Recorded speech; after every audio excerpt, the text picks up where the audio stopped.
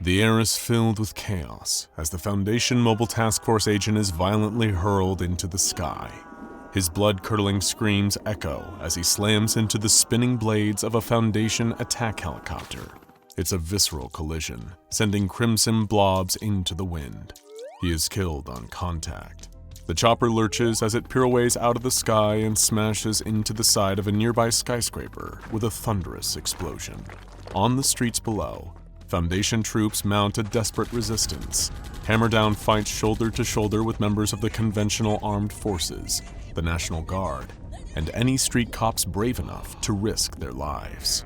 Their armor glistens under the lights of a burning city, their heavy weaponry ranging from assault rifles to snipers to rocket launchers.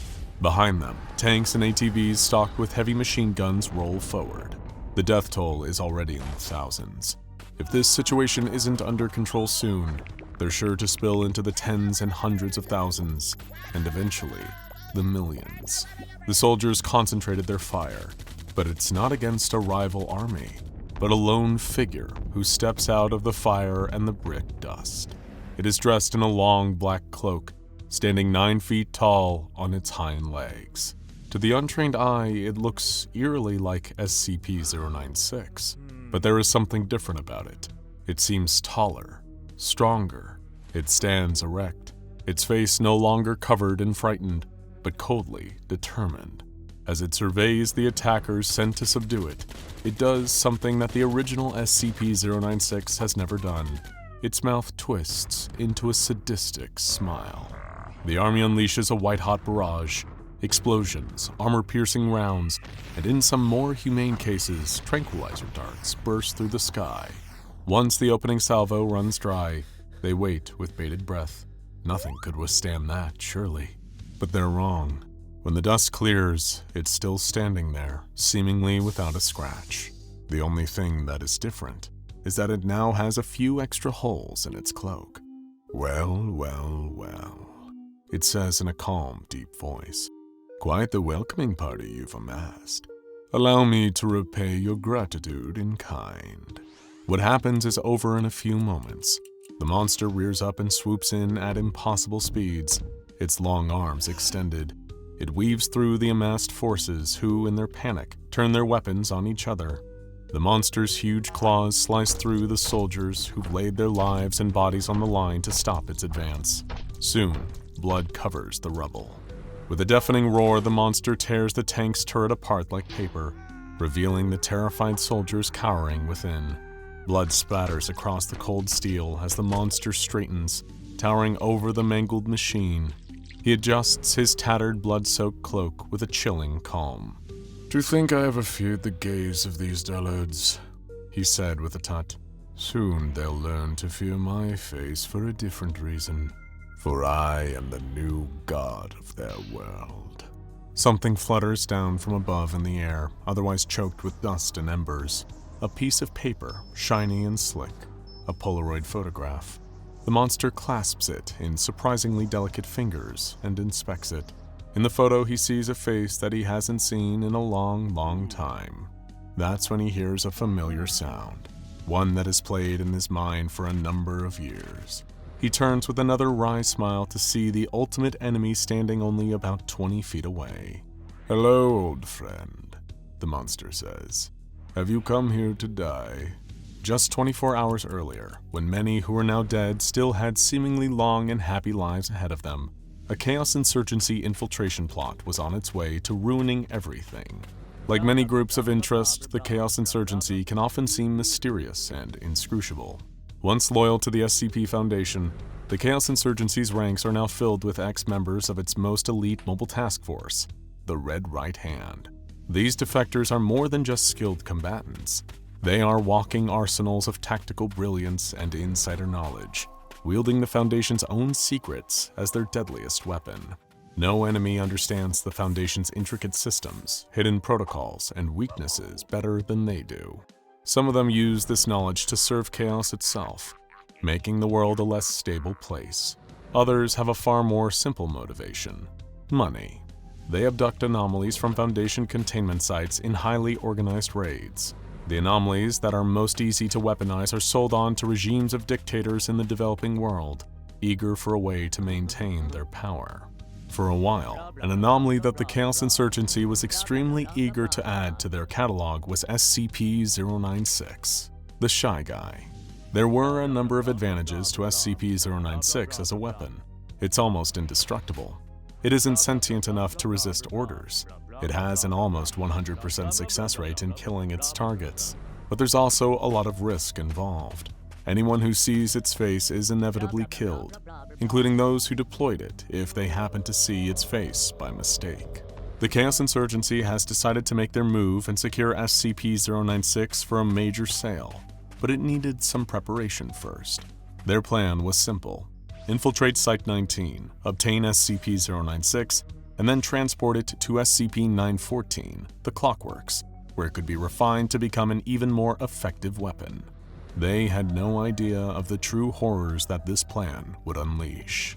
To a point, the plan was surgical. Chaos Insurgency agents infiltrated the base, executing any guards and researchers who dared stand in their way. Soon enough, they found their way to the secure chamber where SCP-096 was being held.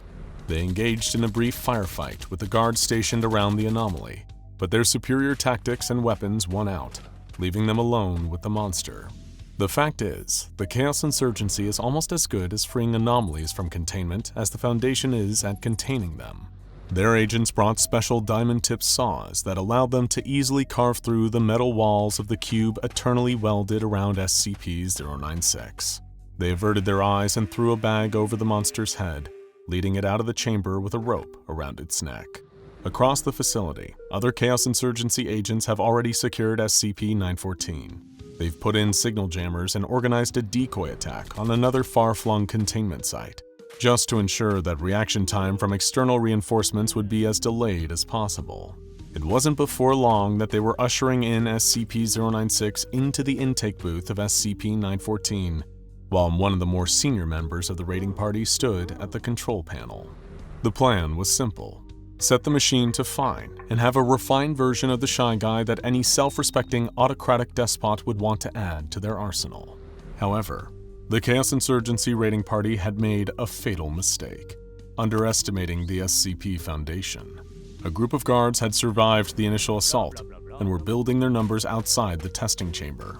Just as the Chaos Insurgency squad leader was about to activate the machine, the guards breached the room and opened fire. The squad leader took 2 bullets through the lung and another through his spine. He collapsed against the console, bleeding out, and in the process knocked the dial. The setting went from fine to very fine, a crucial difference that would lead to a horrifying fate for many. The machine juddered into life, a cacophony of mechanical noise. Once it's already started, it is impossible to stop. As the firefight continued, all they could do was hope that the worst-case scenario would be averted for all of them. Once the process was over and the horrifying noise of the machinery cut out, the door to the output booth slid open with a billowing cloud of mist. All the gunfire stopped as combatants from both sides turned their heads to see the immense beast stepping out of the dark. It was SCP-096 in vague shape. It looked bigger, stronger, smarter, and it didn't look like a loping, mindless beast the way the Shy Guy they knew often did. No, it walked erect on its back legs, implying a kind of sickly intelligence that its former incarnation never possessed. And as if attempting to prove that in the most shocking way possible, the monster that had once been SCP-096 cleared its throat and spoke.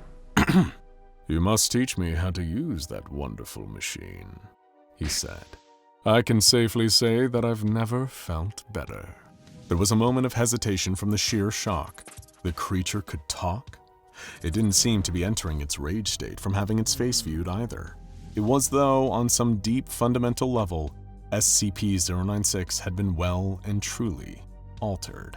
But that doesn't mean it's been altered for the better.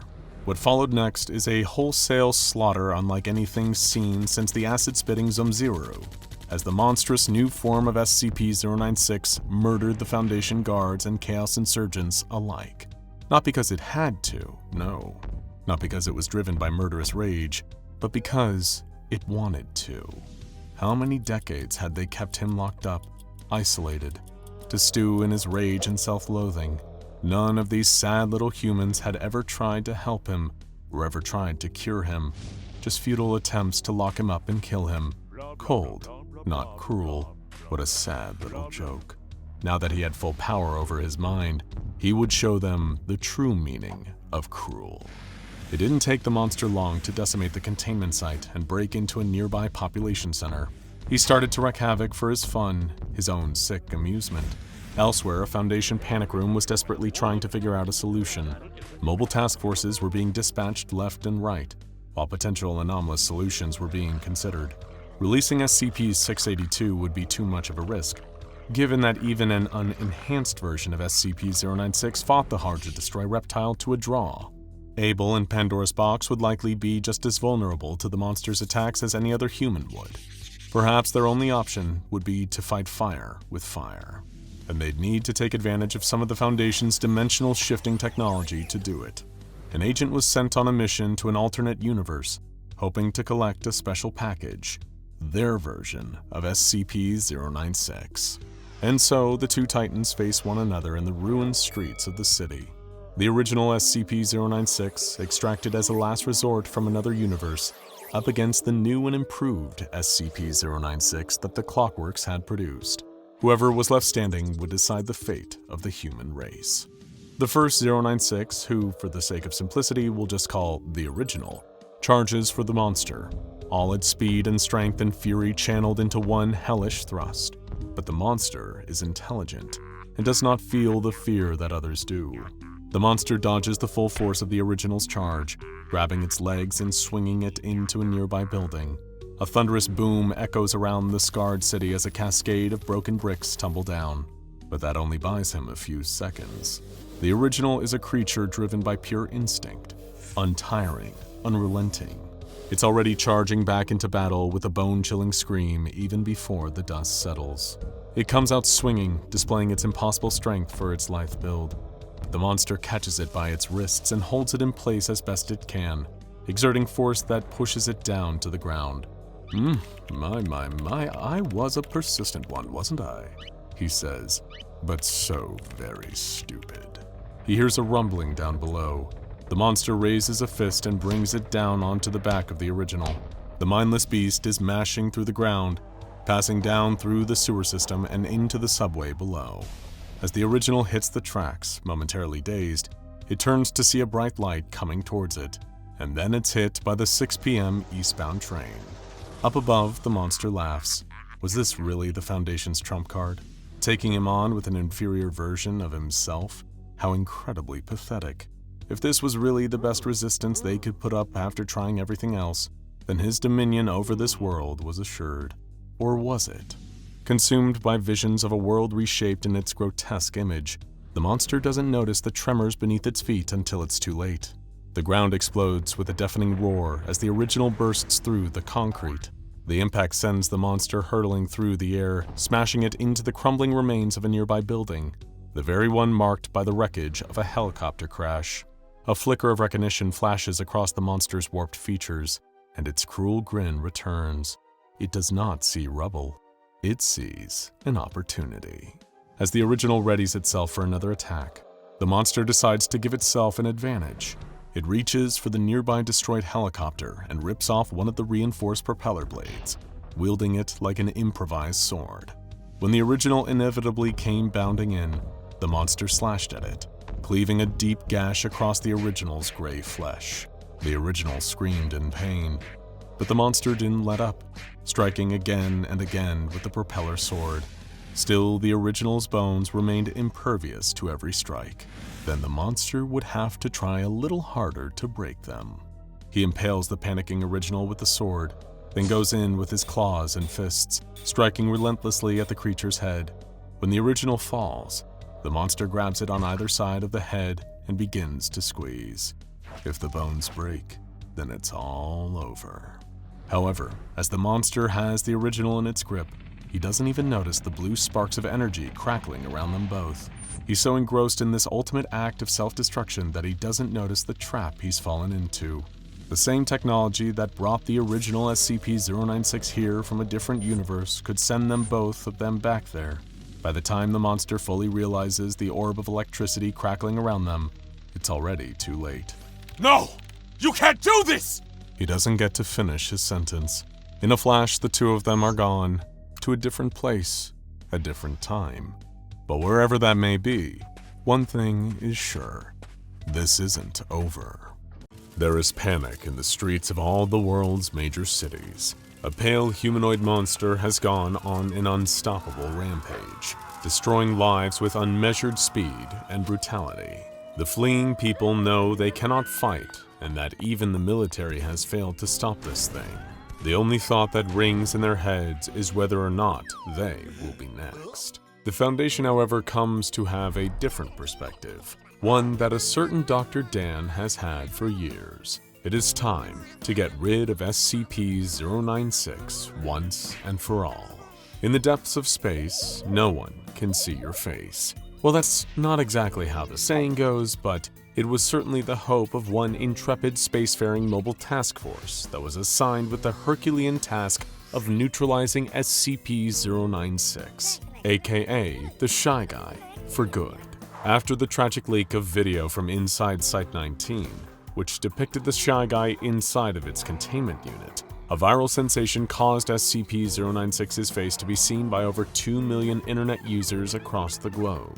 The video was taken down by the Foundation, but not before 096 broke containment and claimed the lives of all of the many witnesses. This gruesome worldwide massacre required an exorbitant expenditure of high-quality amnestics, and left the Foundation with a sobering reminder that some anomalies are simply too dangerous to be kept alive. Dr. Dan was right all along, even if his methods of proving it all those years ago had been utterly monstrous. Once the leakers were found within the Foundation, they were escorted on the same shuttle that would be transporting SCP-096 into deep space, where both the unfortunate leakers and the Shy Guy were about to be thrown into a black hole.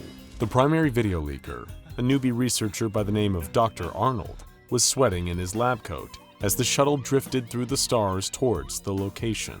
Surrounded by mobile task force agents, he knew that attempting to fight for his escape would be completely fruitless, especially when the Foundation ship he and his fellow leakers were on was so far out in space. They're all really serious about this, he thought. In the brief time that Dr. Arnold had been employed at the Foundation, he could have sworn that he heard one mantra repeated to him at least a few dozen times. Secure, contain, protect. We do not destroy unless all other options are exhausted.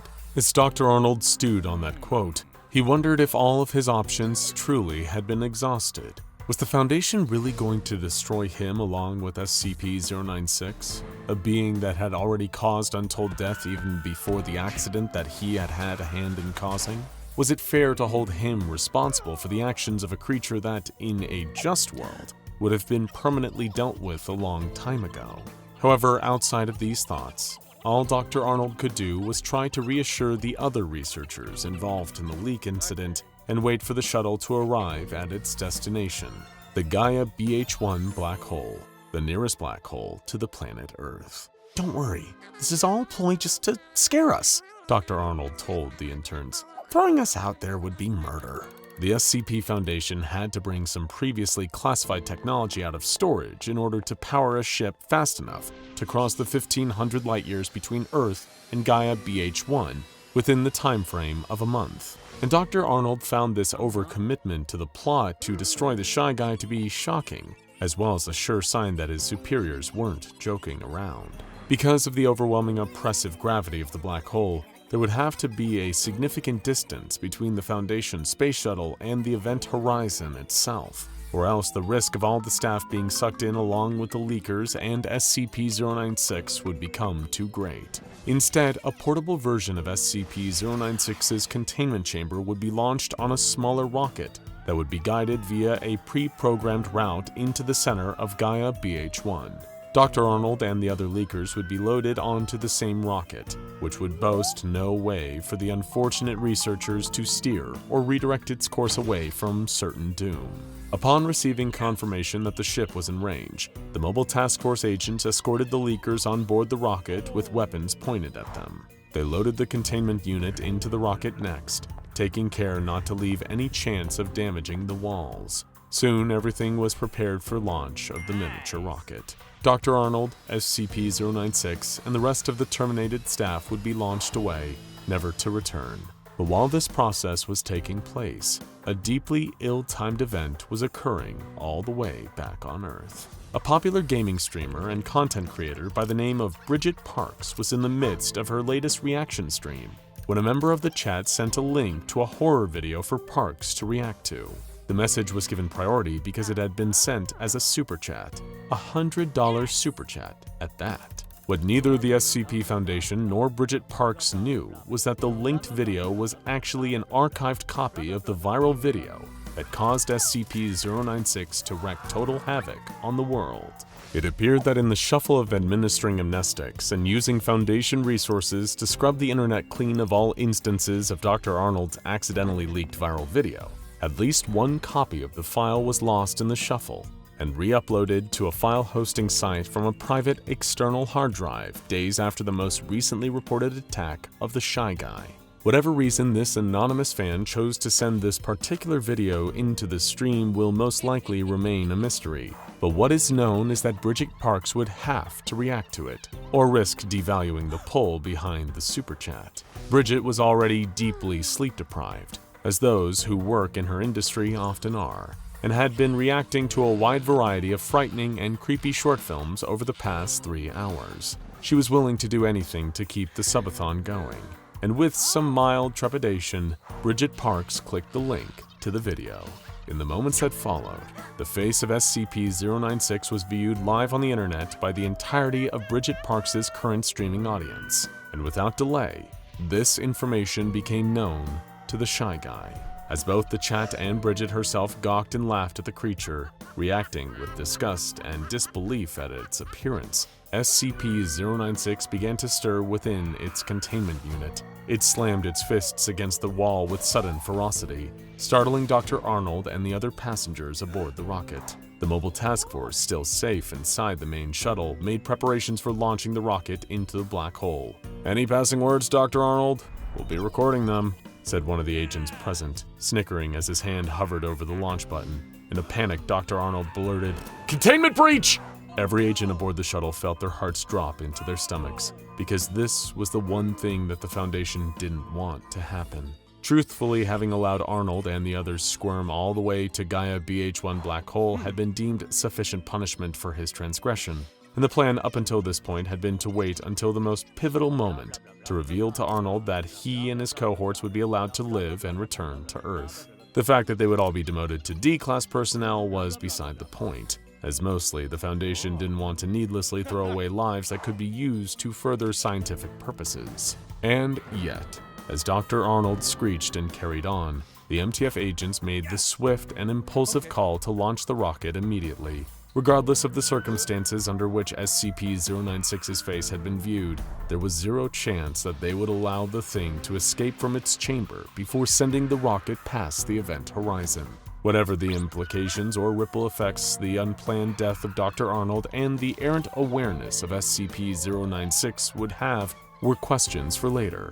Now was the time for disposal. The mobile task force pressed the rocket launch button, sending the guided missile and its terrified occupants hurtling towards Gaia BH-1.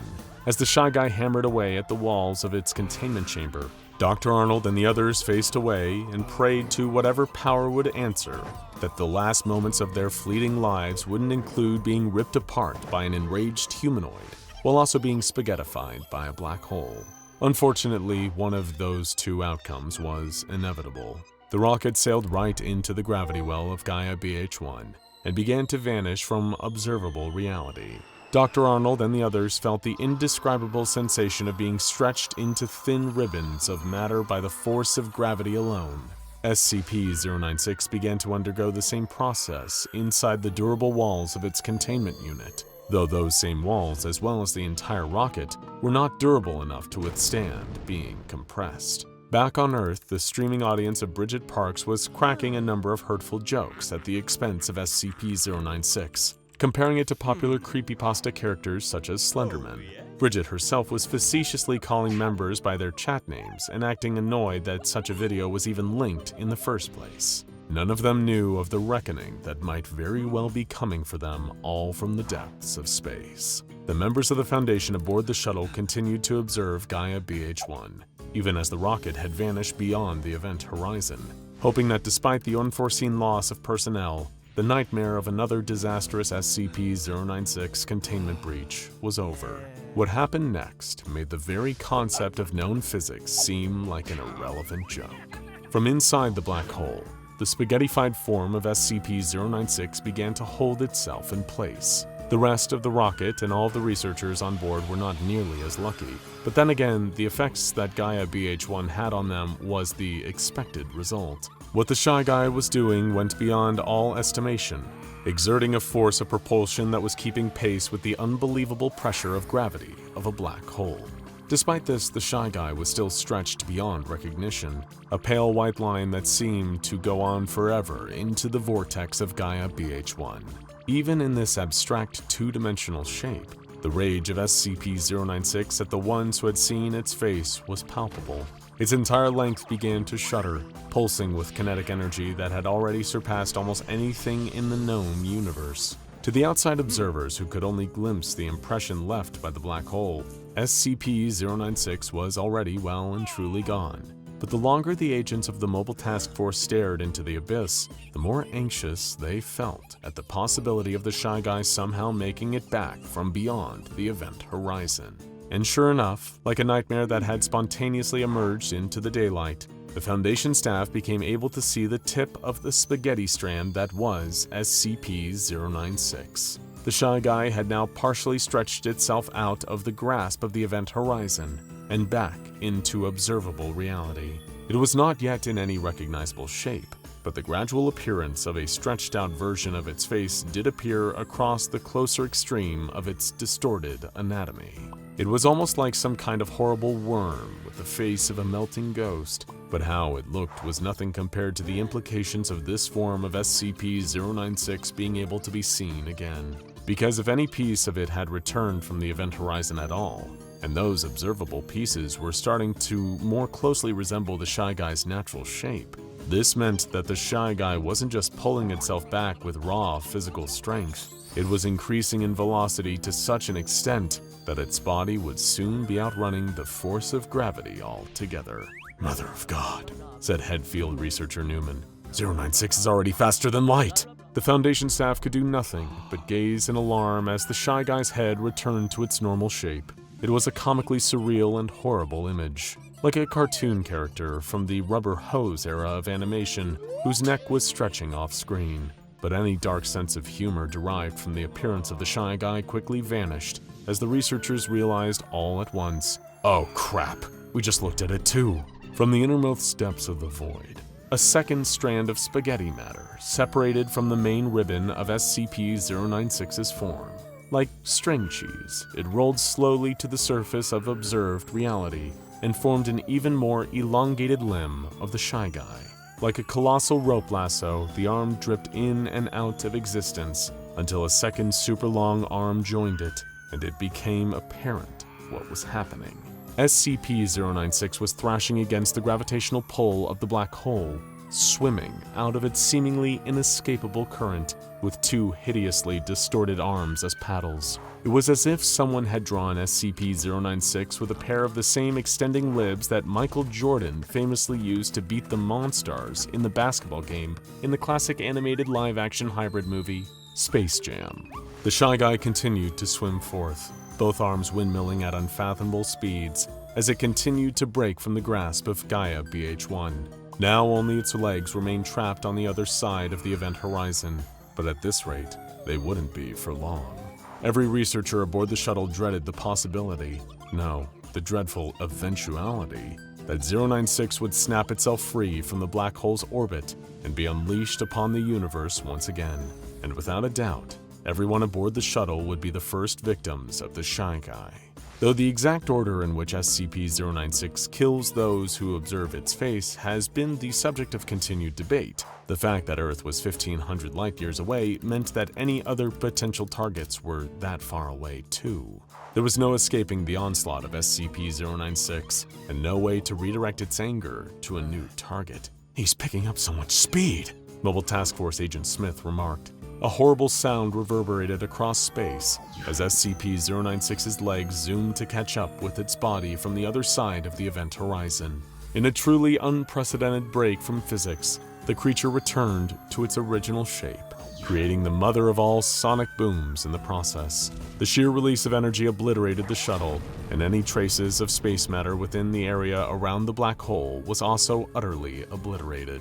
Like a murderous rubber band, SCP-096 blasted off from this point of elastic reunion, torpedoing across the vastness of the universe towards the Earth. The Shy Guy's target? None other than Bridget Parks and her entire active fanbase. But this one ill-timed stream would have greater consequences than just the permanent cancellation of one formerly beloved content creator. It would mean the destruction of all life on the planet Earth. For you see, SCP-096 didn't possess the ability to deaccelerate its mass before impact with the blue and green sphere. And now, its entire faster-than-light form had been launched at the Earth from the inside of Gaia BH-1's event horizon, like a projectile from a railgun. It was over. The laughter, the Foundation, and civilization itself, all swept away in an instant as SCP-096 collided with the Earth in a truly unforgettable hull-dome maneuver. The blue planet exploded like a watermelon struck with a sledgehammer, and SCP-096 was pulverized into broken or tangled limbs. From there it sailed through space, slowly regenerating from its wounds as it passed farther and farther from the planet that once housed so many doomed onlookers. It was unknown how long the Shy Guy would survive out there, or where it would wind up next, but it was more than certain that no human would ever see its face again. The bulkhead door slammed closed behind him as Williams practically collapsed against the metal surface, panting, breathless, his skin covered with droplets of sweat and splatters of blood. Blood that was not his own. He checked the ammo counter. The numbers displayed on the side of the weapon he held in his trembling hands. 2 blinking zeros taunted him. His still shaking fingers scrambled at his pouches, searching for a spare magazine, only to find nothing. Rico had the bag with the spare ammo, and that thing had just got to Rico. Williams pulled out his sidearm, sliding out the magazine to find 3 measly rounds left. The new experimental ammunition was designed not to damage the ship itself, avoiding punching a hole in the hull by only harming organic life forms. It had meant there were barely enough bullets to go around, but they were told they wouldn't need to use them. Just a precaution, the company had said. The sound of something moving made Williams's pounding heart lurch beneath his ribs. He hurriedly slotted the magazine back into the pistol and pointed it outwards, turning the corridor of the ship.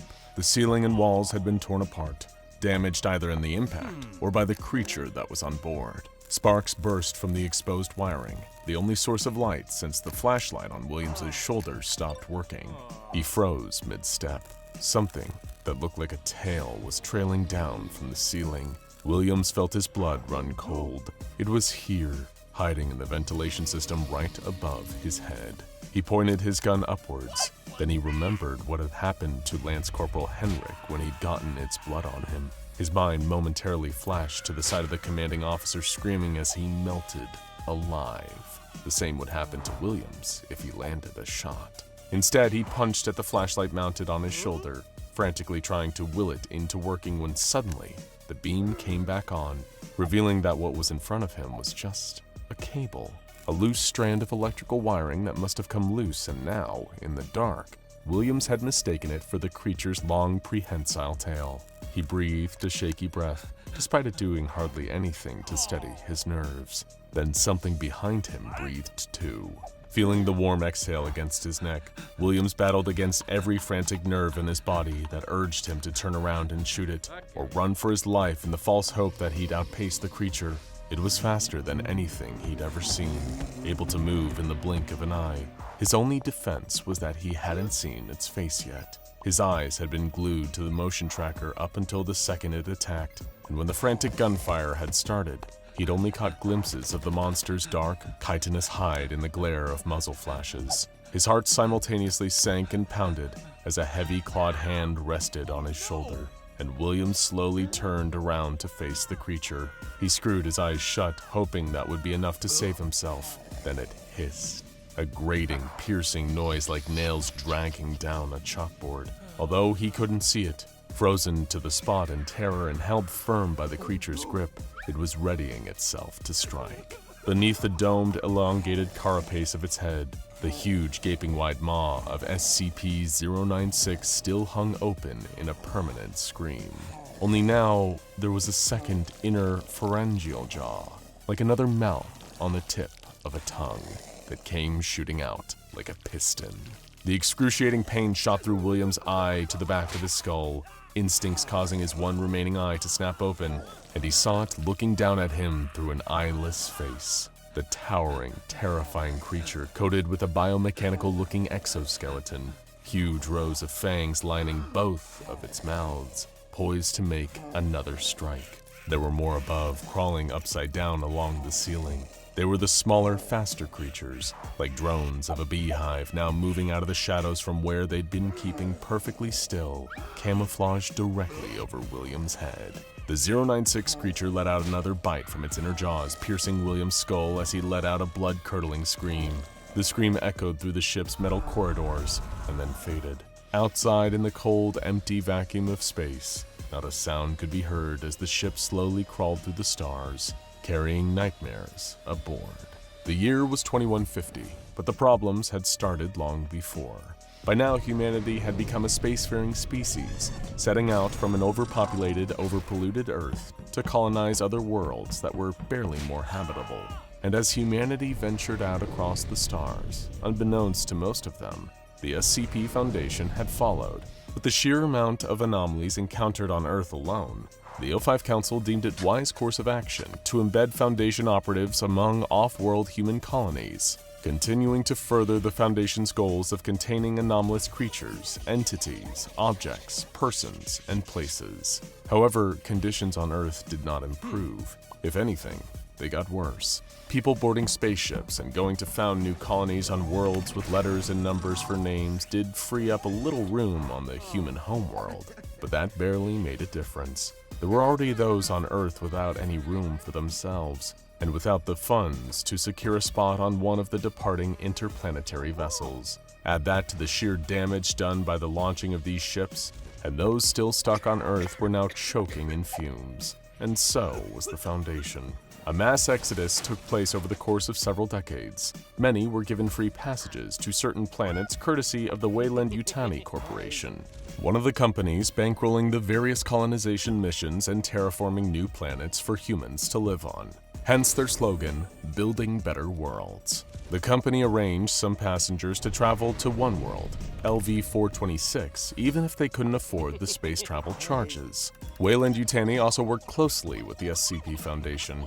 When it became clear that the Foundation could no longer continue to operate on Earth, the corporation assisted them in shipping their extensive coterie of SCPs to facilities that had been established off-world. The USCSS Rematch, a commercial secure transport ship owned by Weyland-Yutani, was tasked with moving one of the SCP Foundation's most infamous anomalies to a newly built containment site on a distant planet. With its face covered, led along by the nooses of catch poles around its head and arms, SCP-096 was moved into a chamber at the heart of the Rematch, in preparation for the SHY GUY to be shipped off to its new home. Projections had the estimated time of arrival set for roughly 9 months later, with a layover scheduled partway through. As part of their agreement with the Foundation, Weyland-Yutani would use the transport ship to pick up items and materials deemed highly important to the company. Foundation personnel were told to allow the Weyland employees to go about their work and forbidden from accessing certain parts of the ship's cargo hold, reserved for company use only. After the layover, 9 months passed, then another 6. The Rematch seemed to vanish without a trace, missing its expected arrival date by a considerable margin. Foundation personnel on the destination planet began scouring deep space frequencies for any sign of the ship, a distress call, anything, with no idea what had happened or where in space the vessel containing SCP-096 was. Unbeknownst to anyone, 5 months into the journey, an encoded directive from the Weyland-Yutani Corporation had urged the Rematch to alter its course slightly. It had veered off into the wilder reaches of deep space shortly after departing from its brief layover at a company outpost. None of the crew aboard, asleep soundly in their cryogenic suspension pods, noticed the change, until an emergency alert forced them all to wake up suddenly. A crew comprised of the Foundation's Mobile Task Force GIGA was left aboard the Remus, given only basic training in piloting the vessel. They'd been told the ship's computer would handle the most part of their journey. None of them had been expecting to have to navigate their way through an asteroid storm. The bombardment struck the Remus, causing severe damage through the ship and multiple critical system failures, including the containment chamber housing SCP-096. Once control had been re-established over the damaged vessel, MTF GIGA quickly realized warnings coming from the life sign scanners and motion detectors. Having a camera system aboard was ill-advised with SCP-096. It seemed that the ship's only other occupant was free from its containment chamber. At least, they thought the Shy Guy was the only other living thing on the Remus with them. Clambering out of the unsealed chamber, SCP-096 found itself free to move around for the first time in a long while. It hadn't been afforded the luxury of a cryogenic nap, meaning it had been awake and stuck inside the chamber for every agonizing month ever since the Remus had departed Earth. Stretching its elongated limbs to will them out of atrophy, it started to explore the dank, dark belly of the spaceship. Out here, so far from home, there weren't any prying eyes to look at it. SCP-096 didn't feel the usual pull that drove it towards whoever saw it. The rage state that boiled up and compelled it to kill was quiet. Following a path of doors that had been suspiciously left open, SCP-096 walked through ruined corridors, only to trip over something heavy lying on the ground. It was a body. It recognized the clothing from back at the Foundation, the telltale jumpsuit of a member of D-Class personnel. There was another symbol, though, alongside the SCP Foundation's own insignia, a yellow W with a gray Y underneath it, one the Shy Guy had never seen before. The body had a cavity in its chest, as if something had broken through its ribs from the inside. The further the anomaly ventured, the stranger this unfamiliar place became. Metal corridors gave way to a hardened, more organic-looking substance, a kind of black resin coating the walls and the floor. The entire corridor. Something moved, something hiding, blending in with the strange surface. SCP-096 could feel itself being watched, the rage rising, but not fully. It was different somehow. When humans looked at it, it felt it. Whatever was here seemed to look without eyes, preventing the Shy Guy from instinctively knowing where it was. With a sudden hiss, that something pounced at SCP-096. The thin, pale creature shrieked, trying to raise its elongated limbs to defend itself, only to cry out in pain as it felt teeth sinking into its arms. Above it was a flailing, hideous monster, something like drool practically pouring from its mouth. The Shy Guy was too busy struggling to get a good enough look at it. Summoning up what little rage it could, SCP-096 hurled the nightmare back and scrambled back to its feet, just as the Xenomorph did the same. It had come out of the D-Class, the company property left aboard the Remus during the ship's short layover. A near cylindrical skull was encased beneath a smooth, vaguely translucent carapace. No eyes beneath its dome, just a featureless face, save for its dribbling, snarling mouth. The alien lurched, whipping its flimsy, prehensile tail towards SCP-096, the barb at the tip like a stinger of a scorpion. The Shy Guy effortlessly swiped it away with a single swipe of its large hand, screaming at the horrifying Xenomorph. Lowering itself onto all fours, the alien began to charge at SCP-096, and the anomalous creature, fearful for its safety but ready to defend itself, responded in kind. It lumbered through the narrow, cramped corridor. The ship had been designed for humans, not to accommodate a being of SCP-096's height and stature. It ran towards the hideous alien, expecting to tackle it head-on, only for the creature to leap out of SCP-096's path at the pivotal second, crawling up the resin-covered wall and up onto the ceiling. Outflanking the Shy Guy before it could react, the Xenomorph gave another strike with its tail. This one landed, piercing the anomaly's shoulder and causing it to howl in pain. It staggered, hit mid-charge, falling to the floor, gripping its injury.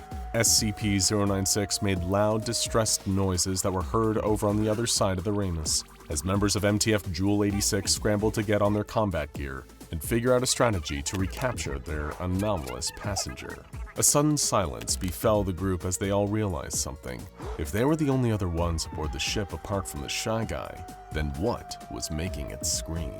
The xenomorph crawled towards the downed SCP-096 as it rolled onto its front, still gripping its injured shoulder, then tried to push itself back up onto its legs to run. Before it could stand, sharp, needle-like teeth burrowed into its ankles, and the alien's inner pharyngeal jaw shot out to bite the Shy Guy.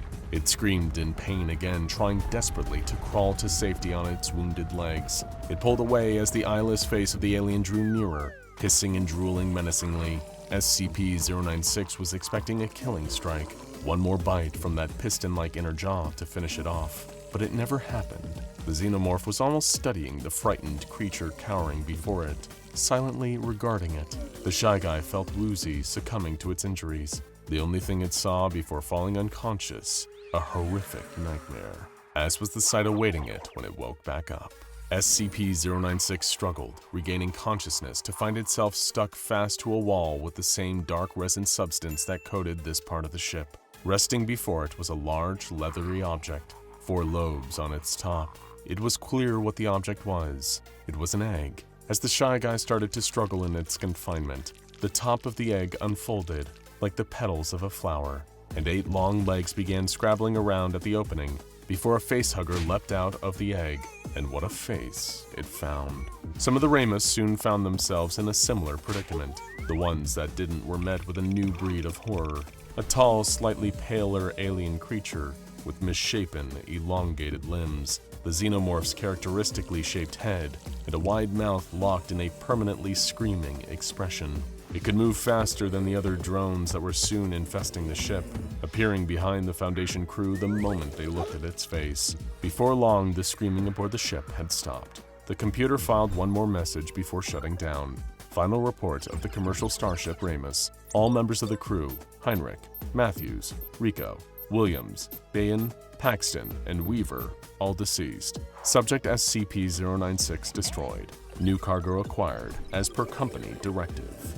This video is about 2 things. The first is SCP-096, also known as the Shy Guy, a horrific monster who murders anyone and anything unfortunate enough to look at its face, directly or through photos or videos. The second is you, because we asked you for your favorite questions, theories, and hypothetical situations involving 096. We even asked if you thought someone would be safe from 096 on the moon, and you delivered.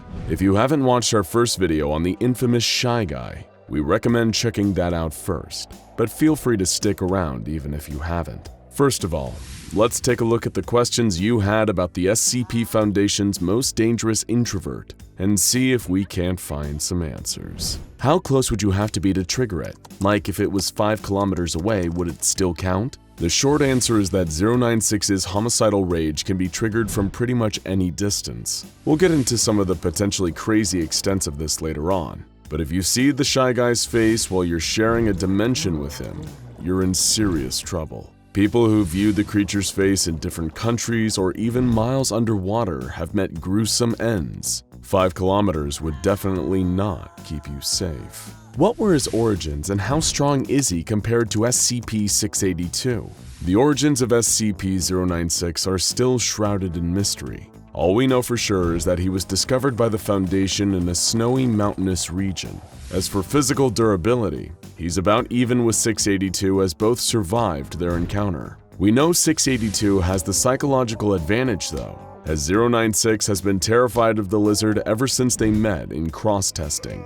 However, you could argue that 096 is technically more dangerous, since unlike 682, 096 has never been pacified before killing its intended target while on a rampage. If he goes into an unstoppable attack mode when someone sees his face, shouldn't you not show his face in the thumbnail? Thankfully, according to the official documents, artistic representations like paintings or digitally drawn YouTube thumbnails have no effect. Only actual photographs or videos of the creature can be deadly, so you're safe. Unless we decide to do a 096 face reveal to celebrate our next 100,000 subscribers, of course. This leads us to our next question. If it attacks you when you look at it, then how did the scientist draw the picture of the thing without looking at it? That's a good question, and also one that occurred to the Foundation's scientists who came up with an extremely elaborate solution. They put a D-class tattoo artist inside a diving bell miles underwater and had him unseal a photograph of the creature before drawing a copy. This copy was then released from the diving bell in a sealed container before 096 inevitably got to the poor D-class. Does the Shy Guy have to be viewed through a good quality image to enter a rage state? Unfortunately, no. Even the most poorly rendered or minuscule image of 096's face is a death sentence. One of the most infamous incidents resulted from a man seeing a small dot that was only a few pixels wide in a photo from an old ski trip. The dot was 096, taken from a mile away. No true image of 096 is safe, regardless of size. In some canons, despite 096 being referred to as indestructible, the Foundation managed to terminate it after many attempts and even more bureaucracy. How did they do it? While a lot of 096's body has been blown away by conventional arms fire, its hyper-tough skeleton is what has given it such an indestructible reputation. In one tale, though, Foundation researchers actually used this to their advantage and employed the use of the neck-snapping killer sculpture SCP-173. After using 173 to damage 096's bones, powerful acid was injected into the skeleton, destroying it from within. Though of course this isn't the official ending of the 096 story, because the SCP Foundation doesn't have a single unifying canon. That's enough questions. Now it's time for you to school us. Let's look at some of your favorite theories about the Shy Guy, starting with... I sometimes like to imagine that 096 is nice, but he can't control when someone sees him, and after he kills the person, he starts to cry because he didn't want to kill them. There is actually some evidence to suggest that SCP-096 might not want to kill. A great example of this is its cross-test with SCP-978, a camera which reveals the deepest desires of whoever or whatever is in its photos. The photo it took of 096 showed that it had completely disappeared from the photo, showing its deepest desire was to just be invisible and unseen. Maybe it wants to disappear because it doesn't want to hurt anybody. Regarding the moon question, I think SCP-096 would probably stay in that hostile state until you came back, at which point it would promptly rip you to shreds and do whatever it does to your mutilated corpse. Based on what we know about prior 096 incidents, this feels incredibly likely. It's also possible that it might enter its docile state before becoming aggressive again when you return to its murder range. You really don't want to find out either way. He can just jump to the moon easy. He does squats in containment all the time. While its scrawny physique doesn't make it seem like 096 understands the concept of exercise, there aren't any cameras in 096's cell, so technically we can't prove it isn't doing squats to pass the time in there. I really doubt a blind person would be safe from his effect, since 096 has the IQ of a newborn baby. I think he will count it as looking at him. This is an interesting theory. However, seeing as 096 is able to sense when people see its face from entire continents away, the way it knows if you can see its face might be a little more psychic in nature. Therefore, it's probable that it wouldn't mistakenly kill someone who hasn't actually seen its face, such as a person who is blind. To deal with him, in my opinion, simply freeze him, either in space or in the mountains. His body shuts down, and when looked at it will not react correctly. It is simply asleep. While we don't know how SCP-096 would react to a zero-G environment, for a creature that's always nude, it seems extremely tolerant to the cold. When it was first found, it was lurking in icy mountains, and a Foundation agent commented on the fact it wasn't even shivering, despite the incredibly low temperatures. But who knows if there's a temperature out there that's too low even for the Shy Guy. If someone looks at it in China and it's in the US, then you get on its back, you'll get a free piggyback ride to China. It's a free trip to China and all it costs is a human life. That's my theory. Technically, it'd be at the cost of 2 human lives, unless you wore a diving suit with plenty of oxygen. 096 has proven to be an extremely proficient swimmer, but you'd have to maintain your grip across the entire Pacific Ocean while it journeys to China. In other words, it's technically possible, but we here at SCP Explained would rather pay for the round-trip flight. To each their own, though. But that's enough theories for now. Let's move on to the main event. Hypotheticals. You pose some great possible scenarios involving SCP-096, so we're going to see if we can find the answers. What would happen if someone looked at a picture of it while in or before entering another SCP's pocket dimension or mirror dimension? There aren't any canon examples to prove either way, but if there's any kind of consistent entry point into this dimension, it's likely that 096 would find a way to follow you in. If not, it's very possible that it may just wait for you to eventually return before bringing the metaphorical hammer down on you. So technically, if you were pulled into the old man's pocket dimension and he closed the portal, you'd be safe from 096. But then you've got a whole other problem to deal with. What happens if a person sees his face then gets their memory of the creature wiped? Considering how good the Foundation seems to be at wiping people's memories and their access to amnestics, if this worked, they probably would have made it standard procedure by now, so it's unlikely. What happens if a person looked at it and that person then went on a plane? Or just staying in the air or space, what would it do? 096 has shown the ability to jump up and destroy low-flying aircraft. But otherwise, it's likely that the creature would probably run to a point directly below you and remain there until you touch back down. Since you'll need food and water at some point and aircrafts need fuel, you'd probably just be prolonging the inevitable. What if the young girl was around it so it tried to attack her but died trying? This is another interesting possibility.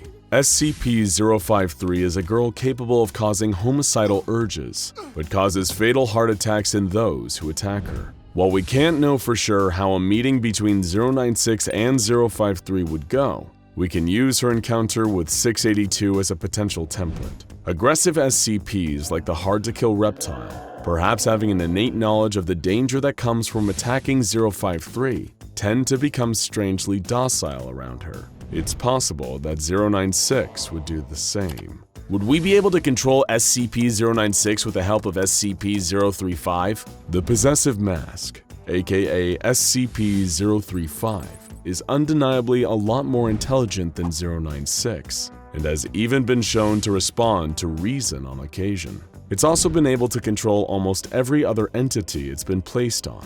The problem is, if the mask was placed on 096 and it was somehow effective, the result may be even more dangerous than 096, an intelligent monster with an indestructible and highly dangerous body. There's no telling whether 035 would slowly break down 096 into sludge the way it does to humans, in which case we would be left with an immortal 096-035 combo. So maybe it's best that we never find out. If someone were to be in the infinite IKEA and looked at a picture of its face, could it finally be contained? And if someone else looked at a picture of it outside of the infinite IKEA, could it escape and kill them? If so, how long would it take it? This is a great question.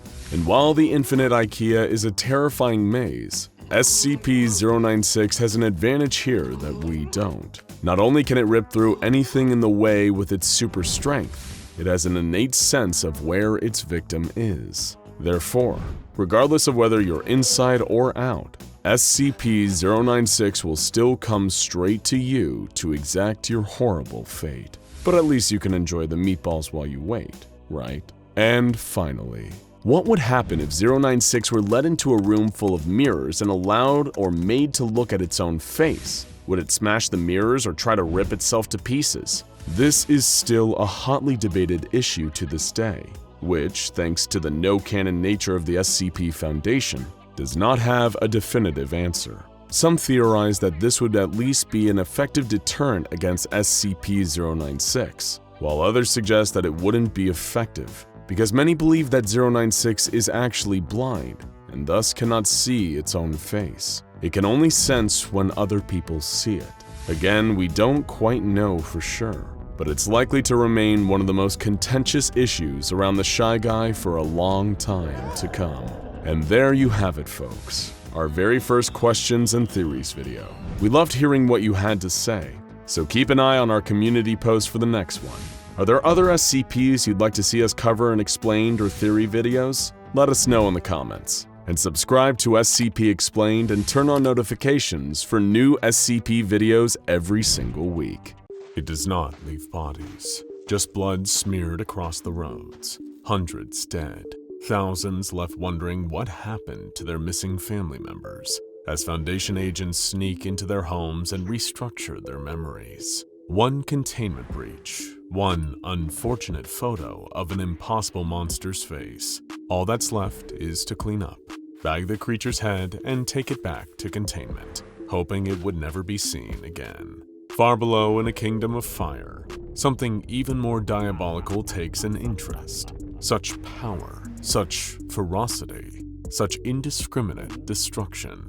He hasn't seen anything like it in a long, long time, and he wants to get acquainted. Imagine being a creature so violent that you catch the devil's attention. Ugh, are those cobwebs? Gross, this place is filthy. I guess no one's been down here in a while? Hey, what's under this tarp? The Anomatron 6000. Looks like this thing hasn't seen a whole lot of use lately. What's the worst that could happen if I dusted it off? Chaos exploded beyond the doors of the ATV as they burst open, steel-capped boots thumping against the asphalt and crunching shards of broken glass underfoot. The blindingly bright neon of the strip was dwarfing the flicker of flames, barely making much more light than the usual twinkling machines that offered hollow promises of winning big. Agent North felt his fingers flex around the grip of his rifle as he caught sight of the carnage unfolding through the shattered glass front of the Vegas hotel. Jazz, better activate your disruptor. One of his squad mates nudged him back to awareness. Whatever's going on in there, it's turning these folks into animals. The squad flipped on the anti-memetic devices that the tech boys had attached to their tactical helmets, keeping themselves safe from whatever had infected the civilians inside. Or so they believed. They formed up, approaching the building in a defensive pattern, and cautiously made their way inside. The report had called it a riot, but that seemed like an understatement. The place had been ransacked so badly it was barely recognizable as either the hotel or casino it advertised itself as. Slot machines had been smashed to pieces, the metal and plastic torn apart seemingly by hand, given the red streaks and fingernails embedded in some. Discarded chips lay strewn across the floor, those that weren't being carried by the armfuls scooped up in the shirts of the people that were left standing. Each of them was frenzied, feral, eyes wide and bloodshot, baring all their teeth as they scrapped together. Agent North spotted two men trading punches, clawing at each other on the blood-stained marble floor, with the body of another lying still beneath them. The members of Mobile Task Force Mu-0 kept their weapons raised, but the civilians' wrath seemed to be solely focused on each other. All except one. Sat calmly at a blackjack table was a man in a suit, calmly sipping wine from a tall glass and humming to himself. There is a house in New Orleans. He casually turned around in his seat to face the Foundation operatives as they approached, laser dots hovering over the open shirt beneath his suit jacket. Evening, boys. I'm surprised it took you so long to find me. After all, where else on this mortal coil would I be if not Sin City? I mean, I'm practically right next door. The man was flicking a playing card around his fingers, the 6 of hearts. Anyone want to play? How about a round of Devil's Grip? Oh, and you can take those fancy new gizmos on your helmets off. You look ridiculous. But before we continue with any more of the Devil's Banter, a question for you.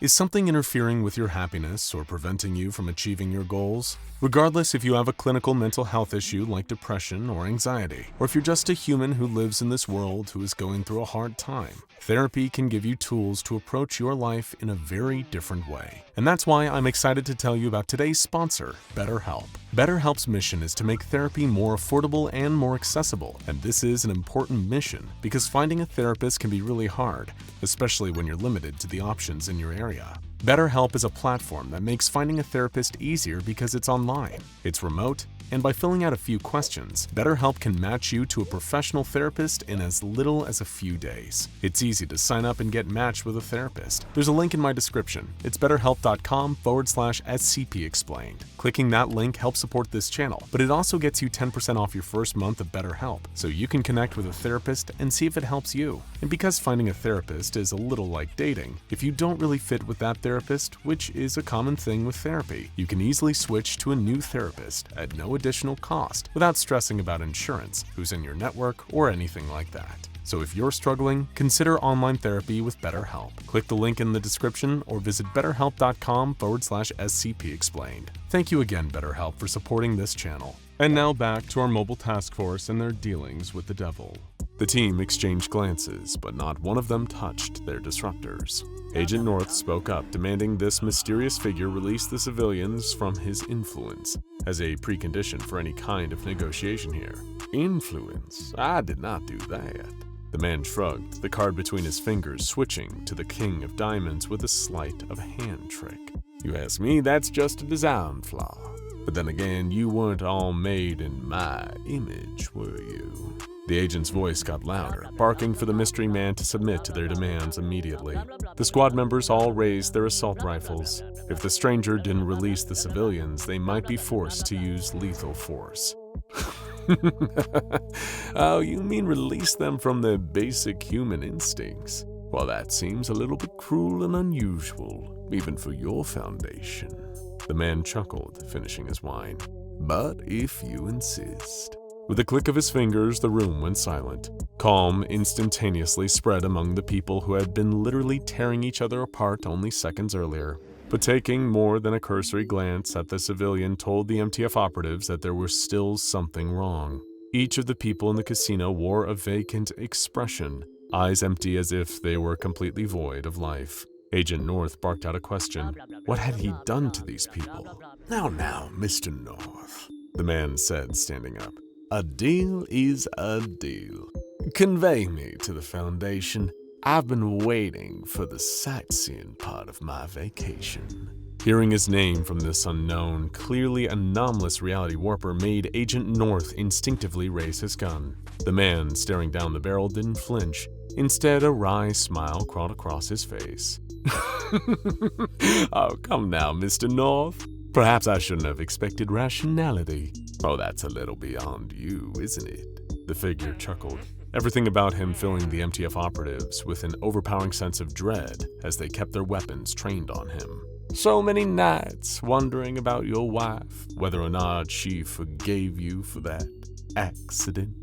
The man took a step forward until the rifle's muzzle was pushing directly against him.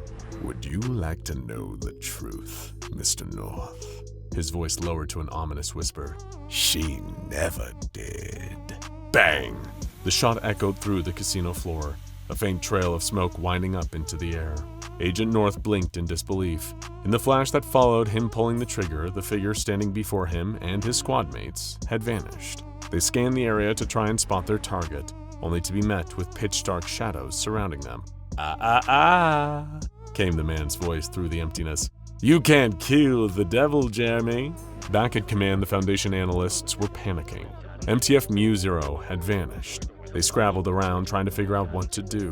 Someone threw out the suggestion that the full force of Alpha-1, the Red Right Hand, be dispatched to Las Vegas to launch a full-scale assault on SCP-4661, the area of the city that anomalously overlapped with another plane of reality, causing sinful behavior to intensify within Vegas. Another threw out the idea, suggesting that SCP-507 should be sent to retrieve the dimensionally displaced task force. As they squabbled, researchers and security found themselves being drawn into an argument, all of them feeling an overwhelming notion that they were right and everyone disagreeing with them was wrong. What had begun as a tactical discussion devolved into a free-for-all. Shoves turned into swings of fists, the hurling of office chairs as a brawl ensued. Little did any personnel notice an unauthorized new arrival, who seemed to be walking around the facility's halls. It was the same man from the casino, strolling calmly and casually past the windowed containment cells that housed anomalies, like an eccentric collector perusing an art gallery. Boring, the man scoffed, seeing an orange blob shrink away from him behind the glass. Also boring. He passed a beak-faced doctor in dark clothes. Derivative. The man sighed, seeing a statue that refused to move even when he blinked. Absurdly overpowered. Within its acid-filled vat, the reptile seethed with anger. Oh, look, one of my antiques.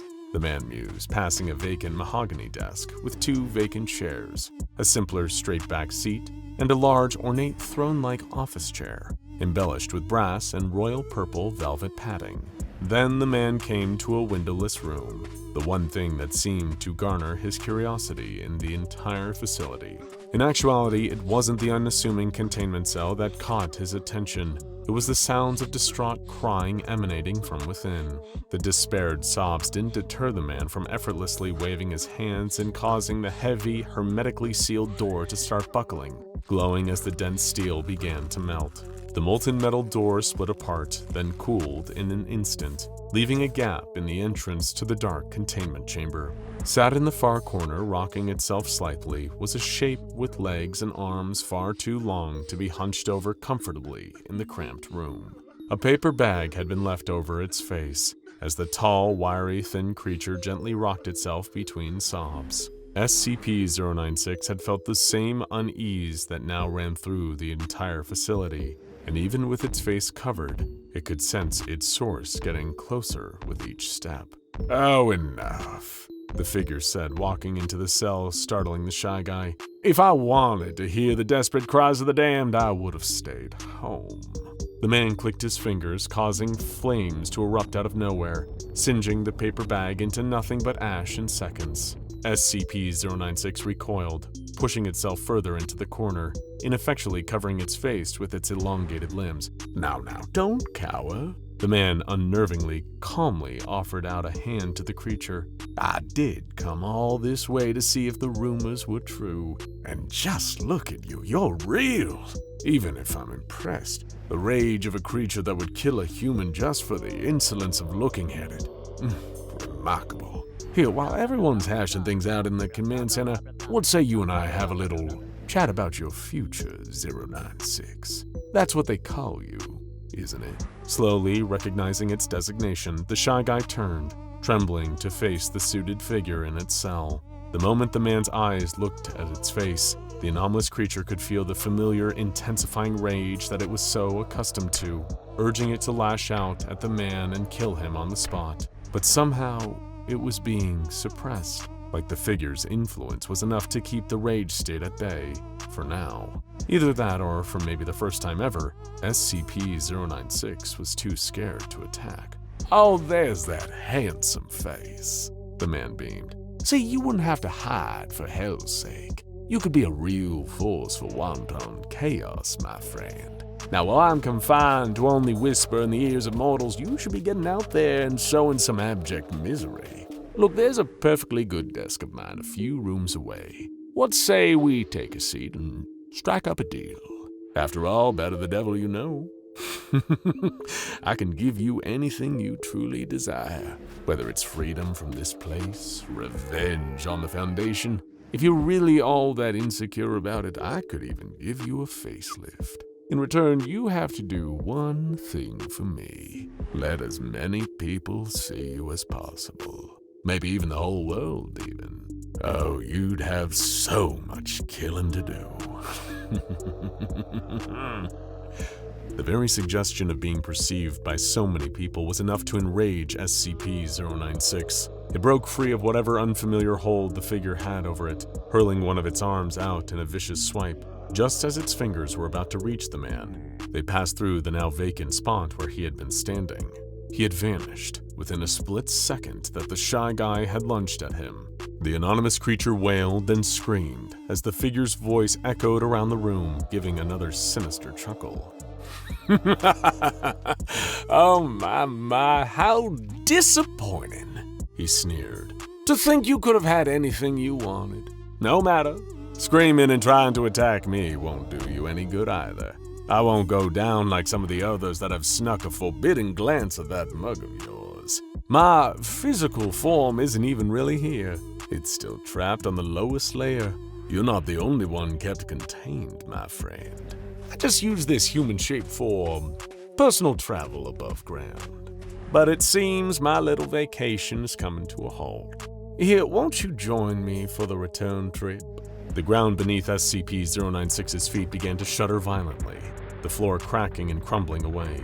But instead of bringing it crashing down to the floor of the facility below its cell, an amber volcanic glow rose between the cracks underfoot. Piece by piece, the floor broke away, some invisible force pulling SCP-096 downwards as it flailed its arms, clawing at the ground as it crumbled away until the Shy Guy lost its grip and began to plummet. Searing heat raged all around it, tongues of flame practically reaching out to singe the creature's body as it fell further and further. Its own wails and screams joined a deafening cacophony of others, of never-ending voices crying out in torment and suffering. After what felt like an eternity of falling and burning, SCP-096 hit the stony ground, the air pungent with the stench of brimstone. Sat before him on a chair adorned in brass and royal purple was the same man from earlier. As the Shy Guy staggered to its feet, the man's visage started to catch fire, slowly burning away to reveal the blood-colored skin and huge protruding horns of a fallen angel beneath the disguise. Perhaps after a several thousand-year stint in the Eighth Circle, you'll reconsider my generous offer. Satan chuckled before snapping his clawed fingers, causing SCP-096 to vanish in a burst of flame. Excruciating torture awaited the defenseless creature. The Prince of Darkness's underlings would see to that. But as he reclined on his throne, he didn't realize a tall, thin humanoid form reappeared behind him, eyes filled with a rage that didn't care if he was the devil. He should not have looked at its face. The devil struggles in the grasp of the nightmare he unknowingly brought down into his boiling kingdom. Perhaps there's a spell or some terrible curse that can free him from the monster's grasp, but somehow he knows that nothing will save him. He could flee to any of the Ninth Circles, and the monster would brave fire and brimstone to find him. He could throw the creature into a reoccurring pit of infinite darkness, and it would find its way back into the light. Somehow, in the same hubris that had gotten him cast out of heaven so many eons ago, the Lord of Darkness may have brought about his own destruction, and he may have thought he knew darkness, until the black maw of SCP-096 gaped open, and Satan himself beheld a darkness deeper and more permanent than any he had ever known. The day-to-day routine of Dr. Gears consisted of a few constants: piping hot cups of black, unsweetened coffee, plain dry wheat toast, the soothing sounds of his favorite white noise machine, and the endless carousel of experiments with SCP-914. Not that he was complaining. He was perfectly content to spend his time supervising one of the few anomalies he crossed paths with on a regular basis that was unlikely to kill or maim him in any way. Not that the Clockworks hadn't produced its fair share of unpredictable results over the years of extensive testing. It had definitely offered up more than a few surprises. And anyone who knew Dr. Gears knew that he was not especially fond of surprises. Dr. Bright had attempted to throw a surprise birthday party for the man once, but when he turned on the lights and fired the confetti cannon, all Dr. Gears did in response was give a deep sigh and say, "Really, Jack?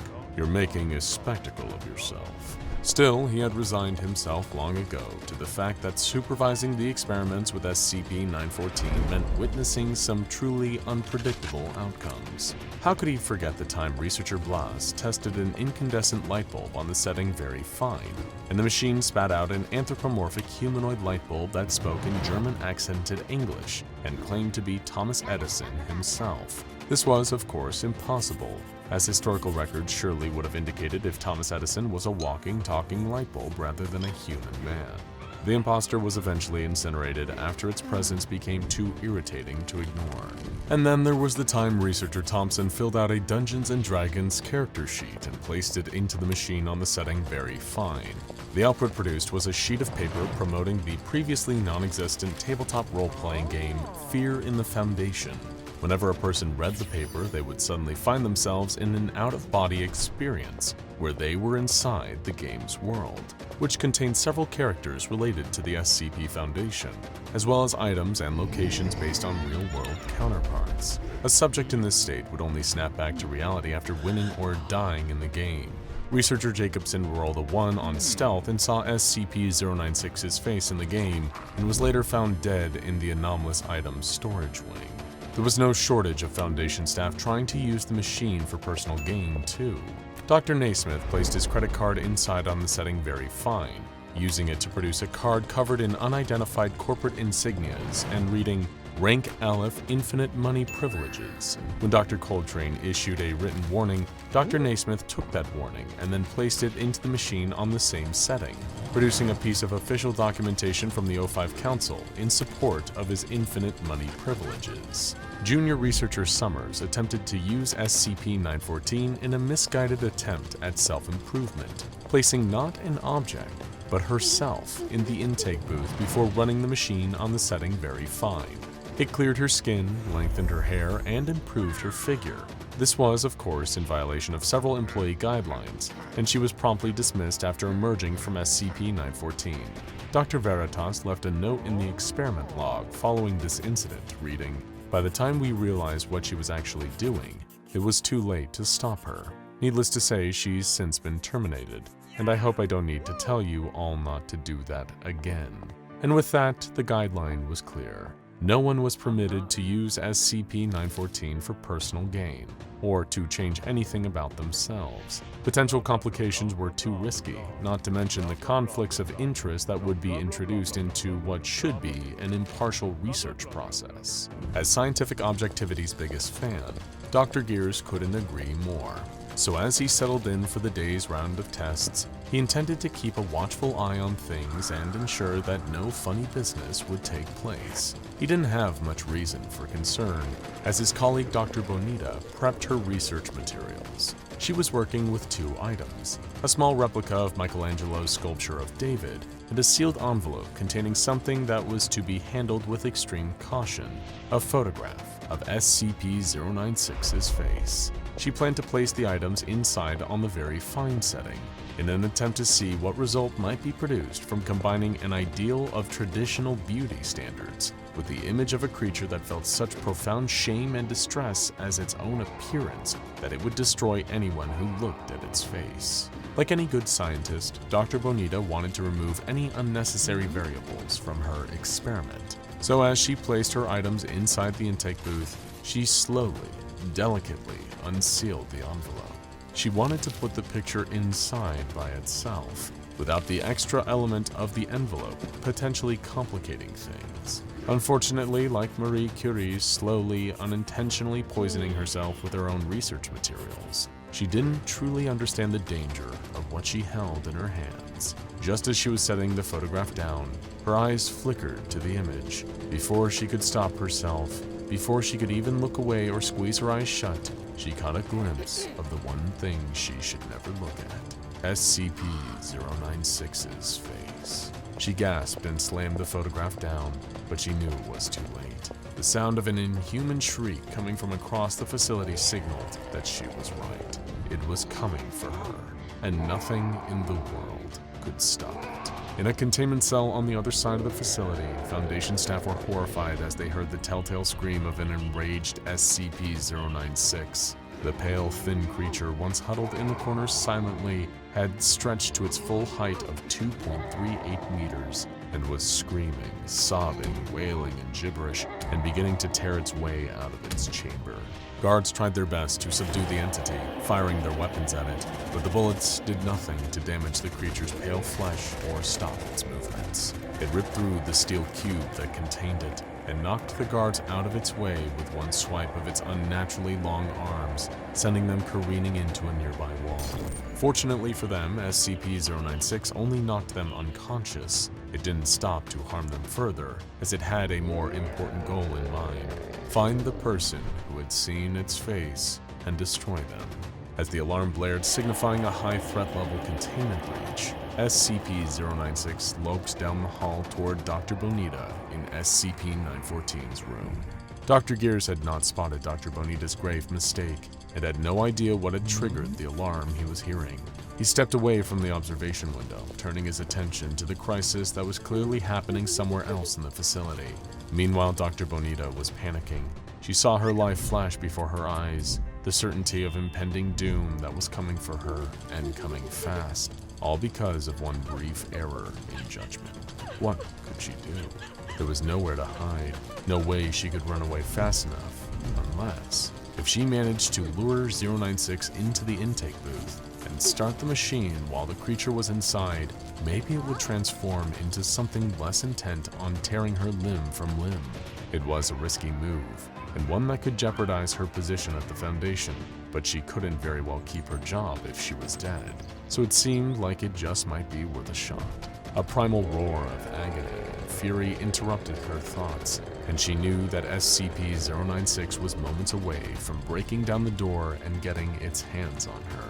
She would have to move fast. With a screeching grind of metal on metal, SCP-096 wrenched the door off its hinges and barreled into the room in its search for the person who had seen its face. It ran toward the silhouette of Dr. Bonita standing just at the entrance to the intake booth. She tucked and rolled out of the way just as the monster entered the booth. The door automatically slid shut behind it, and as SCP-096 rattled the door and tried to free itself, she turned the knob to very fine with every ounce of strength and speed she had.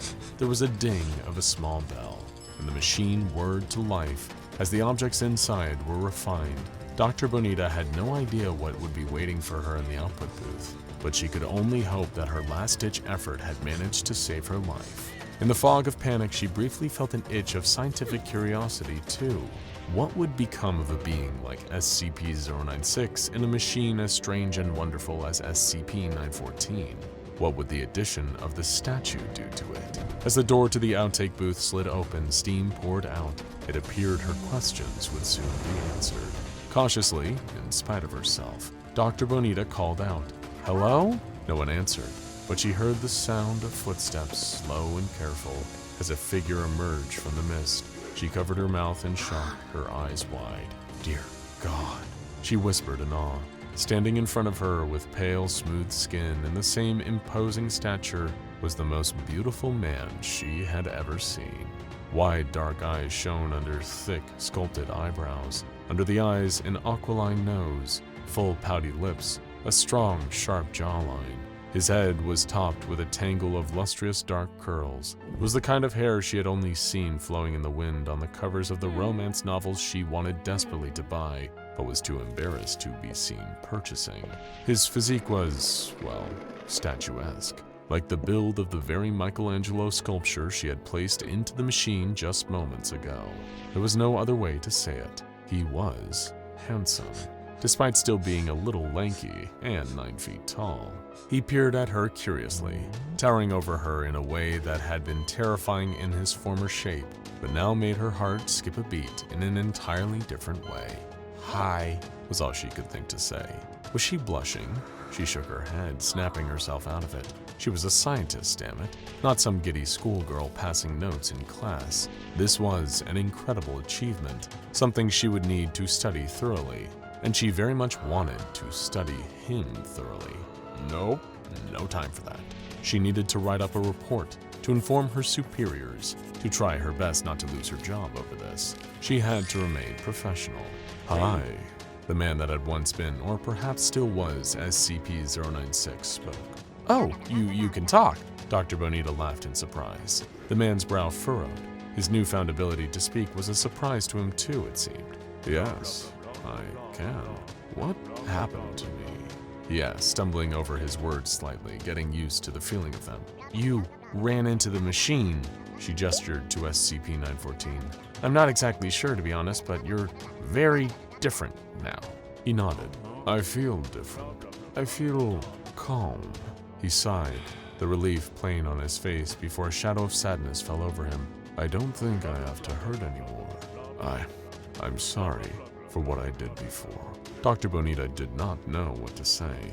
How do you respond when something you've been studying from afar, been horrified and fascinated by in equal measure, looks at you with a new, beautiful face and apologizes for all the harm it caused? This whole experience was so surreal that she might think she was dreaming if she didn't work at a place that was one long waking dream, or nightmare, depending on the day. Dr. Bonita, there's been a containment breach. Are you all right?"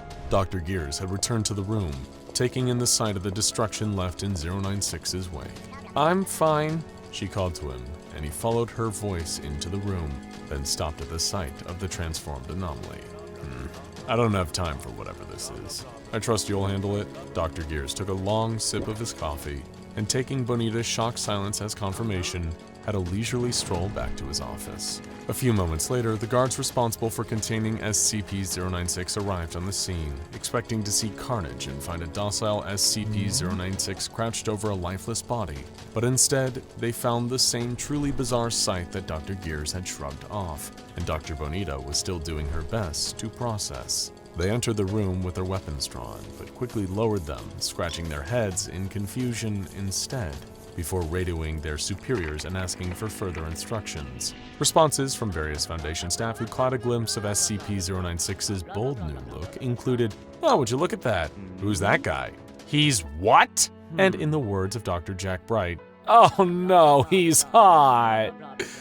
Dr. Bright also proposed making the new SCP-096 a TikTok account and YouTube channel, seeking modeling representation for him, or selling a novelty calendar filled with pictures of 096 in various costumes. These would be, in his words, quote, "excellent ways to increase revenue for the Foundation."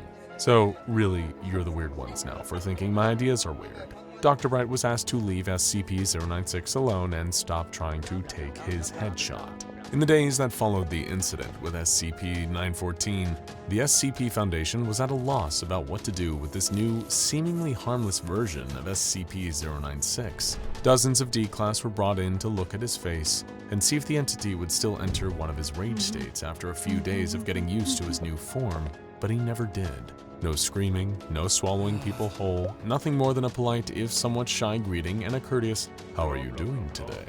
The D-Classes were relieved, but confused about being pulled from their cells just to stare at some random handsome man. Dr. Clef suggested dissecting SCP-096 to see what his new body looked like on the inside. This request was denied. Several interviews were conducted to evaluate SCP-096's mental and emotional state. Now that the anomaly was capable of coherent speech, it was much simpler to evaluate the potential threat level he might pose. Every researcher who spoke with him came to the same conclusion. Gone was the danger of the old SCP-096. He had not just become beautiful in a classical, superficial sense, but he had become beautiful on the inside as well. Interviewers reported a warm, friendly demeanor, a talent for engaging in conversation once he was made to feel comfortable, and a sincere interest in the thoughts, opinions, and feelings of those he spoke with. There was only one thing left to do: to make sure that SCP-096 had really changed from something deadly to something almost resembling an ordinary person.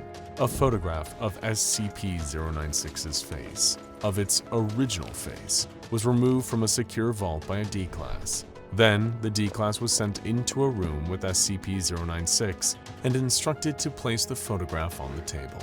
SCP-096 looked down at what had once been his face, and his eyes filled with tears. A soft, broken sob left his lips, and he wrapped his arms around himself, hunching over as if in physical pain. Outside the room, guards prepared to handle things if 096 began to attack. Instead, he wiped his tears, took a deep, shuddering breath, and looked at the D-Class with a somber expression. He picked up the photograph on the table and tore it in half, as he finally summoned the strength to speak. "Please, get rid of these. That is not who I am anymore." At Dr. Bonita's strong insistence, backed up by the conclusions of the research staff who interviewed SCP-096, a reevaluation of the entity's containment measure was ordered. It seemed cruel and unnecessary waste of resources to keep 096 trapped in a steel cube in its current form. He would be moved to a standard humanoid containment cell and treated as well as other safe-class anomalies, provided with books, films, food, and drink upon request, and, of course, other comforts. Of course, the O5 Council insisted on evaluating the entity before any of these changes could be approved. Dressed in a specially tailored suit provided by Dr. Bonita, SCP-096 appeared before the Council to present his case. "I know that I might not have the best record at the Foundation. I've done a lot of damage over the years, though, let's be honest, you all aren't exactly innocent either. Sorry, that was an attempt at a joke. I'm still very new to talking. All I can say is please consider giving me another chance to make a real life here, to make this place my home. Thank you for your time." What SCP-096 didn't know is that the O5 Council was so flabbergasted by the sight of his new face that they didn't retain a single word he said. They had all given their official approval before he even finished his short presentation. Before long, SCP-096 was moved out of his steel cube and into a new containment chamber that resembled a mid-range studio apartment, complete with a bed, a kitchenette, a television, and a table and chairs. He was provided access to all major streaming platforms, as well as a large stack of books to help him develop his grasp of culture and language after so very long being isolated from human society. Though he wasn't exactly human, he was determined to act like it. Word quickly spread around the Foundation site, and humans and anomalies alike flocked to SCP-096's new home to visit him and see the miraculous transformation for themselves. SCP-999 was the first to come and see the new and improved 096, chirping excitedly as it oozed into his room. He pet the slime gently, his face breaking into a warm smile as its euphoric effect washed over him. The slime became so excited at meeting this new friend, someone it had known as a source of sadness and hurt for so long, that it tackled him to the ground and tickled him for several minutes. 096 laughing uproariously all the while. SCP-343 stopped by to give 096 his blessing and wish him well in this new chapter of life. A few days later, SCP-507 popped back into the site and wanted to see the changes for himself. He was thoroughly impressed, though privately confessed to missing 096's more monstrous form, which reminded him of some of his favorite cryptids. There was one anomaly that was not thrilled with the appearance of SCP-096, however.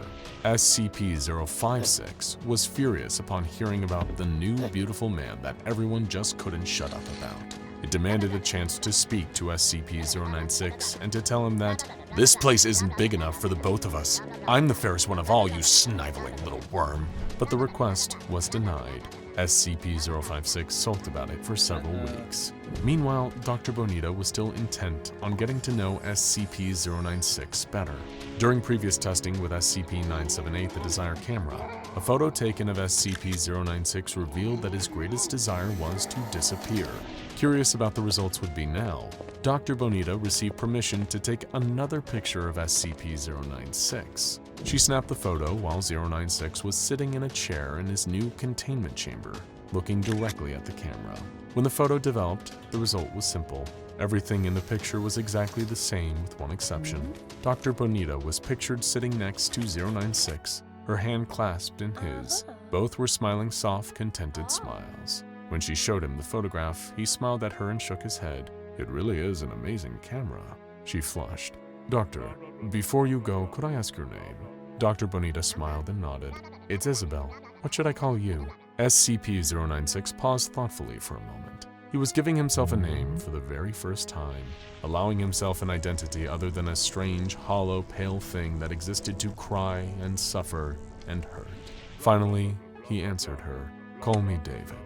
There's never a good day for a supervillain attack or a tense feud with your closest sibling, and for the mighty THOR, this day was turning out to be both. As the self-proclaimed strongest Avenger flung his body across the planet Earth using his trusty magical hammer, Mjolnir, the Asgardian steeled himself for yet another confrontation with his evil half-brother, Loki, the god of mischief. As per usual, Loki was terrorizing the humans of a random city, using his illusions to manifest imaginary dragons and other ferocious beasts. And what was also usual is Thor had no idea what his brother's motive or endgame was. All the God of Thunder knew was that this kind of trickery-dickery would not be stood for. While these terrible creatures weren't real, they were still very frightening to the Earthlings. Civilians were running around in every direction away from Loki, and this was causing all kinds of chaos and traffic disturbances. Regardless of what Loki's plan was, Thor knew that his brother had to be stopped before things escalated further.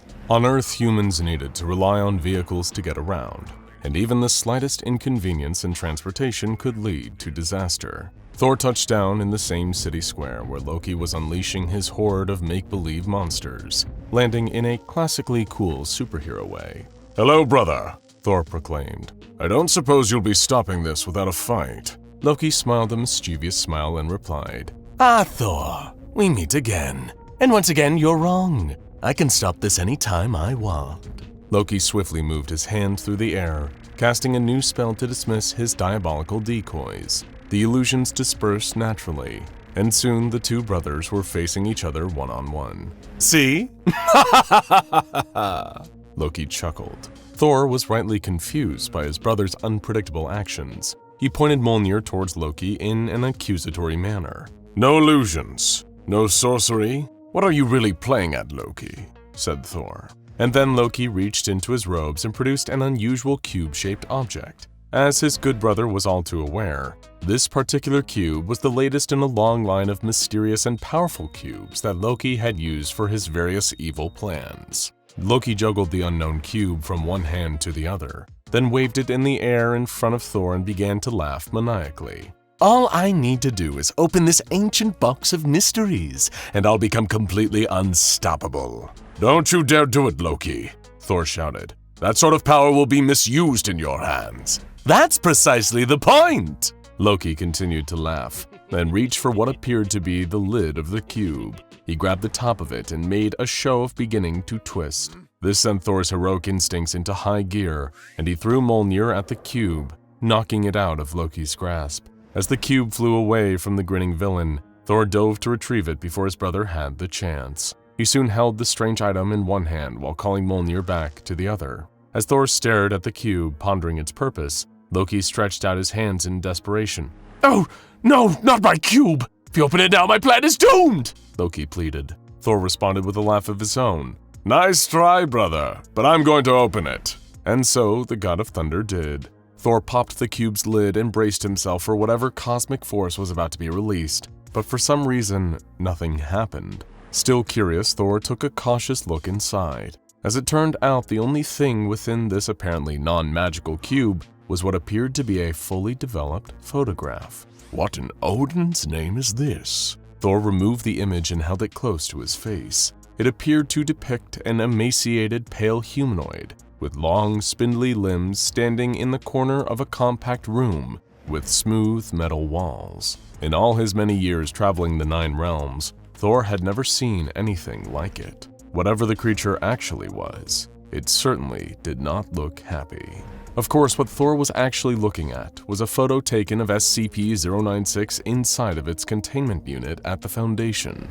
The Shy Guy, as its nickname suggested, did not like having its face looked at, even via secondary means, such as photography or video recording. The anomalous humanoid sense of shame about its own appearance was so great that a mere moment after Thor fixed his Asgardian eyes upon its visage, SCP-096 began to stir in its containment unit. The creature wailed and covered its face with both of its hands on its long, sinewy arms. It screamed and carried on for a duration of 2 minutes, after which point SCP-096 sprinted towards the steel walls of its containment unit and smashed through. Reaching speeds greater than most motor vehicles, SCP-096 began to zero in on Thor's location. As was always the case when another being saw its face, the Shy Guy was compelled to utterly annihilate the offending observer with its bare hands. Thor himself had no idea that SCP-096 was en route and continued to squint at the photograph, perplexed by the mysterious entity depicted therein. Loki now resumed his mad laughter because once more, he had managed to trick his foolish brother into falling for one of his ingenious schemes. "Make sure to get a good look, brother," Loki gloated. "Yes, look at the full creature. That will bring about your inevitable destruction." Thor was annoyed. If you think that showing me a gross picture of some lowly wretch will strike fear into my heart, you've truly forgotten what it means to be an Asgardian. "Save your sentiments for the halls of Valhalla," the green-clad evildoer cackled. "You'll be there soon enough." And with that, Loki used a charm to turn himself invisible and vanish completely from Thor's sight. Thor stomped his foot on the ground angrily. He wasn't sure how, but it seemed as though Loki had gotten the last laugh once again. "Loki!" he shouted after his brother. "Come back here and face me with honor!" Then the God of Thunder sighed pensively and thought to himself, "Who am I kidding? He's never going to change." Thor looked at his trusty hammer. "Mjolnir, old friend, it seems like we've saved the day yet again. Shall we away back to Avengers HQ? He then shook Mjolnir up and down like a puppeteer simulating a nod. "Splendid idea, Mjolnir. Glad you thought of it." Thor chuckled, already in better spirits. That's when he began to hear the footsteps of SCP-096 rapidly approaching him. Thor turned his head towards the sound and saw the same disquieting creature from the photograph that was inside Loki's cube, zooming headlong towards him with reckless abandon. The Asgardian blinked. He almost couldn't believe his eyes. Whatever that thing was, it was faster than Thor could have possibly anticipated. Was it looking for the photograph? He wondered. "Hello there!" Thor called out as SCP-096 continued to make a beeline at the caped superhero. The God of Thunder waved the photograph of SCP-096 in the air. "Is this your, selfie?" In all likelihood, Loki had been his usual conniving self and stole that self-portrait from the miserable creature, hoping that it would mistake Thor for the thief. The God of Mischief had probably even used a glamour to disguise himself as Thor when he did the deed. Thor believed that all he had to do was clear up this misunderstanding, and that he and this strange beast could go their separate ways without coming to blows. It was a naive, optimistic, and ultimately incorrect view of the situation, but at least the hero's heart was in the right place. "I don't need this, so," Thor said, trying to reason with the creature. "You can have it back if you'd like." But SCP-096 showed no signs of stopping, and was seemingly enraged even further by Thor flaunting its decidedly unflattering photograph. The Shy Guy kicked the ground and shot forward with a powerful burst of speed. One of its elongated arms slammed into Thor's face with enough force to nearly knock the Asgardian off his feet. Thor was so surprised that he instinctively whacked the creature with Mjolnir, sending SCP-096 careening backwards down the street. It wasn't launched more than a dozen feet before its powerful arms and legs dug into the pavement and slowed its velocity to 0. Even though the thing from the photo had taken a direct hit from Mjolnir, it barely looked phased on a physical level. One thing was for sure, the Shy Guy was still incredibly distraught, and it was directing all of those negative emotions towards the God of Thunder. What was this thing? What is this thing? Thor wondered to himself. It was fast, strong, and durable to an unearthly degree.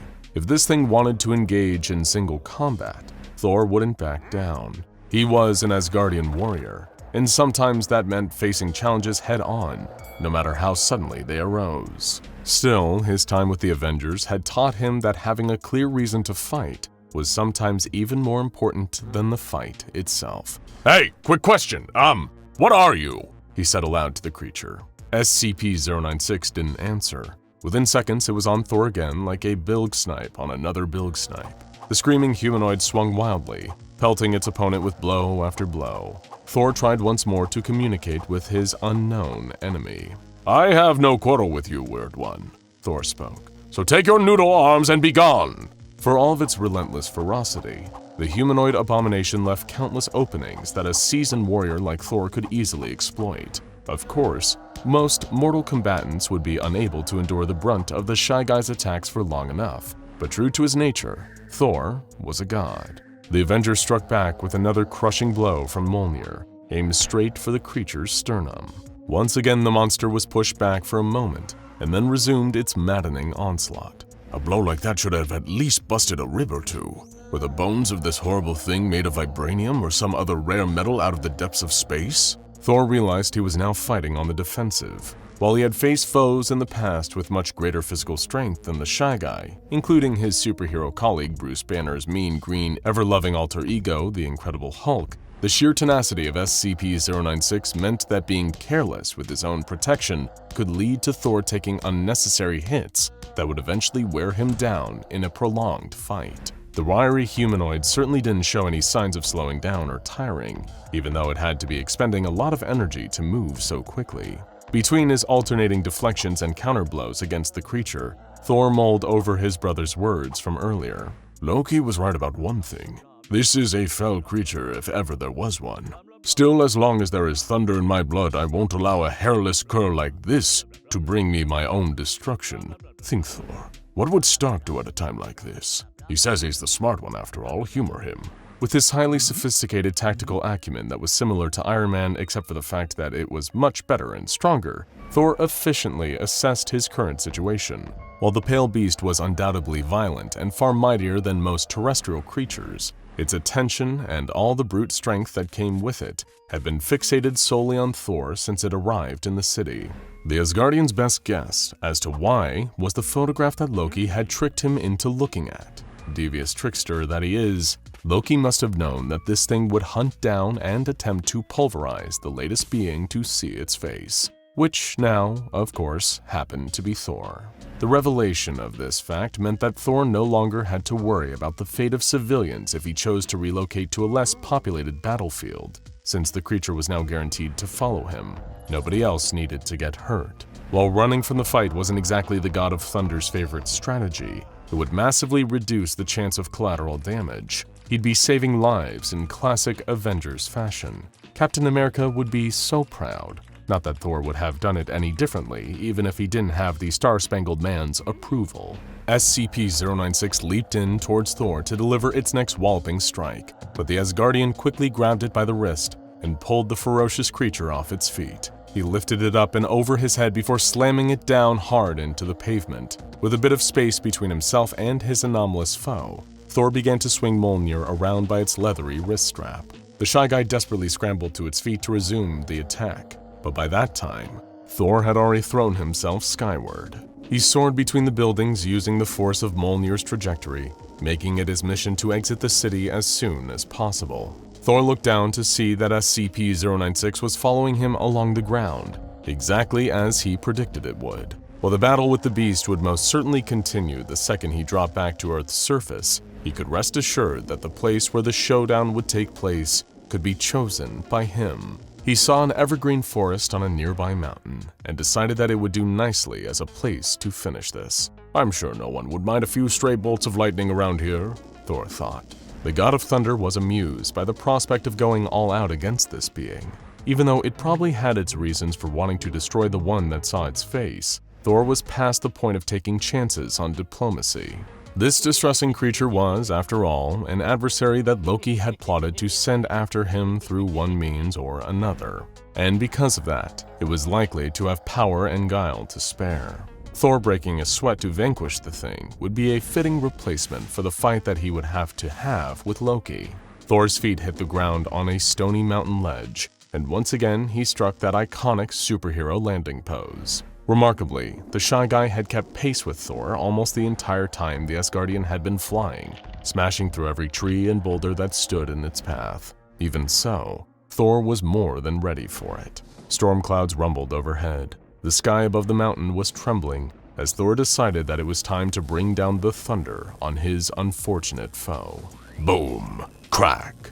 The heavens flashed with electrical might as Thor channeled the energy from several lightning bolts through Mjolnir, before unleashing a consolidated blast of unbridled power onto SCP-096. The Shy Guy didn't even attempt to dodge as Thor's Thundershock treatment bombarded it with light and heat, the likes of which few mortals could withstand. Thor released a second blast, then a third, surrounding SCP-096 with as much lightning as these earthly skies would offer him.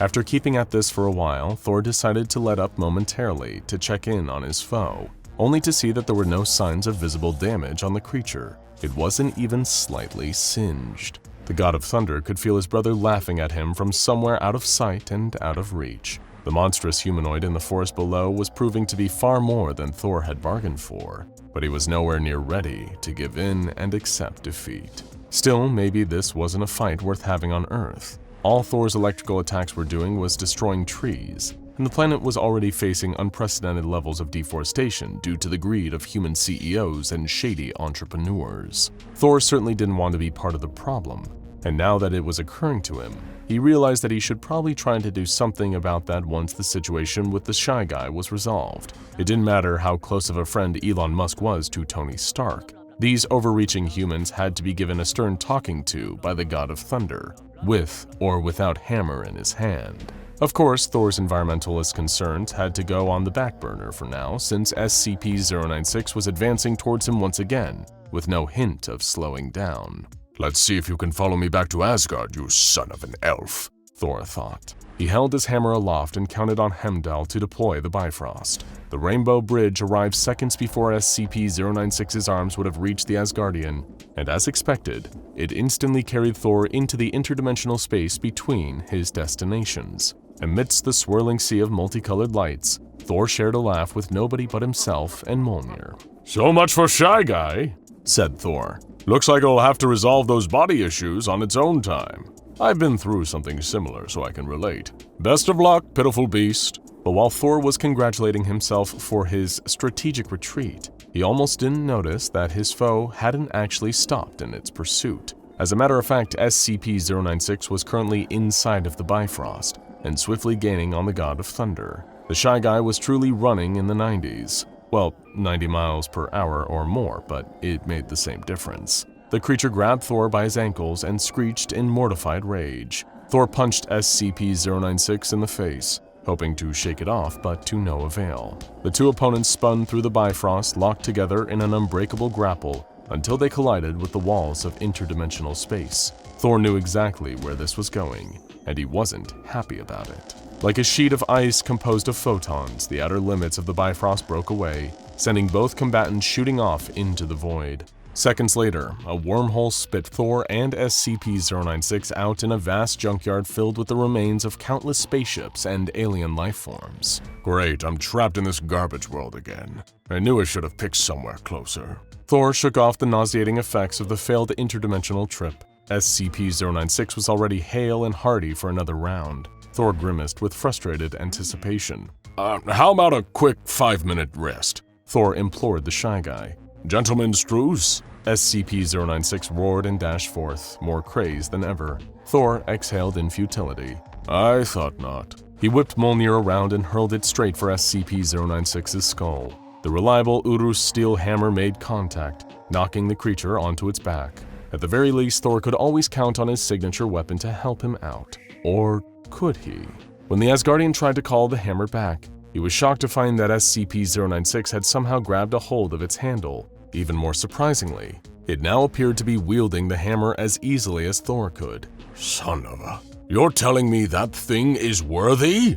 The Shy Guy, now with Mjolnir in hand, pounced on Thor, swinging the hammer with no technique or finesse. It was everything Thor could do to simply avoid the creature's range. A blow from Mjolnir was enough to cause serious injury to even the most formidable Asgardian warrior. Damn you, Mjolnir, we talked about this, Thor thundered. We're friends, aren't we? But none of his words could get through to the hammer now that it was in the hand of SCP-096. In an act of righteous defiance, Thor called the fury of lightning into his own body. This strange foe, which had come from Loki's latest prank, was about to find out what happened when a god of thunder got serious. With the speed of a lightning bolt, Thor flew at SCP-096 and punched it so hard that its grip loosened on Mjolnir for all but a second, and that second was all Thor needed to reclaim his weapon.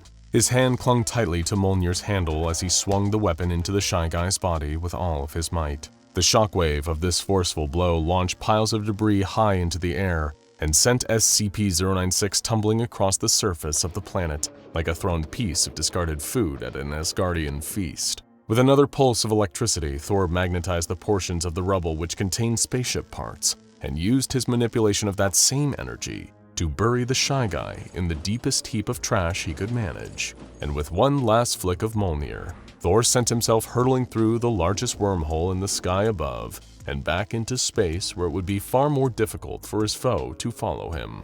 Finally, with some distance, Thor breathed a sigh of relief. You almost had me that time, Loki. What an unusual being. Fought like a berserker, but was somehow also pure of heart. A kindred spirit to myself, perhaps? Even so, I truly hope to never meet that thing again. Everyone in the sleepy mountain town had heard stories about the abandoned mall and the malevolent creature that lurked in the wreckage there.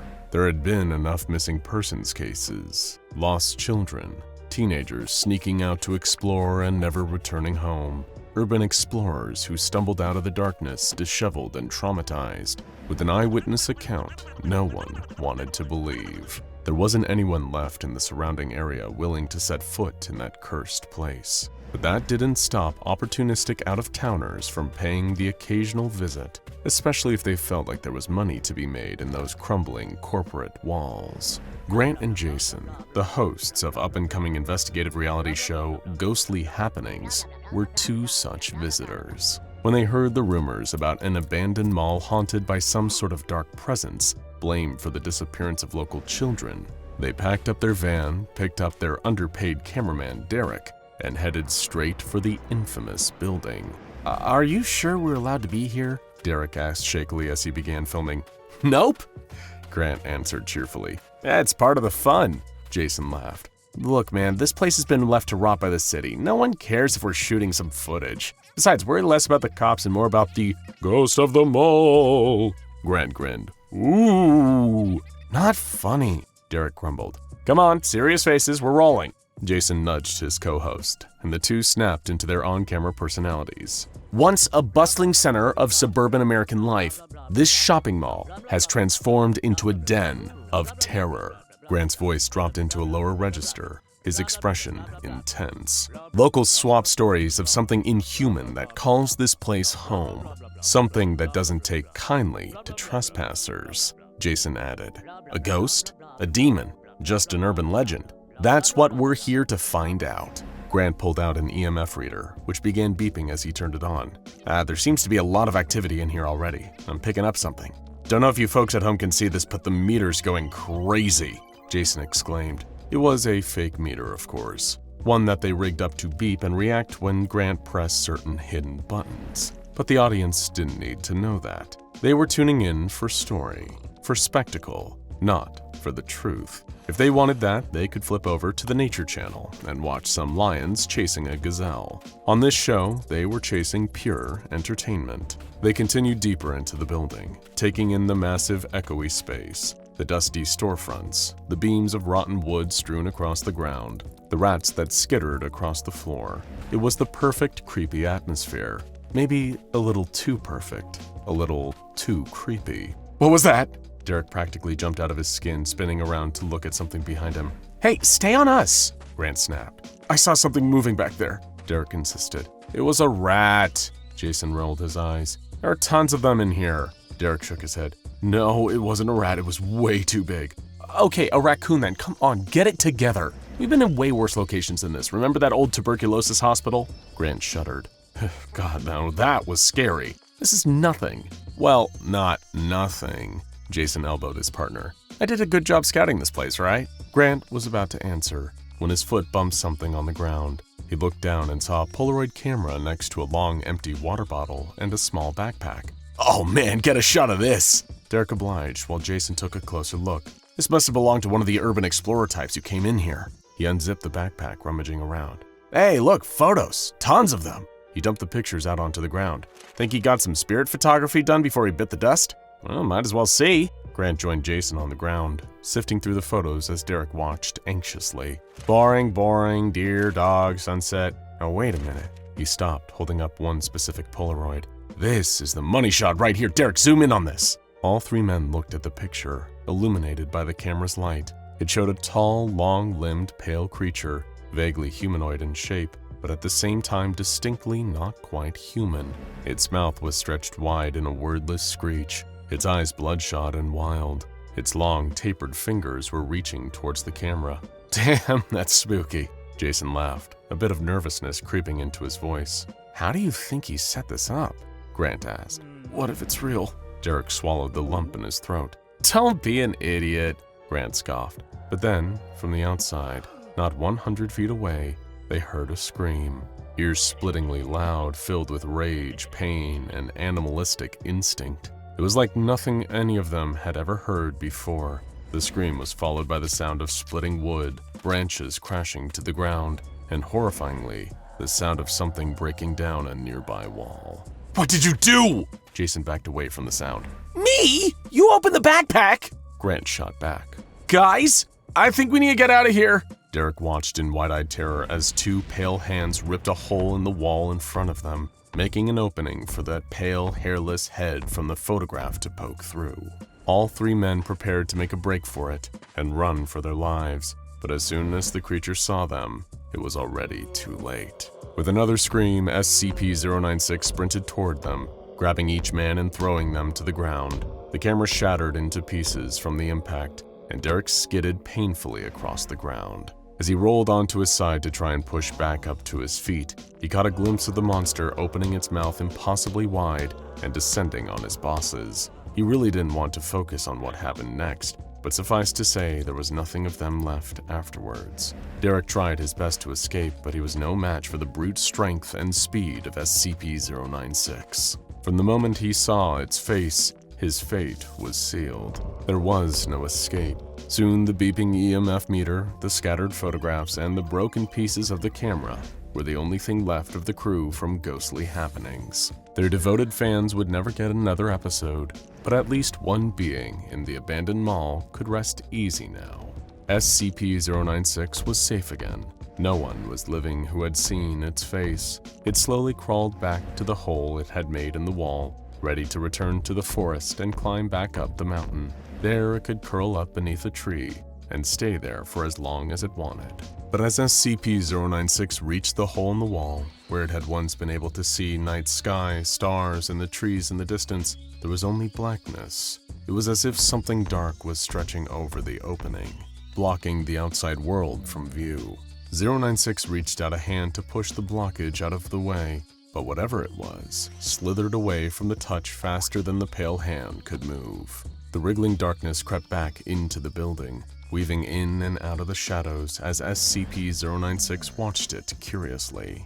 Whatever it was, it hadn't looked at the creature's face yet. It wasn't sure if this thing even had eyes. But then, stretching out of the darkness and into view, was a garish face with wide white eyes with massive pupils, a round nose, and a wide mouth stretched into a toothy grimace that might have once looked like a smile. This was the creature that had made the mall its home, the apex predator of this biosphere, and it was staring directly at SCP-096's face. Its face. With a shriek, 096 flew into a primal rage, clawing at the cat-like creature, but before 096 could reach it, the thing was gone. Where was it? Where did it go? 096 roared, tearing at the floor, ripping up the tile and gouging long, deep scratches in the concrete beneath. A sound in the distance drew 096's attention, and it bolted in the direction of the noise, swinging at any obstacle in its path as it went. It ripped down a banner advertising free frozen yogurt samples, crushed an empty cell phone kiosk, and threw a gumball machine to the floor with a crash. It would rip the entire mall apart if it had to, if that was what it took to destroy the being that had caught a glimpse of its face and disappeared. Then, 096 could see it. That face. That wide-eyed, grinning face. It sprinted toward the face as fast as it could. The cartoon cat was looking at 096, not from a place in the room, but from behind the screen of a television in the electronics store window. Somehow defying the laws of physics and reality, it had made its way into the TV. 096 didn't pause to ponder the logic of this. There was no room for critical thought. There was only the need to shred, to consume, to destroy. It burst through the window, sending shards of glass in every direction, and reared back to attack the screen. It was so focused on its singular task that it didn't notice the long black arms snaking across the floor, winding around its feet. All of a sudden, 096 lost its balance as its legs were pulled right out from under it, those stretchy arms dragging it into the TV screen itself. When 096 regained consciousness, it was in a place it did not recognize. Gone was the inside of the mall or the familiar forest and mountains outside. Instead, SCP-096 was in some sort of hand-drawn world. A massive house with a hallway that seemed to go on forever, lined with infinite doors leading to who knew where. The floor tipped and tilted at odd angles, and the geometry made no three-dimensional sense. It was dizzying and deeply off-putting. SCP-096 had no frame of reference to compare it to, but a human witness might have noticed that this place looked like something out of an old cartoon, from the days of Steamboat Willie and the like. SCP-096 did not think such a thing. It only knew that it was in an unfamiliar place, one that felt threatening, though there were no visible threats, and it knew that it still hadn't gotten its hands on the creature that had seen its face. All along the walls between each door, there were clocks in the shape of that horrible cat, eyes ticking back and forth with each second, wide smile mocking SCP-096 as if to say, "Try and find me." SCP-096 would not be discouraged. There was no room in its mind for that sort of thing. There was only the singular goal of finding the cartoon cat and tearing it limb from rubber hose limb. Psychological warfare would have no effect. Still, Cartoon Cat would give it his best shot. This was his world, and he could do whatever he wanted here. Cartoon Cat poked his head out through a random doorway, waving to 096 with one of his puffy white-gloved hands. As 096 wailed and began to give chase, Cartoon Cat slammed the door shut, only to open another door down the hall and poke his head out of that one. He did the same trick over and over, jerking SCP-096 around from end to end of the ever-expanding animated hallway. After some time passed, however, it appeared SCP-096 was not going to get tired, and was not going to give up hope of catching its prey. It was time to end this. Cartoon Cat wrapped one long arm around SCP-096's neck, restraining it against the wall, and began to squeeze tighter and tighter. But nothing happened. SCP-096 did not collapse, did not react at all except to tear at the arm around its neck until it broke free. Then it returned to the relentless pursuit, tearing door frames apart, pulling up floorboards, punching through walls. Every time it dealt damage to the environment, the space filled itself back in, an unseen pen scribbling in the gaps in the floorboards, sealing up the holes in the walls. Two powerful beings going back and forth, locked in a seemingly equal-matched battle. Cartoon Cat tried to destroy SCP-096 in a myriad of ways. He tried to rip the beast apart, to snap its neck, to do any manner of unspeakable violent acts it had done before with great sadistic glee. But this pale abomination would not fold, would not break. This wasn't going to be any fun if there was no ending, and if 096 kept destroying one of Cartoon Cat's favorite pocket worlds, that was quite enough. Cartoon Cat grabbed hold of 096's arms and legs, the creature thrashing viciously as he did so, and threw it into the blank space just beyond the illustrated world. Back in the mall, SCP-096 crashed back to Earth. It was about to resume its search for Cartoon Cat when suddenly a bright light illuminated its face. A police officer stood a few feet away, holding a flashlight. "Excuse me, you can't be in here. You're trespassing," the officer started to warn, but his words were interrupted when 096 began to scream. Soon, he would be screaming too. A very strange anomaly sits in a humanoid containment cell in the minimum security wing of Site-17. He walks, talks, and looks like a man, but everything else is convoluted in a question mark. This is SCP-343, who, like his namesake, God, is likely to cause arguments whenever he's brought up. Is he the creator of all that exists, the basis for the Abrahamic faiths, or is he a pretender, a reality warper with immense power and predilection towards delusion, a courtesian of the house of Maladrog, Matthew, Methuselah, Yahweh?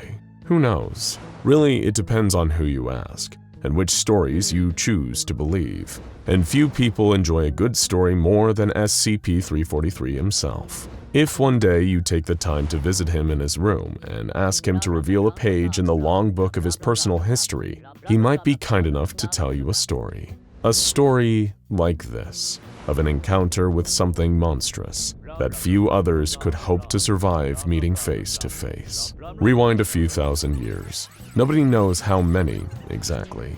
God, as he chooses to dub himself, walked across the cracked ground on worn sandals. It'd been some time since he'd seen an animal around here, and even longer since he'd seen a human being.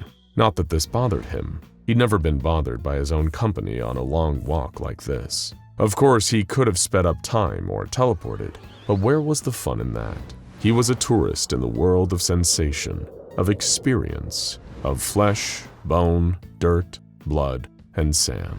After all, where's the fun in creating a whole universe if you can't drop in now and then to visit and do as the Romans do? Not that the Romans would be around for another few thousand years. Even Atlas must occasionally shift the weight of the globe from his shoulders for a jaunt around the cosmic neighborhood, and whatever passes for fresh air in the vacuum. God whistled a tune to himself. It was a craggy, mountainous region he'd found himself in. The distant peaks had frosted caps, a breathtaking place where many truly had their breaths taken away. How humans will so happily risk their lives to do something extraordinary. It never ceased to amaze him. His stomach rumbled. Oh, how he enjoyed that sensation. One of the funny little quirks of this human form that he weaved for himself. It was no reason to be concerned, if memory served, from his last trip through the area a few decades before. There was a friendly village not far from here. They had always accepted him as a genial stranger, having no knowledge of his true power. God had always believed that a person's goodness is defined by how they treat those from whom they had nothing to gain. So it caused him great concern as he approached the village and saw great plumes of smoke rising into the sky. He was so shocked by this that he could decide to break his rule about walking as a man, in case there was still some way he could help. With a snap of his fingers, he disappeared and reappeared in the center of the village's town square. Total devastation.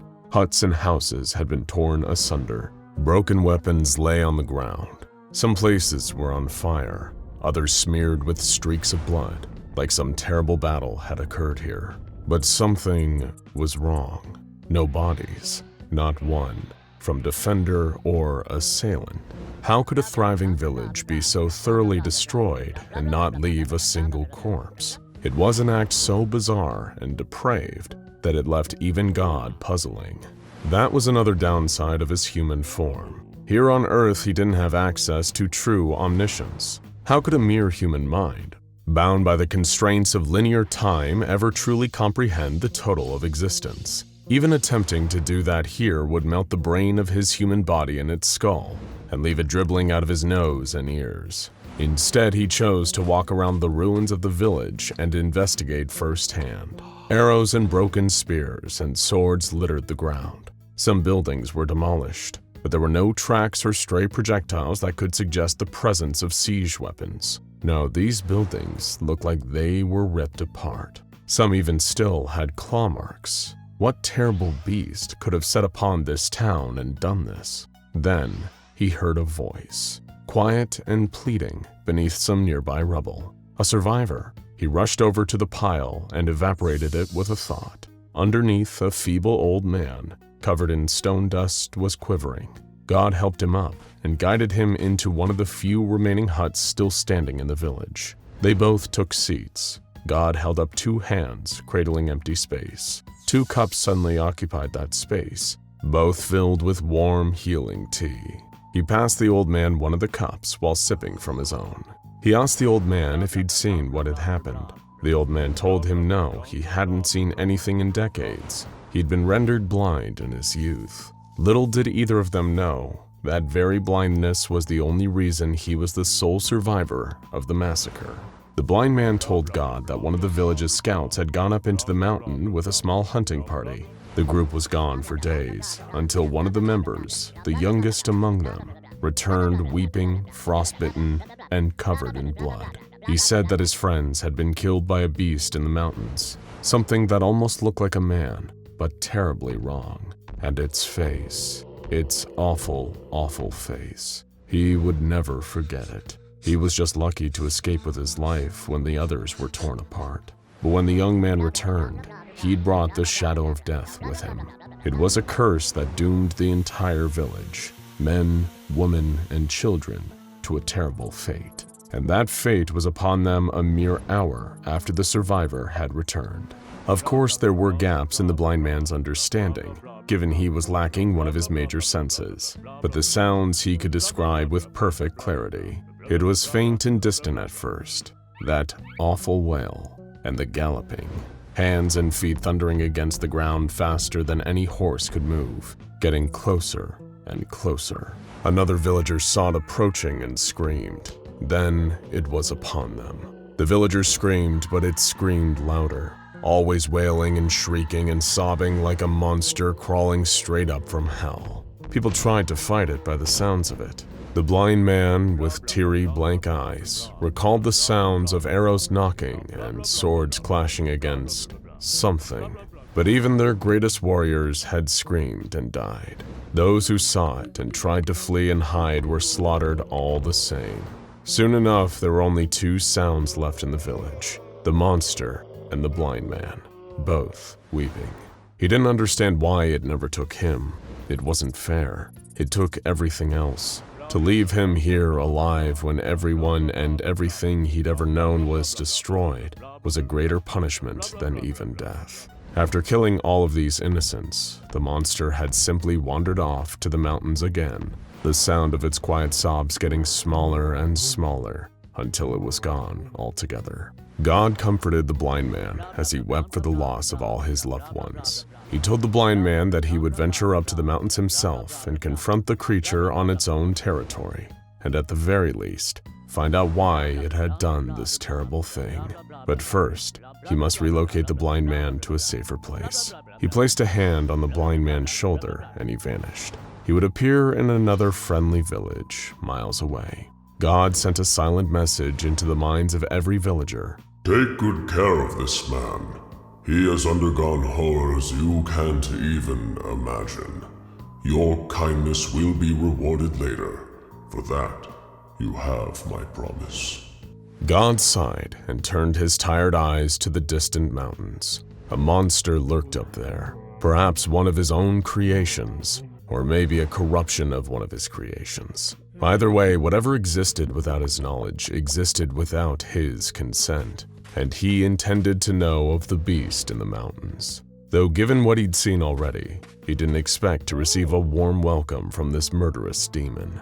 Miles away up in the mountains, the creature licked the blood from its cracked lips. It looked like it might have once been a human being or something that aspired to humanity or mocked it with its very existence. It was a huge, gangling beast, skin alabaster, eyes empty and soulless, dribbling rivulets of burning tears down a hideous, gaunt face. It crawled into the frozen mouth of a cave with great icicle fangs, wheezing and weeping.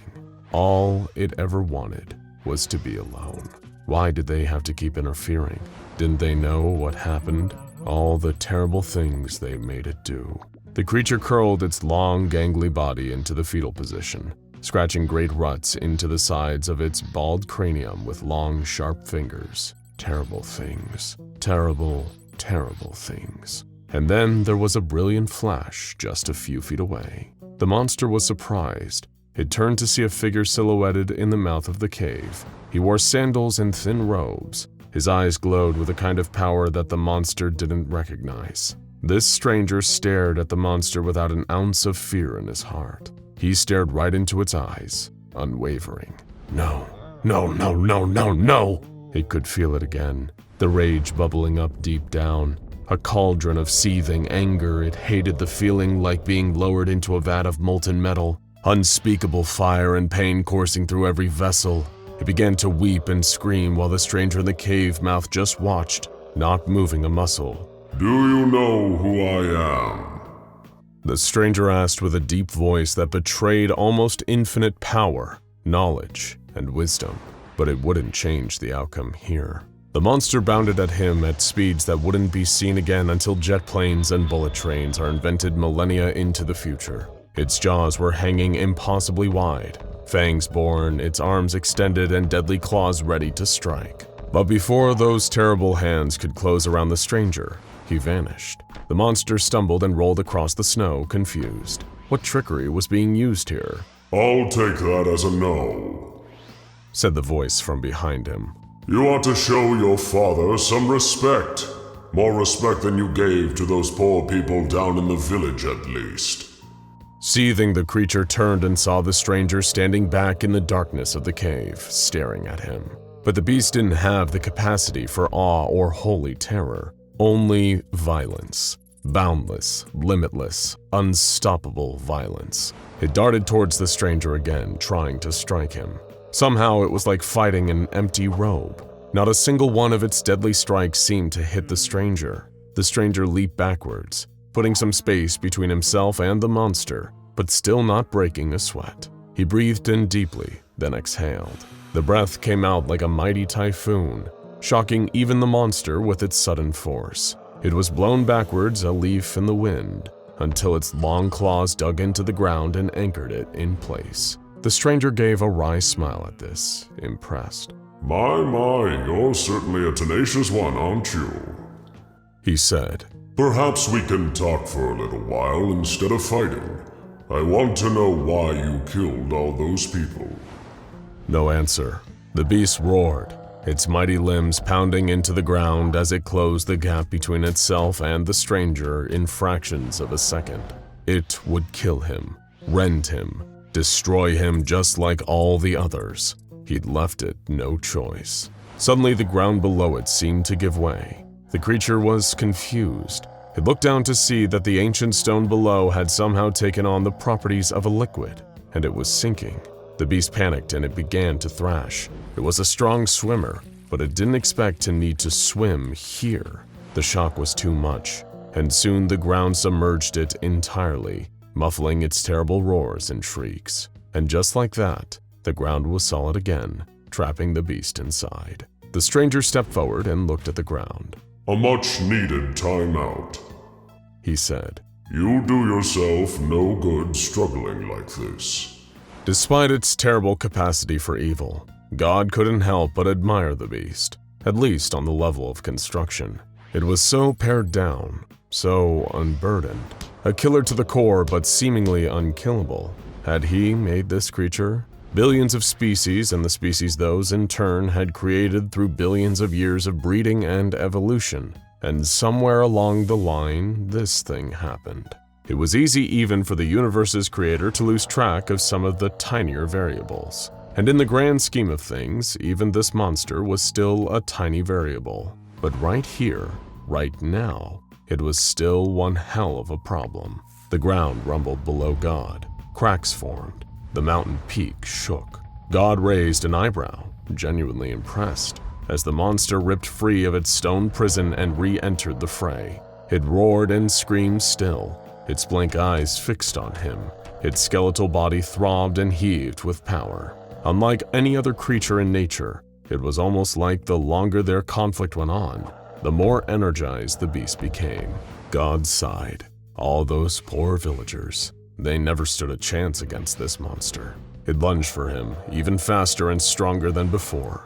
He teleported out of the way in the nick of time, and the beast's claws cleaved through a nearby cave wall, effortless. God materialized nearby, but he didn't have time to speak. The beast lunged again and again and again. Every time he reappeared, the beast went for him with impossible speed. Deciding to widen the playing field, God teleported to the top of the mountain. The creature, somehow sensing his presence, vaulted upwards and tunneled through the roof of the cave, bursting out of the ground in front of God, who was floating just slightly off the ground. It would be wise of you to stop. God carefully intoned. All this time, you know, I've been going easy on you. You don't want to find out what the wrath of God looks like. Storm clouds were gathering above. Mighty thunder roared across the sky. The beast was undeterred. It roared and galloped towards God, and God in turn called down a response. A volley of lightning the likes of which the world has never seen before or since struck down on the charging monster. The sudden white flash could sting the eyes from miles away. The monster shrieked from the blast, feeling its flesh lift off its bones and atomize in the sheer heat of the electricity around it. It could smell itself cooking. The lightning blast only lasted for a few seconds, but for the beast, it felt like eternity. When the onslaught stopped, the air was still heavy with electrical potential. God stared down at the black scorch mark on the side of the mountain where the creature had been standing. All the snow within a mile had been evaporated by the blast. It was a raw display of the power of nature that would make even Zeus tremble in his sandals. And yet, there was still movement. Something started to get up from the burnt patch where nothing should be left alive. A blackened skeleton, rising shakily from the ash, but still very much alive. As it started to rise, new flesh began growing over its bones little by little. Even God was astonished by the sight of it. He'd never seen a creature cling so ardently to life in spite of having truly unsurmountable power amassed against it. It was up against God, and still, it fought. The monster tottered on its freakishly long limbs, still disoriented, unusually staggered for a creature driven by such single-minded violent purpose. When enough of its face grew back to do so, it began to weep and sob again, tears streaking down its terrible face. Looking at this creature after all of this, God couldn't help but feel a new emotion, pity. He lowered himself to the ground and approached the creature. like none had ever done before. He gathered it up into his arms and he held it, feeling its heaving, wretched sobs against him. The beast was in so much pain, he could feel it radiating from within. Speak, my son. God said in a soft, fatherly voice, and for the first and only time, the monster spoke. Can look, can see. Make me hurt people. Don't want hurt people. Can look, please. That was all it managed to choke out before devolving back into unintelligible babble. But it was enough. Enough for God to understand its pain. He did not know if it would be right to change the monster's nature. Is it ever right to truly change anyone's nature? But it was within his almost limitless power to grant it one reprieve from pain. He settled the beast in the snow below him. It was quiet and still. And God said unto the beast, Rest now, child. Rest for thousands of years if you must. I hope only that when you eventually awaken, you feel differently. And so another story from the catalog of SCP-343. Of course, it leaves us with certain questions, chief among them being, is it true? Did 343 and 096 have this chance encounter long ago? Or is this just another tall tale from an anomaly who fancies himself a deity? We have our truth, and you have yours. Let us know what you believe down below in the comments. Dr. Dan anxiously paced in his cell. It was the only way he'd been able to occupy himself for the past 6 months, save for pouring through files and, when he was lucky, being able to oversee another failed termination attempt. He only stopped pacing when, for a brief and horrible moment, he realized that monster was probably doing the exact same thing in its big metal cube at this very moment. That horrible creature that he'd thrown away his life for a futile shot at killing. Perhaps the whole thing had been a fool's errand. After all, he was formerly a researcher under the employ of the SCP Foundation. Secure, contain, protect. They had truly sadistic beasts like SCP-106, the Nightmarish Old Man, and SCP-352 Baba Yaga in containment cells, and there was no plans to terminate either of them. They weren't the Global Occult Coalition for 343's sake. Why did Dr. Dan even want to terminate SCP-096 in the first place? He tried to explain it to them again and again, but his pleas had fallen on deaf ears. In his mind, the impetus for destroying the Shy Guy was terrifyingly clear. It was a monster that killed anyone or anything that looked at its face, even a photograph of it, even a tiny collection of pixels. When its rage state was induced, it seemed that nothing would stop it. It would have an intuitive psychic link to its victim, charge at them at breakneck speed, and only find its zen again once all of them were dead. And if a picture of SCP-096 was leaked onto the internet, it would cause a chain reaction that triggered an XK-class end-of-the-world scenario. There were plenty of creatures and entities that the Foundation knew about that could theoretically bring about the apocalypse, but to him, 096 was the most realistic. It preyed upon the inherent curiosity and thirst for knowledge seated in every human heart. The same drive to simply know that led to the creation of the SCP Foundation would be humanity's doom in the face of an SCP-096 outbreak. And if such a thing happened, the Foundation would need to break the masquerade of secrecy to have any hope of saving humanity. In his many feverish nightmares, Dr. Dan had seen it all so clearly. The first photographs of SCP-096's face would be leaked online. Perhaps a few hundred people across the globe would look, in disparate enough locations that it would be almost impossible for the Foundation to detect and save all of them, as SCP-096 went on its bloody rampage. Of course, as the image proliferated, as images on the internet often do, the purview of 096's violence would only grow.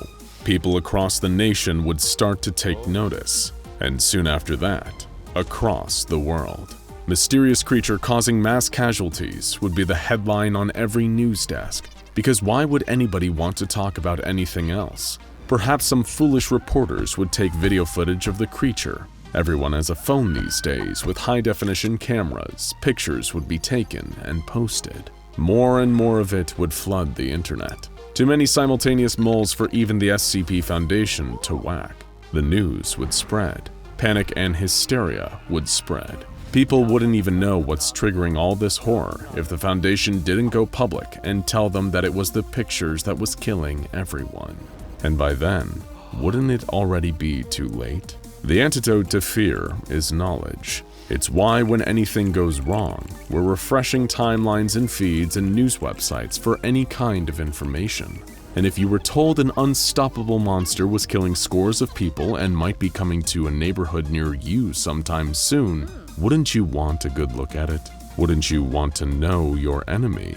Having no idea that the mere act of knowing was what sealed your horrible fate. By Dr. Dan's bleak estimations, if only several million people died as a result of this kind of scenario, it could be considered a positive outcome. He'd seen it all, but no matter how many times he tried to articulate this to his superiors, he wasn't listened to. They didn't take him or the threat that SCP-096 posed seriously.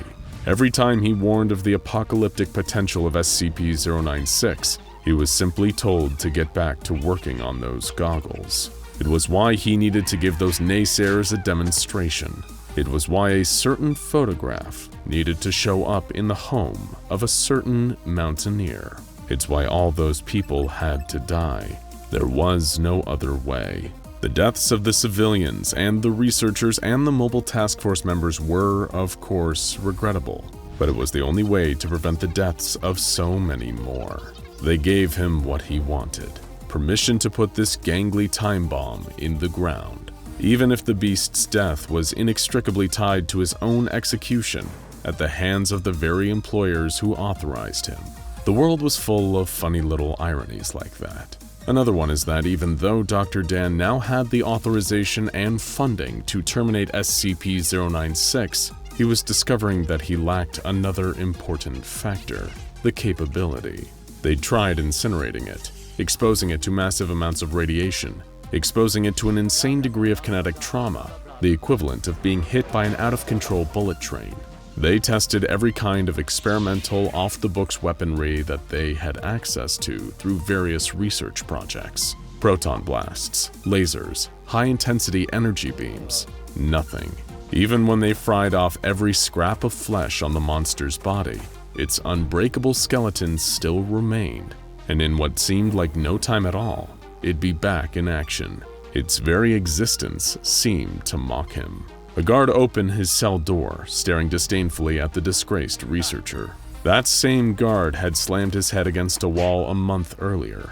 One of his friends had apparently been killed in the legendary 096 containment breach that set this whole sordid thing in motion. "Up and at 'em, scumbag!" he said in a gruff, surly voice, training a handgun on the doctor he knew wouldn't fight back. "They need you in test chamber 6. Dr. Dan allowed himself a small grin, imperceptible to the guard who clearly hated his guts. They'd approved his 096 versus 682 cross-test. Marvelous. How marvelous. To all the others, it would seem like just one more entry in a long line of 682 cross-tests. He thought it darkly funny. In his eyes, the Foundation had no hope of ever killing SCP-682.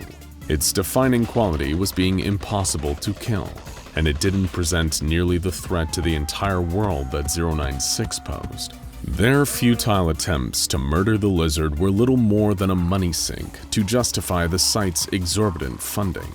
But perhaps he could turn this to his benefit. Maybe SCP-682 would hold the secret to actually killing off his nemesis. Within 30 hours, Dr. Dan had his disappointing answer.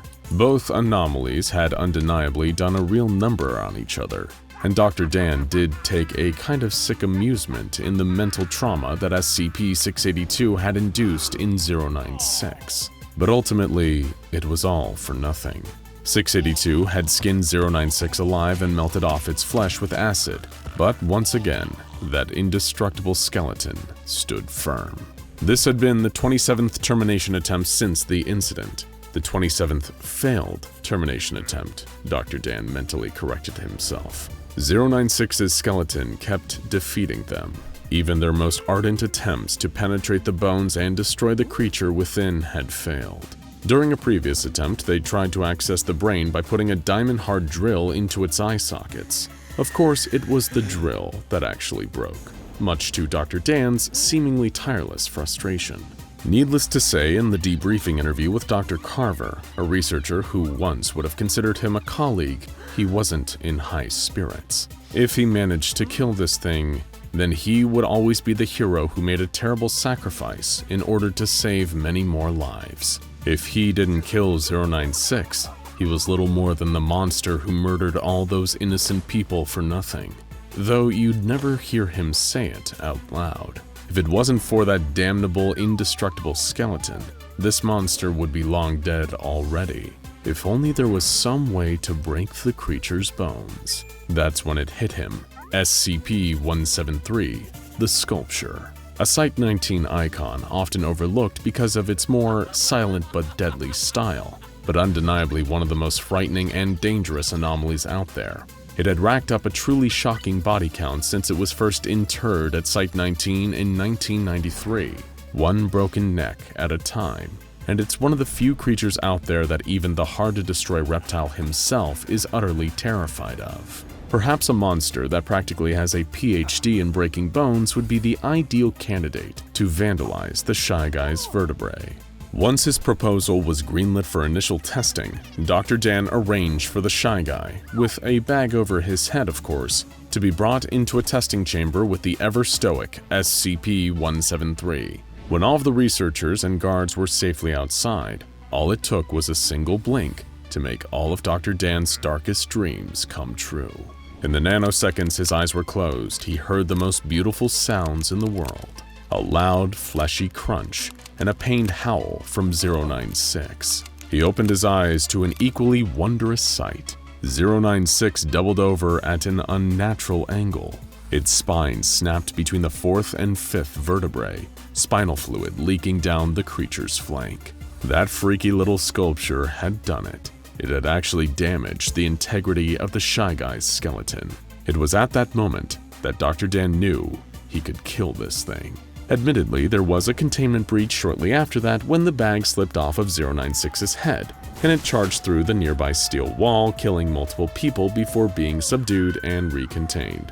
But when it comes to projects involving Dr. Dan, a mere handful of innocent people being killed sits comfortably within the acceptable margin of error.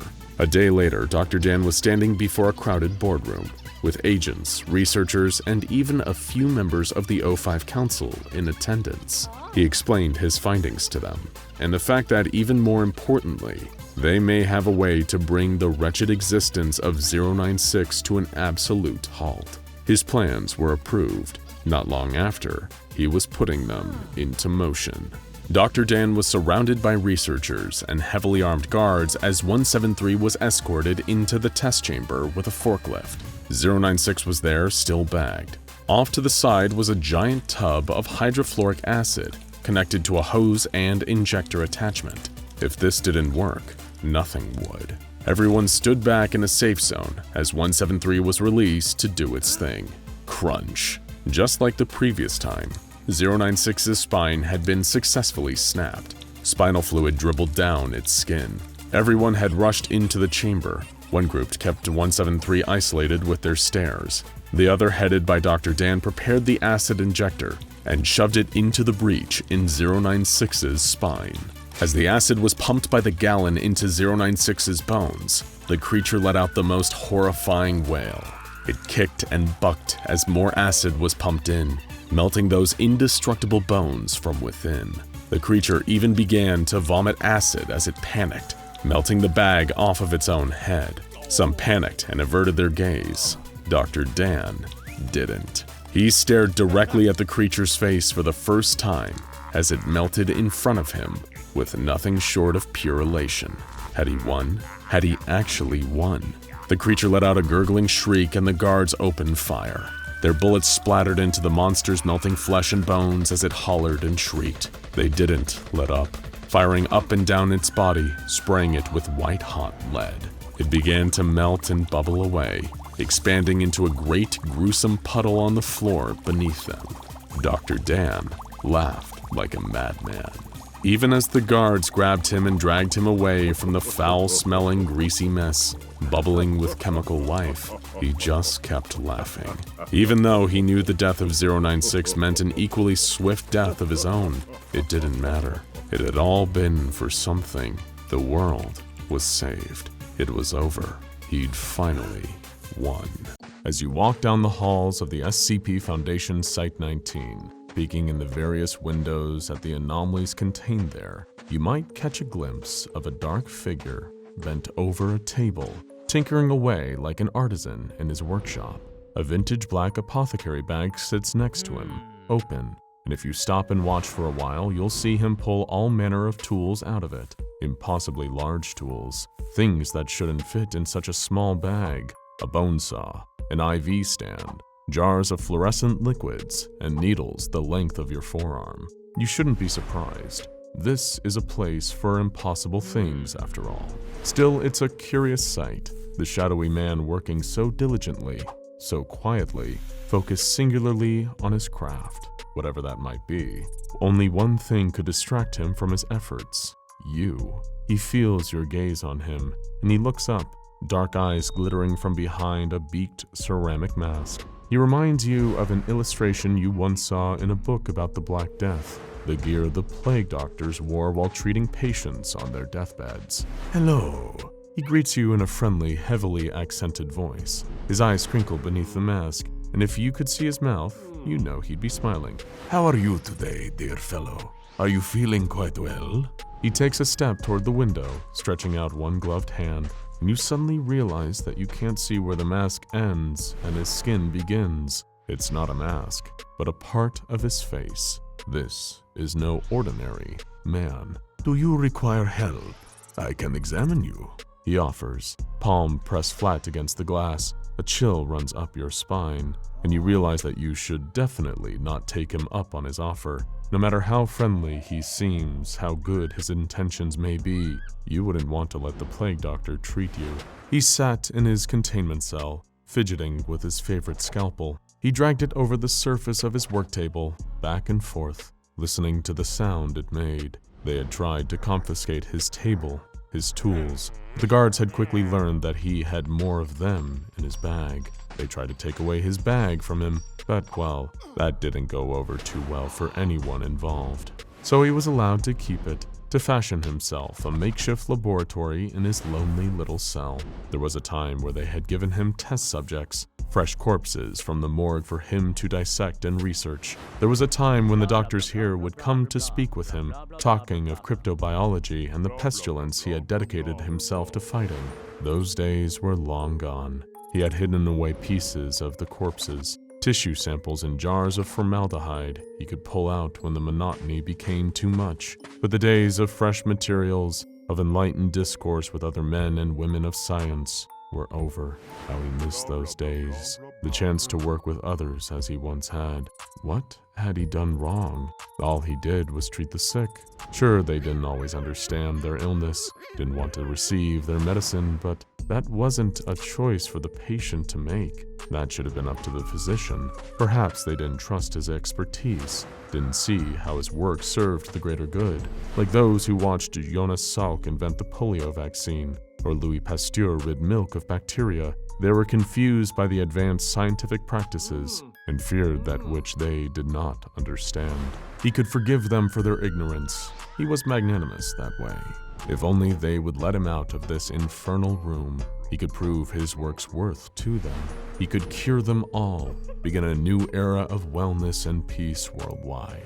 He didn't exactly sleep, but when he rested on his little cot in the corner of the room, he dreamed of that future, of a world healed by his touch. A knock at the door stirred him from his reverie. Someone was at the door of his containment cell. He glanced at the little window and saw a guard there with a tray of food. He greeted the man with an enthusiastic wave. Sustenance. He didn't require the food for survival, of course, but it helped his mind work more efficiently. It reminded him of a time before these fluorescent lights and these same four walls, of crusty bread with fresh butter by the banks of the Seine. The little slot opened in the door and the tray was shoved through. There was bread, just as he hoped, a small dish of butter, a pot of jam, and a cup of tea still steaming. He picked up the cup at first, taking a deep breath. Ah, an herbal blend with fresh lavender. Lovely. He couldn't see the guard through the window anymore, but he called out to him just the same. "Thank you for the libations." He still had his manners after all, even in confinement. He wished he could have gotten a better look at the man, seen the pallor of his complexion, a tremor in his hand. He thought he had spotted sweat beading on his forehead. Could he be ill? The case required further examination to be certain. He sighed, clutching the cup of tea tighter in frustration. Why wouldn't they just let him work? Why must they scream at the sight of his efforts, flee from his instruments? It didn't seem fair. Still, the pursuit of science rarely was a glamorous one. He had learned as much over the centuries. One day, though, history would look back on him kindly. Of this, he could be certain. He was just settling in and beginning to spread butter across the admittedly stale bread when a horrible sound shook him to attention. He had heard the noise before, though he had never seen its source. It was an ear-splitting scream, a wail of pure agony, like the sound of a wounded wild animal. He had heard many, many screams during his life, from patients and those who stood in the way of his work, but until he had been brought into custody of the Foundation, he had never heard a scream quite like this one. It was pure rage, devastation, and suffering mixed together, wet with tears, and loud enough to rip through human vocal folds. Whatever was crying out, it was no mere man. More screams answered it, and these were very much human. These sounds were more familiar to him, shrieks of pain, of fear, of desperate but futile attempts to escape, than the meaty thud of bodies falling to the floor, of torn-off limbs hitting walls and windows, a loud crash, and the sound of something large moving quite quickly through the halls. Scientific curiosity got the better of the doctor, and he found himself moving back to his little window, face pressed to the glass so hard his beak nearly cracked it. He couldn't see much of anything, just guards running down the hall, weapons drawn. He saw one of them fire, heard the gunshot ring out. But what was he firing at? Then he saw it, a pale blur darting past the door. Whatever it was, it didn't so much as flinch when the bullet ricocheted off its skin. A long, thin arm crashed against the door, knocking the doctor backwards into his work table. He steadied himself and climbed back to his feet, taking in the damage done to the door. It was crumpled in on itself, nearly ripped off the hinges, and whatever had plowed into it was already gone. From the sounds of chaos in the distance, it had disappeared around the corner, with the guards following it. He inspected the ruins of the door to his containment cell. It was useless now, hanging loose and open. Well, that was an invitation he was hardly about to decline. He grabbed his trusty bag, tossed his scalpel back inside, and set off to see what all the commotion was. It was easy enough to follow the trail of blood, stark and vivid red against the white tile floor, and the sound of gunfire, human screams, and that loud, long, painful wail he had heard before. He walked at a leisurely pace, taking his time, until the sound suddenly stopped. He rounded the corner and found a mound of bodies, guards and scientists, beaten and bloodied, almost beyond recognition. It was quiet here, save for one sound, the sound of weeping. There in the corner, huddled over with its face to the wall, was a pale, thin figure, its shoulders heaving with the force of its sobs. This poor soul was clearly in great distress. It was a peculiar sight, hairless and white, distended arms wrapped around itself as it cried. "Excuse me," The doctor cried out to the pitiful creature. "are you all right? Do you need assistance?" It didn't answer. It just continued to cry. Had something so despondent been responsible for this destruction? The dozens of corpses, the smashed-in walls, the crumbled doors and shattered windows. It seemed impossible. Sure, it was large and looked strong, but he had never seen a monster cry before. This couldn't be a dangerous creature. Not when it was so sad. He would help it, but first, he would attend to some of these bodies. He sat his bag on the ground and pulled out several vials of liquid, a set of syringes, and a variety of other surgical tools he might need. Now, after such a long hiatus, he could resume his work in a meaningful way. He couldn't be certain how long he worked reviving these poor souls and reconstructing their bodies as the pale creature wept in the corner. The sobbing faded into the background for a while, becoming a kind of white noise as he removed a liver here, placed it in a chest cavity there, poked and prodded, injected and extracted, testing out new methods alongside tried and true cures. One by one, the milky eyes fluttered open, rigor mortis stiff joints creaked into motion, sallow faces looking at his with the vacant gratitude he saw in so many patients over the years. He didn't need to thank him with their words. The work was its own reward. He expected more guards to arrive, to attempt to contain the situation, but none came, even as the alarm blared overhead. As for the morose creature, it didn't seem to notice his presence at all, not even when he had brought all of the intact corpses back to life. The patient shuffled around the room aimlessly, waiting for orders of some kind. The doctor tapped one on the shoulder and handed the reborn man a vial of thick, black medicine. "Give this to the poor fellow in the corner, please." It wasn't much, but it should calm him, provide some relief from his suffering. The corpse nodded, mouth hanging loose and open, an eyeball dangling unseen from the socket. He shuffled over to the strange creature and held out the vial to it. It turned, lifting its head, and as it locked eyes with the cured patient, something shifted in its face. Its mouth opened wide, impossibly wide, and it shrieked, that same terrible sound as before. Tears streamed from its colorless eyes, its arms shaking with unbridled rage as its jaws locked around the patient's head. Like a boa constrictor, in one fluid motion it swallowed the revived man whole, while the doctor watched in shock. He had been wrong. This was not an innocent creature caught in the wrong place at the wrong time. This creature, whatever it was deeply sick. He had never seen such an advanced, aggressive case of the pestilence. He'd heard rumors, of course, but never encountered it firsthand. As a doctor, he had sworn to do no harm, but in a drastic situation, drastic measures have to be taken. It was well known by himself and the doctors at this foundation that he could cause any and all biological functions in an organism to cease with a single touch. And so he approached the creature, arm outstretched, ready to administer that necessary touch to protect the rest of his patients. As he approached, the creature turned to him, its eyes wide and blank, an endless stream of tears pouring from them, spilling onto the floor. It shrieked again, mouth stretching wide enough to engulf his entire head, and ran toward him at a breakneck speed. "I am so sorry you are not well," the doctor said simply, as his hand pressed to the creature's chest. As soon as the tough hide of the doctor's hand, which the uninformed might mistake for gloves, made contact with the unpigmented skin of the beast, its eyes closed, its muscles went slack, and it collapsed to the ground with a mighty thud. The doctor paced around the fallen creature, taking in the sight. Then something strange caught his eye. The creature's chest still rose and fell. Was it his imagination? He checked its pulse and thought it was slow and faint.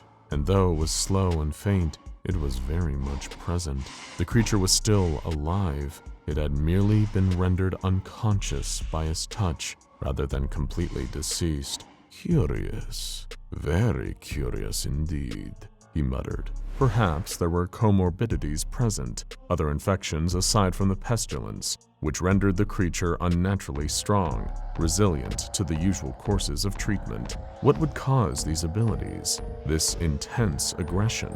It seemed to be brought on whenever someone looked at the entity's face. If only he studied psychology more, the science of the mind and its inner workings. Since he had no experience with therapy, nor was he certain this creature could communicate using language at all, there was only one way to find out more about how this creature's brain worked. He would have to take it apart and see for himself. It was slow work, getting the massive creature back to the doctor's containment cell. He required the help of his cured patients, who grasped it by its massive limbs and dragged the limp body through the halls. Once back in a familiar environment, his work table ready and waiting, The doctor instructed his assistants to place the new patient on the table. It was a bit small, unable to accommodate the creature's distended limbs, but if he attempted to use an official Foundation laboratory, he risked discovery and subsequent interruption, so it would have to suffice. First, he set up an IV stand, filled with a vivid green liquid.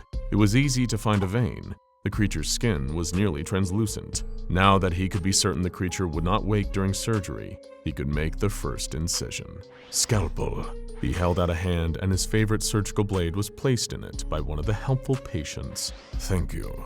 He slid the scalpel along the hairline of the creature, or where the hairline would be if it weren't completely bald. Once the scalp was removed, he set it aside for later, when it could be reattached. Bone saw, please. He held out his hand again, and again his assistant gave him the proper tool. This, however, was when things got strange. The doctor had always been a deft hand at cutting.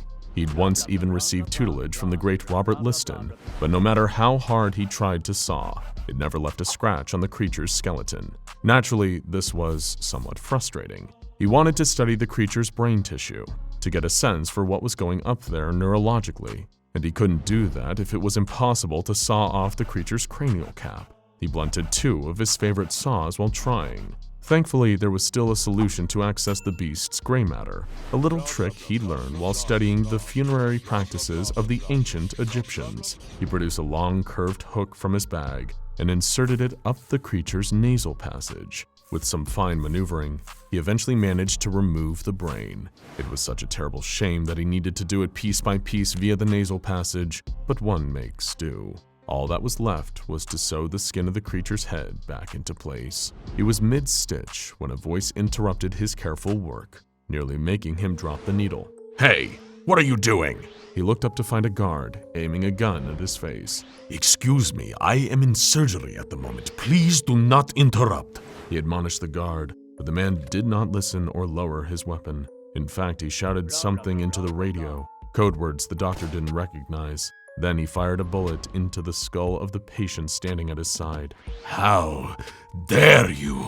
The doctor cried, readying himself to confront the guard, but it was too late. Dozens of other guards were swarming the room and neutralizing his assistants. Some in hazmat suits grabbed his arms and pulled him away from the creature on the operating table, no matter how hard he fought or how loudly he protested. Then something incredible happened, something wonderful. The creature opened its eyes and sat up. It looked directly at the guard closest to it, and the two saw one another's faces. The guard tensed, preparing for the worst, but nothing came. The creature simply stared, placid and quiet. No screaming, no tearing at flesh, no mouth opening wider and wider to swallow the man whole. I did it! The doctor shouted, overcome with elation. I've cured you! Now begins the rest of your happy life. He watched as the guards led the shockingly calm creature away, back to its containment cell. The doctor's door was repaired, and he was returned to his state of captivity, but he never forgot the patient he helped that day, and how marvelous it felt to do such a good deed. Meanwhile, SCP-096's brain regrew within the hour, and caused another massive containment breach, murdering a variety of researchers and guards. But the staff agreed not to tell SCP-049 about any of this. Better to just let him have this one. He really seemed like he needed a win. Agent Lane's eyes scanned over the document he'd been sent. The decryption program had finished unraveling the sensitive data that the SCP Foundation's cybersecurity kept hidden beneath layers of encryption. It had been a few hours since he'd received the leaked document, sent to him from a mole that had been active within the ranks of Foundation personnel for some time. And as for what was on this secret document, it was an intake list, the records and names of everyone recently brought into D-Class. Lane scoured the rows upon rows of inmates, violent criminals, the worst of the worst that the Foundation used as human lab rats. Then his eyes settled over one name, the exact one he'd been looking for. The true identity of a man codenamed the Hatchet, a mass murderer responsible for coordinating multiple acts of international terrorism. But to Agent Lane, this man wasn't a threat to be feared. He was a bait in a trap for something far worse. The Global Occult Coalition had long been the face of officially sanctioned legitimacy in the fight against the anomalous. While the SCP Foundation operated in a more clandestine fashion, the GOC was operated by and acted under the authority of the United Nations. They were mandated with policing the paranormal world, a role nobody in the GOC took lightly. Their ultimate goal was a world rid of all anomalies. While the Foundation opted for containment, the Coalition preferred extermination. But despite this fundamental difference in their operational structures, the two organizations maintained a fragile alliance, which is why Agent Lane needed bait in order for his plan to work. The objective was simple: kill SCP-096, also known as the Shy Guy, an anomalous entity with a long, disproportionate human body that could use impossible speeds to kill anyone that looked at its face, even through an image. That was what worried the GOC. It seemed all too easy for SCP-096 to be used as a weapon, especially for assassinations. It wouldn't take much for the Foundation to mail a photo of SCP-096 to anyone, say a politician who opposed them or the head of another group of interest. Then all they'd have to do is sit back and wait as SCP-096 dispatched its unwitting target, along with any witnesses that happened to see it appear. So the Coalition had decided it was time to take the Shy Guy off the board before anyone got any unsavory ideas. But there was still one issue with that. Given the GOC and SCP Foundation's rocky relationship, Agent Lane had been instructed to leave no trace of the Coalition's involvement. He needed someone else to be responsible for the actual elimination of SCP-096, so that the GOC could deny any and all involvement. That's when he'd gotten the idea. Who better to call on for a covert, strictly off-the-books mission? Only one of the world's most elite Special Forces units, with no affiliation to the GOC whatsoever, Delta Force. Engineering a scenario where Lane could get the Deltas to take out SCP-096 was going to be tricky. He couldn't give them a direct order to kill the creature. That could too easily lead back to the GOC. So the mastermind behind this mission needed to think outside of the box. How could he get the attention of Delta Force? Well, by offering up one of the world's most wanted terrorists. After all, Delta Force was renowned for undertaking missions that involved counterterrorism, as well as the securing and sometimes elimination of high-value targets. And that was where the hatchet came into plan.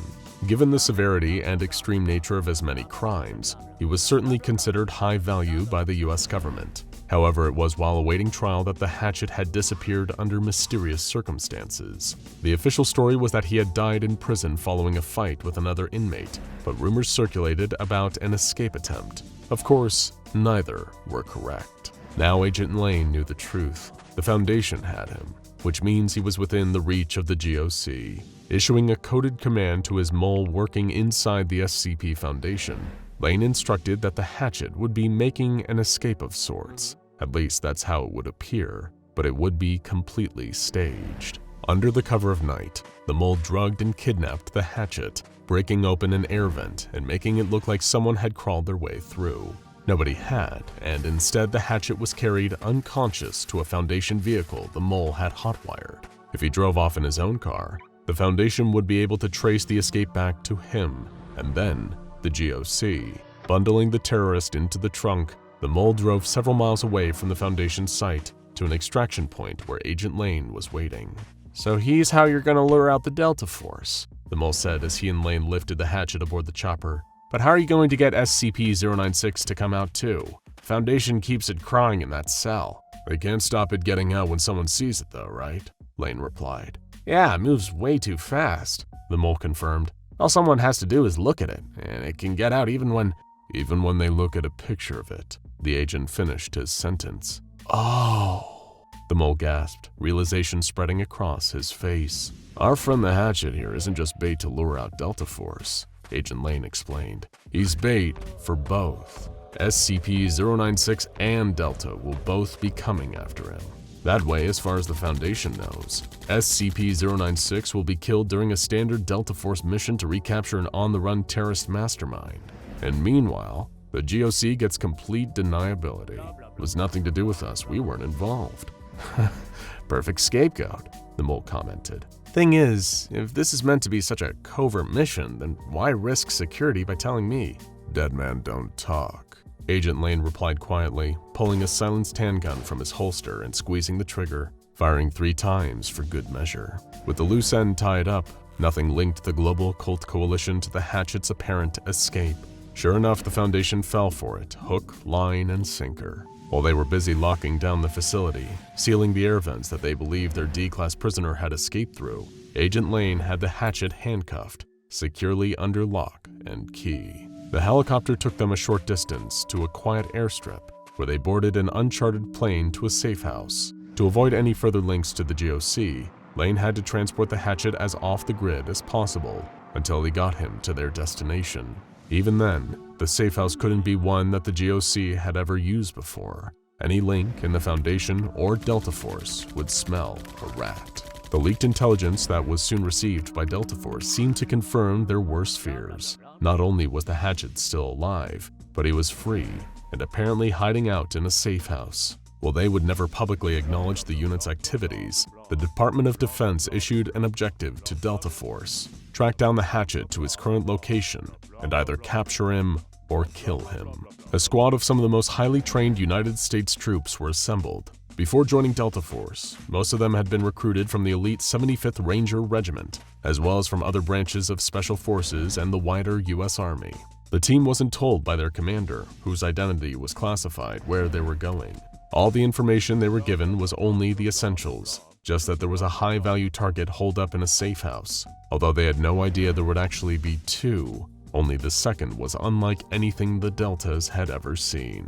Agent Lane was watching over hidden infrared cameras. They were sent to cut out the minute the lights came on. No point in going through all this trouble, only to see 096 on his feed and be killed too. Silently, using all the skills and stealth that they had been trained in, the squad of Delta Force operators slipped into the safe house. Their movements were perfectly synchronized, practiced hours and hours at a time.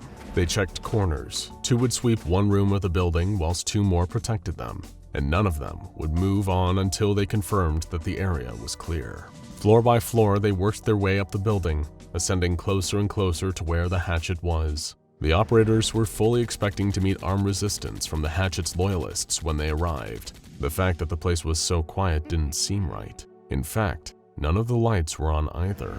The Delta Force unit needed to wear night vision just to navigate their way around. Despite it seeming suspicious, none of them could have guessed it was intentional. Agent Lane had set everything up to work perfectly. Arriving at one room, the Special Forces troops could hear the sound of someone behind the door. Their voice was muffled, like something was obscuring their mouth and preventing them from speaking. This was it. The team lined up against the nearest wall and placed an explosive charge on the door. With a mighty explosion, the entrance burst wide open, and the team filed in, weapons trained on the room's sole occupant. They could see through the hazy green of their goggles a figure sat in a chair. No, restrained to a chair, with something in front of him.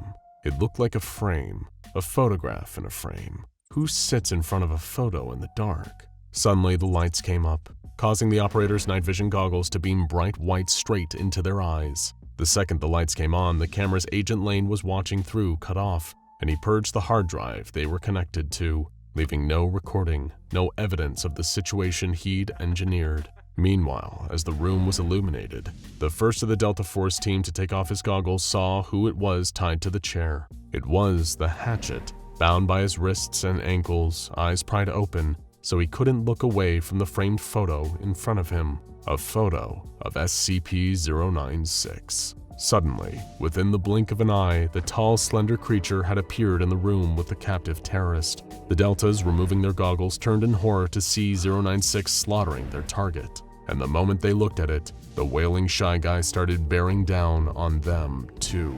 Contact! Their captain yelled. Open fire! Hostile contact! They started shooting, their bullets having little effect on the looming, wiry monster as it came at each of the squad one by one. The muzzle flashes illuminated the oncoming anomaly. Those brief glimpses of it flickering of gunfire made it look all the more horrifying. Screams filled the room, echoing through the building as SCP-096 decimated the team that had unknowingly been sent in to kill it. One of the Deltas was still struggling with his night vision, unable to detach them from his face thanks to a clasp that had gotten stuck. All he could hear were his squad mates around him being killed, but with no way of seeing what was happening. Private! Private! The captain gurgled. He sounded hurt, but the operator couldn't see how badly or what had attacked him. Shoot the thing! Shoot it now! I can't see, sir! He yelled back, goggles still strapped to his face, eyes shut to keep out the searing whiteness. 10 o'clock! The captain replied, directing his subordinate to aim his weapon slightly to the left. There was a sickening twisting sound, and the captain's voice cut out. The private fired, his shot winging the creature. It whimpered, then seemed to vanish as quickly as it had arrived. Pulling a combat knife from the sheath on his belt, the operator was able to cut the strap, keeping the goggles over his eyes. When his vision cleared, he looked around to see an empty room smeared in blood. Even the hatchet hadn't survived, killed in the chair he'd been held in. The operator took a closer look at the photo the terrorist had been made to look directly at. It was hideous, tall and thin, arms that looked too long and a huge mouth. And now, it was behind him. It would never stop killing anyone that looked at it.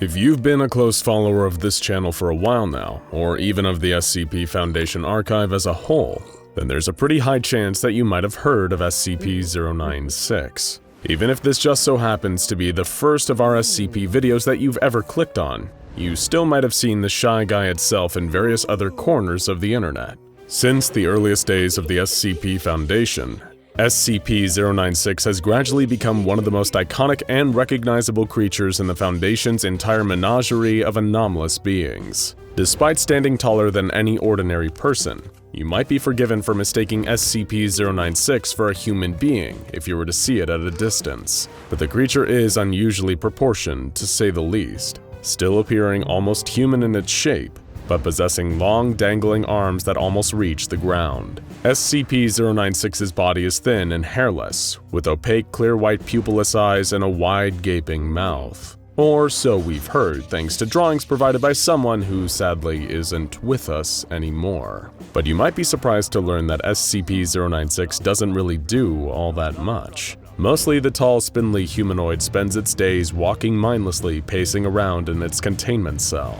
Sounds like most days in a college dorm during lockdown, right? That is, of course, until someone dares to look at SCP-096's face. It doesn't have to be directly either. It can be something as simple as glancing at a photo or watching a video of the creature. But the moment it is seen, the exact second it is perceived, the wiry monster will know. Having its face viewed in any way will cause the Shy Guy to really live up to its nickname. The creature suffers some sort of psychological meltdown, covering its face with its huge claw-like hands and weeping.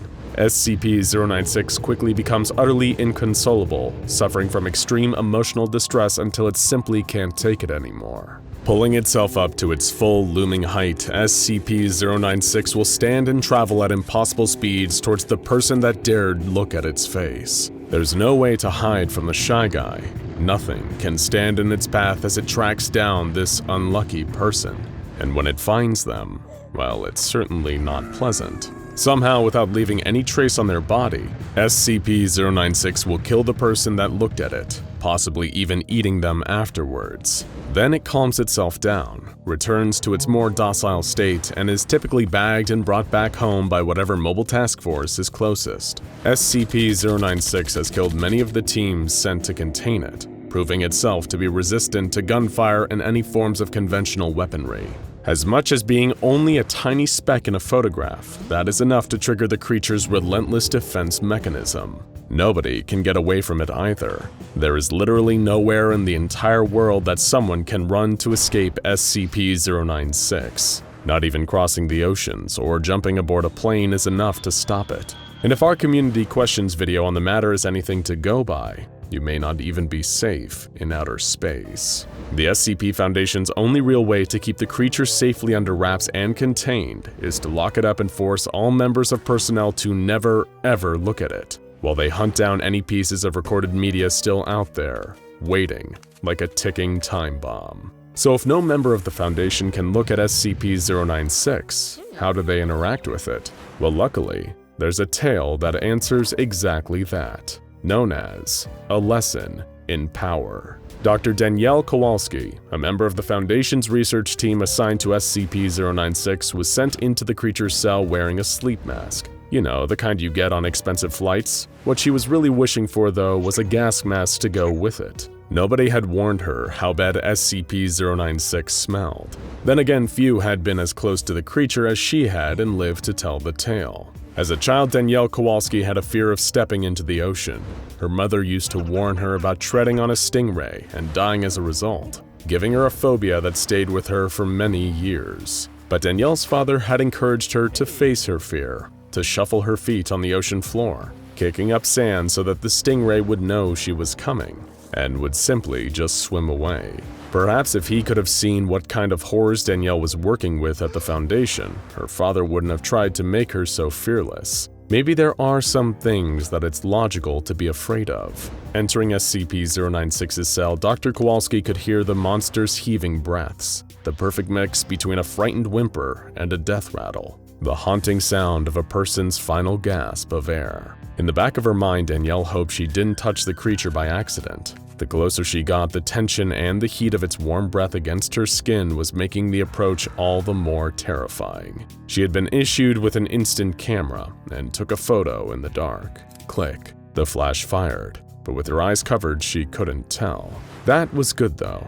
That was the point. If Danielle could see the flash going off, she could see what else was in the room, and that would put her in even more danger. She was locked in with a kind of stingray that wouldn't swim away, even if it knew she was there. Slowly, Dr. Kowalski began blindly photographing the cell around her, stuffing each freshly printed photo into her pocket as the camera spat them out. Over the span of 45 minutes, she took a series of pictures of the entire cell until the film in the instant camera had run out. Danielle knew that she would probably only need one picture, but better to have more just in case. Luckily, none of her Foundation colleagues were around to tell her how insane what she was doing actually was. They were all preoccupied, preparing the site for its first official visit from the FBI. This all took place after what was known as the Broken Masquerade had taken place. Essentially, knowledge of the SCP Foundation and its research into the endless stream of anomalies it had contained was all made public. People knew the truth now, and the Foundation found itself in the one place it never wanted to be: the public eye. The organization and its activities were under the scrutiny of every journalist on the planet, and once more information about the SCPs and the anomalous world of the Foundation became known, the world would surely change forever. Danielle Kowalski knew all of this and told herself that everyone would need something for protection now. She only hoped her photographs would be enough. 15 months later, Dr. Kowalski was interrogated in her apartment by one Agent O'Brien. He and a group of fellow agents had barged into Danielle's home, demanding to know the location where a number of SCP-610 specimens were being held. SCP-610 being, of course, the infamous infection known as the flesh that hates, a disease capable of turning human beings into horrible, deformed monstrosities of flesh. Agent O'Brien, and presumably whoever he was working for, was intent on turning these creatures into weapons, and the man had little patience for a former Foundation researcher who wasn't giving up the answers that he wanted. Danielle tried to argue with the agent, citing the Berlin Accords against weaponized anomalies, a motion proposed to the United States Senate that would forbid the use of anomalous objects, entities, and creatures as weapons for any country. O'Brien wasn't interested. He claimed that if the Kremlin and Russia had no intention of ratifying such a law, then America wouldn't either. The agent had his men grab Danielle by her arm, while he grabbed her right middle finger and began to push a thin knife under her fingernail. The former member of the Foundation tried to stifle her scream, but couldn't stop herself as the pain struck. As Agent O'Brien tortured Danielle, he told her that the Russians had all the information they would need about SCP-610 in order to turn the flesh into some kind of weapon. As far as he was concerned, the United States government needed access to those SCP-610 specimens to know exactly what they would be up against in the likely event that Russia used the flesh that hates against them. And only a researcher for the SCP Foundation, the former senior researcher on the SCP-610 project, would know where to find those specimens. You don't think it's reasonable for the United States government to want to understand what could be used against us? O'Brien asked as Danielle's blood trickled out of her finger into his leather gloves.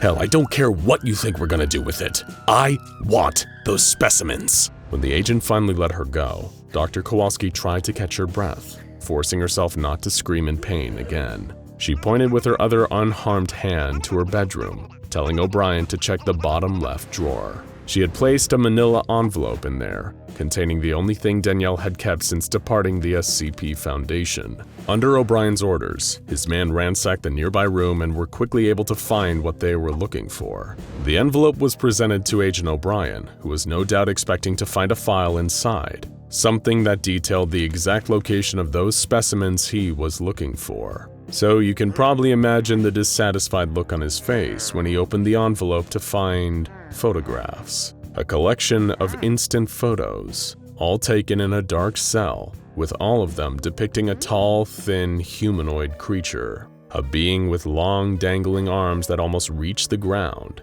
a thin, hairless body, opaque, pupilless eyes, and a wide, gaping mouth. Furious to once again be denied the information he was looking for, O'Brien disregarded the pictures and burned Dr. Kowalski's neck with his cigarette. In his anger, he said, I think your Foundation sure thought they were powerful hiding in the shadows, but I'd like to explain to you why you're wrong.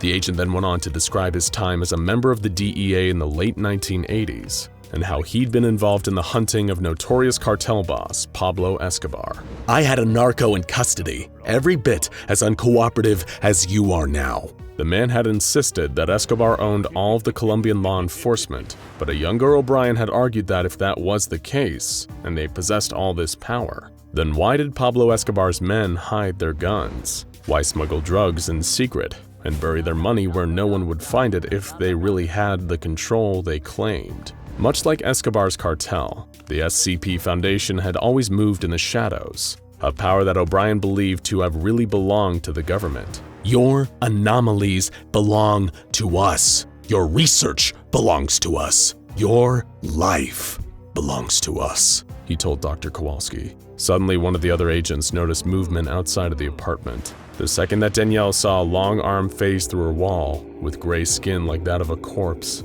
she snapped her eyes shut. O'Brien and his men drew all their guns and opened fire on the monster that had walked through the wall as if it wasn't even there. All the while, Danielle Kowalski kept her eyes shut. The sounds of screaming and snapping bones and a sickening slurping noise filled the air, but she made sure not to look.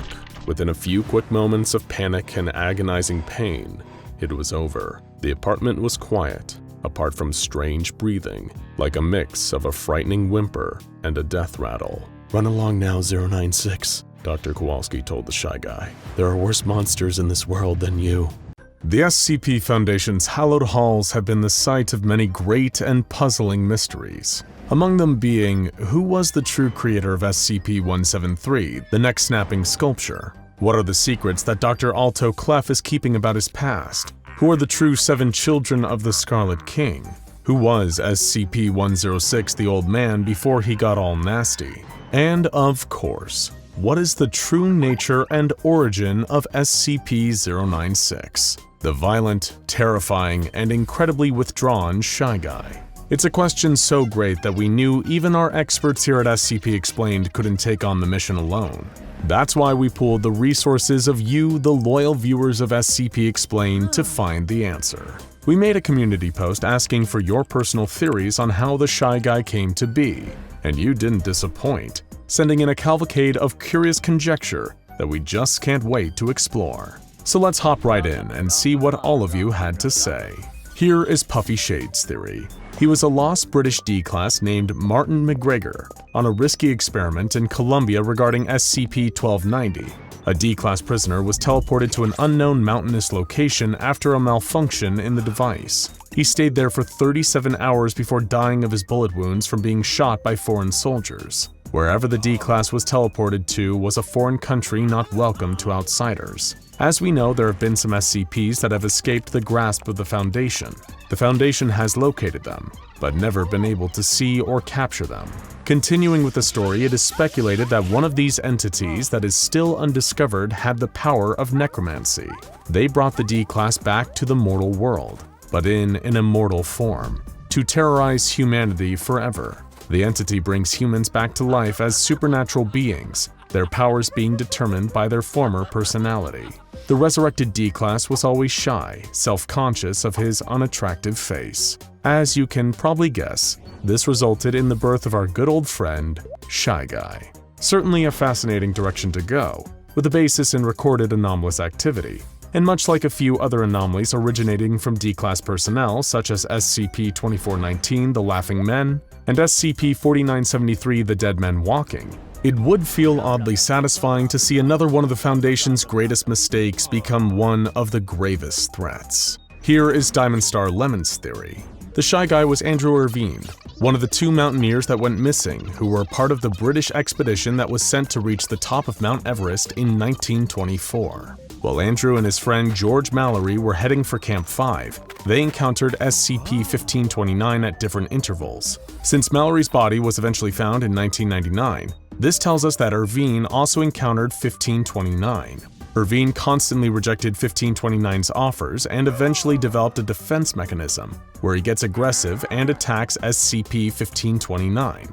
In return, 1529 prolonged his life by years to make him suffer every single minute. His skin turned white due to constant exposure to the sun, and he took all of his clothes off due to hypothermia. This is confirmed because Mallory's body was just as white as Irvine, and a letter he sent to his family says that Andrew became very shy and barely speaks, and he eventually disappears. Mallory then encounters 1529 and punches him in the face, and then Mallory falls unconscious, leading to his death. Meanwhile, Irvine loses his sanity and has his body disfigured, and his hands developed claws for better climbing.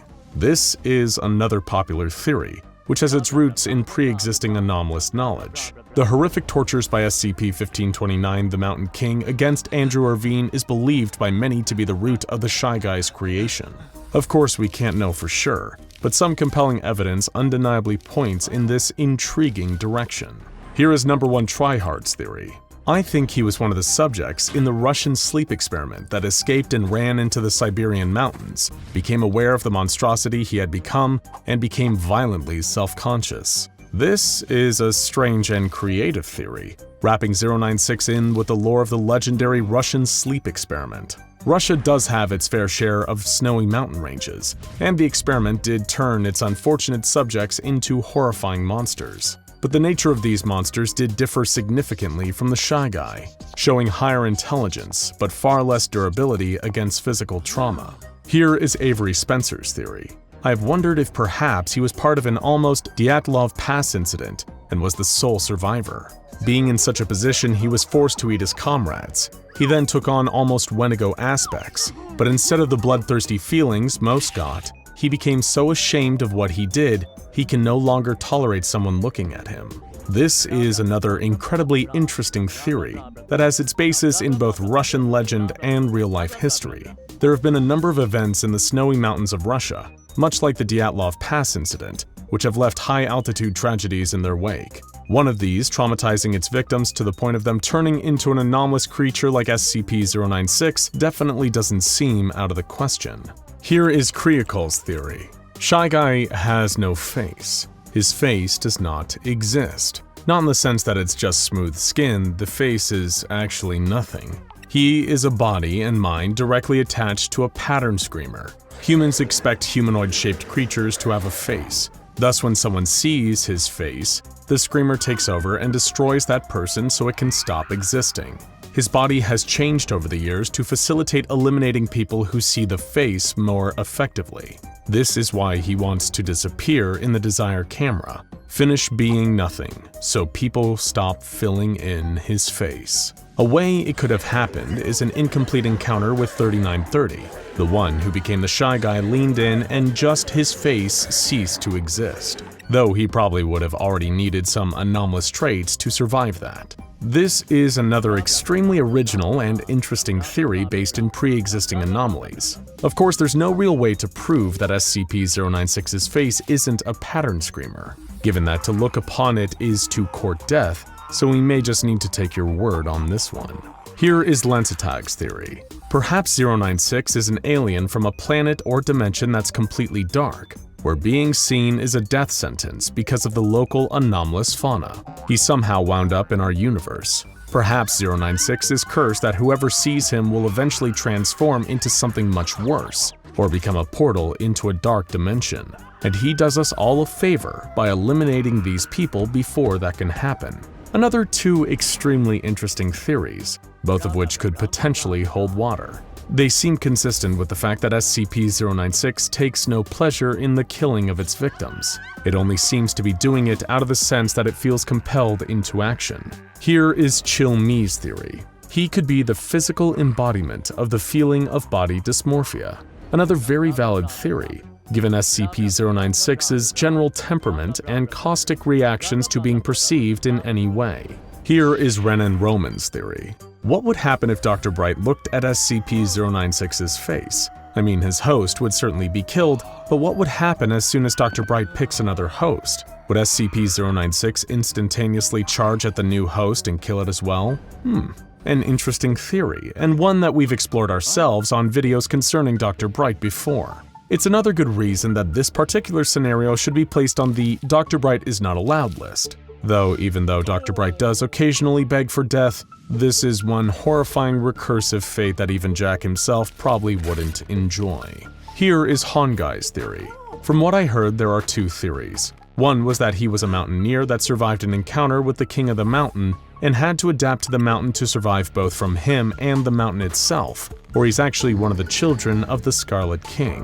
While we've covered the Mountain King theory, this Scarlet King theory is all new. Could SCP-096 be a child of the terrifying Scarlet King? He's certainly destructive, but perhaps he lacks the true knowing malice, the sadism, that make the big red armored lunatic proud. He certainly doesn't have an abject hatred of a 682. Here is Claude Cat's theory. I wouldn't be surprised if he was a species and came to be that way as it is perfectly hidden. They blend in with the snow, and if anyone saw its face to know it was there, they couldn't document it for obvious reasons. This is an interesting and terrifying concept. A whole species of Shy Guys. This is another good reason to ardently fight against climate change. If all the snow melts, there will be nowhere for them to hide anymore. Here is Dan Wolf's theory. The idea of if a tree falls and no one is around to hear it is his origin. He is the physical manifestation of all the energy of all the things unseen. The sound of a falling tree, the transparent skin of fish in the abyssal zone, development on Half-Life 3. All these things exist, but they do so unseen. Shy is physical manifestation of that metaphysical energy. He didn't exist until he was seen, thus he came to be. Existing is painful to him, so he kills anyone who sees his face, the thing we as humans use to identify one another, in a hope to be unrecognized and unknown to eventually no longer exist. This is a fascinating theory. Our one question is how he could ever be seen if, by definition, he is an avatar of the unseen. What would cause these lapses in non-existence? It raises an interesting metaphysical quandary in and of itself. Here is Jonathan Collier's theory. The Shy Guy is a creation of the Plague Doctor, who engineered him in the French Alps. He began as a human, but the Doctor's process mutated him into his current form. He designed him to destroy the Pestilence, but he was infected by it somewhere in the process. This means that whenever someone sees his face, they catch the Pestilence. His programming can allow this, so he is forced to destroy whoever sees him. The Doctor's programming was incomplete when he was corrupted, so he only hunts those that he has infected with the Pestilence, not all that the Plague Doctor deems infected. His indestructible form is a combination of the Plague Doctor's tinkering and treatments, as well as the Doctor potentially incorporating DNA from other anomalous creatures, such as 682, which did visit France in Lord Blackwood's tales. The Doctor likely kept the DNA in reserve for his ultimate device to destroy the Pestilence. However, it failed and led him to releasing the Shy Guy to roam the mountains, traveling eventually from the Alps to the Himalayas where he was discovered. The creature cries as it kills its victims because of its human beginnings, and its apparent anxiety is likely the lingering emotion it felt before it was transformed, leading to it being repeated for the rest of its existence. We love the Plague Doctor here at SCP Explained, so we're always happy to consider fun potential crossovers featuring him with some of our other favorite anomalies. The one thing working against this theory is that 096 is an uncharacteristically effective creation for the Plague Doctor's standards, most of which are janky, disfigured zombies. Sorry, 049. Here is Devin Linder's theory. I always felt like 096 was possessed by an evil spirit that lives in the frost, essentially the original native story of a Wendigo. It just all makes sense. Deformities and strength, lives in the cold, hunts and kills people. I don't know if there's anything about looking at a Wendigo in the original stories though. The Algonquin myth of the Wendigo certainly does have some similarities to SCP-096. However, it has a little more in common with another anomaly, SCP-323, the Wendigo Skull, which forces its wearers into spontaneous acts of violence and cannibalism. Though if ever 096 found itself wearing the Wendigo Skull, we'd all be in terrible trouble. Here is Epic Kitty 101's theory. Not really a theory, it's just what I want it to be. I believe that 096's actions are derived from trauma. It could very well be a species and might be a different version like albino, so whenever someone looks at its face, it feels as though that person was so inconvenienced by its looks, it wants to kill them because he thinks they hate him now. He believes he isn't good enough for anyone's standards. We can all relate to that feeling now and then. And the hysteric crying and wailing of SCP-096 undeniably suggests a level of psychological trauma. One thing we know for sure, it definitely inflicts trauma on the rest of us. Here is Lemon Demon Dangeropa's theory. Hear me out. When day breaks was actually a primitive event, and the Shy Guy was the result. Without any people to go around for the next several millennia, the Shy Guy grew fond of the lack of company, ultimately turning him into the person or monster he is today. This is a fascinating one. However, there is some pre-existing evidence, such as the tale Unexpected Light, which we've covered in a video on this channel, that suggests SCP-096 survived into the reign of SCP-001 when day breaks, though sadly according to that tale, he didn't survive beyond it. Here is Andrew Colin's theory. I have a theory he was born with some deformities and super strength and was mocked for it. As he grew older, the deformities grew more noticeable. So maybe the years of trauma and abuse or whatnot could have caused him to self-isolate and attack violently against anyone who sees him. This definitely reflects the internality that many people believe SCP-096 has, a frightened, insecure creature, spiting its own creation and anyone unfortunate enough to look upon it, though we'll never really know how exactly it got there. Here is Stripey Socks 101's theory. He could have been one of the SCP-1000 instances, but born hairless and unable to think, so was abandoned by its parents. Another good cross-anomaly connection. However, 096 is significantly more durable than any member of SCP-1000, as well as having far more freakish proportions, so it's unlikely to have any real relation to this advanced species of apes. Here is Blue Iblis's theory. Well, based on his height, his reaction to his face being seen, and how quick he is, SCP-096 is literally just an IRL Enderman. They're both tall, they're both able to move quickly, and become instantly pissed if you look at their face or eyes. This probably means 096 is maybe from another dimension, but it's just a theory. We might dismiss a potential Minecraft influence out of hand, were it not for the existence of SCP-4335, also known as a Welt in the Crucible, an evil Minecraft monster. However, this monster was actually the one responsible for the Endermen in Minecraft due to a Foundation-inspired patch, sadly invalidating this theory.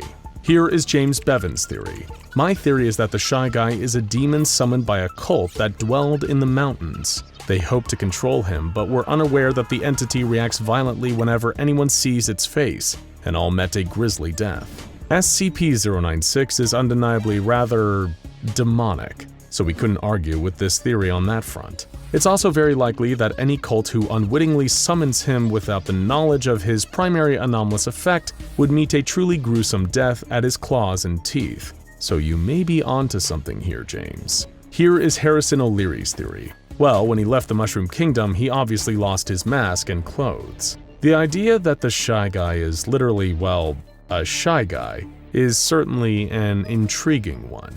Though how 096's long, gangly body could fit in those tiny, compact outfits is an open question. If only researcher Mario and researcher Luigi would take some time off of their extremely busy schedules to help us out with that one.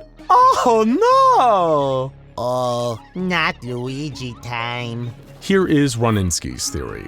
He was a very handsome man who was experimented on, and now goes into violent fits of rage when people look at his now disfigured face.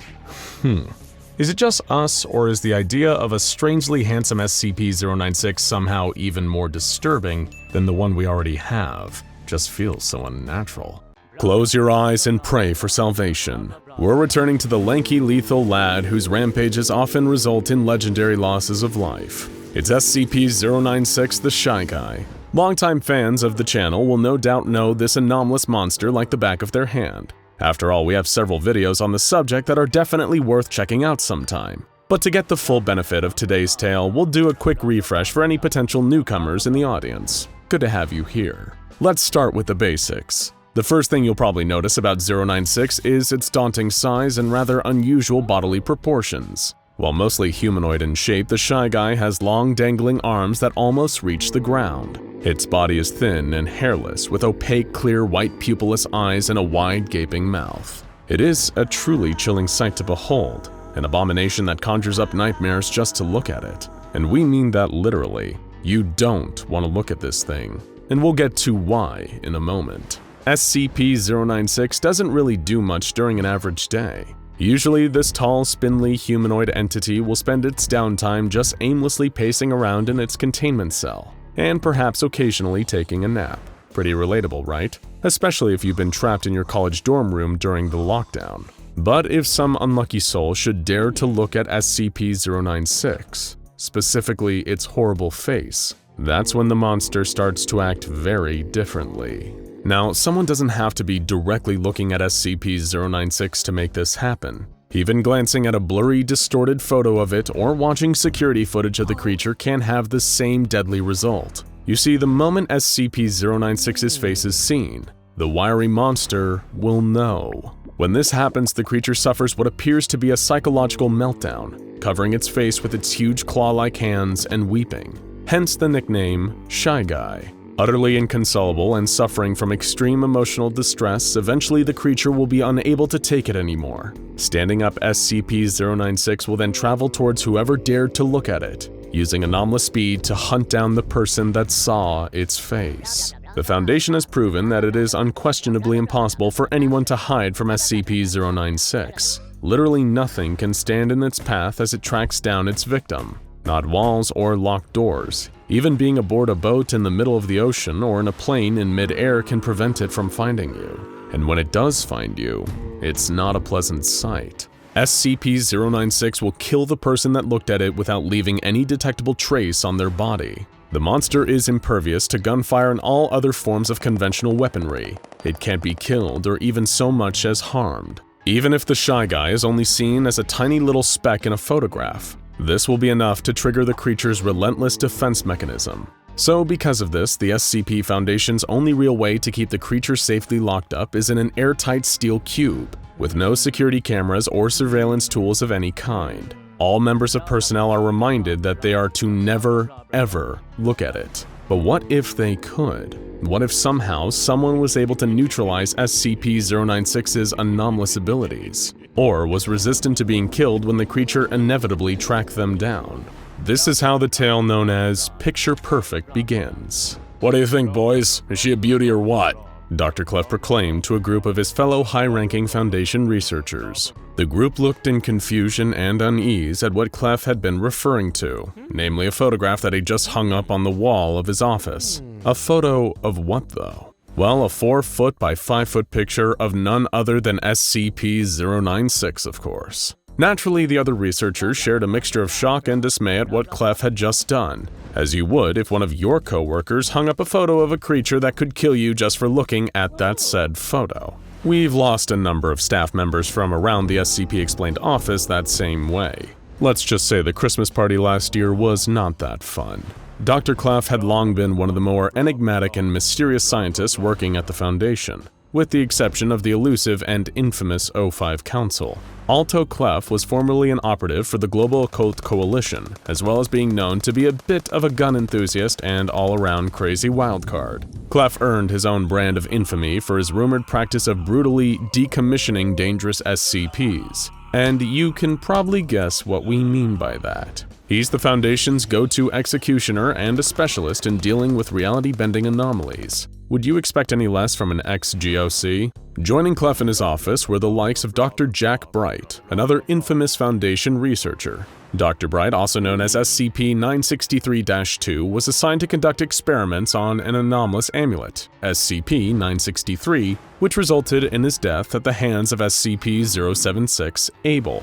However, anomalous properties of the amulet gave Bright the ability to inhabit new bodies after his death. Specifically, anyone who also touches the amulet, which kills the host and allows Bright to take control of their body. While technically immortal, Dr. Bright isn't exactly stoked about that fact, often seeking out death and wanting to know exactly what it feels like. Also present at the unveiling of Dr. Clef's photo of SCP-096 was his friendly rival, Dr. Kondraki. While usually gruff and antisocial, Kondraki is an expert in perception-based anomalies, normally called upon by the Foundation to photograph SCPs that would otherwise be invisible or imperceivable. Dr. Cimmerian, a member of the Foundation's Ethics Committee, was also in the room as Dr. Clef proudly showed off his office's latest decoration. Perhaps the most outwardly strange researcher in attendance was Kane Pathos Crow, a scientist from the Foundation's research department who had been transformed into a Labrador Retriever after an experiment that, needless to say, went a bit awry.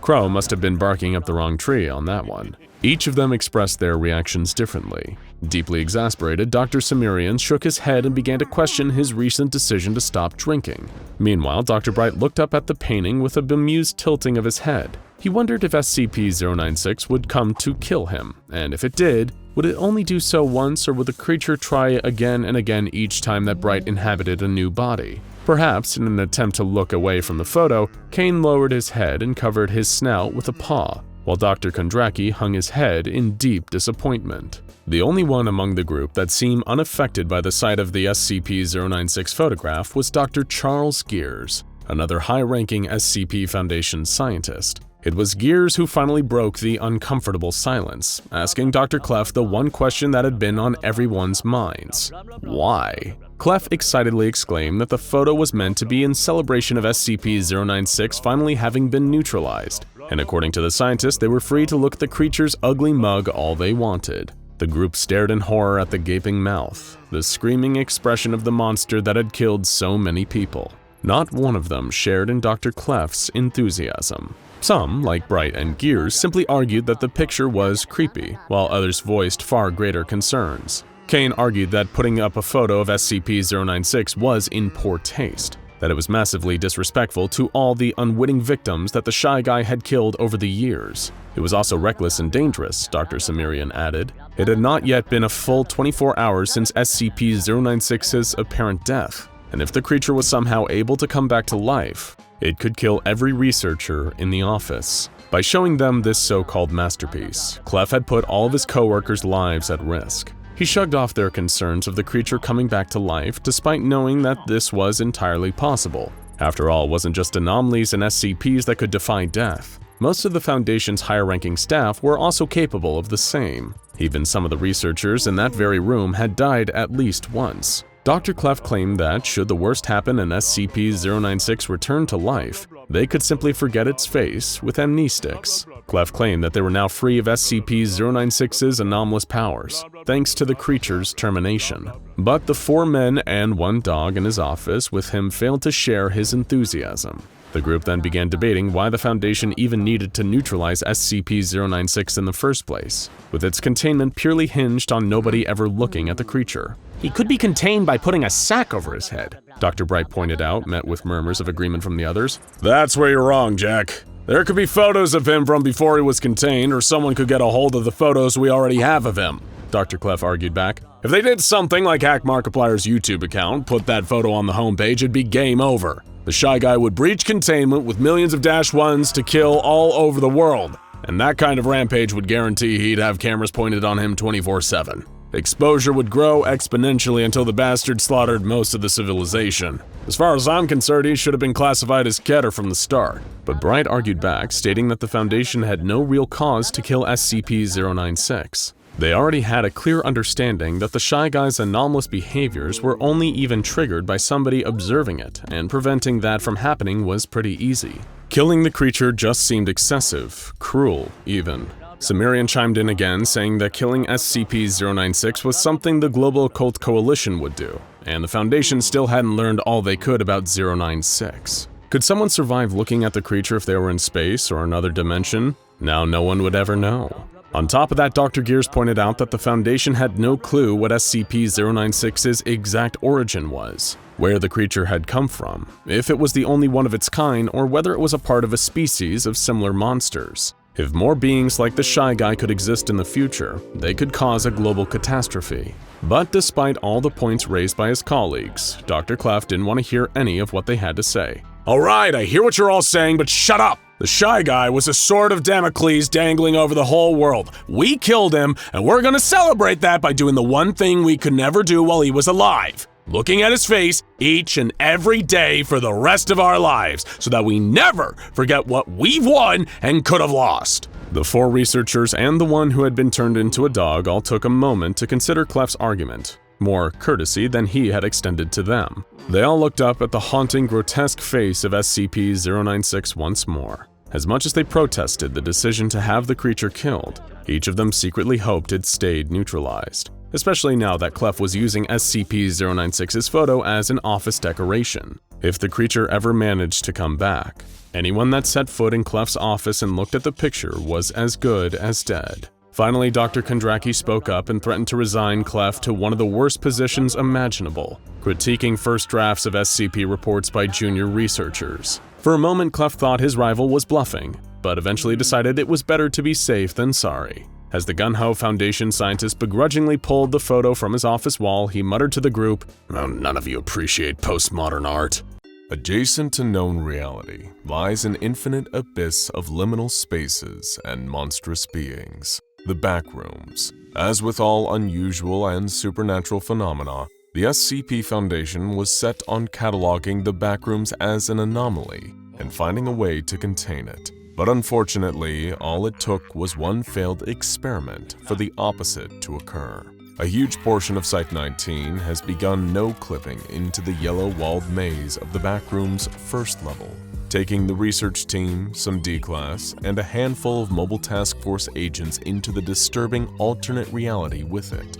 But this isn't the most terrifying part. Just before the experiment went wrong, SCP-096, aka the Shy Guy, was transported to the testing area of Site-19 to be used as a means of clearing Backrooms entities from the path of the research team.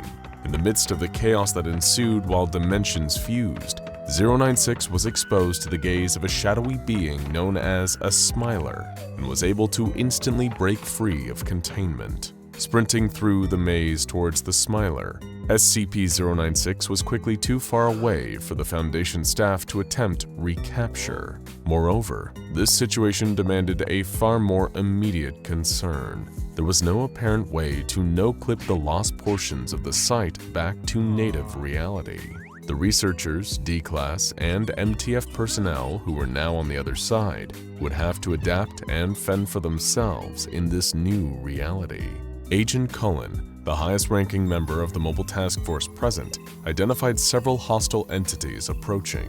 These bundles of arms were known as clumps, and since they did not possess eyes, they had evaded 096's wrathful response to entities that saw its face. On Cullen's orders, the researchers and D-Class took cover behind the agents, who opened fire on the clumps. Meanwhile, SCP-096 caught up to the Smiler that had glimpsed its face. In most cases, Smilers are highly dangerous entities that prey on humans who are trapped in the Backrooms by pulling them into the shadows. Because this was its nature, the Smiler was not prepared for 096 to not only approach at top speed, but to deliver a slamming arm thrust straight into the creature's face. The Smiler instantly knew that one more blow like that would be the destruction of its strange, monstrous existence. But it was too late to get away, and 096 certainly didn't stop at one. After beating the Smiler to a pulp, SCP-096 briefly returned to a more neutral state of being. It was not at all fazed by the new surroundings. In fact, it was temporarily relieved by the solitude of the Backrooms maze. That was when SCP-096 felt the gaze of something unknowably powerful staring at it from deeper within the Backrooms dimensions. SCP-096 was no stranger to being remotely viewed and becoming enraged by it, but this was different. These eyes were everywhere and nowhere all at once. SCP-096 felt like it was being torn apart by its own violent impulse to destroy whatever entity was currently seeing its face. With no clear target present, SCP-096 dropped to all fours, and in an instant, it ran like a mad beast through every conceivable corridor of the infinite yellow maze in less than a single second. During this blindingly fast rampage, 096 found itself back near the Foundation personnel for a fraction of a moment. None of the humans present could perceive the Shy Guy at the hypersonic speed it was going, but the result of it passing by was evident in the abrupt death of several MTF agents who were still focused on fending off the clumps. It was collateral damage to 096, who didn't intend for its speeding body to collide with the agents, but in any case, the clumps were at that much more of an advantage when it came to brutally attacking the members of the research team. The clumps' numbers were increasing as well, as more of the fleshy aberrations rolled forth from the woodwork. One of the D-Class, D-3461, panicked, breaking away from the defensive line and bludgeoning an MTF agent from behind. The others were still reeling from the sudden slaughter created by SCP-096 and were not quick enough to stop D-3461 from turning tail and running off into the maze with a stolen Mobile Task Force issue firearm. The clumps seemed to ignore this and focused on the larger group of humans present, closing in, well, a clump of clumps. Senior researcher Dr. Hart, an expert in reading the body language of anomalous creatures, noticed this idiosyncratic movement immediately. She immediately notified the rest of the research team that the clumps seemed to prioritize going after humans in groups. As much as it was a cliché in horror and adventure media, it seemed like the best course of action was to split into groups of 2 or 3 and run in all directions. Without momentum, the clumps weren't especially fast, and given the sharp turns and numerous crisscrossing pathways of the Backrooms' first level, the humans could, with a head start, keep themselves at a safe distance if they used their brains and less cumbersome limbs to maximum efficiency. Dr. Hart chose her most trusted scientific understudy, Dr. Whitaker, as her retreat buddy, and the two began to hurry down the many hallways away from the clumps. If there was a way to survive these entities, even on their home terrain, it would be through the superior intellect of the researchers. That is what Dr. Hart believed in her doctor's heart. She and the others who followed her plan were lucky that 096 had stopped zooming through the maze of the Backrooms' first level.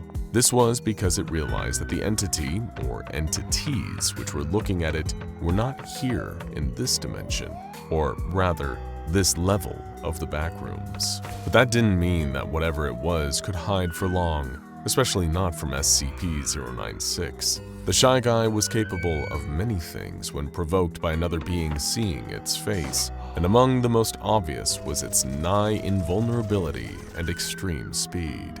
Both of these factors would come into play as SCP-096 attempted a bizarre and fascinating feat. The Shy Guy's entire body shivered, vibrating in place at an even faster velocity than it had used to cross the infinite maze in an instant moments prior.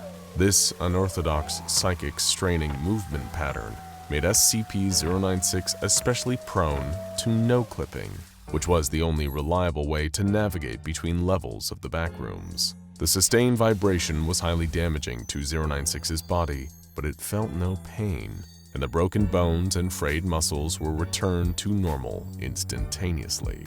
Furiously, and with no further preparation, SCP-096 no-clipped through the floor of the maze and began to descend through the known levels of the Backrooms towards the offending entity that was still looking at its face. Down 1 level, then 2, then 3.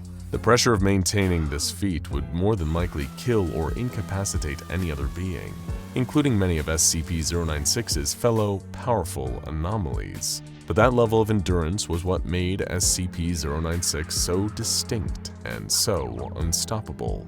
4 levels down, 5 levels down, As SCP-096 continued to descend, the scattered personnel from the Foundation were making their own discoveries about no-clipping through the backrooms. D-3461 had found himself in a strange new level of the backrooms filled with sewer pipes and swooping death moths. The rifle he had taken with him would prove to be ample protection for now, but he knew his ammunition wouldn't be there forever. Still, taking his chances sneaking around down here felt better than trying to go back towards anyone who knew him from the Foundation. Like most D-Class, D-3461, formerly known as Gene Beatty, was a hardened criminal through and through, and he had done unforgivable things prior to his time contained by the SCP Foundation. He didn't want to go back, not to the Foundation, not to prison, and not even to the real world. Forget them all, he thought. He would survive in this hellish abyss known as the Backrooms with only his malice and sense of self-preservation to guide him.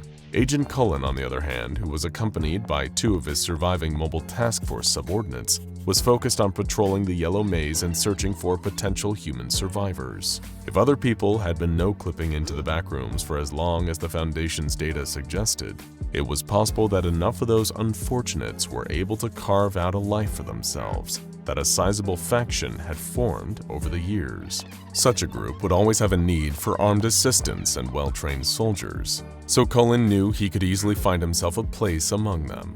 From there, he would do everything in his power to muster resources, track down the scattered Foundation personnel, and ultimately return home.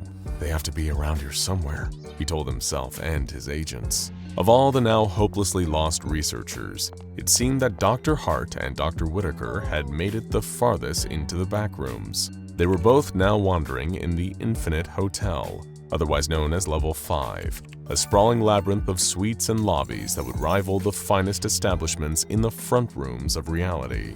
That is, if it were not also full of the same kind of hostile entities that were so common through the backrooms. Dr. Whitaker attempted to stay in high spirits, however making a sophomoric joke about needing a vacation from his vacation. Dr. Hart groaned, but on some level she was grateful to have her younger and more eccentric colleague close by. Though he lacked common sense, he was a prodigy at science, and more than that, he was loyal. The 2 of them would need teamwork and perseverance to keep going in this place, and through her mentorship of the young man, the groundwork was already there. He and I will manage somehow, Dr. Hart affirmed in her mind. Elsewhere, several levels down, SCP-096 had arrived at the source of the strange gaze that had been fixed upon it. In Level 11 of the Backrooms, the city, which fittingly enough resembled a modern human city of vast proportions, SCP-096 was found locked onto the entity known as Argos, Entity 74, an ancient eyeless humanoid whose vision was pervasive and near omniscient throughout the Backrooms. The cruel and judgmental being could observe the sins of any sentient creature that entered the Backrooms and would carry out a brutal punishment accordingly. This was its routine behavior, and it didn't single out SCP-096 any more than it did D-3461, whose sins were much more severe in the eyes of Argos due to the ill intent behind them. That is not to say that Argos saw the Shy Guy as innocent. Even out of perceived defense, the amount of lives that SCP-096 had taken was, on principle, enough to call even the most well-meaning being a sinner. A fight between Argos and the Shy Guy was inevitable. Argos was accompanied by several scores of spear-wielding warriors in tactical gear, human explorers who had joined his cause. They would prove to be little more than speed bumps, as SCP-096 made skid marks out of them on its way to pummel the ever-loving snot out of Argos. But Argos was not going to allow the sacrifices of his eyes to be in vain. The entity used the reach of his spear to strike 096 at a distance, impaling the creature in mid-run to the ground. This held the Shy Guy for all but a moment before it moved its body up the spear and slammed into Argos, throwing the 2 of them through a nearby building. Argos fought desperately to remove his spear from his opponent's body, as all the while 096 pounded him with punches that could each reduce an automobile to scrap metal. The 2 interlocked monsters tumbled through wall after wall of the skyscraper, taking the lives of several unlucky human citizens in the process. When Argos pried his spear free from 096, He immediately jumped back several paces, but once again, he had underestimated the Shy Guy, who was at his throat in seconds. Passersby on the street watched in horror as 096 hurled Argos by the throat into the skyscraper, directly across from the one they had been fighting in. Argos crashed through the glass of one of the windows and into an office floor. One titanic leap from the Shy Guy later, and 096 had joined Argos on this new fighting stage. Argos twirled his spear in a frenzied display of combat prowess. If this thing insisted on advancing towards him with no regard for its well-being, it would have to go through his spear multiple times over. But 096 was not the kind to let fear stop it from advancing. It charged, taking every attack Argos could dish out before pummeling him downward through several floors of the building until they reached the ground level. SCP-096 could have taken far more punishment, but Argos had reached his limit. The entity spear fell from his hand as 096 continued to hit harder and harder, over and over again, until Argos was close to death, as an immortal Backrooms entity could be. At the very least, he had been injured so severely that his all-seeing gaze had become weakened. For the Shy Guy, this meant that Argos was technically no longer looking at it. It became docile once more and wandered out of the building into the streets. To its relief and to the relief of the nearby entities, the facelings of the city had no eyes and no interest in looking at 096, preferring to continue their mindless pantomime of normative life. Aren't we all, in a cosmic sense? Regardless, SCP-096 walked through the streets of the city with one goal: return home. But home was far, far away from where the Shy Guy was, and the no-clipping maneuver that it performed earlier was not something that the anomaly could muster the recklessness to do at all times. Only when its face was glimpsed did SCP-096 possess its murderous determination. At the moment, SCP-096 was like a morning jogger, traveling through level 11 at a brisk pace and searching for a way out. This naturally led the anomaly towards the suburban neighborhoods, which were themselves an entrance to the Backrooms Level 9, Suburbia. It was here on the dark streets of the limitless suburbs that 096 encountered a new nightmare: the Neighborhood Watch. Comprised of a series of hostile entities resembling, in part, human eyeballs, these ocular adversaries were known to patrol suburbia and keep the peace by eliminating all intruders, of course. The floating watchers were capable of shooting disintegration beams, while the towering striders possessed sinewy limbs that could easily bash most entities into submission. But, unfortunately for everyone involved, they were giant eyeballs. One look from the Neighborhood Watch in the direction of SCP-096, and their fates were sealed. Being ogled by humongous eyeballs was simply more than the Shy Guy could take. With a primal screech, it ran towards the oversized peepers with a massacre on its mind. A few of the Watchers had time to fire disintegration blasts, which slowed the approach of SCP-096, but it was too little, too late. SCP-096 smashed into the Strider, knocking it to the ground and delivering a crushing blow to its pupil. Without missing a beat, SCP-096 leaped into the air and smashed one of the Watchers against a charming suburban home. The Shy Guy rampage would continue until there were no more eyes on it, in the Backrooms or anywhere. "Ready up, Squadron," came the command through the team's headsets. "Check your gear and prep for departure." Myers started methodically securing the various pouches of her assault vest, tightening the straps of her tactical garb and making sure she could quickly reach her spare ammo, just in case the mission went sideways. Beside her, the rest of the Deltas on the team were doing the exact same. Buckling into their seats or checking their weapons were locked and loaded. Sat on the opposite side of the aircraft, Cole had his helmet and mask off, loudly chewing gum with his mouth open, showing off the disgusting contents. When her eyes drifted over to him, he tried to give her a wink, resulting in Myers rolling her eyes. "You know, you should really close your mouth when you do that, Cole," she said, to which he sneered back at her. "Your face looks like a clogged garbage disposal."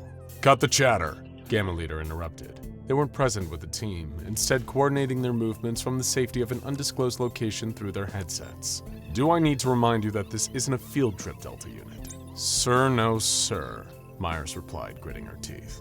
"Good.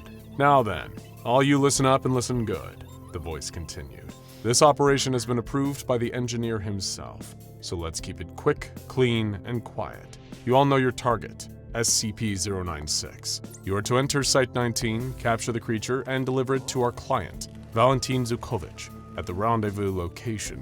The use of deadly force against Foundation personnel is, as always, authorized. The team already knew all of this. They'd been over it in their briefing before, but the insurgency demanded total efficiency and zero ambiguity about the Delta's objective. Now, each of you have been issued with a pair of live feed goggles, Gamma Leader explained as they described them. Myers and the other members of the team all produced their goggles. As you know, these aren't just relaying your visuals to us here. Your goggles have a camera lens at the front and will transmit that feed directly to your eyes. Given the nature of the SCP we're going after, the goggles have been programmed to detect faces and pixelate them, so you should circumvent any problems created by the creature's anomalous abilities. Myers slipped her goggles over her eyes and flipped the switch to activate them. Immediately, her vision was filled with a feat of Cole directly opposite of her. Only now, his entire face had been obscured, replaced with a digital jumble of pixels. It was exactly like the cop shows she used to watch as a kid, how they would blur out a suspect's face to hide their identity. Delta Myers smirked, glad that she could no longer see Cole's face. "Well, this is a definite improvement, Cole," she taunted. "Now I don't have to look at you chewing with your mouth open." "Another important reminder," Gamma Leader announced. "Mr. Zukovich is one of the Chaos Insurgency's wealthiest benefactors. He's not just offered us funding in exchange for undertaking this mission, but if you pull this off, he'll grant us access to his fellow oligarchs. That means more people to offer potential investment in the insurgency. So remember, Delta Unit, we have a lot riding on this." With that, the aircraft began to whir into life, lifting upwards off the ground. The insurgency had been developing this new high-speed stealth craft for a while, a modified troop carrier that was capable of both vertical takeoff and landing. The technicians had boasted it could reach supersonic flight speeds in seconds, effectively launching Chaos Insurgents at enemy locations where they could be deployed, complete their objective, and escape in the craft all within a matter of minutes. "Oh, and one more thing," Gamma Leader stated as the stealth craft climbed higher. "We have a contact within Site-19, Junior Researcher Bartram. He's agreed to let you in. Of course, the last thing we want is the Foundation squeezing any info out of him after you've departed. You know what to do. Safe travels, Delta Unit." A building mechanical sound of rapid acceleration filled the stealth craft, followed by a loud boom as the engines kicked into gear.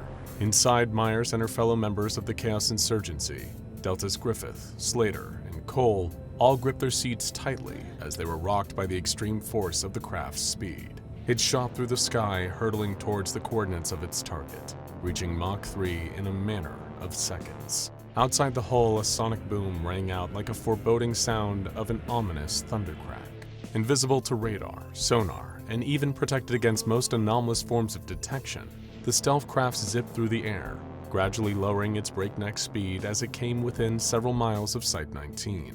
Continuing its approach, the aircraft slowed to a hovering stop above the Foundation facility. Unbuckling from their seats, each of the Deltas made their way to the ramp opening up at the rear of the craft and began to descend a cable, lower and lower toward the roof. Junior Researcher Bartram had been pacing nervously back and forth near the door that led from the roof to a stairwell down into Site-19. As he waited for the insurgency's arrival, he couldn't stop himself from trembling, only to turn and feel his heart jump in his chest at the sight of the Delta Unit approaching him. "You Bartram?" Griffith asked. Yeah? The researcher nodded awkwardly. "We need your key card," the Delta said. "Oh, yeah, sure thing." Bartram rummaged through his pockets, producing his Foundation-issued ID and handing it over. It wasn't until the card left his fingers that a thought struck him. The security system logs where personnel tapped in their card. "If you use mine to spring 096, they'll think it was me who did it." "That's the idea," Slater replied apathetically as Griffith raised his weapon and fired a single silent shot. After dragging Bartram's body away, the team used his card to unlock the roof door and make their way down the stairwell. Each one of them knew the way. They all had been to Site-19 plenty of times before back in the day. You see, of all things with an equal and opposite reaction in the universe, the Foundation was born out of their own organization. The Chaos Insurgency had begun its life as part of the SCP Foundation, an off-the-books Black Ops unit created by the mysterious, elusive O5 Council as a front to carry out some of the organization's more nefarious activities. but the original insurgency ultimately defected, breaking away from the Foundation and becoming a splinter group. Their sole purpose was to eliminate their rivals, the SCP Foundation, and they'd utilize any means, even their own anomalies, to achieve that goal. Like many others within the insurgency's ranks, Myers, Griffith, Slater, and Cole had been scouted while they were still part of the Foundation.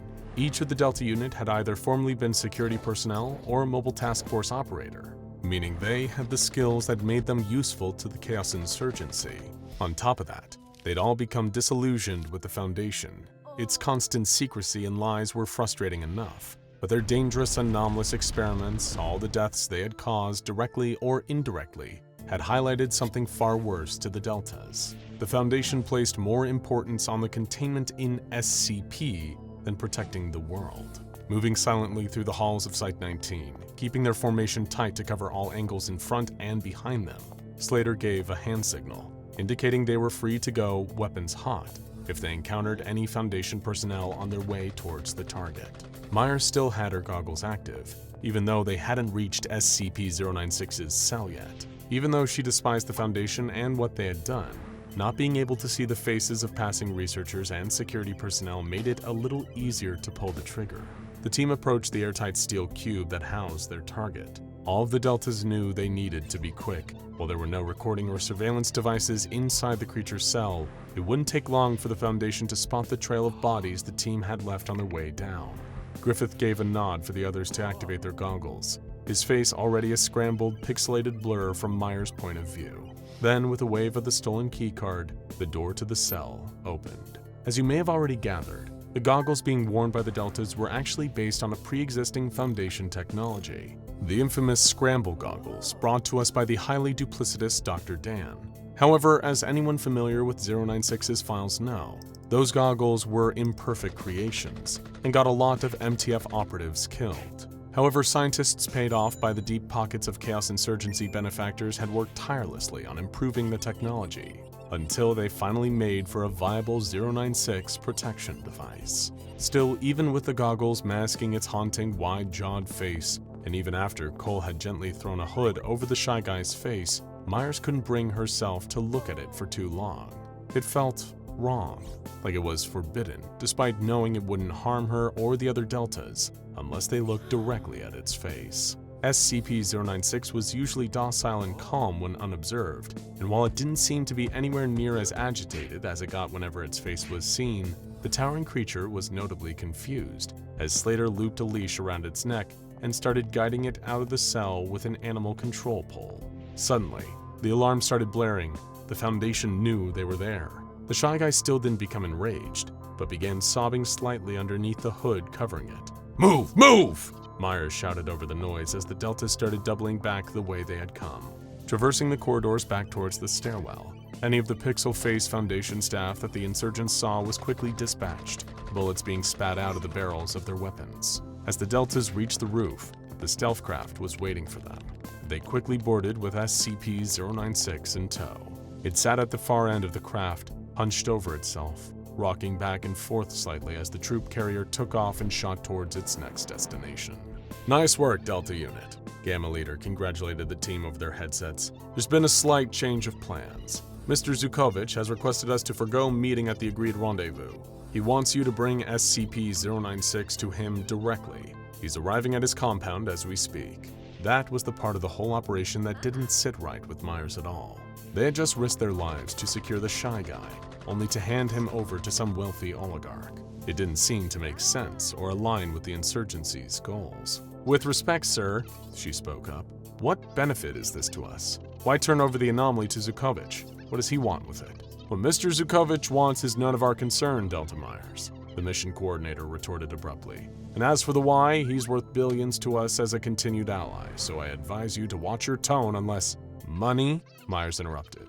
"Is that seriously the only reason we're doing this? The Chaos Insurgency aren't supposed to be mercenaries. We're meant to be harming the Foundation, using anomalies as tools to achieve that goal." There was a few long, awkward seconds of radio silence, the other Deltas staring uncertainly at Myers, too cowardly to speak up. "You're right," Gamma Leader replied, ending the uncomfortable pause. Their tone was an unnerving calm, like they were holding back from letting loose in rage. "Anomalies are useful tools for us achieving what we need. And right now, what the insurgency needs is to secure funding from Valentin Zukovich and his fellow wealthy compatriots. So, for the last time, deliver the package as instructed, or face the reprimand. Arriving outside the compound, walls with barbed wire at the top towering over their stealth craft, the team marched towards the front gate, guiding SCP-096 along by its neck.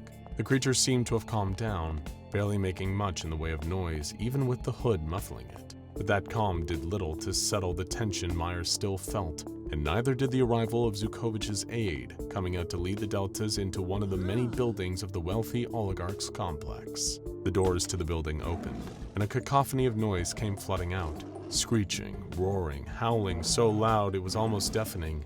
Inside was like a zoo, or a zoo without enclosures. All around, exotic animals were held in cramped cages, empty of anything save for the wildlife they house. There were lions, tigers, bears, oh yes, and many more besides these. Each one of them was illegally imported or stolen, all now contributing to the exotic menagerie of one Valentin Zukovich. "Welcome, welcome, my friends!" The billionaire greeted them eagerly, his thick accented voice booming, just audible against the various animal noises.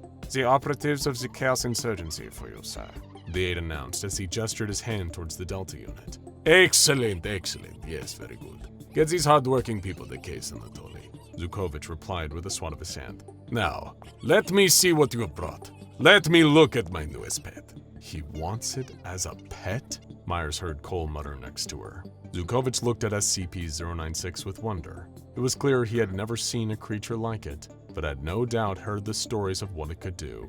Reaching out a hand, the wealthy oligarch gently patted the creature's hairless skin. "So docile," he remarked in surprise when the Shy Guy did little to react. "Why is his bag overhead?" A collective split-second's panic hit every one of the Deltas as they watched Zukovich's hand reaching up to lift the hood from SCP-096's face. It was Slater who reacted first, grabbing the billionaire by the wrist, stopping him before it was too late. "Sorry, sir, but I don't think that's an advisable idea," he said, releasing the man's hand. Zukovich paused for a second, an angered look on his face. Suddenly, he launched a fist at Slater, gripping him by his uniform, then struck again and again. As their benefactor kept punching him, Slater screamed in pain until he couldn't anymore, a sickening gurgle taking its place. When he was finally released, he fell to the floor still. "It's not advisable idea to touch me either," Zukovich scoffed, spitting on Slater's body. "We meant no disrespect, Mr. Zukovich," Myers spoke up. "It's just, you shouldn't provoke it. Anyone who looks at SCP-096's face dies." The oligarch turned to face her, his anger suddenly replaced worryingly fast with a look of curiosity. "Really? Tell me how they die. Instant, like heart attack?" he asked, mimicking a death rattle, then chuckling. "No, sir, it finds them," she replied. "Reports differ. Some indicate it kills anyone that sees its face with its bare hands. The exact method is unclear because there are never any bodies. It never leaves any trace. If you see its face, it'll annihilate you completely. That's why they call it the Shy Guy." "Shy Guy. I like this," Zukovich laughed. "It is harder to kill from inside a cage." "I don't think it matters." Myers thought about shooting back with that, but instead kept it in. At the moment Zukovich's aide returned carrying a steel case, he reached around it and unclipped the lid, showing off rows of $100 bills bound together in stacks. "Fair day's pay for fair day's work, yes?" Zukovich announced. As Cole went to collect the case, the aide snapped it shut again. "There is just one more favor I ask you to do for me," the oligarch announced. "I host party tonight, big party. I want to show off my new, what do you call it, Shy Guy. My friends are all very wealthy, could offer money to your insurgency."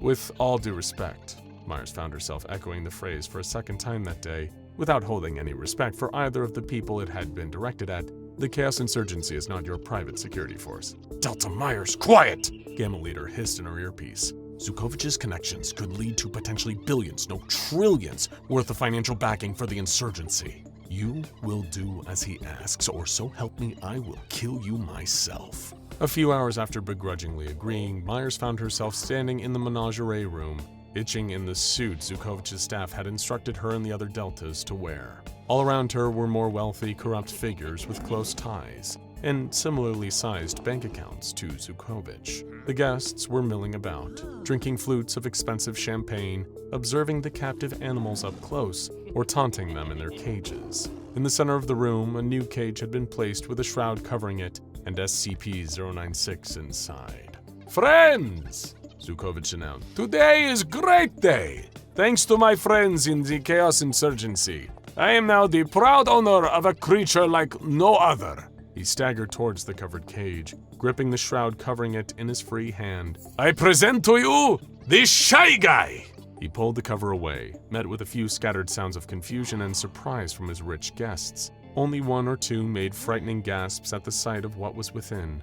Sure enough, there, sitting timidly in its cage, was SCP-096. It was calm, its face still covered with its hood. "It's just sitting there," one of the guests yelled. "Hardly very impressive. What does it do, Valentine?" Another one of his wealthy compatriots asked. "Well, it, mostly just sort of sits there," Zukovich replied, before turning to look at the tall humanoid creature. Suddenly, without warning and by force of some intoxicated thought, he hurled his champagne bottle at the creature. "Do something! Entertain my guests!" he yelled. The glass bottle hit SCP-096 and shattered. Instantly, the creature recoiled, howling in pain, met with more taunting laughter from the gathered guests watching it. It started shaking and sobbing heavily, weeping loudly, which only elicited more laughs from them all. But Myers and the other Deltas weren't laughing, instead looking in horror as SCP-096 drew itself up to its full towering height and pulled off its hood. It stared with sunken eyes at the crowd, their taunts petering off and turning to silence for a moment. "Not so shy now, yes?" Zukovich laughed. Then it screamed. SCP-096 went into a fit full of rageful despair, dashing through the bars of its cage and immediately dispatching Zukovich. The wealthy guests all began screaming in horror at what was happening, as the Shy Guy raced up to each of them one by one, killing them all in a chain reaction before looking at its face. Myers dashed for the exit, aware she didn't have her goggles to block the sight of the creature's wide-jawed, screaming expression. Maybe she could get far away. The stealth craft could take her anywhere, maybe fast enough to evade the insurgency and 096. She thought the Shy Guy was too busy with the assembled guests of the now-deceased Zukovich, and that would mean she could slip away unscathed. It was only when she saw it appear in front of her, in the blink of an eye screeching in despair as it towered over Myers, that she realized she had thought wrong. SCP-096, the Shy Guy, woke up in an unfamiliar room without a thought in its head. However, one thing quickly occurred to it. This was not its containment chamber. No, the solid steel cube that had kept it locked up for decades now didn't have a front desk or walls covered in strange childlike murals or tinny party music playing over old speakers. Wherever SCP-096 had found itself, it certainly wasn't the place it had come to call home. If it could read, it would have registered the words behind the front desk, painted onto the wall: "BANBAN's Kindergarten, where joy comes alive." Little did 096 know, something really did come to life here at BANBAN's Kindergarten, but it definitely wasn't joy. SCP-096 was typically used to a much more confined space, so presented with so much strange freedom, its natural instinct was to wander around, whimpering quietly to itself. This place was certainly peculiar, with multiple large reinforced doors, each one having a large red button fixed to the wall above them. A strange green creature was painted on the wall, with an affixed speech bubble that read, "Jumbo Josh says, eat fruits and vegetables if you want to be strong like me." Though 096 paid no mind to such things. This place looked like an SCP Foundation containment facility, mixed with an off-brand Chuck E. Cheese, and some tiny part of the Shy Guy's dim and dismal brain wanted to see more of it. What other secrets could it hold? The Shy Guy pressed one of the big red buttons, causing the doors to open underneath it. There was a faint sound of childish laughter somewhere down the distant hall. How had it ever found its way into such a strange place? The deeper the Shy Guy wandered, the more strange murals it saw on the wall. There was one for a large orange cartoon jellyfish with one staring eye, where the speech bubble read, "Stinger Flynn says, Having many arms allows me to help a lot of people. Then, a squat blue gorilla-like creature with sharp lower teeth had a speech bubble that read, Captain Fiddles says, Ooga booga, booga ooga. A white feminine cat-like creature had the speech bubble, Banbalina says, kindness is free, so sprinkle it everywhere. A misshapen pink bird creature had the speech bubble, Opila Bird says, laughter is the best medicine, so make sure to smile. And of course, most importantly of all, presiding over the creativity room was a mural of a grinning red creature wearing a pair of party hats on its head like horns. His speech bubble read, BANBAN says, sharing is caring. Your pancreas is mine.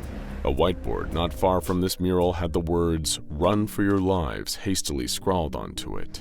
To anyone but the Shy Guy, who had no point of reference, this was clearly not a normal kindergarten. As the Shy Guy passed into the hallway, slowly lumbering along, it suddenly felt an intense spike of burning pain right through its forehead. Rising like a fever pitch, the Shy Guy's subdued whimpers quickly escalated into horrifying wails of animalistic rage. This could only mean one thing.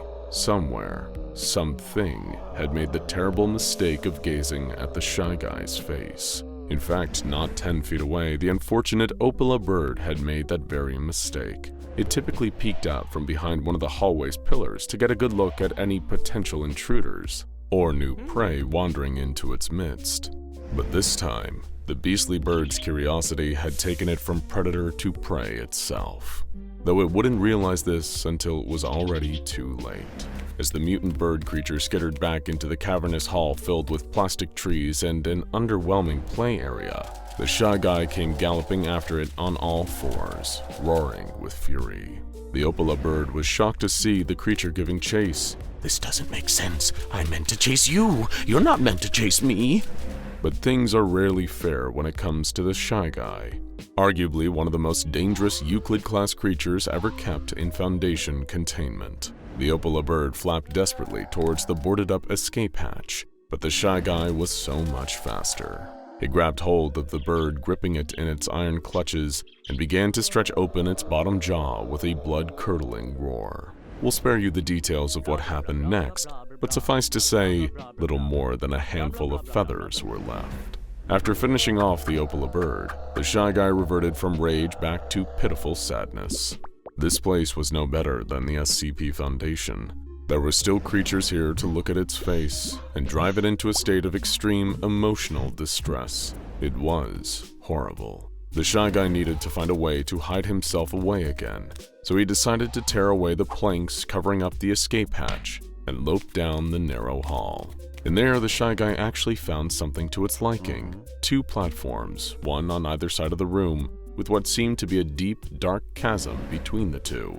For most, there was an electrical lift system for carrying them between the platforms, but the Shy Guy had no interest in the platforms. He only sought the darkness below, where nobody could see his face. That would suit him just fine. The Shy Guy jumped over the guardrail and plummeted down below into the dark. Feeling the air against its cold gray skin as it felt wonderful.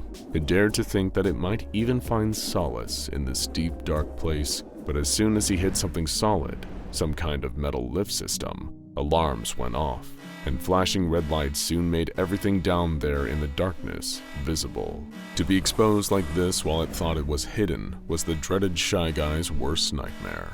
Little did he know, he would soon become the worst nightmare of a number of other beasts. As the Shy Guy crawled off the metal platform, hoping that perhaps it could find another place to hide down here, its hands and feet splashed into shallow water. Had something sprung a leak down here? The Shy Guy began wandering the half-dark as the water of this flooded sub-basement area pooled around him.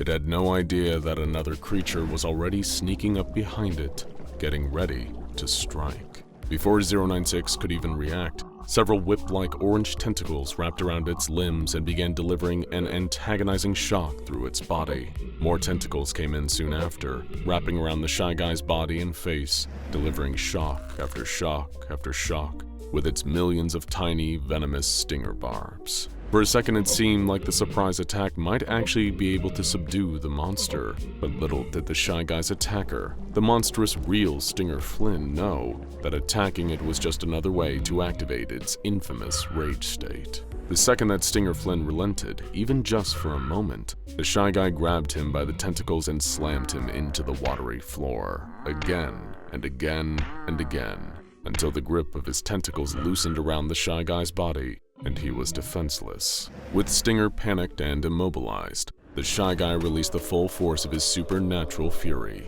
striking the demonic jellyfish with his fists until what was left couldn't be distinguished from the water it used to be floating in. Stinger Flynn had been completely annihilated. The Shy Guy once again temporarily returned to a state of calm and wandered out of this watery basement into a nearby hallway, where everything was bright and dry. The walls were painted in garish, childlike drawings of a jungle with janky-looking animals. The Shy Guy paid no mind to any of it. All he wanted was to find somewhere that he could actually be alone, and away from prying eyes of all these freaks. This dream was short-lived, because as soon as the Shy Guy found a new room, a wide-open auditorium filled with inflatable jungle trees, like a crude play area, he was being stalked yet again. A powerful, muscular predator with veins stretching over its bulging muscles and blue skin. It knew that this intruder had already killed 2 of its fellow garden dwellers, but this time, it would put this spindly, pale stranger in its place. The Shy Guy heard something rumbling towards it from behind, and turned upon hearing the blood-curdling war cry of Ooga Booga Booga Ooga. It was the gorilla-like Captain Fiddles, with strands of saliva hanging from his tusks. He leaped onto the Shy Guy and began pounding into its hideous face with his huge blue fists. Captain Fiddles would destroy the Shy Guy, pound him into the concrete until he stopped moving. The one thing that Captain Fiddles didn't expect was for the Shy Guy to start fighting back. And he was about to learn the hard truth that the Shy Guy could fight a lot harder than him. The SCP's spindly but immensely powerful arms grabbed Captain Fiddles by the shoulders and threw him into the wall, causing huge cracks to crawl up towards the ceiling. Before Captain Fiddles could even think about wrenching himself free, the Shy Guy leaped to his feet and bounded over to him. The Shy Guy grabbed Captain Fiddles by the ankles and ripped him out of the wall, letting his body drop to the floor and then unleashing hell upon him. Captain Fiddles would have begged for mercy if he wasn't already dead. Before the Shy Guy could even begin to calm down, a trapdoor opened in the floor beneath him, dropping him into a new area, a multicolored maze where 096 was trapped like a helpless rat, with the body count of an atomic bomb. Once again, the Shy Guy didn't need to go looking for trouble, because trouble was already on its way.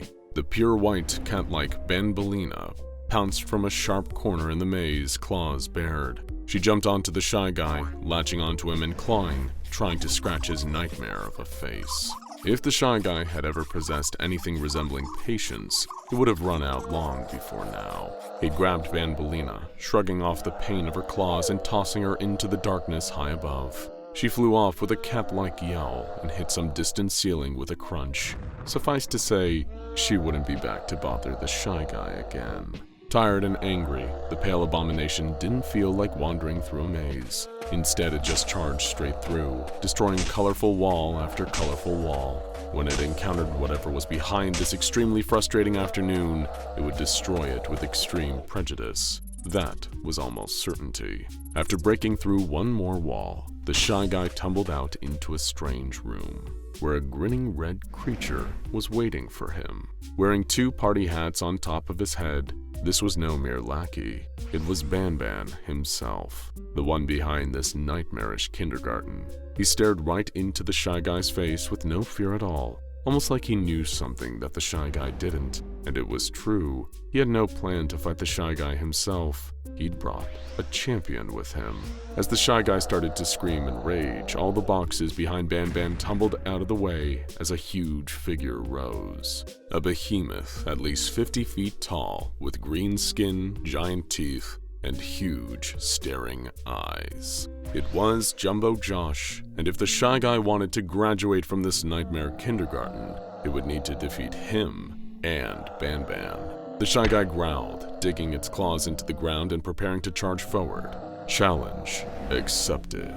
A streak of warm blood splattered across the snow. Steam rose off it as it fizzled into the ice crystals below. The severed leg it just spurted from lay twitching only a few inches away, torn clean off at the hip like a broken Barbie doll. I think it might have belonged to Arthur. It wasn't the first time I'd seen limbs cut off. Hell, I've cut a few off myself in my time. Don't worry, I'm not a serial killer, just a med student. We all were. I couldn't say the same for the nightmare we encountered up in the mountains that terrible day. The thin, cold air was laden with screams. Mine, my friends, and bad things. All that it had done to us, all that it was still doing to us. And never once did it stop shrieking and sobbing at the top of its lungs, like it wasn't even in control of its actions. It didn't want to do this. It just had to. The violence was as inevitable as the sunset. I screamed for Kyle. Snow was coming down thick and fast, a curtain of burning, brilliant white. I couldn't see anyone, not even that thing that was killing us. The water in my eyes was starting to freeze up. It was cold. So damn cold. What the hell was going on here? Suddenly, a dark shape was moving towards me through the wall of falling snow. It was human, vaguely, moving towards me with frantic speed. I tensed in anticipation when I then saw Kyle emerging from the fog. He was splattered with blood, his face red from screaming and exertion. His eyes pleaded for help I couldn't give him. The horror caused my body to react on autopilot with my eyes clamming closed in terror. All I could do was open my mouth, pointing with a shaking, frostbitten finger and force out a scream. Behind you! My words were carried off by the brutal mountain winds, and with the sounds of mutilation ahead of me, all I could imagine with eyes clamped closed as I hit the frozen ground was a long, gray arm emerging from the flurry behind Kyle, its gnarled, clawed fingers reaching for his head. It was meant to be the vacation of a lifetime, the kind of thing that you could only experience once but you'd never forget. We all thought, in our own ways, that we'd look back on the photos with misty eyes when we were all old men. We didn't know that within a week of arriving in Switzerland, whether any of us would even make it to old age would suddenly become an open question. All 4 of us were doctors in training. Even if you don't know much about the profession, it probably won't surprise you to hear that there's a lot of practice and education involved before you can ever really call yourself a doctor without feeling like a fraud. You need to ace your SATs, then slog through 4 years of pre-med, another 4 years of medical school, then the better part of a decade doing your residency. Seems a little much, I know, but believe me, you don't want some cowboy sticking his hands in your chest cavity without all the proper training. But after we finally graduated from Harvard Med, my friends and I decided that we needed a break before the profession swallowed us back up again. It was me, Brandon, Arthur, and, of course, Kyle. A lot of people I attended class with would probably make a tidy sum over the course of their medical careers. Many of them would have made fine doctors, but all of us knew that Kyle Malloy was more than that. He was going to be a truly great doctor. He was smart, confident, driven, and had the kind of smooth, effortless charm that made you just feel safe around him. Where he went, we followed. So naturally, when he suggested we take a week-long sojourn in Switzerland, the rest of us were all for it.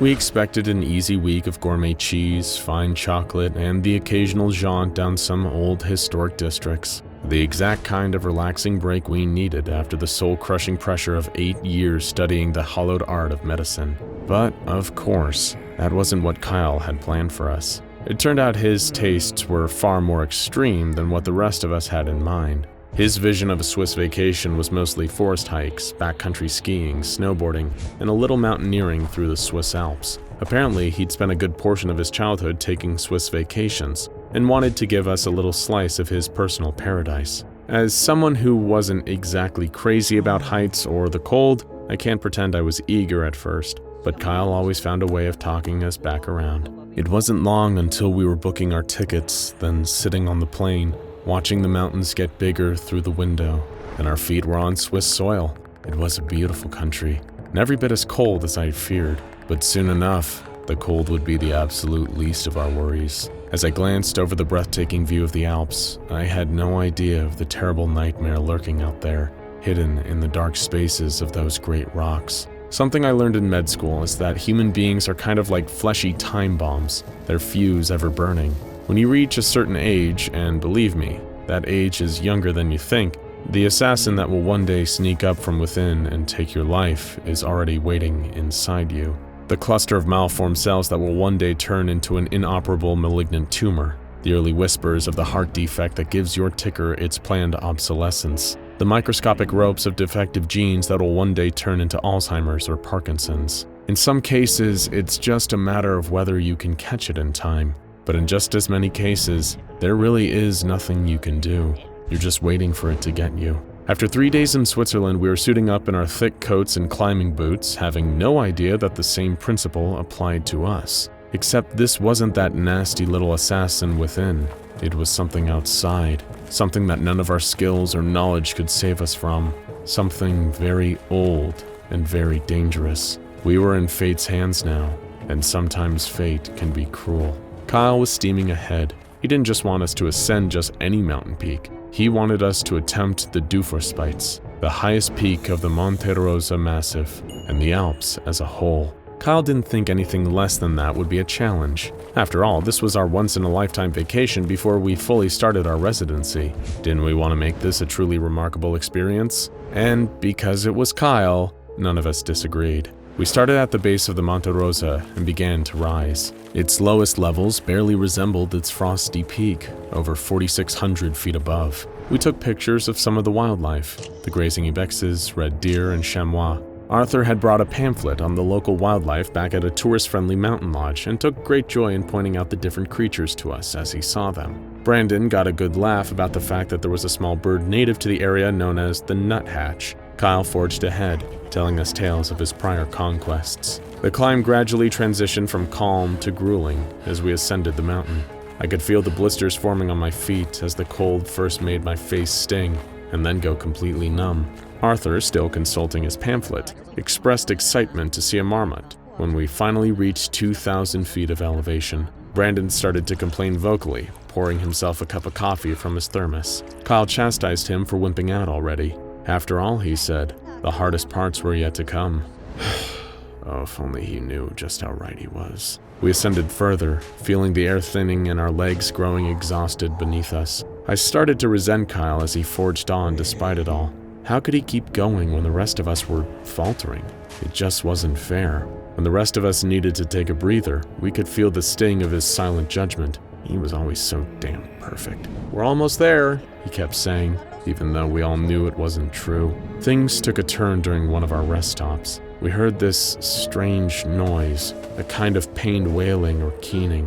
There was nothing overtly menacing about it, but somehow just hearing that noise chilled me deeper than any icy gust of mountain breeze. It's difficult to describe, but that terrible sobbing felt like the purest distillation of true, bottomless despair.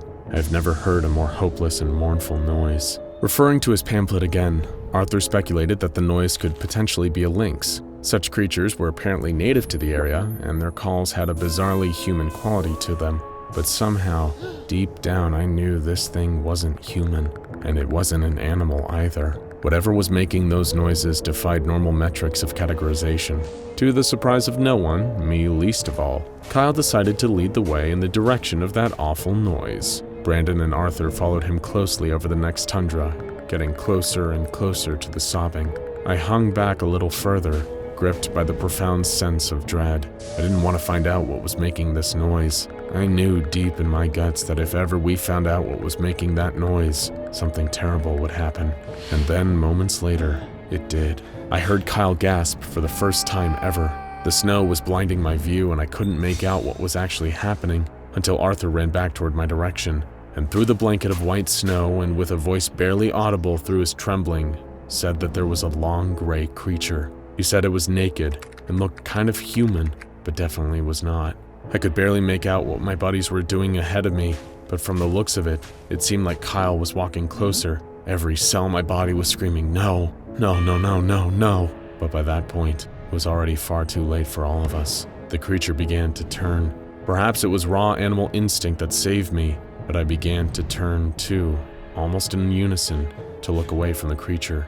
I just knew that whatever this thing was, I couldn't bear to see it, and it was at that moment, as my body hit the snow and I forced my eyes closed, that the screaming began. First, I could recognize the voices of Brandon, Arthur, and Kyle screaming, and then something worse. I can only assume it was the creature itself, making the most terrible racket, shrieking, moaning, sobbing, and then ripping and tearing, blood spattering across the snow. I just cowered and shook against the ground as a massacre unfolded behind me. I was listening to my friends die, powerless. Kyle, all his strength and direction stripped away by terror, was snatched by the creature as freezing snowy wind gave it a cloak. I heard Kyle scream, and then never heard anything from him ever again.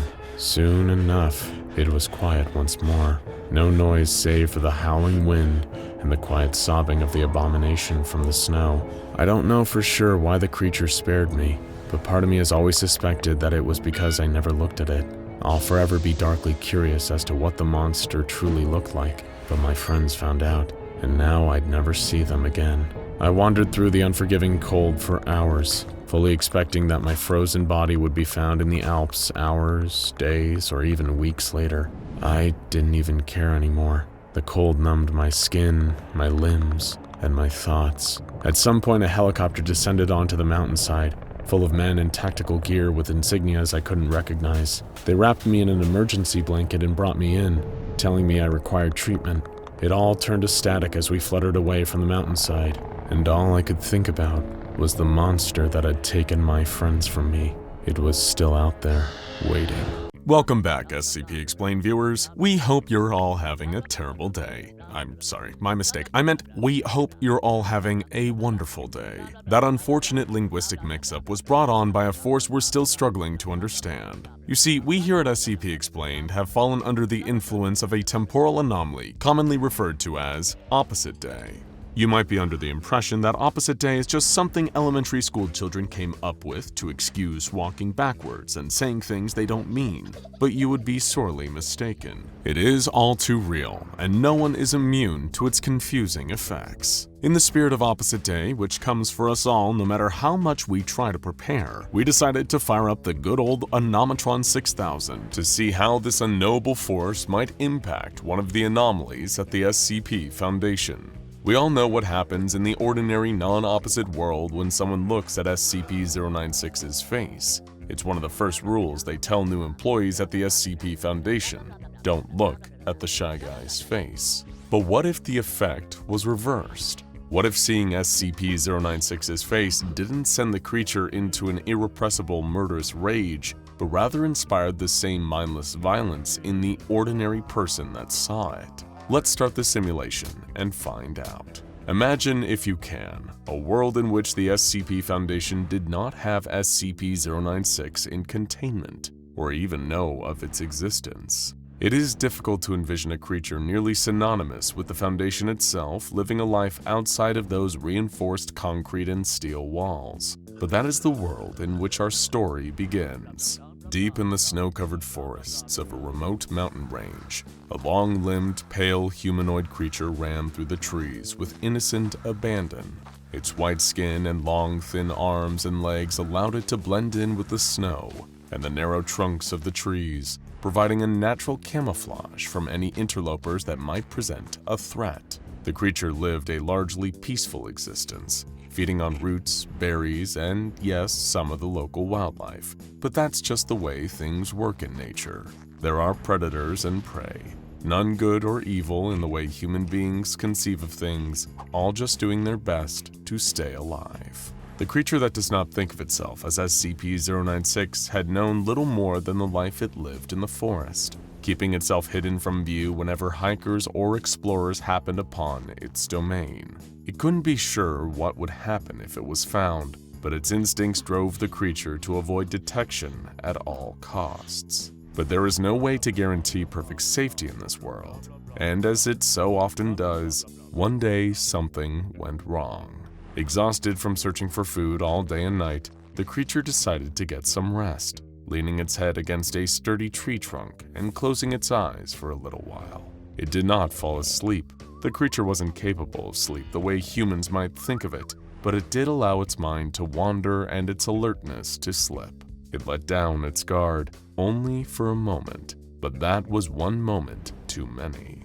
That was just enough time for its keen ears to miss the sound of approaching footsteps, muffled slightly by the thick blanket of snow covering the ground. By the time it heard one of the hikers speak, it was too late. What is that? I'm not sure. Should we get a closer look? The creature opened its eyes to find two strangers, a man and a woman clad in heavy winter coats and hiking gear, standing just a few feet away. It turned reflexively toward the sound, and then the stranger's eyes fell upon its face. All of a sudden, their expression changed from apprehension and curiosity to a twisted scowl, a mix of fear, pain, and animalistic rage. The hikers each let out a primal scream and descended on the creature, attacking it with whatever they had on hand. The woman clawed at its face with her fingernails, and the man pulled the heavy backpack from his shoulders and began to hit the creature with it again and again. The creature was far bigger and far stronger than these two strangers, and it fought back in an attempt to defend itself. It swung its massive arms at the hikers, sending them flying in opposite directions. The woman collided with a tree, her head hitting wood with a loud crack. The man flew out of sight, disappearing over the edge of a cliff. The creature hadn't intended to hurt them, only to keep itself safe. As the Shy Guy began to feel a pang of guilt for the first time in its life, it heard that horrible scream again. The woman had regained consciousness and was resuming her attack in full force, blood dripping from her nose and ears and staining the white snow red. If the Shy Guy was able to speak, it would have said, "Why are you doing this? Please stop, I don't want to hurt you." But it couldn't say a word.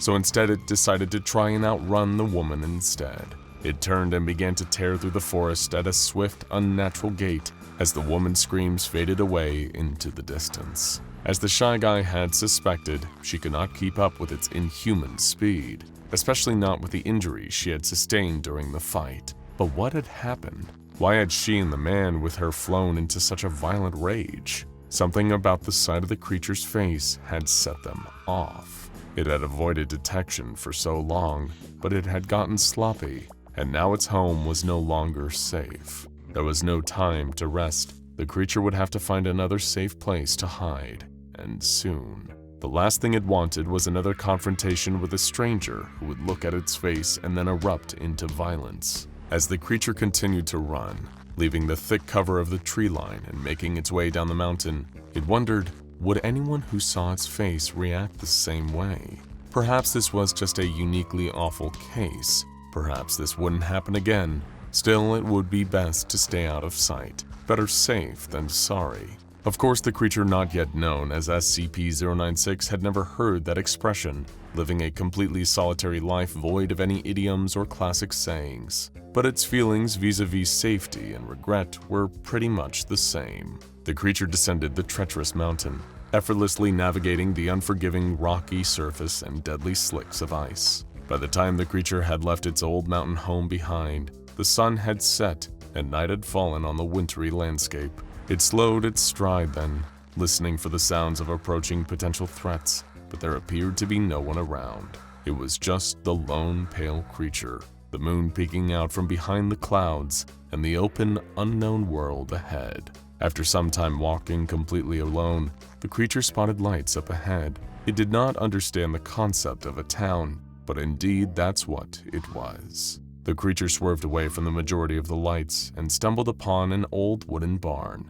apparently abandoned and left to rot in the elements. This would be as good of place as any to rest for a little while, to shelter from the incoming snowstorm and stay out of sight. So the Shy Guy made itself a makeshift bed of straw and curled up there to wait out the night. As it lay there thinking about the day before, it felt a sudden wave of grief for its lost home, for the changes that had come into its life unbidden and turned it all upside down. The creature covered its face with its massive hands and began to weep. The creature was startled from its tears when morning came, and with it the sound of someone breaking down the rotting wood beams that lined the barn walls. It stood looking toward the sound and saw the woman from the mountain, pale and shivering, eyes rimmed with dark circles and face caked in dried blood. She still screamed that horrible scream, tearing away at the wood even as it ripped up the flesh of her hands. She was missing one boot, and her coat was torn open, scattering tiny feathers with every movement. She did not appear to feel the cold, the pain, the exhaustion of chasing the creature for so long. She only wanted one thing, to destroy the creature by any means necessary. With a screech like a banshee, she leapt onto the creature's back, clawing at its face and eyes. It thrashed wildly, throwing the woman to the ground and running without a glance back. Maybe she survived her fall onto the cold, hard ground, or maybe it would be the blow that actually finished her off. The creature's only priority was to keep moving before something else tried to attack. What the creature didn't know was that the citizens of the nearby town, the one that it was about to run right into the center of in its panic, were gathering to celebrate their annual Christmas festival, complete with an early morning parade through the town square. The same town square that the Shy Guy was bounding into at that exact moment. As the Shy Guy raced over the cobblestone street, it ran directly into the line of sight of a full marching band. A fleet of dancers dressed in costumes inspired by the 12 Days of Christmas, a row of young women competing in the Miss Holiday Spirit pageant, and a jolly old man dressed up as Santa Claus in his sleigh. The marching band saw the creature first, terror morphing quickly into that same wordless rage as their eyes fell on its face. It moved to cover itself, to hide its face from view, but it was too late. The marching band swarmed around it, swinging trombones and clarinets. One percussion player broke a massive drum over the creature's head in the struggle. Still, it was able to withstand the musical onslaught, flinging musicians this way and that, snapping brass instruments like twigs, and crushing woodwinds into mulch. Unfortunately, as the marching band was being dealt with, the commotion had drawn the attention of the dancers and the pageant competitors. One swarm was replaced with two more as the performers flew into a frenzy, tackling the creature to the ground and using every item at their disposal to try and harm it. The creature bellowed with fear and frustration, prying itself free and continuing to run. This time, it actually remembered to cover its face, just in time to pass St. Nicholas himself. Have you all gone mad? The old man had not gotten the chance to see the creature's face for himself and was horrified at the behavior of his friends and neighbors. What has gotten into you? The creature was preoccupied with running and keeping his face covered, so it did not see what happened next. It could only hear the sound of the Santa Claus impersonator confronting the mob, his scandalized shouts becoming suddenly muffled, and the troubling sound of silence followed by the thundering stampede of crazed villagers. The man had tried to help, but there was only one of him, and there were so many others intent on destroying the creature now. So the Shy Guy continued to run for his life, listening to the mob just behind it, never stopping to rest, to eat, or to sleep. Whatever had filled these people with such murderous impulse, it made them something a little removed from human too. They were sustained by the desire to kill, even when their bodies should have given out long ago. As the creature ran, it encountered more people that caught a glimpse of its face, that lost themselves in the urge to destroy, and became one with the growing horde. The creature could no longer tell how long it had been running, or if it would ever be able to stop. It was strong and seemingly invulnerable. But how long would it be until enough people were caught in this curse, until the mob was big enough to swallow the creature whole? Just when it was beginning to contemplate giving up, lying down and letting the sea of angry faces overtake it, a burlap bag was thrown over its head. It skidded to a stop, disoriented, feeling around. Quick, get it out of here! We need amnestics and lots of them! These people look nuts! A voice barked orders as the creature felt hands pushing it into a small enclosed space, the back of an SCP Foundation van. Though of course the Shy Guy didn't know that. It could hear more voices whispering to each other close by. I've never seen anything like this. What is this thing anyway? Stop! Whatever you do, don't look at its face. The townsfolk scream and run in terror, their flaming torches and pitchforks falling from their trembling hands. Behind them, SCP-096 roars in monstrous rage. It will kill every single one of them. And to think, this had been the happiest few weeks of its life not long before. SCP-096 is one of the most fearsome anomalies ever contained by the SCP Foundation, responsible for nearly as many containment breaches and personnel casualties as SCP-682. The Shy Guy is known for only a few things: its long, pale limbs, its tendency to huddle in the corner of its cell weeping, and the fact that anyone who sees its face is doomed to meet a horrible, violent fate. Most of the researchers and civilians alike who have crossed SCP-096's past would have no trouble describing it as a monster. and some might even use stronger language than that. But though SCP-096 is certainly frightening to behold, and often deadly to those who behold all of it, the Shy Guy is not a monster, not to everyone. Once upon a time, it even had a friend. Many years ago, before the SCP Foundation first contained SCP-096, it was just a pale figure that hid from sight in the dense, snowy forest on a remote mountainside. There, its long, lanky body and unnaturally pale complexion allowed the creature to blend in with the landscape, skin like snow and arms and legs like branches and slender tree trunks. No one ever came into its domain, save for the occasional lost hiker, and it was easy enough for the Shy Guy to duck out of sight when they did come. In the warmer months, crews of lumberjacks would come through, and the Shy Guy would have to be more careful with its hiding, moving quickly to keep its face obscured from the strangers. None of them ever saw its face, though they could feel its presence. They would whisper amongst themselves about the feeling of being watched, recalling old lumberjack legends of the hide-behind, a creature that stalked through forests and hid itself behind the trees whenever its prey turned to look. The Shy Guy was not trying to hunt them, it only wanted to be left alone. But the lumberjacks still glanced over their shoulders nervously as they went about their work, swapping scary stories around the campfire at night when the work was done. But other than a rustling branch, a flash of light darting between the trees, or the occasional set of unnaturally large footprints in the snow, they never saw the creature they could sense sharing the woods with them.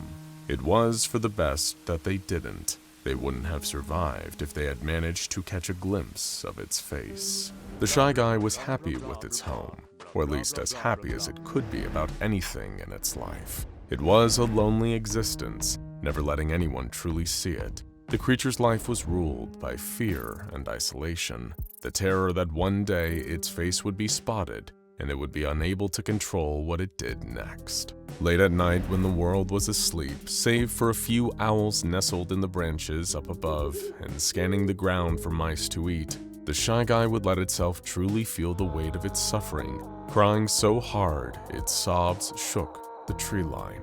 But other times when the land was still and quiet, when a fresh snowfall blanketed the earth in soft, white powder, and all living things were hiding in a warm place until springtime came, SCP-096 felt something like peace. The dead of winter was its safest time, a time where it wouldn't need to listen for every sound and await potential intruders. But of course, winter never lasted. Eventually, spring would always come. The first blades of green grass would poke up through the melting snow, and life would return to the Shy Guy's forest. One day, the Shy Guy's guard dropped, and it made a grave mistake. It allowed someone to get too close before looking for a hiding spot.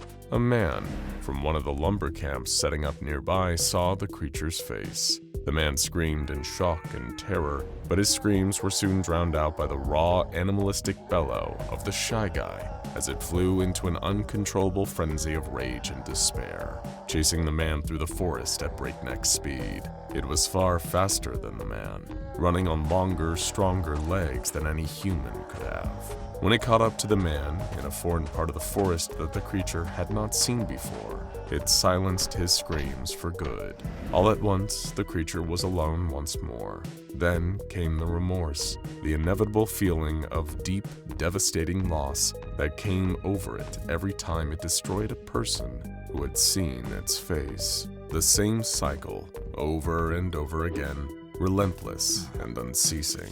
Though it should have gotten used to the whole thing by now, it broke the poor creature's heart. Succumbing to sadness, SCP-096 slumped to the ground, cradling its head in its massive hands, and began to cry. "Are you all right there? Are you hurt?" A voice suddenly interrupted the creature's private lament. It froze at the sound, before lifting its head to seek out the source of the interruption. Who was that? Where were they?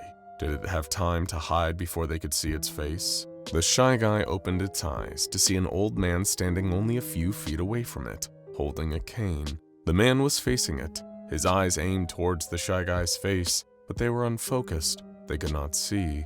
The Shy Guy didn't entirely understand how, but it knew that the man was unable to see its face. For the first time in a very long time, it felt relief wash over it.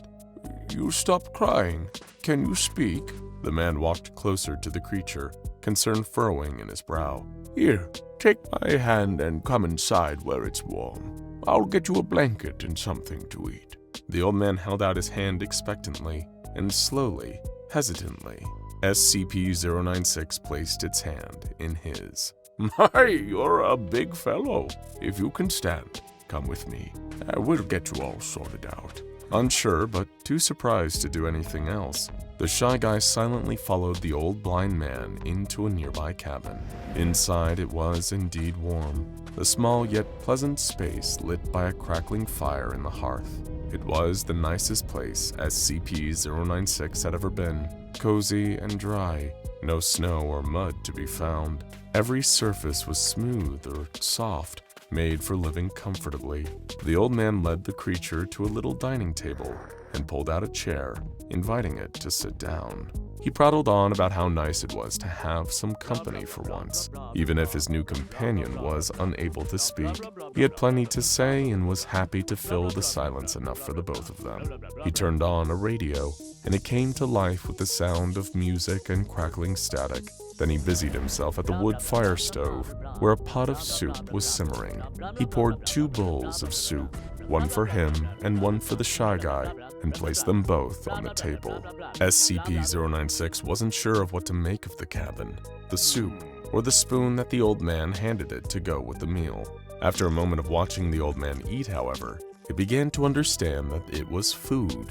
It disregarded the spoon in favor of picking up the bowl and drinking straight from it. The broth, meat, and vegetables warmed the creature from the inside out in a way it had never felt before, and for once, the Shy Guy made a sound other than a screech or sob. "Mmm!" The old man laughed delightedly and agreed that the soup was indeed very good. The two ate the rest of their meal, and the old man placed a heavy blanket on the couch for the creature, inviting it to stay for the night. In fact, it could stay as long as it wanted. Like he had said, the old man could really use the company, as well as an extra pair of hands to help out around the house. This could, he said, be an arrangement that benefited them both. With that, the old man went to bed, leaving the Shy Guy alone for the night. It considered leaving while the man slept, slinking back off into the forest and disappearing. But as it pulled the blanket over its body, it felt a sense of warmth and comfort enveloping it. This was a safe place, one where no one would catch it unaware and look at its face. Maybe it could stay, at least for a little while. Before long, the Shy Guy's eyes closed, and it drifted off to sleep. The Shy Guy and the old man quickly fell into a routine from there. The old man taught the creature how to tidy up around the cabin, how to chop wood and use it to keep the stove and fireplace lit. He showed it how to open cans of beans and retrieve meat from the cabin's smokehouse so they could fix their meals, and introduced the creature to all of his favorite stations on the radio. All the while, the old man talked, telling the creature stories of his life, his time in the army, how he met his wife, how it felt to lose her, how difficult it was to raise his children alone, and how rewarding it was to see them go off and start families of their own. During one of these stories, the old man remarked that his family would be coming out to visit soon and bring him some supplies to help him through the rest of the winter before the warm weather returned. The Shy Guy should have understood what that meant, should have planned to leave before the man's family arrived, but it was so overwhelmed by the joys of its new life that it didn't even consider the possibility. In this moment, it seemed that things would always be perfect. One morning, the Shy Guy awoke to the sound of a knock at the door. It jolted awake at the sound, gasping with fear. The old man rushed into the room, grinning excitedly. He told the Shy Guy not to be afraid, that it was only his son coming to visit. But SCP-096 panicked. It had to cover its face, now.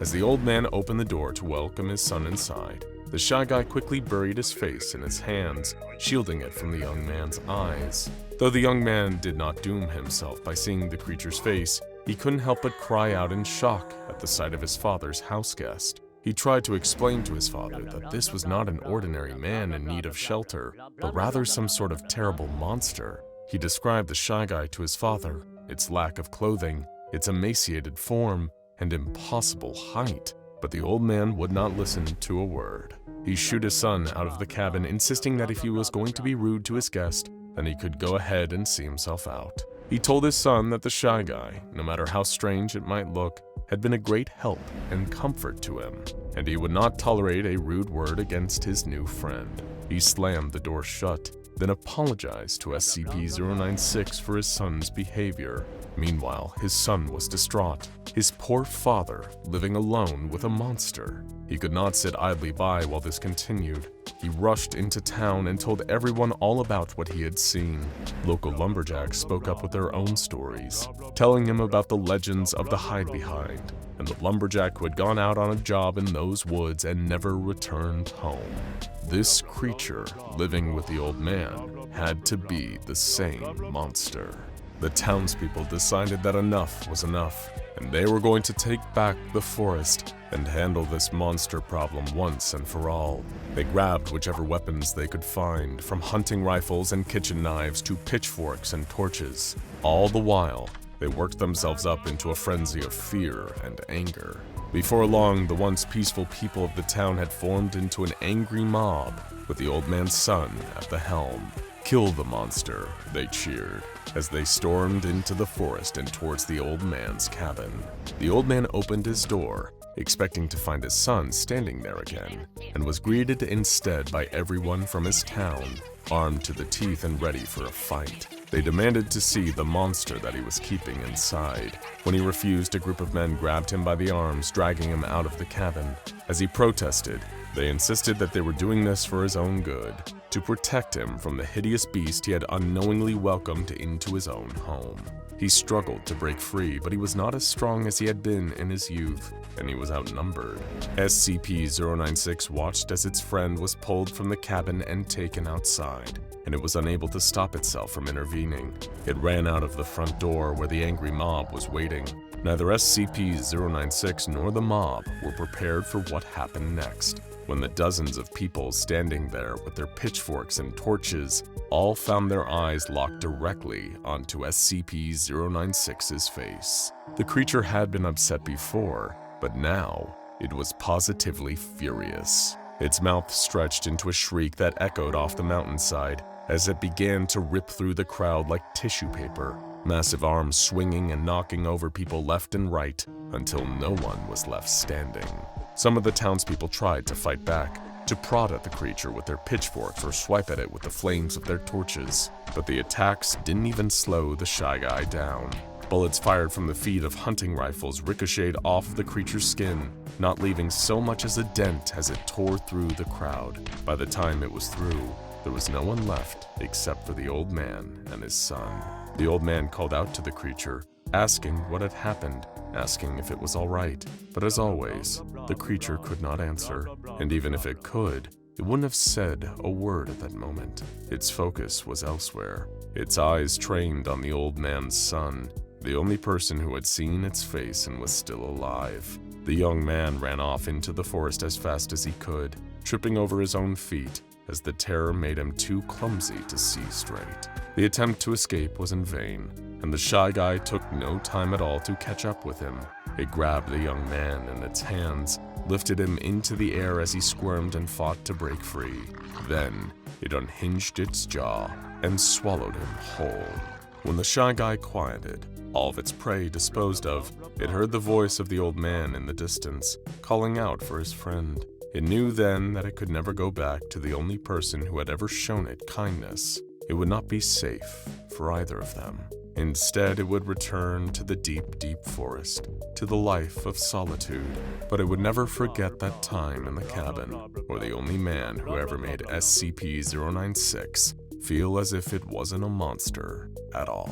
A group of well-armed Mobile Task Force members entered the containment chamber, armed to the teeth. Some faced the ground, droplets of sweat dripping onto their visors. Some wore Dr. Dan's infamous scramble goggles, and one particularly brave member of personnel wielded only a bag. The room they were currently standing in was perhaps the most dangerous place in the world. Why? Because it contained two terrifying titans of the anomalous world. SCP-682, the infinitely hateful, hard-to-destroy reptile, and SCP-096 the Shy Guy, the ultimate mindless killing machine. And if the very idea of having them in the same place doesn't feel risky enough, the deadly duo had just spent 27 hours in one of the most brutal brawls imaginable. And incidentally, fights like this are exactly why we're here today. We cover a lot of SCPs on this channel, and we've seen the way some of the most dangerous anomalies out there can tear their way through civilians and trained Foundation MTF operatives with ease. But how do they fare against monsters, maniacs, and reality benders their own size? With the help of the SCP Explained audience, we're going to explore theoretical fights between some of the anomalous world's biggest badasses. And who better to get this show on the road than two of the most iconic and deadly monsters that haunt the halls of a Foundation containment site near you. The hard-to-destroy reptile and the Shy Guy are household names for anyone familiar with the SCP Foundation. And before we get into the gruesome results of their first fight, and your theories about how a potential rematch might play out, let's get to know the combat prowess of this pair of nasty customers. What kind of damage are they capable of taking and inflicting? Spoiler alert, it's a hell of a lot. In this corner, we have SCP-682, a monster whose ability to survive seemingly anything is only equaled by its terrible attitude towards pretty much everyone and everything around it. Though, to be fair, you'd probably be a little grumpy too if the SCP Foundation was constantly trying to murder you in different ways, rather than just keeping you contained. 682's basic offensive power set involves impressive strength, speed, intelligence, and the aid of its deadly fangs, claws, and tail. However, 682 is considerably stronger after it's just survived and regenerated from a termination attempt. That's because the true combat asset of 682 is and always has been its adaptability. Specifically, if some kind of attack brings 682 into a state of near death, but doesn't finish the job, 682 will generally either develop a perfect defense or counteroffensive for that attack or somehow add a version of the attack to its own arsenal. This has ranged from super pressurized jets of its own blood, dangerously radioactive banana beams firing out of its mouth, and even an incapacitating laughter blast gained from an encounter with the adorable SCP-099. It is an absolute Swiss Army knife of dangerous anomalous powers and abilities. And if you need any further proof of that, check out our multiple videos on all the ludicrous failed attempts to kill this nightmare lizard. And in this corner, we've got SCP-096 the Shy Guy. While 682 is freakishly adaptable, in most situations SCP-096 is pretty much unstoppable. This long, gangly creep will murder anyone who sees even the tiniest glimpse of its face, with such ferocity that not even a trace of the body will remain.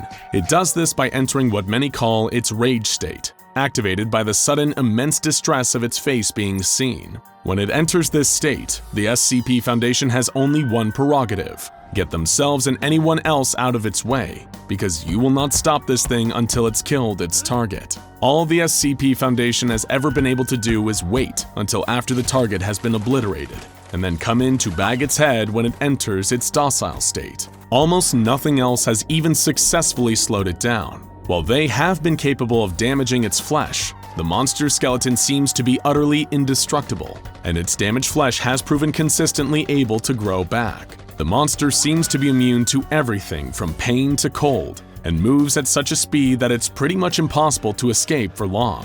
So when you factor in an indestructible body, immense strength, immense speed, and an unstoppable urge to kill anyone who sees its face, you're looking at a formidable opponent. It's only natural that the Foundation would want to use 096 in their 682 cross tests. So what exactly happened when the Mobile Task Force entered the room after this first epic battle? What did they find inside the chamber in the grisly aftermath? SCP-096 lay crumpled in the corner, wheezing, scared, covered in its own blood. 682 was barely recognizable. 096 had reduced it to a quarter of its original size, the rest having been utterly torn to shreds. Both had narrowly survived the encounter, but it was an epic battle neither of them would ever forget. Though this was especially true for SCP-096. You see, as we alluded to earlier, SCP-682 is used to taking a kicking at this point. It hasn't ever truly been killed, but it's been beaten, eaten, burned, zapped, and smashed within an inch of its life more times than you can count.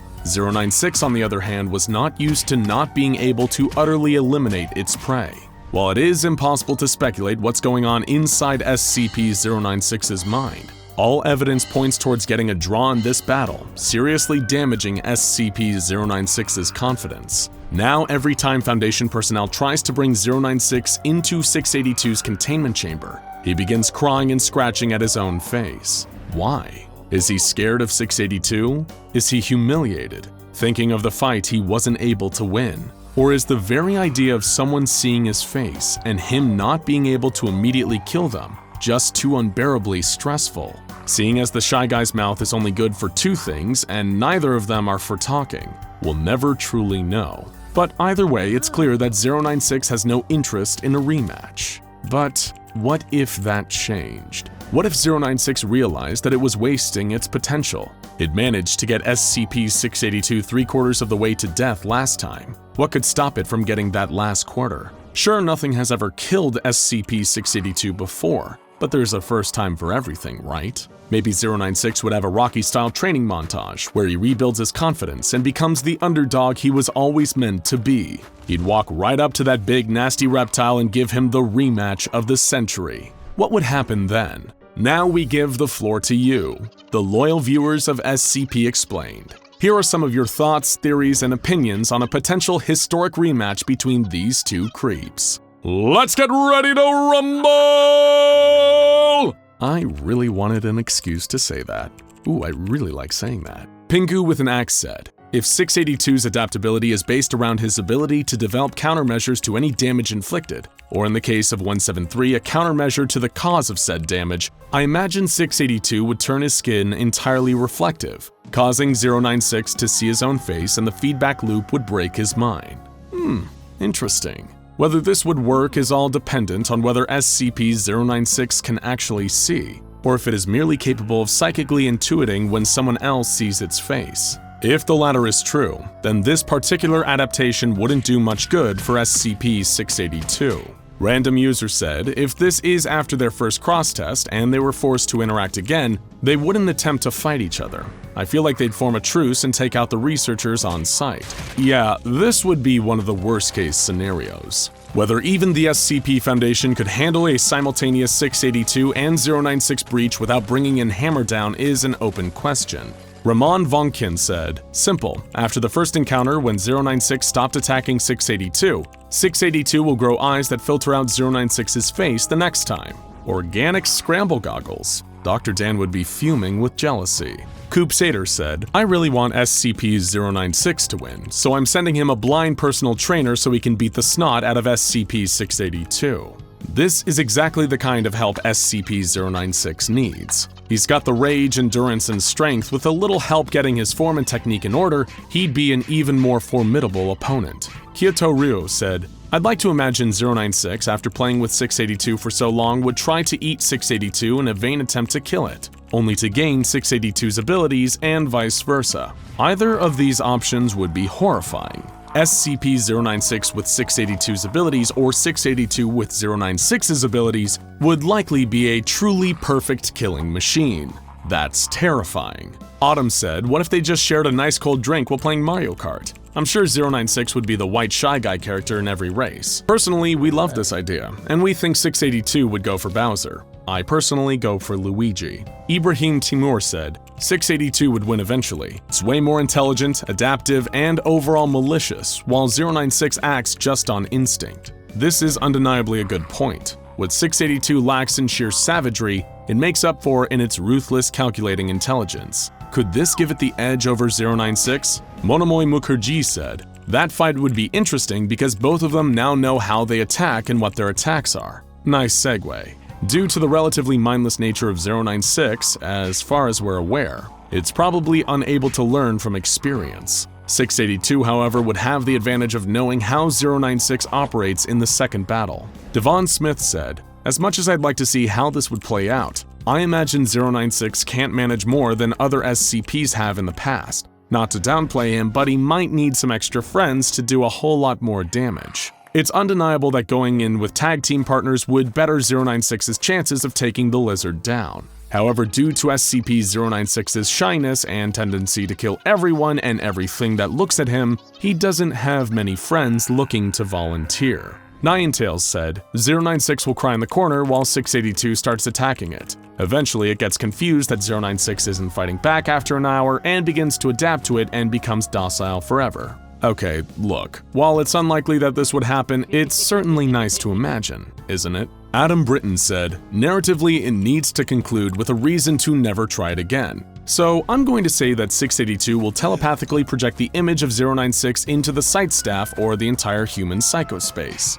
Ugh, yikes. This is a possibility so terrifying and honestly plausible that it's making us regret wanting to see this rematch altogether. Chaos Insurgency said, I think 682 would just think, for damn sake, just leave me alone. Given he's been through more termination attempts than SCP-5031 can count on its fingers, who could blame him for getting a little frustrated? Michael Porter said, I think that 682 and 096 would take each other to court for aggravated assault against the other. Either one of them will get sentenced to death and will unsurprisingly not die, or the two team up to kill the entire courtroom and they walk out as a new serial killing team. The real question is what kind of lawyers would represent a pair of murderous, anomalous monsters in court? Better call Saul. Ari Workman said, maybe if we try being nice to them for once, we can offer them a cup of tea and get them both a therapist. 682 will talk all his hate away and then realize his wrongdoing and become an activist. And 096 would become very confident about his face and become a model. There, problem solved. Hey, when people strive towards self-improvement, we're all winners. But we don't know if we can say the same for 682 and 096. Even if this rematch ever did happen, perhaps it'd be just another draw. An unstoppable force against an immovable object. But other matchups may be more clear-cut. What kind of versus battles would you like to see us cover in the future? What SCPs would you really love to see duke it out? Let us know in the comments, and keep an eye out on the community posts in order to throw in your anomalous 2 cents for our next versus battle.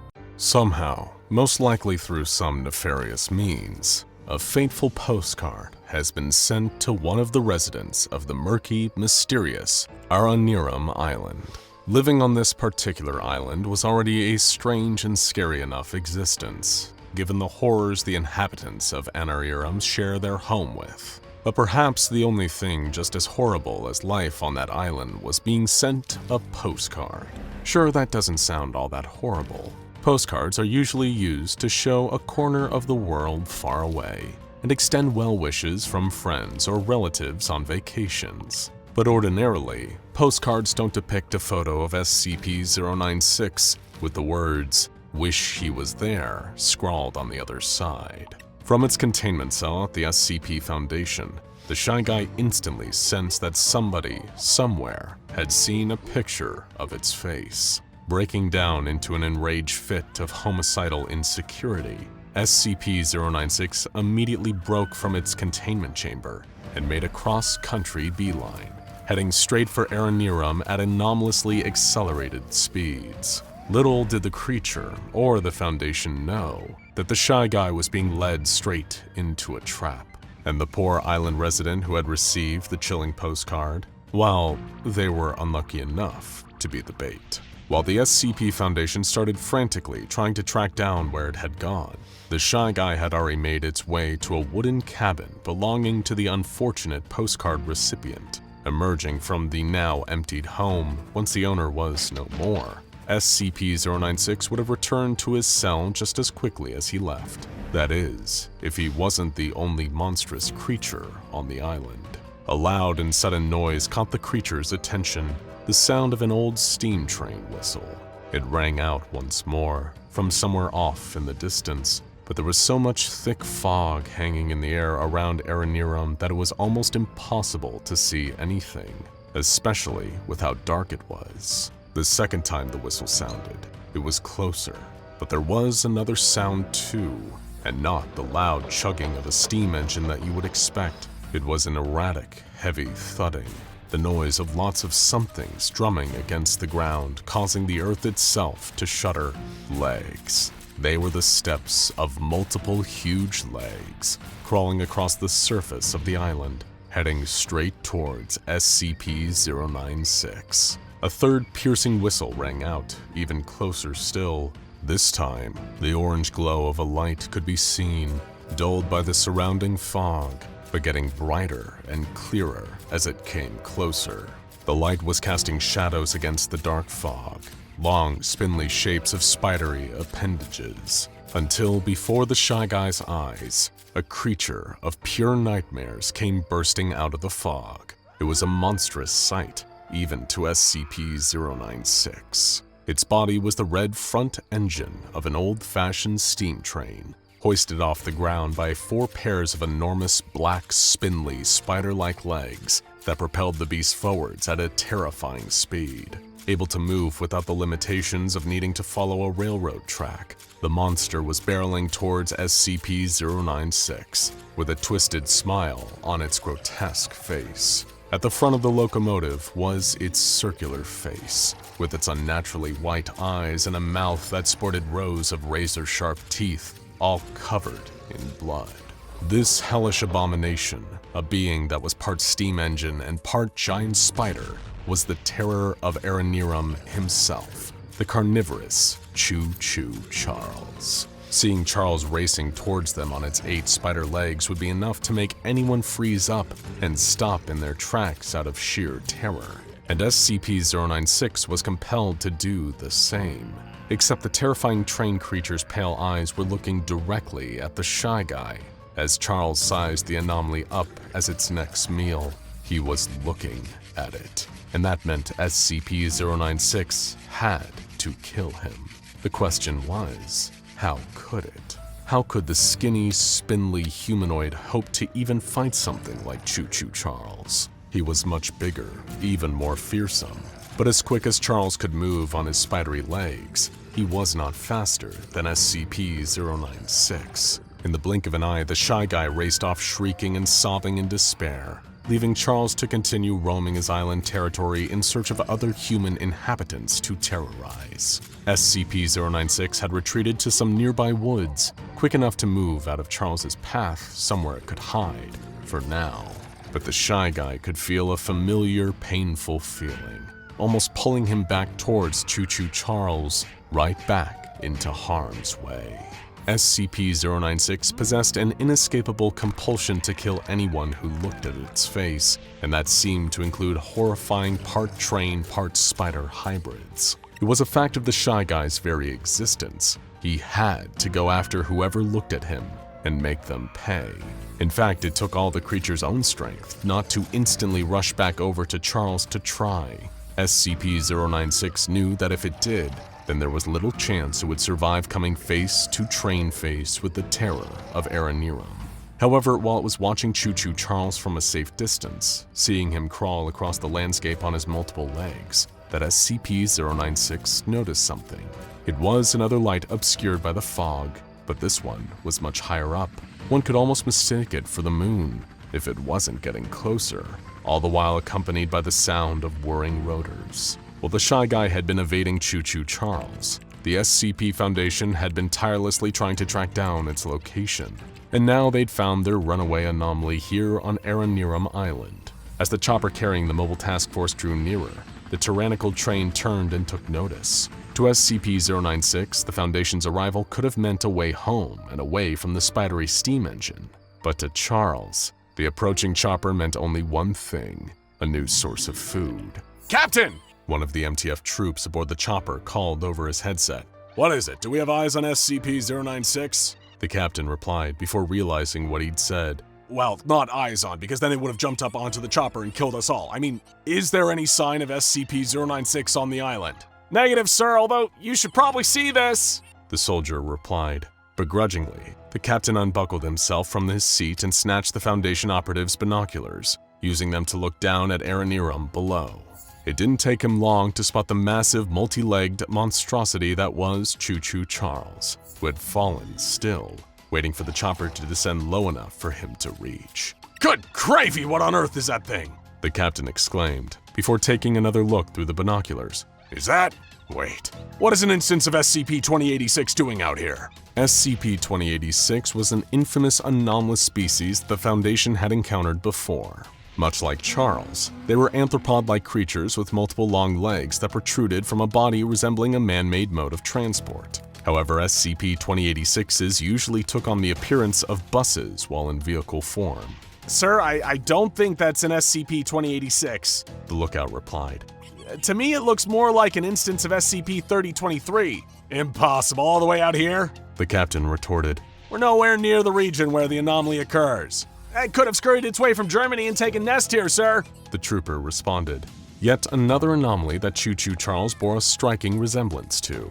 SCP-3023 was a rare phenomenon that was known to occur at random, but was limited to a specific area of central Germany. The effect of this phenomenon caused ordinary, everyday, inanimate objects of any shape or size to suddenly turn into aggressive spiders, sporting 8 legs that grew from whatever was affected by SCP-3023. Perhaps CHOO Charles was indeed an instance of SCP-3023, or some distant evolutionary offshoot of SCP-2086. It was hard to say for sure. The only thing for sure was that Charles was a man-eating beast, more so than an insidious villain. And being so highly territorial, he considered the entire island of Aranirum to be his natural habitat and his hunting ground. Anything that arrived in his vicinity was prey to the terrifying train, and his ravenous craving for human flesh meant he was ready to attack the descending SCP Foundation chopper. All right, let's go, go, go! The MTF captain called to his troops, signaling them to start rappelling out of the helicopter and down to the island. Keep your scramble goggles on max, we still need to recapture 096, but first priority is taking down this big ugly beast! Wearing goggles specifically designed to distort the Shy Guy from their view, the team began abseiling out of the aircraft, but CHOO Charles was already waiting for them. Rearing back on its 4 back legs, the nightmarish train spider swiped at the descending MTF operatives. What first seemed like an instinctive, uncoordinated assault quickly became precise and relentless strikes as Charles sliced through some of the cables the MTF troops were using to rappel down. Their lifeline cut, the unlucky Foundation operatives plummeted from mid-air, right down towards where the terror of Aranirum was waiting for them to fall. A few of the MTFs made it to the ground alive, and immediately began retaliating against CHOO Charles. The gunfire from their weapons flickered all around the carnivorous creature, but their bullets could barely chip the red paintwork on his steam-train body. Dashing towards his helpless human prey on his many legs, Charles began to feast. Then suddenly, something started pulling at one of his huge spider legs, pulling Charles back moments before he had a chance to claim his latest victim, the captain of the Foundation's MTF. It was SCP-096, having zipped out of hiding and shrieking wildly as it used all of its strength to wrench one of CHOO Charles's multiple limbs. Angered that it couldn't reach the MTF captain, the part spider, part train hybrid stomped the leg that was being pulled in a successful attempt to free itself from the Shy Guy's grip. But in the same instant, SCP-096 used its anomalous speed to reappear in front of the already angered locomotive monster. With his railroad rage about to reach its breaking point, Charles entered into a relentless rampage, making quick work of the leftover MTF troops before setting his sights squarely on SCP-096. But doing that was his biggest mistake. Now CHOO Charles had seen the Shy Guy twice, and to the insecure anomaly, that meant Charles had to go. Traveling faster than even the multi-legged monstrosity could perceive, SCP-096 began racing towards CHOO Charles's many legs. The Shy Guy had realized that it didn't stand a chance of dealing with the terror of Aranirum the same way it handled all the others that had seen its face. So instead, it had settled on a new approach, specifically tailored to taking down the spider-legged steam engine. One by one, SCP-096 started knocking Charles's many legs out from underneath him, effectively tripping him up over and over again. The Shy Guy moved so quick that the cumbersome Charles could barely react in time, having one leg after the other knocked out from beneath him, causing him to tumble to the ground. Normally, CHOO Charles was smart enough to retreat if he encountered something that could fight back. If he was injured badly enough, the spider-like creature would scuttle out of harm's way in order to heal his wounds. But the rage at being constantly tripped up by SCP-096 was distracting Charles from the Shy Guy's true ploy.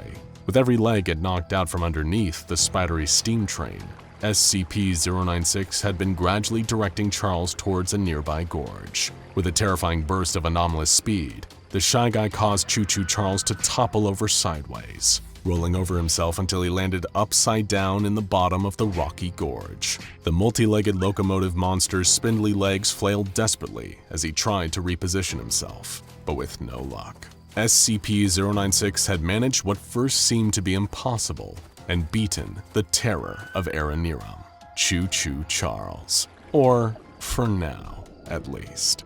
The aftershock shuddered through the Foundation. Emergency alarms wailed as injured staff and security helped each other out from underneath rubble that had fallen on them as the building was shaken by the quake. It had only lasted a few short seconds, but still managed to leave a trail of destruction in its wake. While the wounded were bandaged up, anyone and everyone who was still able to started frantically checking the containment of every anomaly on the site. The Foundation could worry about the origin of the quake later. First and foremost, they needed to assess the damage. Luckily, multiple rapid sweeps of the facility revealed that there weren't all that many high-level threat anomalies whose containment had been breached. A few of the safer ones were found cowering under tables or buried under fallen rubble in their quarters. But for the most part, every anomaly was accounted for, and none had been provided with an opportunity to escape and cause further havoc. At least, that's how things seemed at first. It was only when the chaos started to die down and repair efforts were underway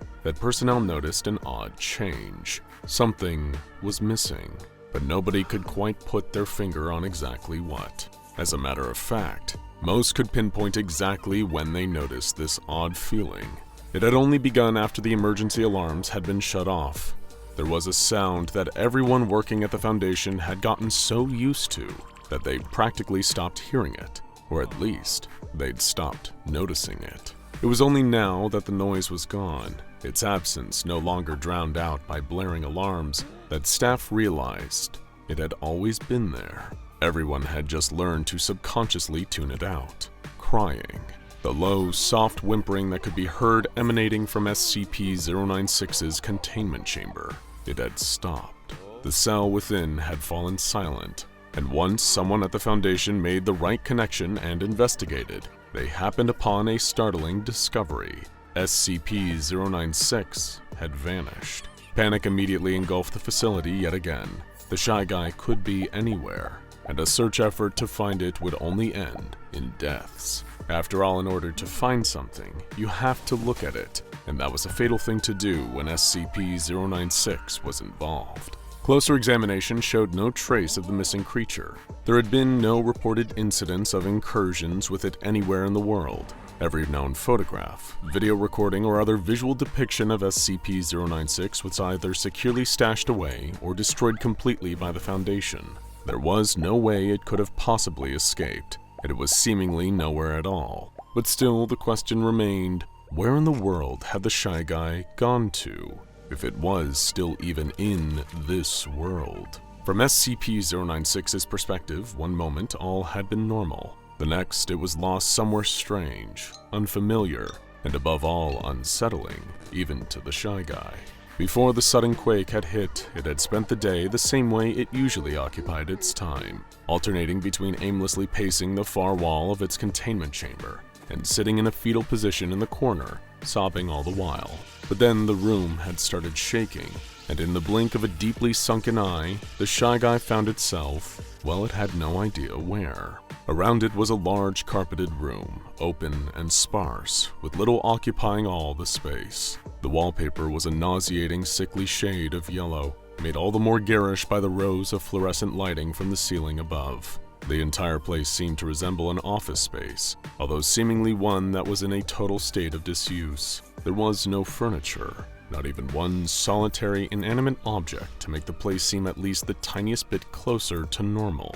Little was SCP-096 aware. It had somehow been transported to a strange and terrible place, the Backrooms. Unless someone remains wary and ever vigilant, they can unknowingly slip their way out of reality. It can happen anywhere.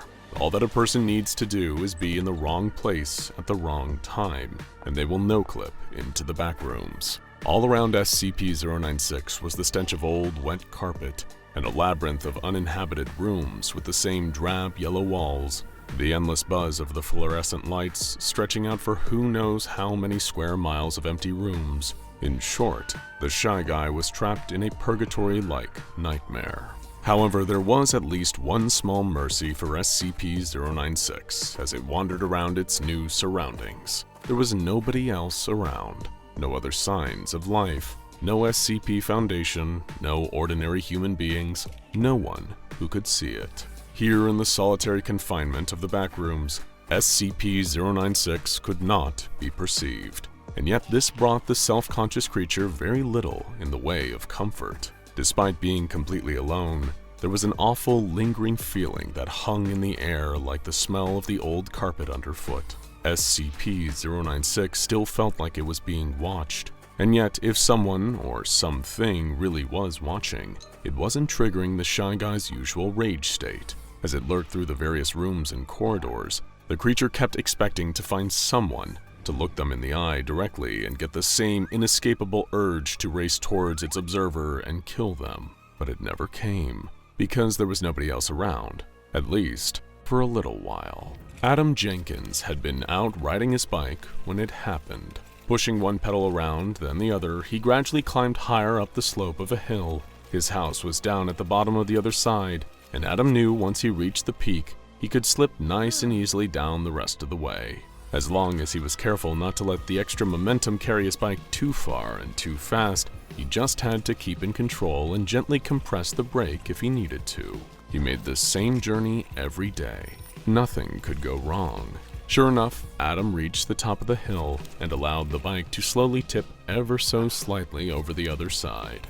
Gravity started to do the rest, the wheels starting to spin rapidly, the pedals pistoning his legs as he plummeted downwards. It was one of the few childlike joys left in Adam's life, those few brief seconds of the day where he got to speed down the hill back home with reckless abandon. He was blissfully unaware that he wouldn't have enough time to miss how much he enjoyed it. Without warning, a car came speeding out from around a corner on the way down the hill. It was dark, and the driver had carelessly decided to leave their headlights off. So when Adam saw the vehicle, he only had a split second to react. He was still going too fast, so if he applied the brakes now, his front wheel would stop too suddenly and send him flying forward over the handlebars. Instead, seconds before colliding with the car's hood, Adam wrenched his bike's handlebars and swerved around the car. But the added speed of going downhill caused the entire bike to topple as it turned so violently, launching Adam off and sending him hurtling towards a nearby wall. Adam could tell in the split second after coming off his bike that he was about to collide with the wall. His brain and body anticipated the impact, bracing him for the painful crash, but it never came. Instead of hitting the wall, Adam passed through it. That may well have spared him a devastating injury, but now a whole new problem now faced him.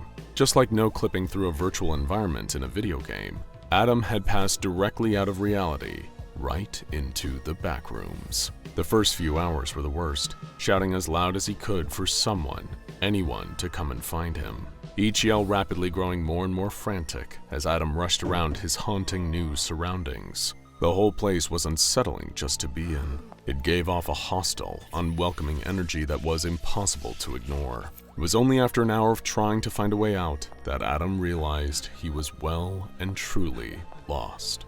He'd strayed too far away from his original point of entry, and just as he had the idea of trying to make his way back to the world from the same place he came in, it was already too late. The Backrooms, at least on this first level, all looked the same. No two rooms were distinct enough for him to figure out if this was somewhere he'd been before, or an entirely new area. It didn't take long for an overwhelming sense of hopelessness to set in. Adam had quickly given up calling for help. There was no sign of anyone around that would be able to help him, until the shuffling of footsteps came from nearby. It was such a noticeable break in the dull, unsettling quiet of the Backrooms that it made Adam's ears prick up. The yellow-hued maze had been so void of life since he had arrived, so unnaturally empty, that he wasn't entirely sure he had made the sound himself by his jacket brushing up against the wall. But no, there was definitely something here with him. He could hear it wandering nearby, and it had certainly heard him too. Calling out yet again with more caution in his tone, Adam Jenkins turned the next corner, met with yet another dingy yellow corridor. Although, unlike the others, this one had a key difference. SCP-096 stood right in the middle of it. The split second that Adam's eyes fell over the Shy Guy, it was already too late. He barely had time to process the sight of the creature, its tall, humanoid shape, wiry thin and pale skin, jaw hanging unnaturally wide. In fact, SCP-096 dashed towards Adam so quickly that he couldn't even finish his startled scream. Meanwhile, back at the SCP Foundation, efforts were still underway to retrieve the Shy Guy. Researchers were baffled that there was not a single trace anywhere on the globe of SCP-096's presence. They had quickly rolled out their usual method for recalling the creature to containment. Requisitioning one of D-Class personnel, this individual was instructed to stand in SCP-096's cell and then was given a photograph of the monster to look at. Knowing that the Shy Guy would track down anyone that saw its face, even as a single tiny pixel in a picture, the Foundation expected the creature to simply reappear in its containment chamber to kill the D-Class they had used as bait. But nothing happened. The D-Class was able to look at the photo of SCP-096 and survive. It was almost as if the creature's link to reality was weakened. Wherever it was, it might still be aware someone had looked at it, but the Shy Guy was somehow being blocked from traveling to its most recent observer. Having drawn a blank on trying to determine SCP-096's whereabouts, the Foundation eventually turned to SCP-343 for his input. Naturally, the powerful reality bender was reluctant as ever to get involved. The Foundation insisted, knowing that SCP-343's omniscience meant he would already be aware of where they could find the missing Shy Guy. He refused multiple times, admitting he did have the answer they were looking for, but not wishing to divulge that information. Fine.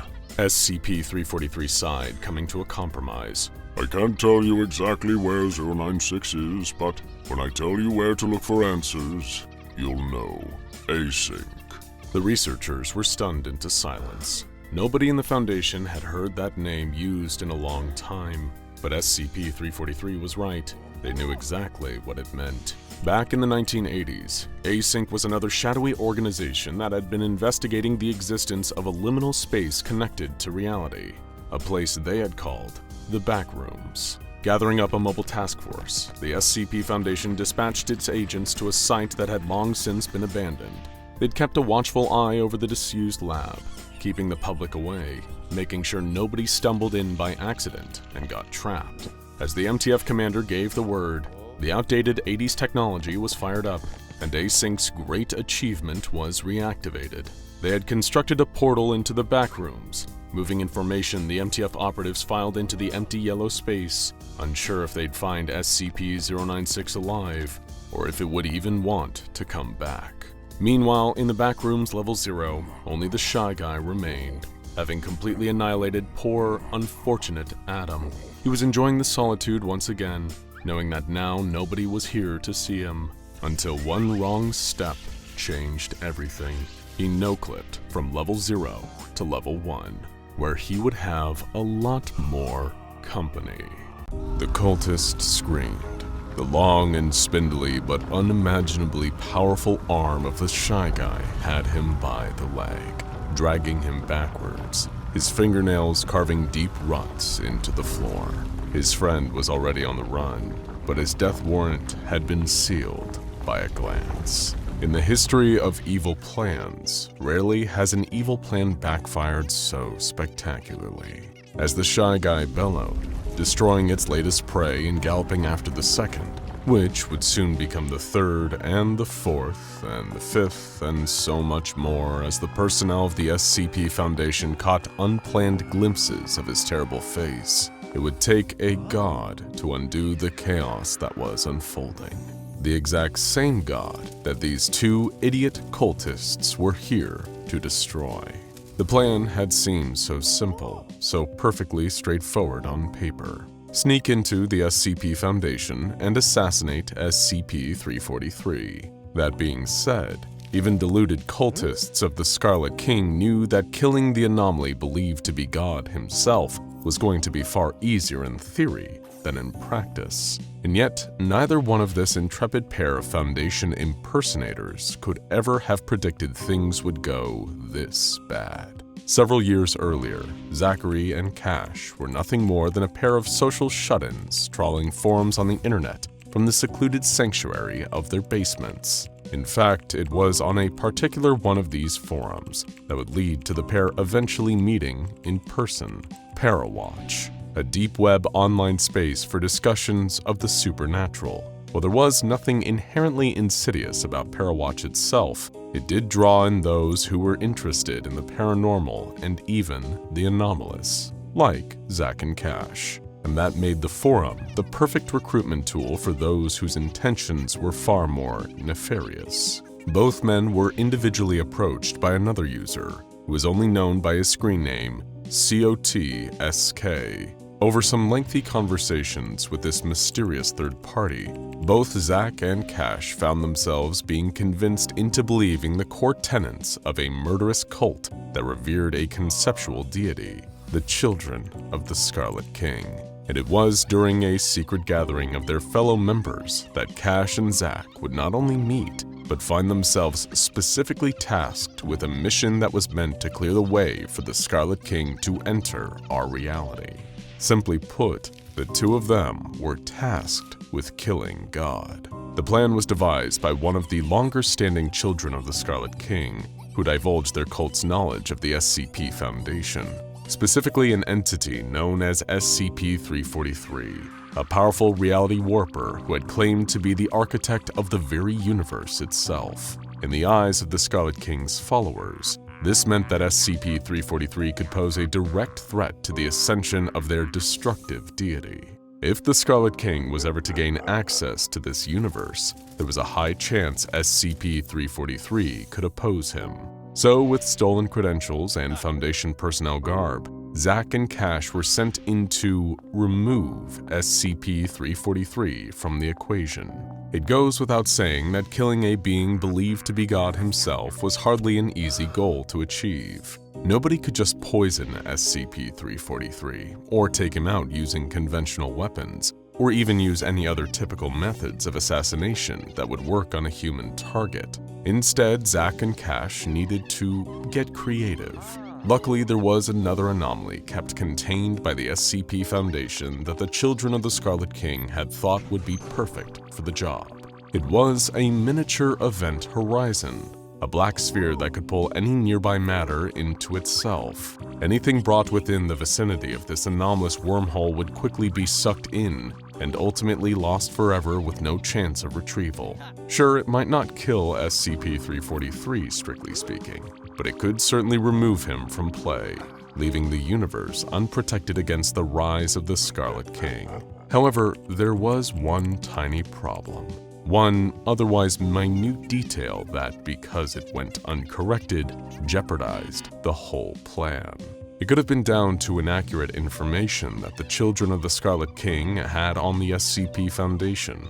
After all, the organization was known for keeping its operations and even its very existence a closely guarded secret. Or perhaps, sheerly due to human error, the wrong number was said by the wrong cultist at the wrong moment, misheard or misread, leading to a 4 being replaced with a 6. You see, the miniature event horizon was designated as SCP-094, but by mistake, Zack and Cash had slipped undetected into the Foundation in search of SCP-096, unaware that anomaly was far from what they were expecting.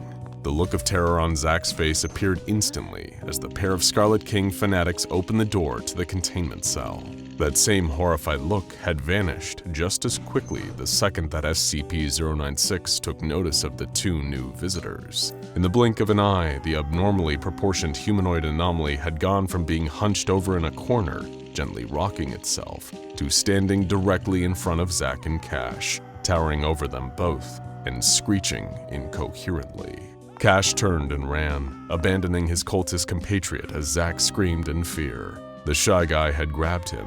A moment later, his screams had been silenced, thanks to SCP-096. Cash had no idea what the creature was. All he knew was it certainly wasn't the miniaturized black hole he and Zack had been sent to find, but he tried to keep the original goal in mind, even in a moment of crisis. Take out SCP-343 so that the Scarlet King could rise. Maybe this other anomaly, whatever it was, could stand a chance against the reality warper. Cash would never get to find out, however, as he was tackled to the ground by a Foundation security team as he turned the corner. But SCP-096 had been hot on the cultist's heels and had appeared behind him just as he was being restrained by security officers, and the whole unit could see the Shy Guy now, which meant not one of them stood a chance. Meanwhile, elsewhere in the facility, oblivious to the carnage of the unfolding containment breach, SCP-343 was enjoying a stroll around the Foundation site,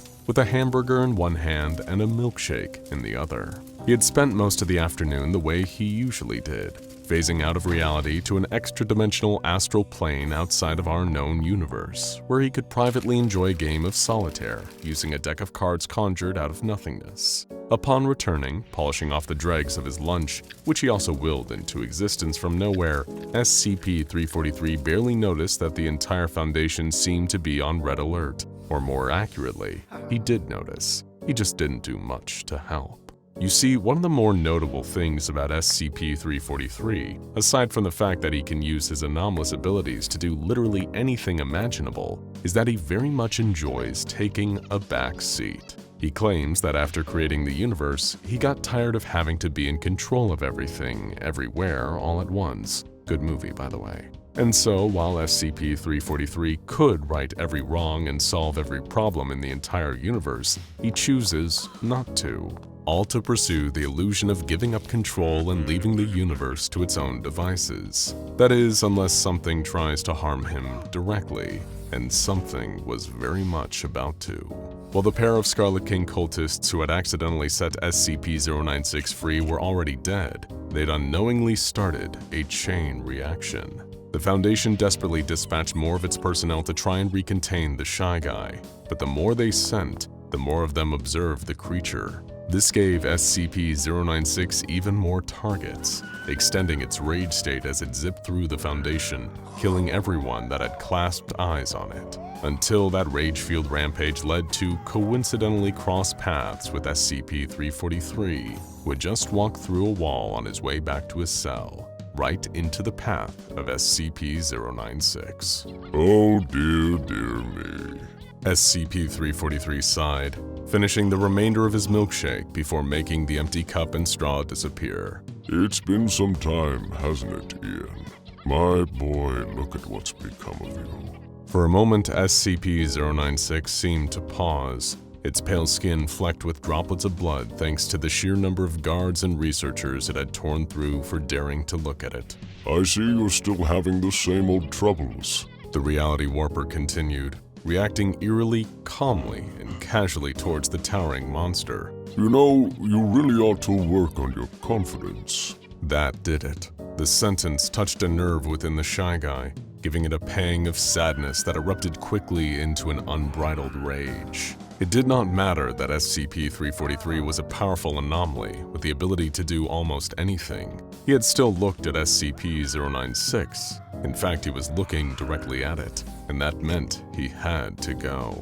His fate was sealed as the creature began wailing and charging straight for SCP-343.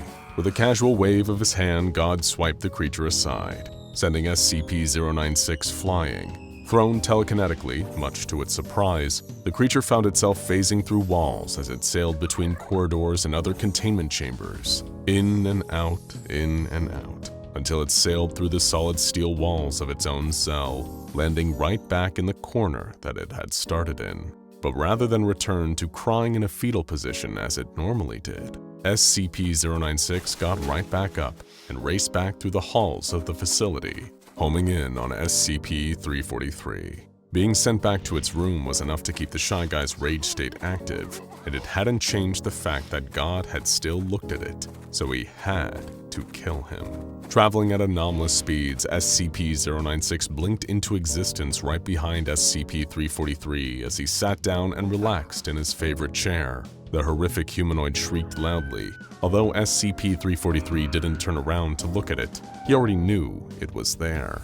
He had sensed it even before it left its cell. With yet another lazy swish of his hand, SCP-343 sent the Shy Guy away. This time, SCP-096 realized its long legs seemed to be moving independently, walking backwards along the exact same steps it had taken to get into SCP-343's containment chamber. It continued going backwards, and despite its frustrated attempts to rush back towards the reality-warping old man, it couldn't. Little did the Shy Guy realize it wasn't the only one. SCP-343's command over the fundamental laws of the universe was so great that he had altered time itself. Everything was now running in reverse, albeit for a few short moments. Birds in the sky were flying backwards, waterfalls were flowing upwards, the Earth was spinning in the opposite direction on its axis. Everything in existence was like an old VCR tape being rewound, until SCP-096 found itself once again back in its cell.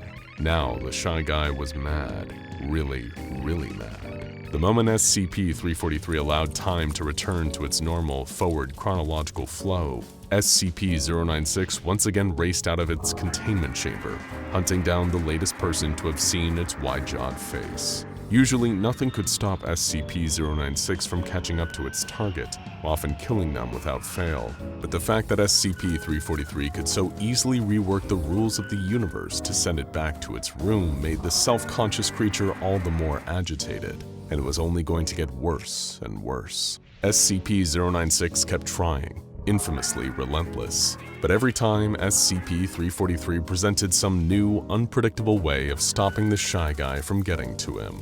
On one attempt, he caused the creature's atoms to rearrange themselves into long strands the closer it got, effectively turning into Shy Guy's spaghetti.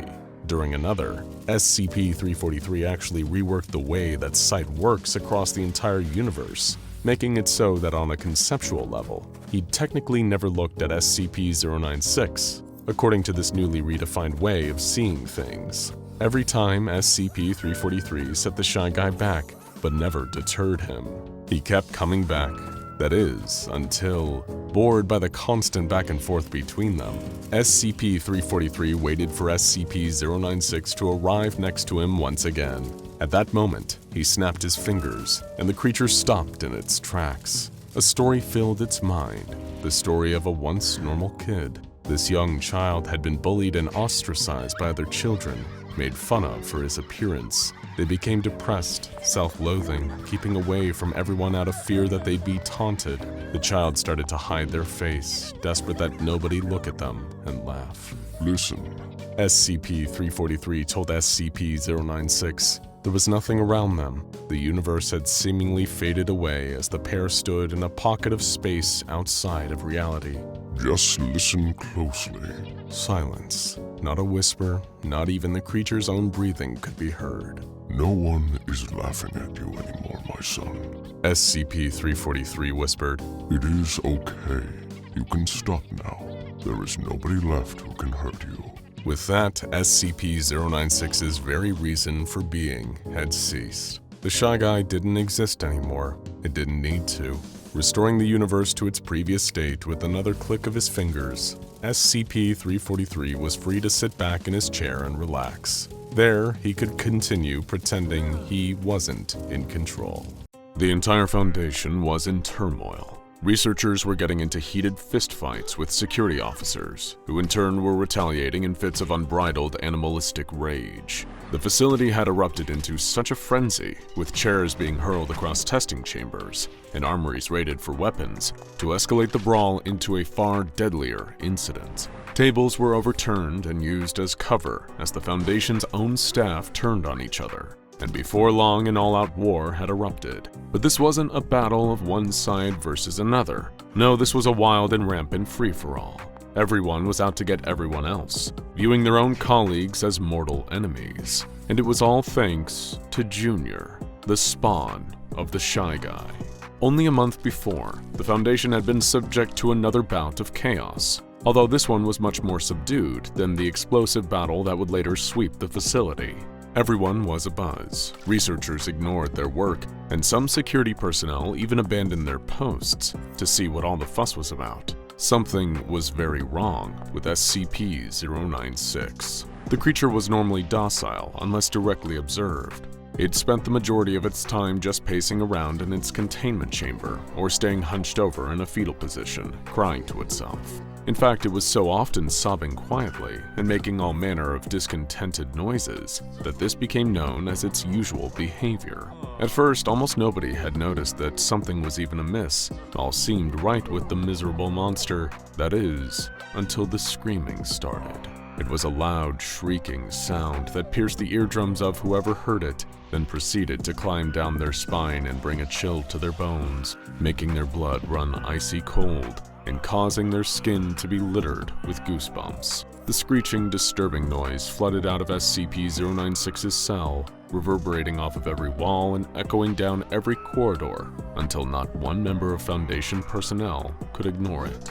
It was unlike anything they'd ever heard from the creature before. This primal howling seemed to put everyone who heard it on edge, not just because it was unfamiliar, but because everyone uncannily seemed to know what the screams were indicating: pain.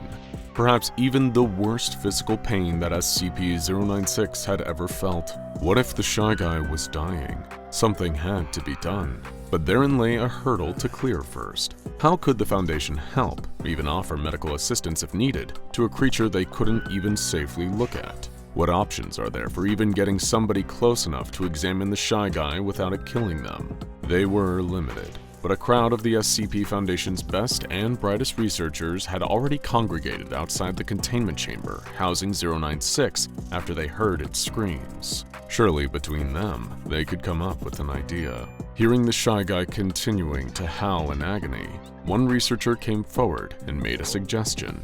There was a device another Foundation researcher had developed, codenamed Scramble. Resembling standard-issue night vision goggles, one Dr. Dan had created these Scramble goggles to identify 096's face and digitally alter it so that the wearer was unable to see its face. Essentially, it edited out the Shy Guy's face in real time so that its homicidal rage state couldn't be activated. The use of Dr. Dan's Scramble goggles had previously led to a catastrophic incident that claimed the lives of Mobile Task Force Tau-1, also known as Big Brother. The Scramble devices allowed the wearer's brain to receive a single nanosecond of SCP-096 unscrambled before the image was altered by the goggles. So, needless to say, since time was running out to help the creature, and there were no other viable options for doing so, the Scramble goggles would need some serious refinement, and fast. Working as quickly as they could, the gathered gaggle of researchers requisitioned an old pair of scrambled goggles and started trying to improve them.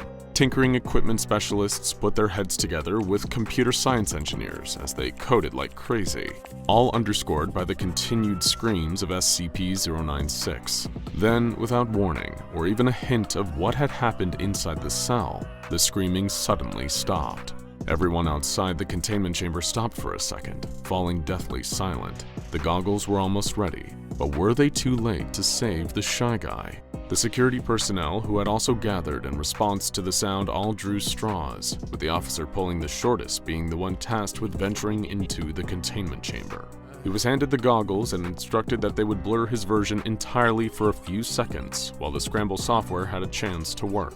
Then, once the device had double, triple, and quadruple checked the results, the goggles would activate fully, and in theory, work the way Dr. Dan had originally intended. Although the track record of the Scramble project meant that the officer was hardly reassured as he entered the dark, dingy containment chamber.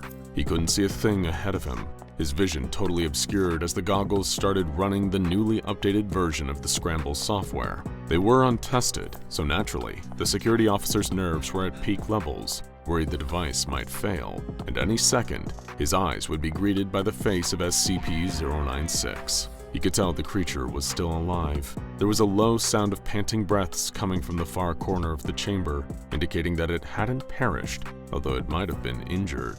A sudden beep from the Scramble goggles startled the officer. The device had made its checks and was ready to activate. However, an unexpected message blinked on the heads-up display that read, "Warning, multiple subjects detected." Luckily enough, when the goggles activated, the officer was relieved to see they had worked. SCP-096's face was a grainy, pixelated mess. The creature showed little noticeable sign of any injuries too. and just seemed to be gently rocking itself in the corner. But quickly, the reason and perhaps even the cause of SCP-096's earlier screams soon became obvious. Though nobody had entered the containment cell before the security officer, it seemed the Shy Guy wasn't alone. Standing at about a third of SCP-096's considerable height was another Shy Guy. Or at least another version of a creature almost identical save for being shorter. It wobbled on its elongated legs like it wasn't quite used to standing upright. It kept both arms outstretched towards SCP-096, almost as though it was reaching out for a hug, but the Shy Guy stayed in the corner, cowering away from the other creature. Through his scramble goggles, the security officer looked on in disbelief at the scene before him. Somehow, completely unpredictably, SCP-096 had spawned an offspring. It had had a baby. There was a general air of disbelief among the assembled staff outside the containment chamber after the security officer had relayed what had happened.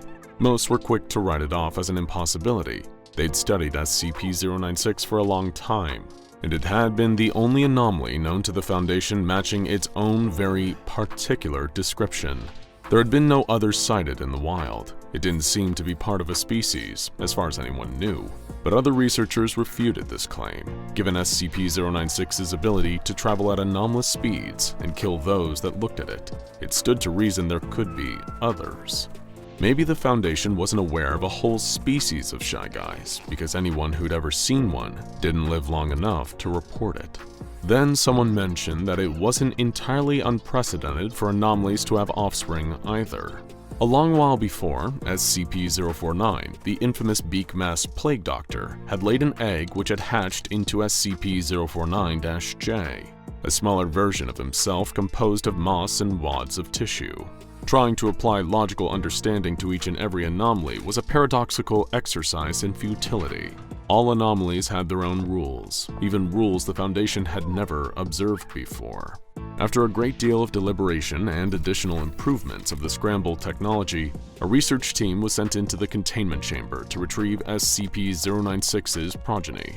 The parent creature was still shying away from its creation, perhaps because it didn't want to raise it in the way that meant the child inherited its deadly sense of self-consciousness. Then again, maybe the Shy Guy was just afraid of what it had unleashed on an unsuspecting Foundation. Initial testing with the offspring creature revealed it was perfectly healthy and seemingly very much unlike its predecessor. Until any official SCP Foundation designation number could be assigned, the team examining it took to calling it SCP-096 Junior, or shortened to simply Junior. Junior regarded the Foundation scientists with curiosity, intrigued by them as well as their surroundings, picking up medical instruments before very carefully placing them back where it found them, treating every item it touched like they had been made of the finest, most delicate glass. One of the researchers likened its movements to that of a lemur or other similar primates, but with the reserved, timid, and docile nature of a well-domesticated pet. That was, at first. Naturally, the SCP Foundation being the organization that it is, there quickly became an interest in whether Junior displayed the same anomalous traits as SCP-096. Call it curiosity or caution. They wanted to know if it would react the same way when observed without the protection of scramble goggles. So a test was devised, seating a member of D-Class personnel in the same room as Junior, and tasked only with looking at the Shy Guy's spawn. Everyone gathered with bated breath, the research team watching from an observation desk, all of them wearing scramble goggles to blur Junior's face. As a blindfolded D-Class was brought in and stood opposite of Junior, all of them expected that the test would unfold in a particular way, which made it all the more surprising when, as the D-Class's blindfold was removed, nothing happened. Junior regarded the convict with the same general curiosity as it had for everyone else, but beyond that, showed no change in behavior, no wild crying, no murderous rage state, nothing. "Are we sure this is actually the Shy Guy's kid?" one of the researchers joked. With the test concluded, and then repeated a few extra times for good measure, Junior was deemed a safe class anomaly. Much like SCP-099 or Josie the Half-Cat, it was decided that Junior be allowed to wander freely around the facility. While initially a little unnerving to some staff when they first saw him without goggles, people quickly warmed to Junior. He was like a small monkey from a safari park, although with the added benefit of not stealing anyone's iPhone or wallet.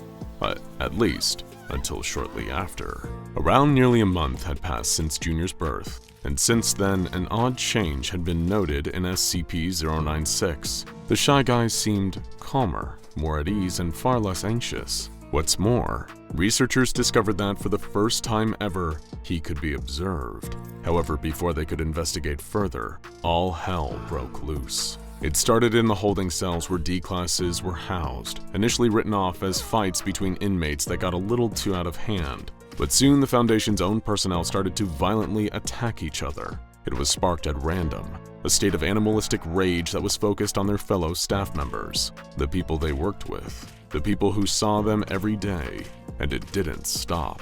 Those working at the facility were seemingly possessed by an inescapable urge to harm those around them, as if punishing each other for just looking at them.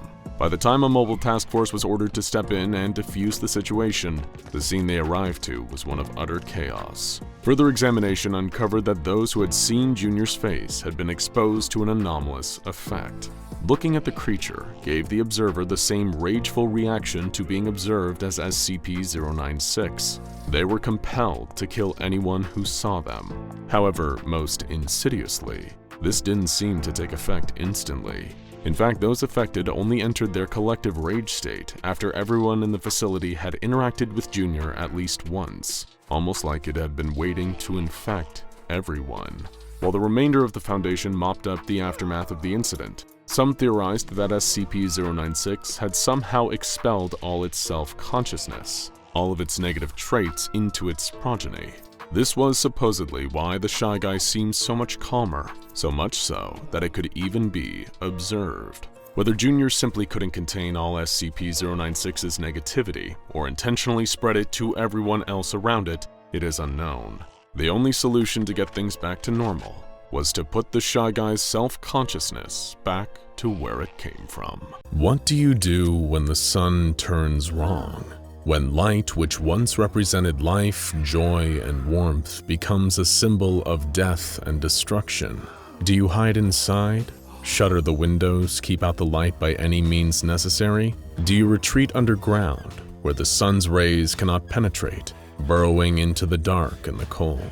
Do you simply give yourself to it, accepting that there is no escaping something so vast, so far-reaching as sunlight itself, and allow yourself to be lost in the end of all things? We've covered this possibility before. SCP-001, When Day Breaks, or SD Locke's proposal. It's difficult to know what any given person might do in such harrowing circumstances. After all, we have always learned to love the light and fear the darkness. It turns our very understanding of reality upside down to have that paradigm shifted, the dark becoming safety and the light becoming death. The source of all life on Earth, of all warmth, transforming in an instant from the sun as we know it to an Apollyon-class SCP that melts all living organisms that cross into its gaze. But what about a being that has always feared the light? Something that prioritizes solitude and never ever wants to be seen? How might it live out those darkened days? Today we're taking a look at what happens when daybreak meets a familiar face, even if a constantly hidden one. SCP-096. SCP-096, or the Shy Guy, is something of a celebrity around here. It is a humanoid creature with long distended arms, pale skin, and a jaw that can open 4 times wider than an ordinary human's. There is only one thing above all else that this entity desires: for no one to see its face. When someone views its face, it flies into an uncontrollable rage and seems to have no other option but to destroy the person who has seen it. So it is unlikely that a creature so intent on solitude would be in much danger from the transformed sun. In fact, it might even be a positive thing, and for some time it was. With so many human beings gone, reduced to gelatinous masses with no desire but to slither around in the ghoulish sunlight and merge with one another, there were fewer people to observe his face than ever. He could stay inside and know with almost complete certainty that no one would come to bother him. No one was coming to look at him, and there were no more visitors, researchers poking and prodding that might sneak a look at his face. And so he stayed there, in the room that had served as his containment unit before the world turned upside down. The masses of flesh that once were humans did not concern him, as they never looked at his face. All he did was stay in his room and never go outside. The outside frightened him terribly, though he was not concerned with the deadly sunlight or the possibility of it melting him as it had so many others. He was much more afraid that someone, some unlikely survivor clinging to their original life, might look at him, that they might see his face. That was simply too distressing to risk. He would much rather stay alone in his old cell, weeping softly in the shadows. One day, though we couldn't say how many days after the end of things it had been, he was weeping alone in his former cell. The days blurred together, spent the same way, and time had lost much of its meaning. Through the echoing sound of his sobs and the sloshing sounds of the creatures outside, a woman's voice cut through. It was faint, but he could make out what she was saying. She was calling out for help, asking if anyone had any food or fresh water. The sound was getting louder, closer, accompanied by the disconcerting thump of her footsteps. She was coming down the hall, as much as it could be called a hall anymore. She was coming towards his room to disrupt his miserable peace. He heard her steps cross the threshold of his room, and her voice broke into a terrified scream. No doubt at the unexpected sight of a pale, naked creature weeping in the corner of what she expected to be an empty room. Startled by the first loud sound he'd heard in a long time, in a world that had mostly been silent since the initial outpouring of agonized screams had faded into the soft slap of flesh and slime on the ground, he turned around. He shouldn't. Ordinarily, he wouldn't, but he couldn't stop himself. There he saw a woman. Wide eyes filled with tears, face streaked with dirt, a small child next to her holding her hand and clinging to her leg. Just as he saw the woman, she saw him. She saw his face. Anger boiled over inside of him, and he let out a scream, wild, primal, and filled with inhuman rage. She could not be looking at him, seeing his face. He couldn't let her. The woman ran with the child in tow, panicked by the wild roar and the sight of him standing upright before her. The anger faded as she left his sight, making her way down the hall into the stairs. But then he remembered. She had seen his face. He could not let her leave. It was time to do something he never thought he'd have to do again. Hunt. His heightened senses picked up the sound of muffled footsteps coming up through the floor below him. She was downstairs, just beneath the floor where he was standing. His instincts kicked in, and his body moved almost of its own accord. He lifted his long, long arms above his head and drove his hands down into the floor. It was weakened by the ravages of the elements and time, and crumbled under his unnatural strength. He dug his claws into the plaster, tearing it apart and cracking it into pieces. He pushed his claws in deeper and deeper until he could feel them breaking through the other side. He pulled the floor apart until the hole was wide enough to fit through, then dropped down to the room below. He spotted the woman's back, fleeing through the door just as he landed. She was getting away. He tore after her, ripping through concrete and steel, destroying everything in his path in a mad dash for the object of his rage. He had to catch her. She could not be allowed to leave. She looked over her shoulder at him, her face a mask of pure terror. She knew, just as he knew, that there was no escape in sight. In his single-minded obsession and her desperation to escape from him, neither of them noticed that she had run so far and so carelessly that she was now outside the building. She had crossed from the shadows into the harsh light of the sun. The woman's eyes widened in grim understanding of her fate. He could only watch helplessly as her body began to succumb to the vicious rays. Almost instantly, she began to melt. As it was closest to the sun, her head was the first to go. Her nose drooped like hot wax, dripping as it went until it slumped off her face and landed on the ground with a sickening splash. Her eyes were next, popping out of their sockets and hanging loose and limp on her cheeks and dangling from sinewy strands. She tried in vain to stuff them back into place, but they squished in her hands like overripe fruit. She attempted to run into the comparative safety of the ruined building, but her feet were already beginning to spread out onto the street, melting into a sticky red smear on the pavement. Her legs crumbled beneath her, and she collapsed to the ground, her face leaving a trail of gelatinous flesh as it landed. She tried uselessly to drag herself along the ground back into the darkness, but her arms were melting into the dirt, mixing with it into a horrible red mud. She let out a last scream of agony, but the sound turned to a thick gurgle as her lips fused together and her mouth melted into nothingness.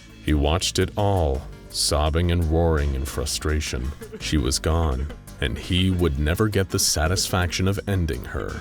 The infernal sun had stolen her from him. Now, she was nothing but a wet shadow, like the rest of the humans had become long ago. He heard the sound of a soft sob behind him, a tiny human voice. He turned, looking for the source. There was the little girl. He had almost forgotten about her. She was calling out for her mother and crying, and she was looking right at him, right at his face. He waited for the anger to overtake him, but instead, there was nothing.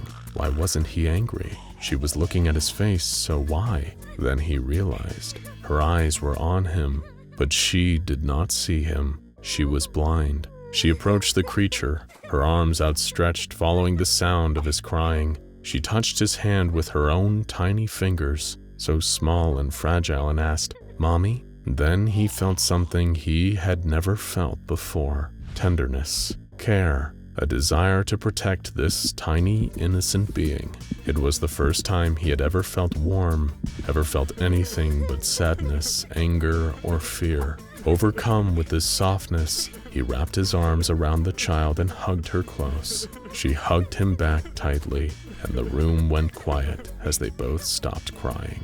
From that day on, they became a family of sorts. They lived together and he took care of her. She didn't know what he looked like, and had no idea he might be something to fear. To her, he was safety. He was home. For the first time in his long, awful life, he felt like a human instead of a monster. He would scavenge food for her, bring her fresh water, lay down stolen blankets and pillows so she would have a soft place to rest. He even found her a ratty, worn teddy bear amongst the rubble and gave it to her as a gift. She clutched it to her chest and thanked him, and for once his tears were those of joy.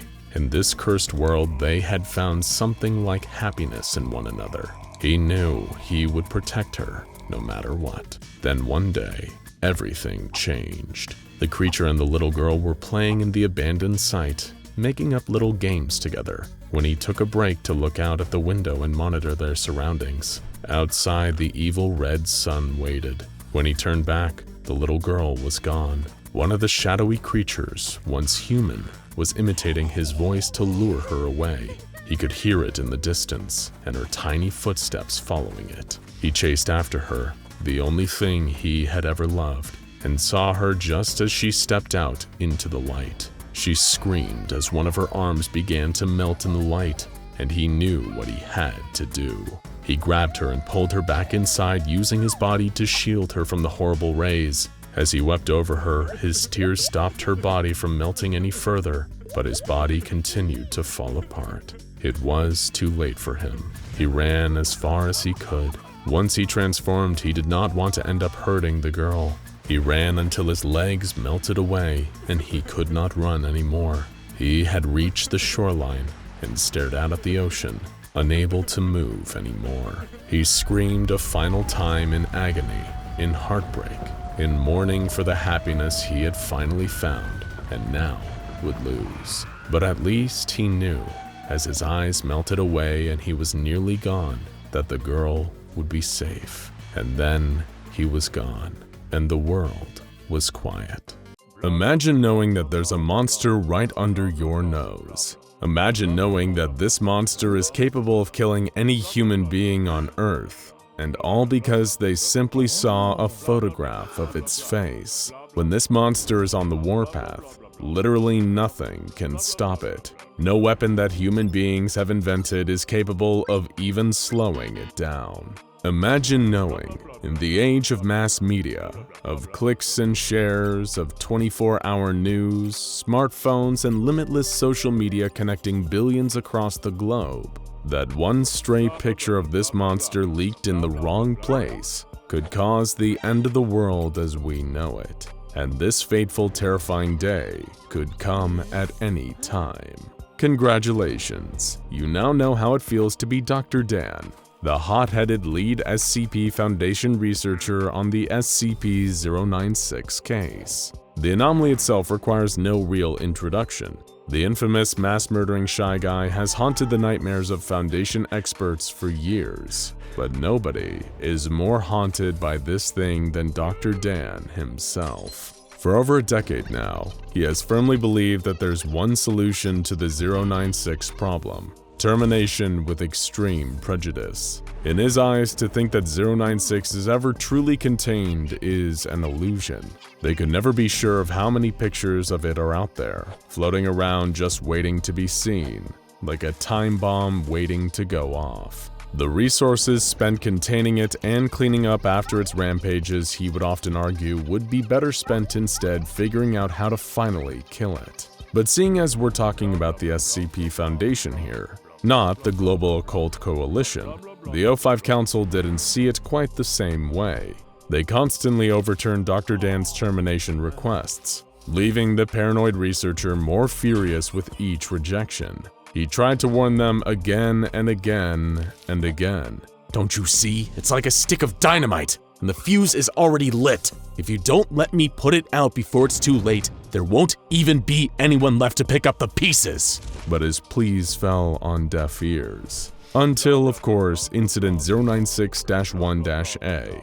A dark and bloody day still looked back on with shame and horror by even the most hardened members of Foundation staff. It was the day that SCP-096 gave everyone a taste of the mass carnage it was truly capable of.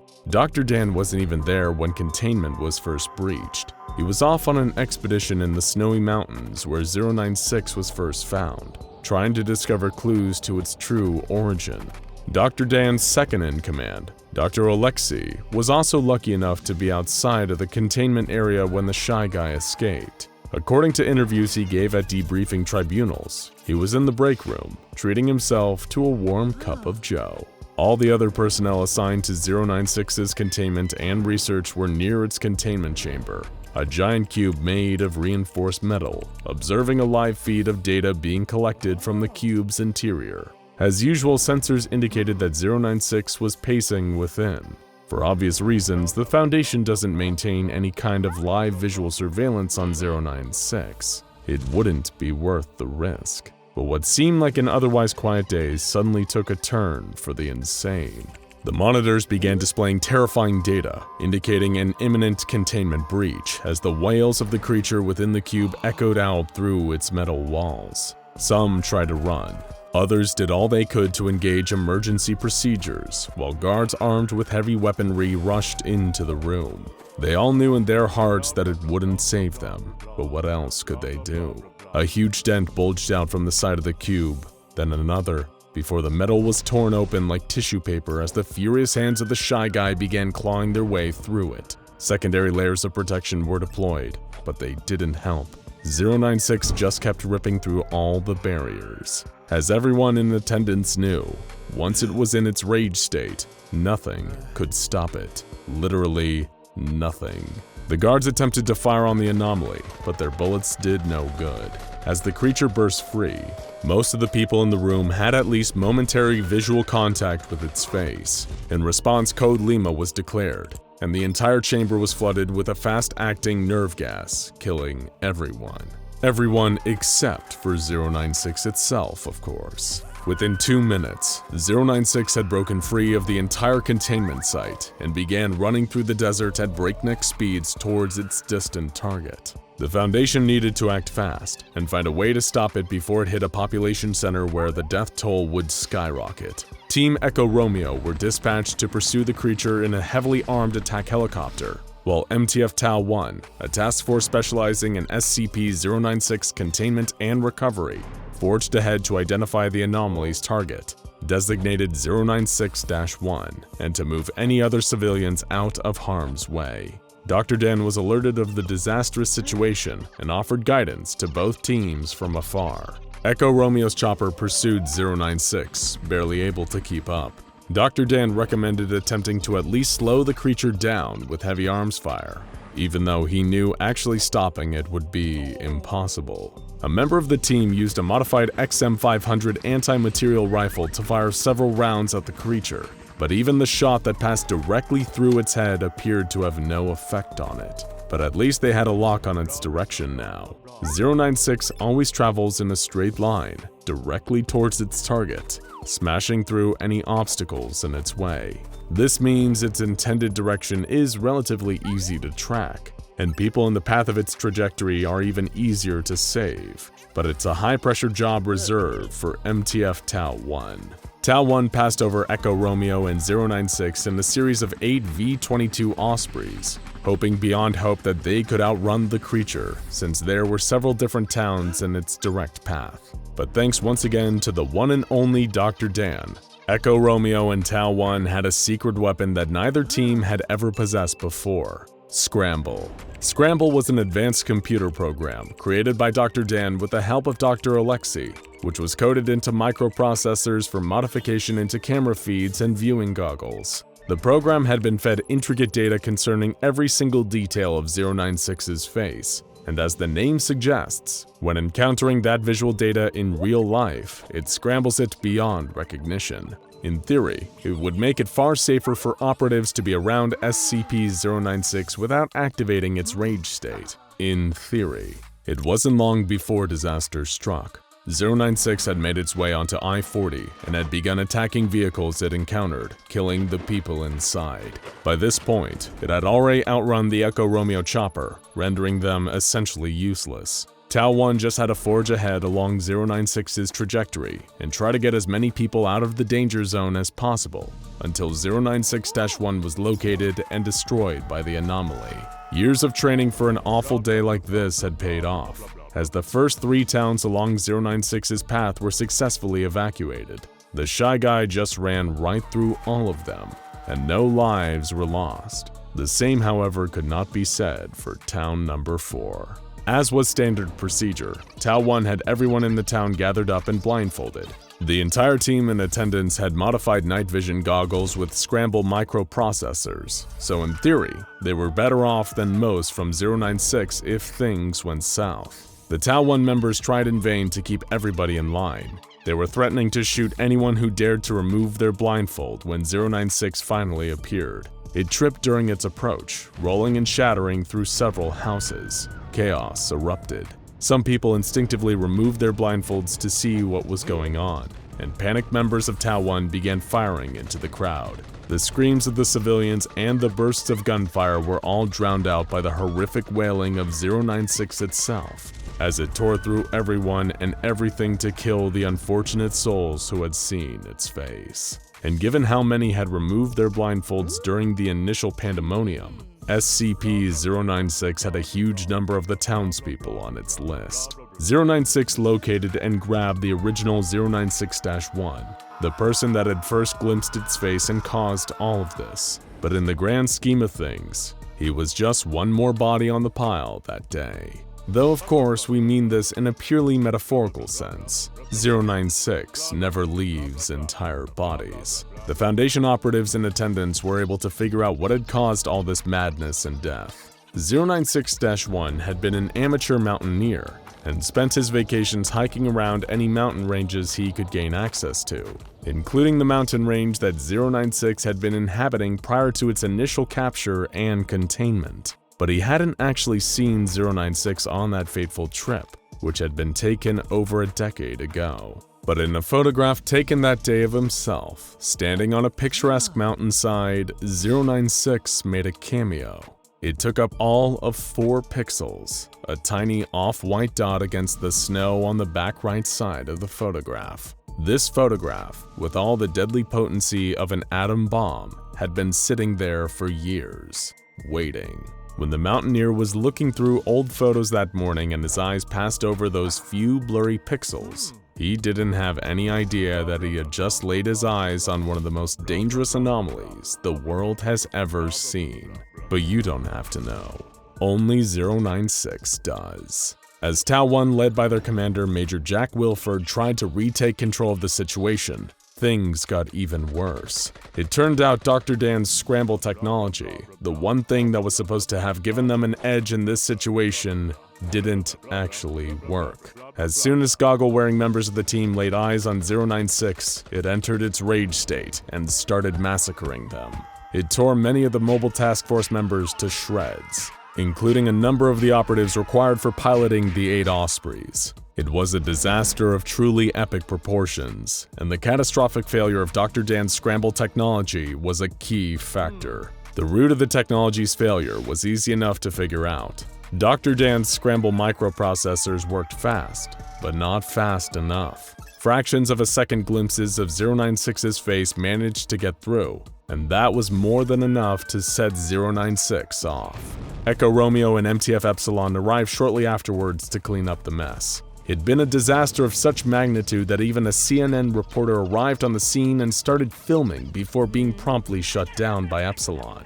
It was a member of Echo Romeo that finally slipped the bag over a docile 096's head, preparing it for containment once again, the creature now content that it had eliminated all of the unfortunate souls who had seen its face. He'd found 096 sitting next to a minivan that had its roof ripped off, the young family inside being the last to have seen its face. And things were so awful in the aftermath of the containment breach that the O5 Council changed their tune, finally granting Dr. Dan permission to terminate 096 by any means necessary.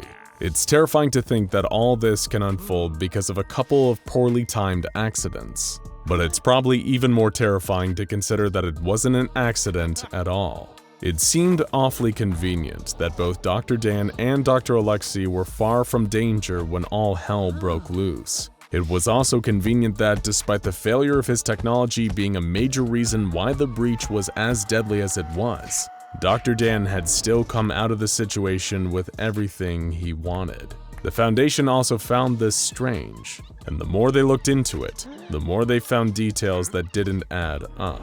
Alibis began to fall apart. Coincidences didn't seem so coincidental, and eventually a weak link in the chain was identified: Dr. Alexei. Under pressure from the Foundation, Alexei spilled everything. Dr. Dan had essentially orchestrated the entire containment breach, and on top of that, he did everything he could to make it as deadly as possible, all with the purpose of getting the O5 Council to see things his way, and finally give him the permission he needed to devote all of the SCP-096 resources to its termination. But it came at a terrible price to Dr. Dan personally. For his crimes against the Foundation and humanity, he was permitted to try and figure out a way to terminate 096 once and for all. But as payment for his crimes, he himself would also be terminated as soon as his task was complete. Were the lives of all those innocent people, and Dr. Dan himself, worth the price of finally being authorized to terminate SCP-096? When asked why he did all of this, Dr. Dan simply said, "It worked. There was only a matter of time until that happened in a major population center, and its face spread over the world news. I can kill 096, but I've killed myself in the process." While we don't agree with his methods, there's something almost admirable about a person so single-mindedly devoted to their cause. It happened in 1981, in a small rural village in West Germany. SHY GUY, 9 years old, ran across the bitter snow, tears freezing to his cheeks. It was Christmas Day, and not long ago he'd been so happy. He was celebrating with his family, his mother, his father, and his young sister, the centers of his universe, when that monster had attacked and destroyed everything he'd ever known. The White Terror, the destroyer of Christmas cheer, the Yule Man, SCP-4666. Though of course, young Siegfried had no idea. In hindsight, Siegfried's parents had been noticing strange things in the lead-up to Christmas Day.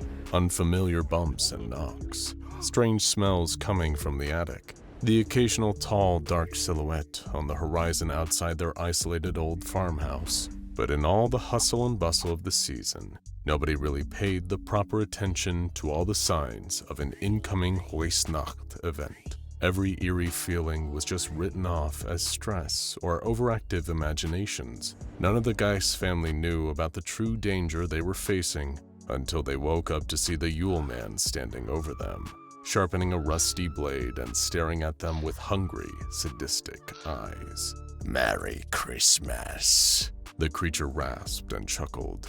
Siegfried was lucky to escape alive, but of course he would never see his family again. He'd be picked up a day or so later, traumatized, catatonic, and almost frozen to death. When he was finally able to speak again, he spoke of a monster having killed his family. When the police investigated his home and found the remains, they deemed it to be the work of an all-too-human serial killer, and poor Siegfried Guys was entered into the foster system. Years of work with psychiatric professionals tried to convince young Siegfried that the monster he claimed to see, the unnaturally tall, gnarled, bony freak with those shimmering black eyes, was merely a product of his trauma. But he knew the truth. He always knew.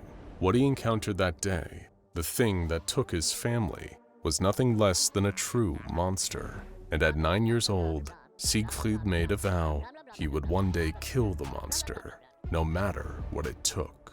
When Siegfried was finally adopted and returned to school, he did everything he could to apply himself academically. He had no interest in friends or romantic relationships, even as he grew into his teenage years. The only thing that drew his interest, in addition to the perfection of his academic life, was his own private research into the supernatural. He became an expert in all things occultic and anomalous, sightings of ghosts, phantoms, aliens, and monsters. He wanted to know it all. No, needed to know it all.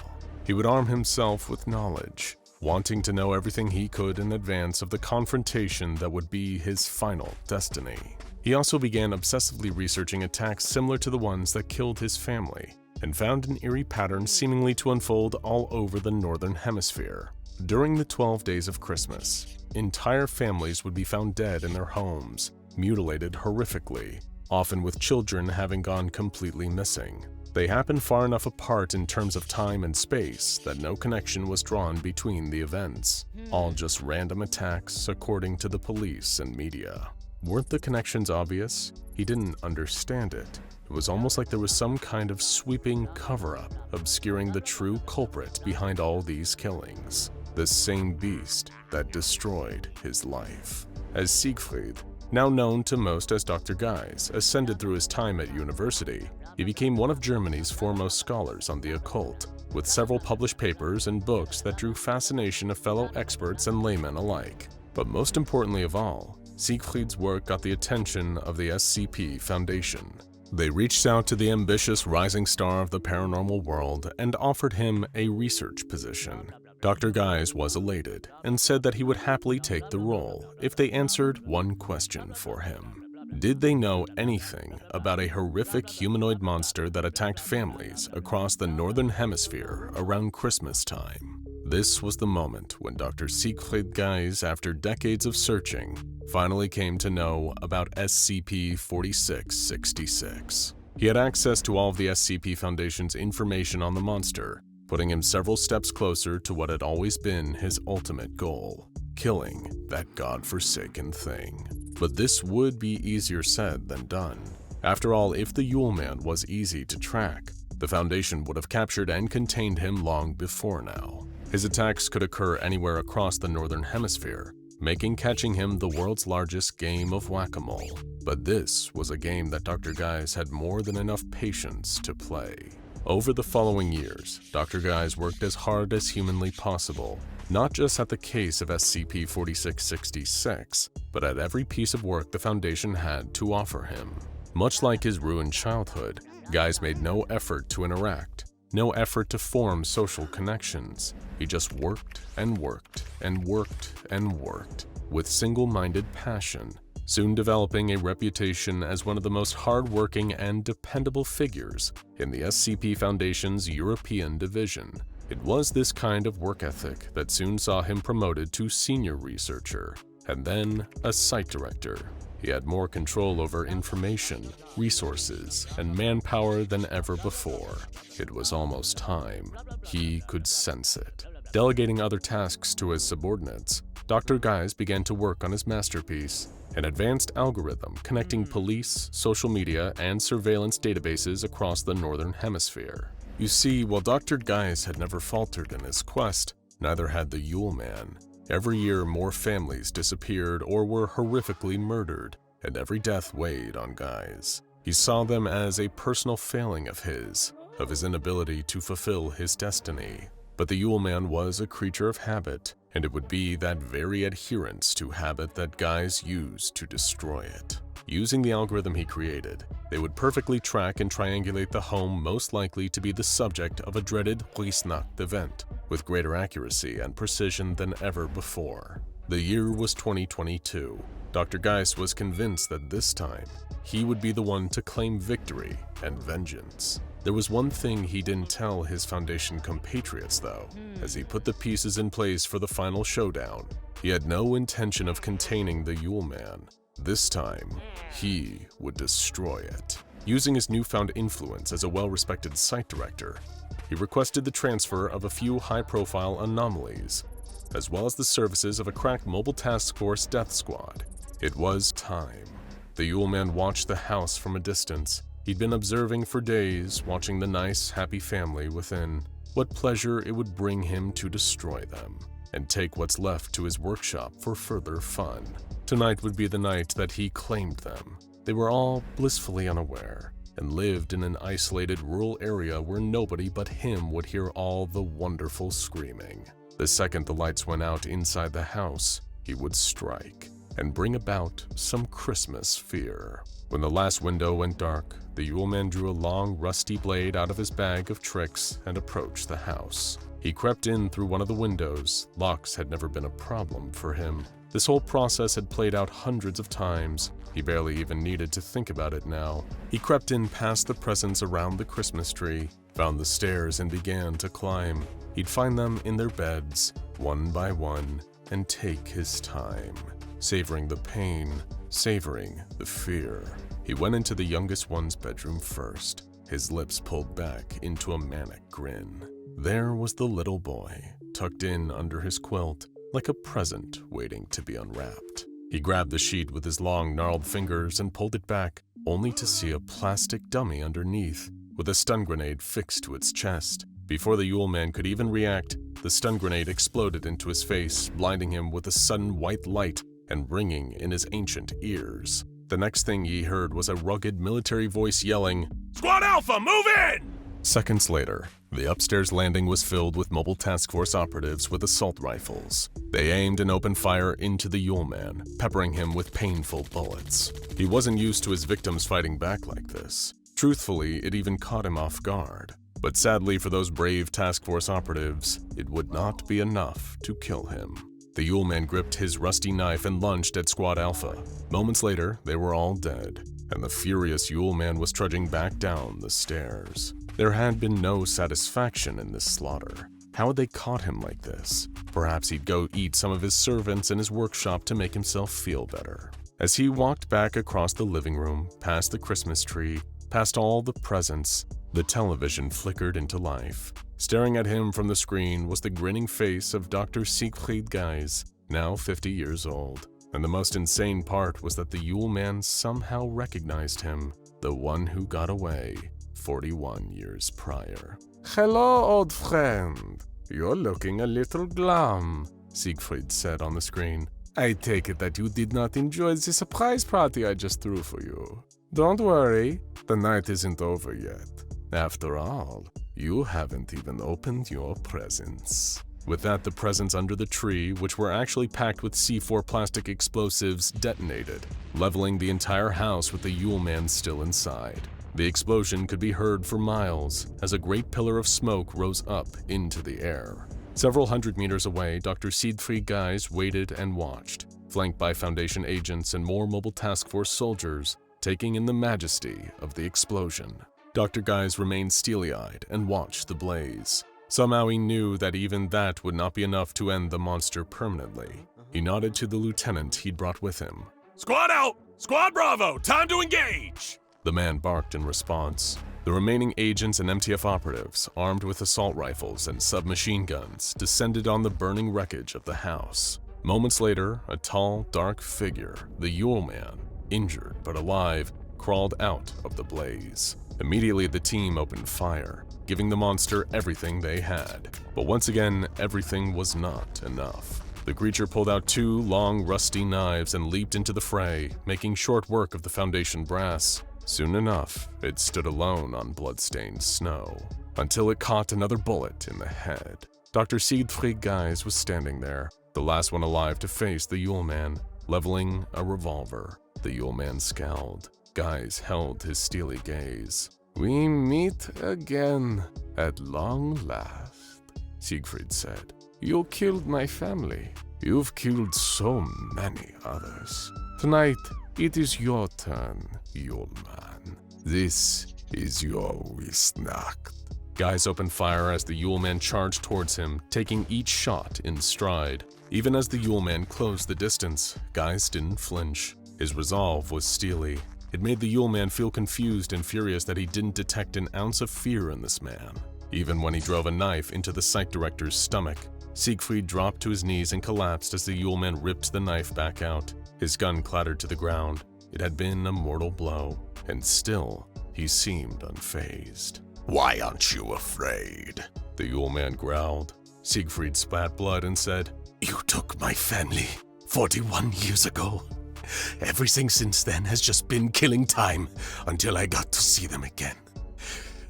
Where you're going, all you'll ever see are flames and torment. The Yule Man, furious, stabbed Siegfried again, this time through the heart. The doctor was dying, his life's work having seemingly amounted to nothing. But with the last of his strength, he reached into his coat and pulled out something, a little gift he'd requested from one Dr. Alto Clef before putting his plan into action. Dr. Siegfried Guys lifted a photo of SCP-096 right in front of the Yule Man's eyes. Merry Christmas, he said with his last breath. The Yule Man was confused. A photograph? Was that it? Was that really this foolish little boy's trump card after all this time? What a waste. Then, without a moment's warning, SCP-096 barreled into the Yule Man, sending them both rolling across the snow. One of Siegfried's preparations was to have SCP-096's containment cube temporarily relocated to only a mile away from the ambush site to avoid collateral damage. If everything else failed, then SCP-096 would be their Hail Mary pass, their finishing move. And it worked marvelously. As strong and evil as the Yule Man was, he'd been weakened by the night's battle, and the Shy Guy was an order of magnitude more powerful than his sadistic foe. The Yule Man screamed in horror as SCP-096 set upon him with claws and teeth. After hundreds of years inflicting it on others, the Yule Man had died in terror, and Dr. Siegfried Guys had died with a smile on his face. He's waiting for you in the dark. He sits cross-legged, still as a placid lake, and patient as a praying monk 6 feet deep in meditation. He's been like this for so long, his body oil-slicked with deadly black grease, skin ancient and haggard, eyes black and flat with the kind of calm you'd only find in crawling insects and great white sharks. His lipless mouth is stretched across his jawbone in an ugly black rictus. He may be an old man, but trust us, he's got plenty of new tricks he'd love to show you. He sat in the loneliest place in the world, the deep, dark bowels of an SCP Foundation containment site, surrounded by a complex confluence of containment measures, different shapes, running liquids, bright lights, the kind of steel so thick a nuclear weapon would only leave it scuffed. All the things that had a tendency to confuse him, because that's all they ever did. The old man laughed to himself very quietly. All the people out there are so scared of him because of one immutable fact. He isn't trapped here, he's just resting.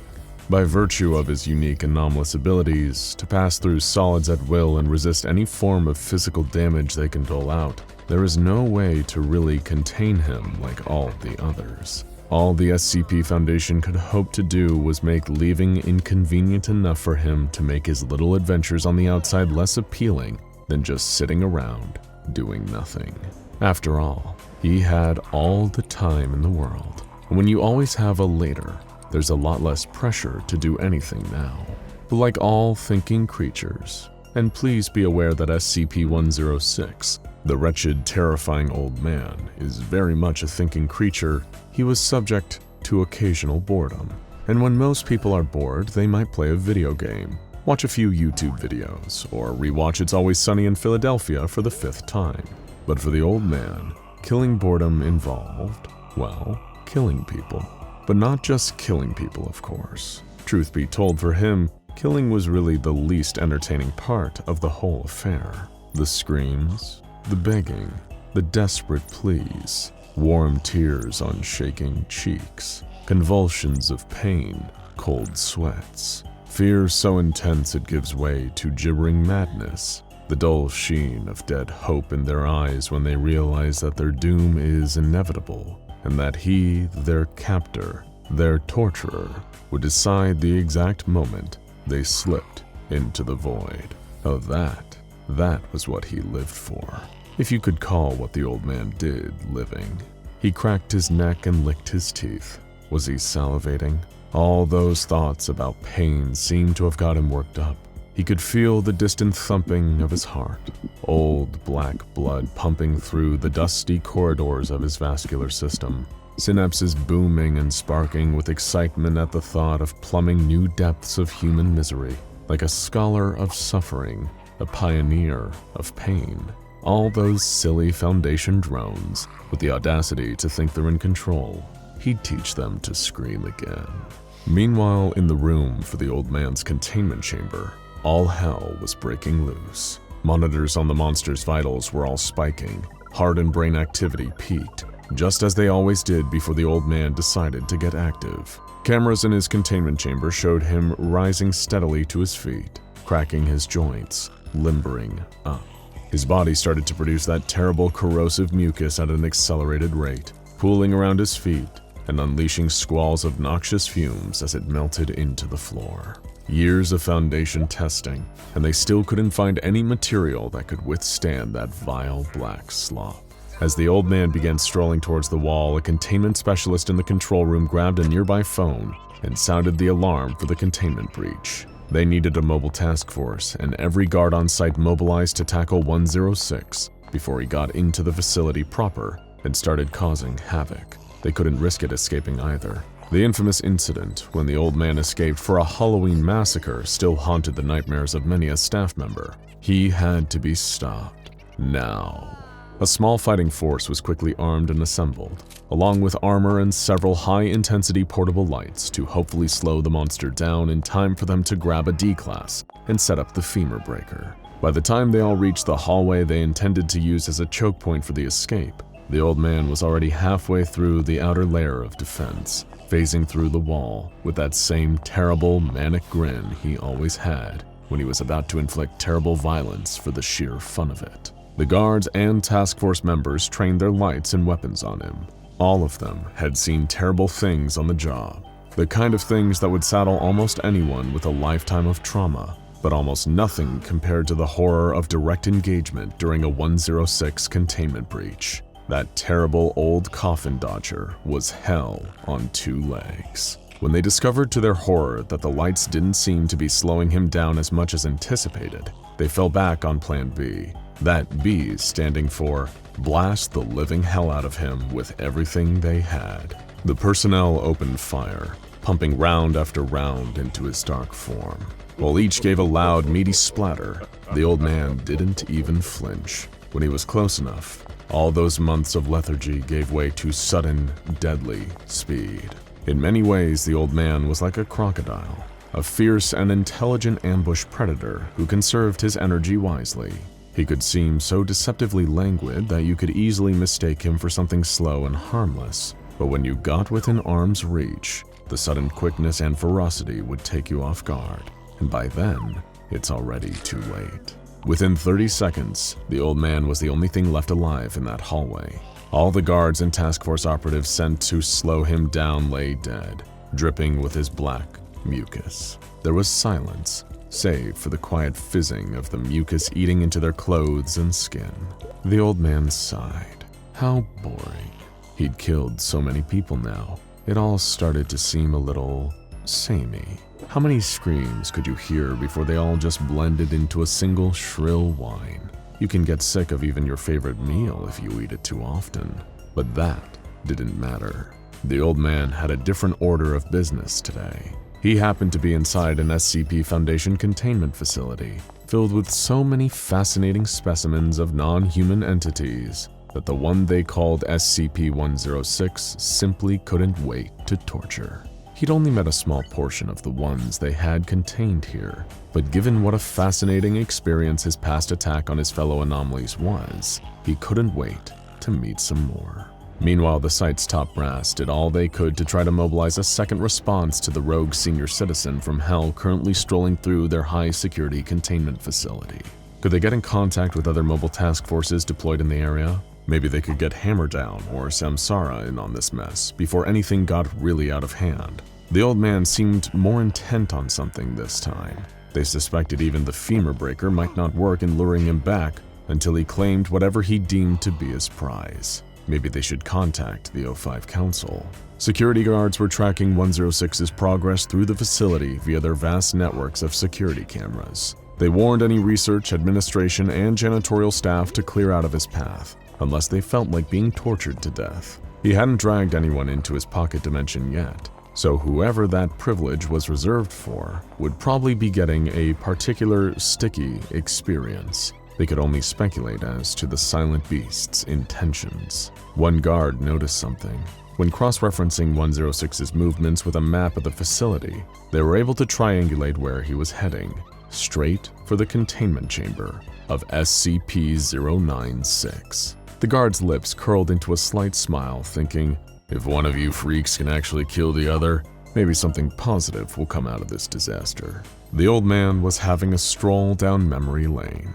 The time prior, when he broke out of his cell and decided to hassle his fellow inmates, was certainly eventful. He wound up in the company of some cantankerous reptile and a Korean foxwoman, an unlikely pair if ever there was one. After finding himself in a room with them, he decided they should have a little more privacy and dragged them back into his pocket dimension for further fun. Of course, with two at once, his attention had been a little split. They spent as much time tussling with each other as resisting his attempts to torment them. They definitely put him through his paces that day, and he gave far better than he got.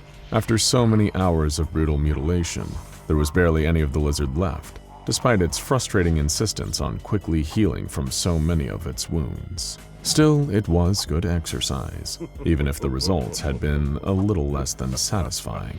If he could get another anomaly alone, though, he'd be able to take his time and really savor the pain he caused. Oh, that sounded heavenly. Soon he came upon an incredibly strange containment chamber that quickly caught his eye. It looked like a huge metal cube with no way in or out, not even a seam. Whatever was trapped in there, the old man thought it must be something that even the fools at the SCP Foundation really, truly wanted nothing to do with. But even more so than the strange sight, it was the sound that drew the old man in, tempting him like a siren song. It was weeping, a soft, sobbing keen that betrayed a bottomless well of misery. Whatever was making that crying sound had known true despair, or whatever passes for true despair before you've had a close encounter with the old man in his pocket dimension. The old man grinned and thought, Oh, Sonny, I'll give you something to really cry about. He stepped forward and faced his way into the metal cube. The creature was in the corner. In contrast to that stupid lizard, this monster was pleasingly humanoid, with, presumably, all the familiar pain points. Splendid. The only real difference was color and proportion. It was far longer and ganglier than the average human, with grayish skin and no hair anywhere on its body. Still, it was something the old man could work with. The creature didn't even seem to register his presence. It just sat crumpled in the corner, weeping. Still grinning his lunatic grin, the old man approached and rested a moist hand on the creature's shoulder. Its pale skin began to fizzle from the intruder's corrosive touch. A pool of vile sludge began spreading out beneath his feet until the creature was encompassed too. Little by little, they sank into the old man's favorite place out of the world, the pocket dimension, his own personal, eternal, infinite dungeon, where the only laws are pain and terror for all but the old man himself. Little did he know, this time, the scores may be a little more even on that front. They both stood in that terrifying labyrinth of hallways and chambers where the old man had made countless lives infinitely worse than any terrible afterlife that could follow them. And still, this creature didn't seem to change its reaction. He was almost irritated by it. And what's more, this whole time, the creature hadn't even turned to look at him. He'd have to fix that too. The old man, with his shocking strength, gripped the monster's shoulder and whipped him around, staring into his face, bearing his black eyes and manic smile. But he couldn't help find what looked back at him disconcerting. Its eyes were blank and white, its face stretched and warped into a permanent grimace, like Munch's old painting, The Scream. And the second the old man laid eyes on it, that's exactly what it did. Its gaping mouth let out the most terrible wail the old man had ever heard in all his years of torturing. It was a scream of unknowable sadness and fear, but somehow the old man sensed that this creature didn't fear him. It feared itself, feared what it was about to do. What the hell had he dragged down here with him? Without warning, the terrible wail soon gave way to sudden and ferocious aggression. Just like the old man had dealt out to a group of Foundation guards and Mobile Task Force agents earlier that same night, it was only out of a mix of pure luck and his own finely tuned animal instinct that the old man was able to dodge the first strike from the creature's long, lithe forelimb.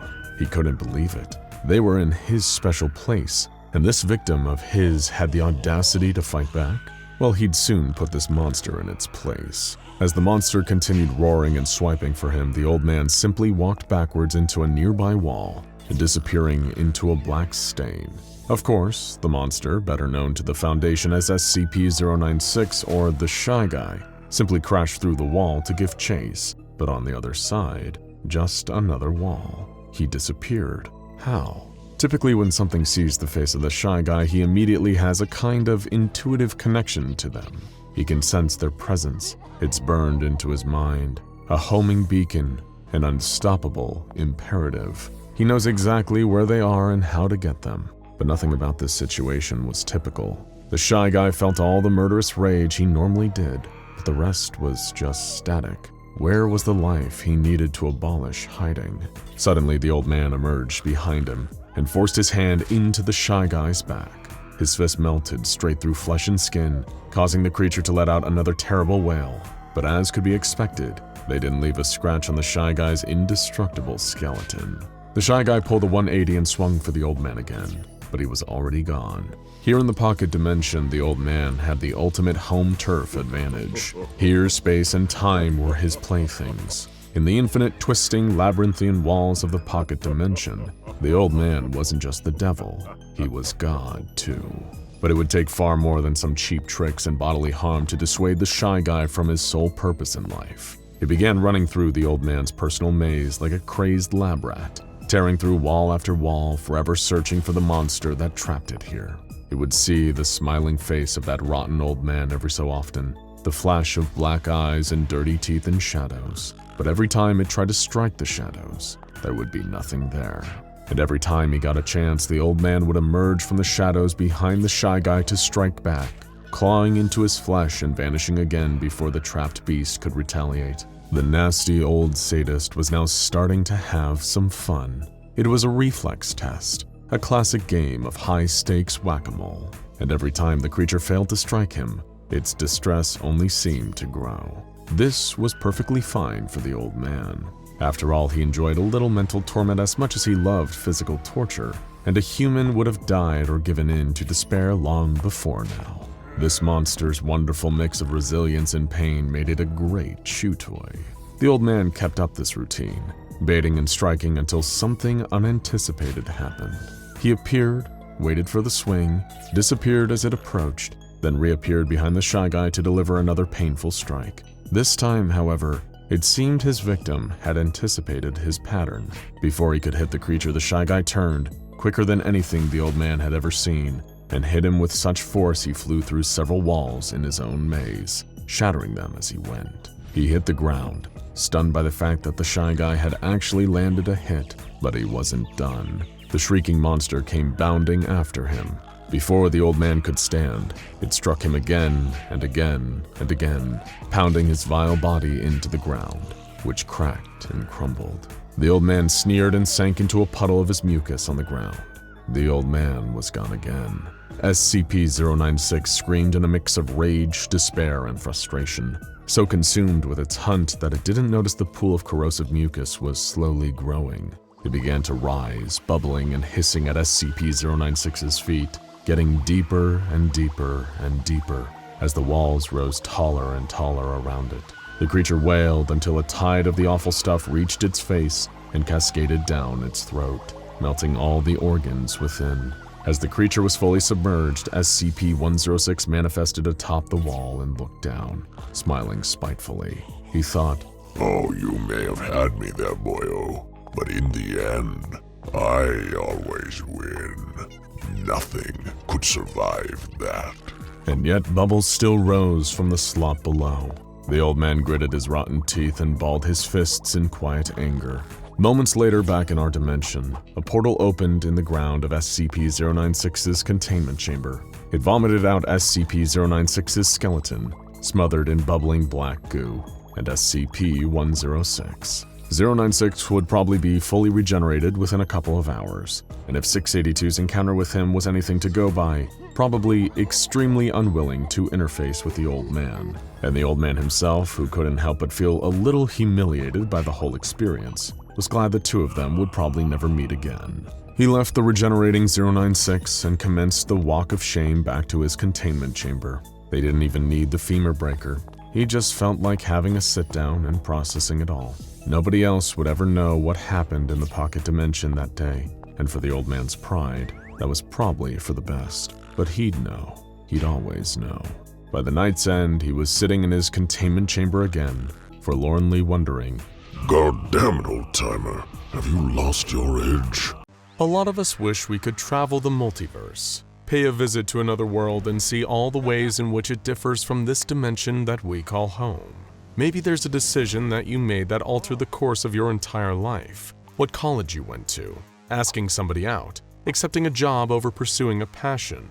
The question of what if might have kept you wondering what your life could have looked like if you picked the other path. Surely it would save you all that wondering and be so much easier just to go and find out. Imagine if you could simply pick a universe where you chose differently, then take a quick jaunt over there to see how things turned out for your other self. But what if you couldn't choose? Never mind whatever that decision was, what if you couldn't pick where in the infinite multiverse you ended up? If traveling from world to world was as random, unpredictable, and instinctive as a sneeze, what then? One moment you're safe at home, surrounded by everything you know.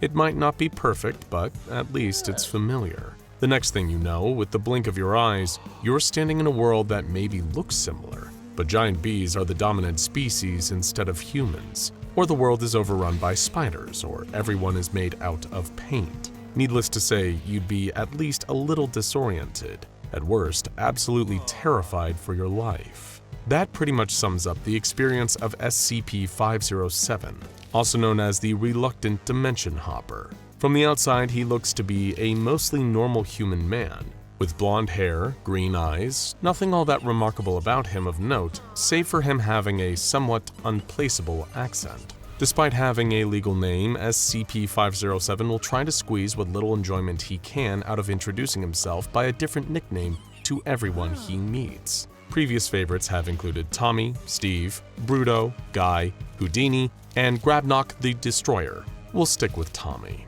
The sole most intriguing thing about Tommy is that through a process that happens completely without his control, he can spontaneously disappear, only to reappear after an unspecified amount of time later. During that time, SCP-507 will have been in a completely different universe to our own.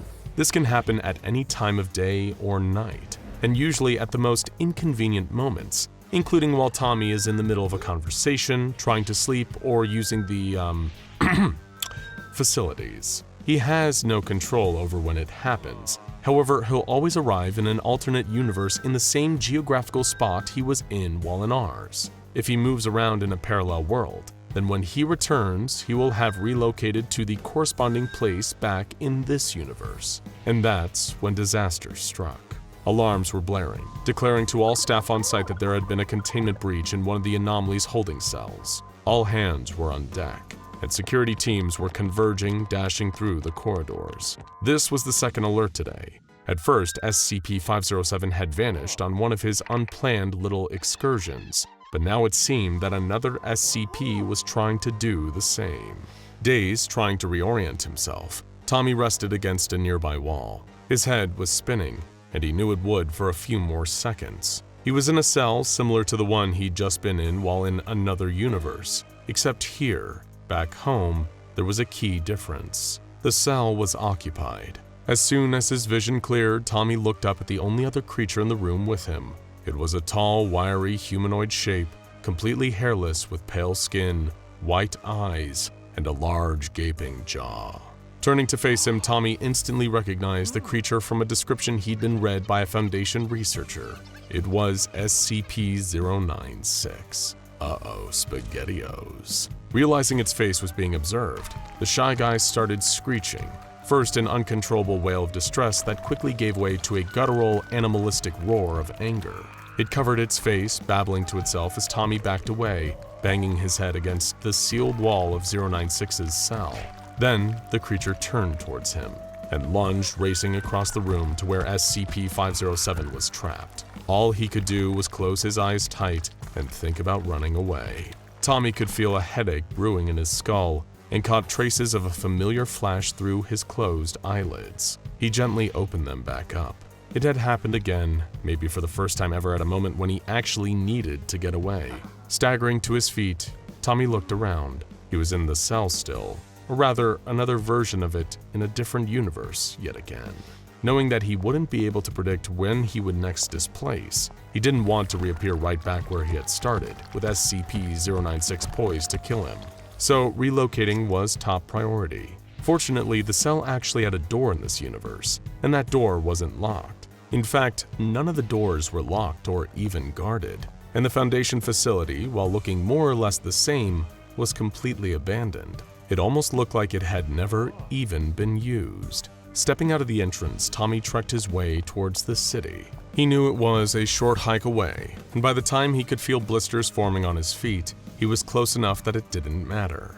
With another few short steps, he was standing among the tall buildings and surprisingly empty streets. One of the first things that struck Tommy about this universe was that there were hardly any people around outside. On top of that, the roads were devoid of cars. Everything around was so quiet. The air was still and clean when he breathed it in. The sound of footsteps against the pavement immediately caught Tommy's attention, the first sign of anyone else around other than him. Racing towards the noise of another person, Tommy turned a corner and bumped straight into an old man in a long coat, who had clearly been in a hurry, and quickly revealed he didn't have the best temperament either. Watch where you're going! He shouted, caught off guard by the sight of another person put on the streets. What the hell are you playing at, sneaking up on me like that? You're trying to get yourself killed out here? Oh, definitely not, Tommy said, climbing back to his feet, hands held out apologetically. I'm so sorry, mister. I was just... You got a death wish or something, kid? The old man demanded, marching past him.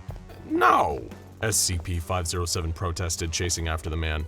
Wait, what makes you say that? As if you don't know, he scoffed. Look around you. Look up at the sky. There's a storm about to hit any second now. It's a-coming. And if you don't get inside, you're a goner. What could be so dangerous about a thunderstorm? Tommy asked. The old man stared back at him with a look of confusion on his wizened face, looking at Tommy like he had just said something utterly bizarre. What the hell's a thunderstorm?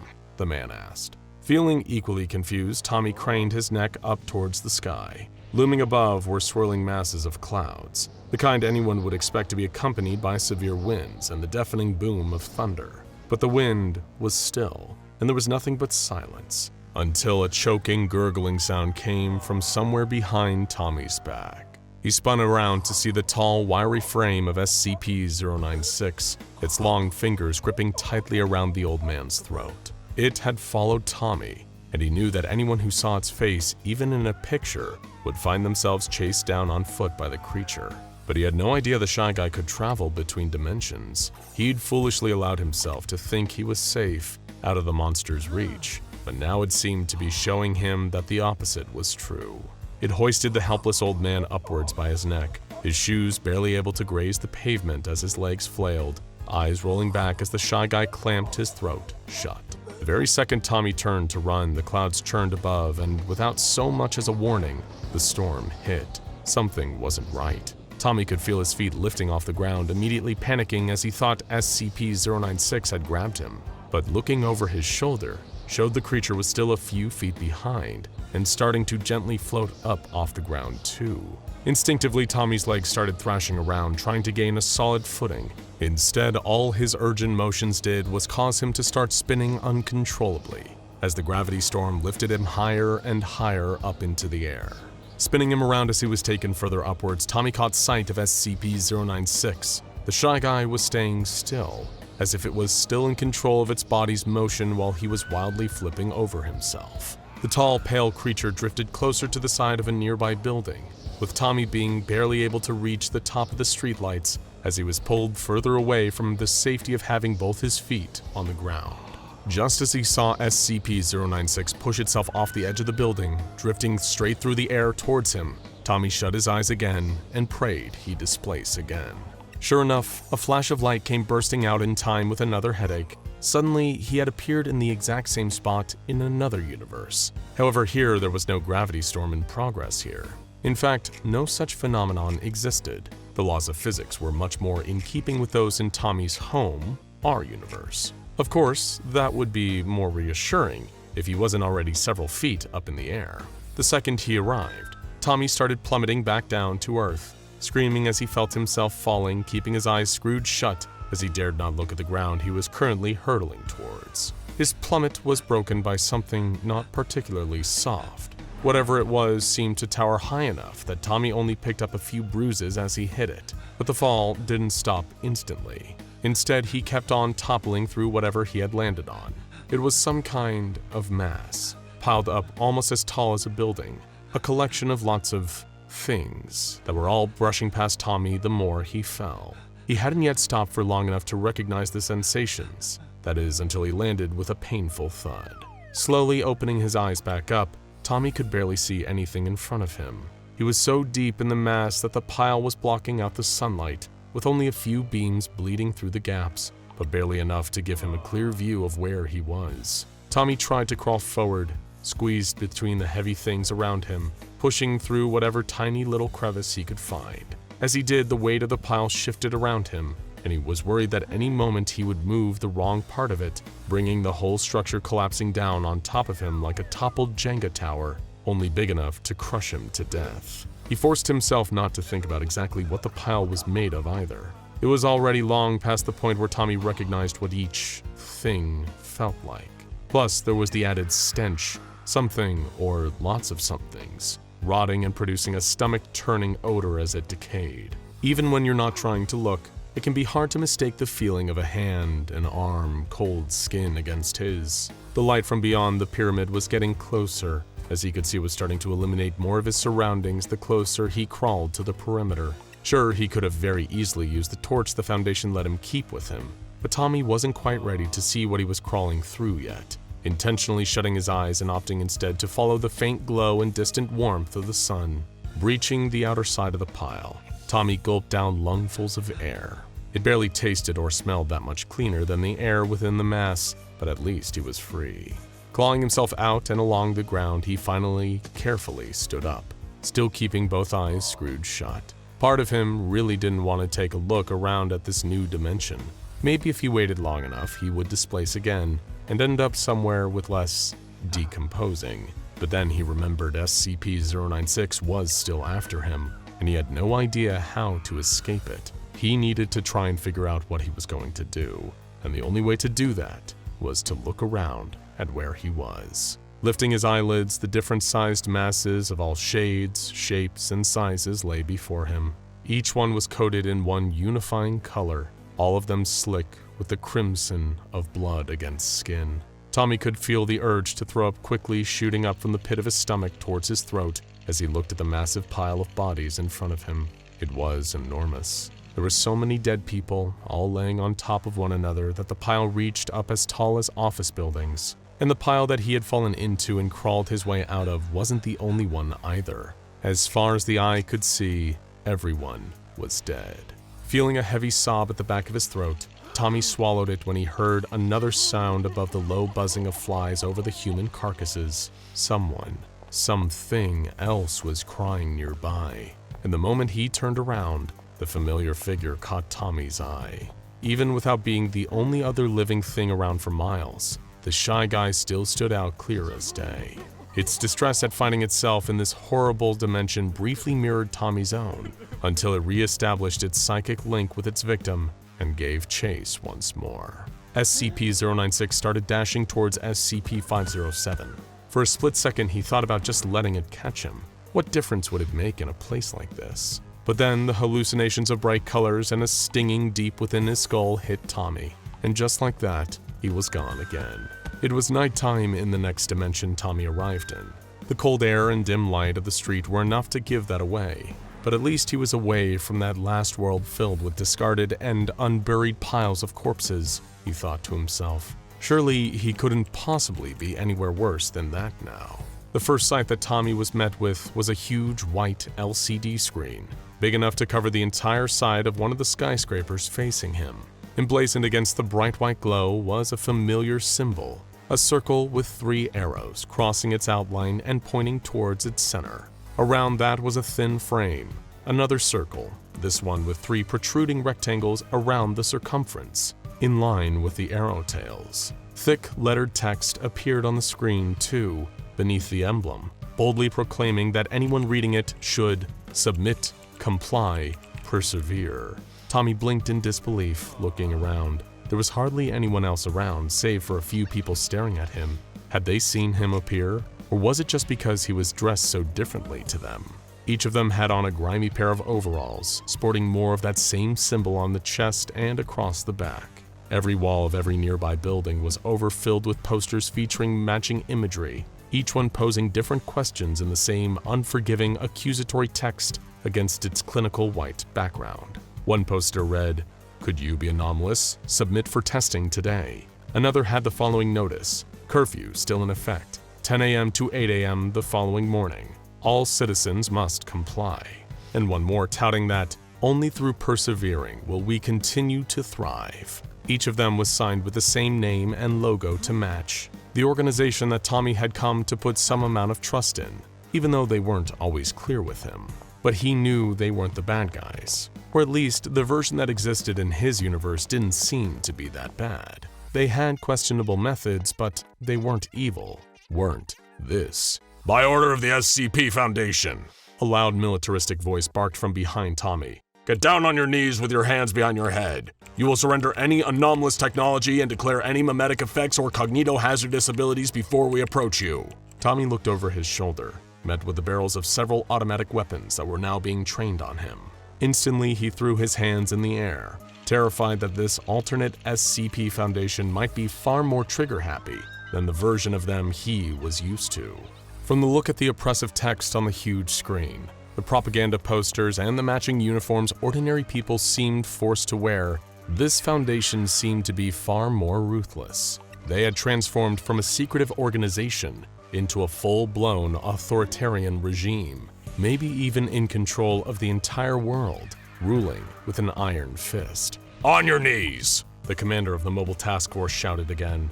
The aggression in his voice, as well as the several laser pointers from his men's guns that were hovering over his chest, prompted Tommy to do as he was told. Do you have anything to declare before we approach? The MTF leader barked. No. Tommy stammered, before realizing that was probably an inadvisable answer. I mean, yes, I'm SCP-507, but that number might refer to someone different here. Look, what I'm saying is this isn't my dimension, okay? I have a condition that sends me to different universes at random. I can't control it. It just happens. Please, for the love of God, don't shoot. Better radio into command, The team leader told one of his subordinates. Tell them to run that number against the archives. Then inform Lord Adjudicator Clef that we may have a containment breach. Overhearing what they were saying instantly reminded Tommy that he was still being chased. Wait, he called to the elite operatives. There's something else you need to know. What's that, 507?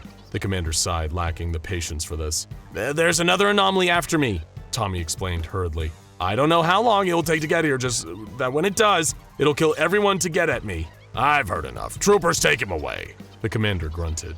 Two of the MTF team rushed up to Tommy and grappled either of his arms, not letting go despite his protests. They started dragging him towards their armored vehicle, looking like Tommy was about to spend the foreseeable future in the clutches of one of the worst versions of the Foundation.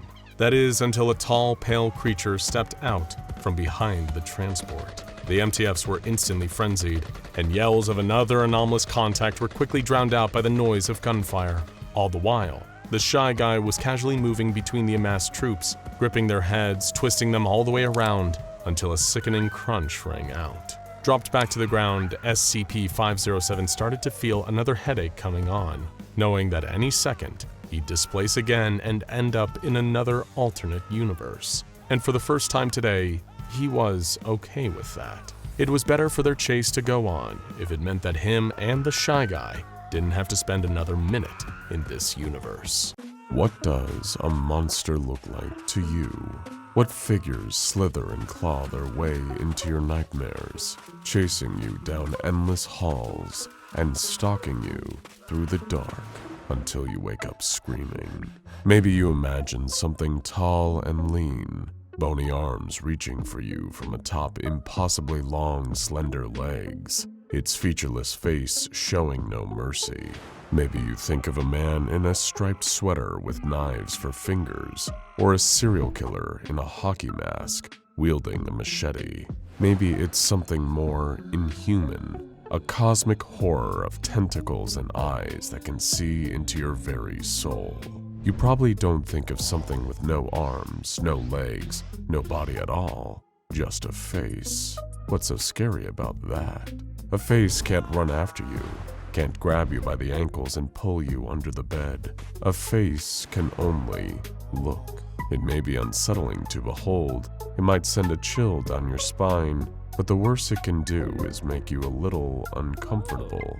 And if you can't stand it any longer, you could always just close your eyes or walk away and be done with it, right?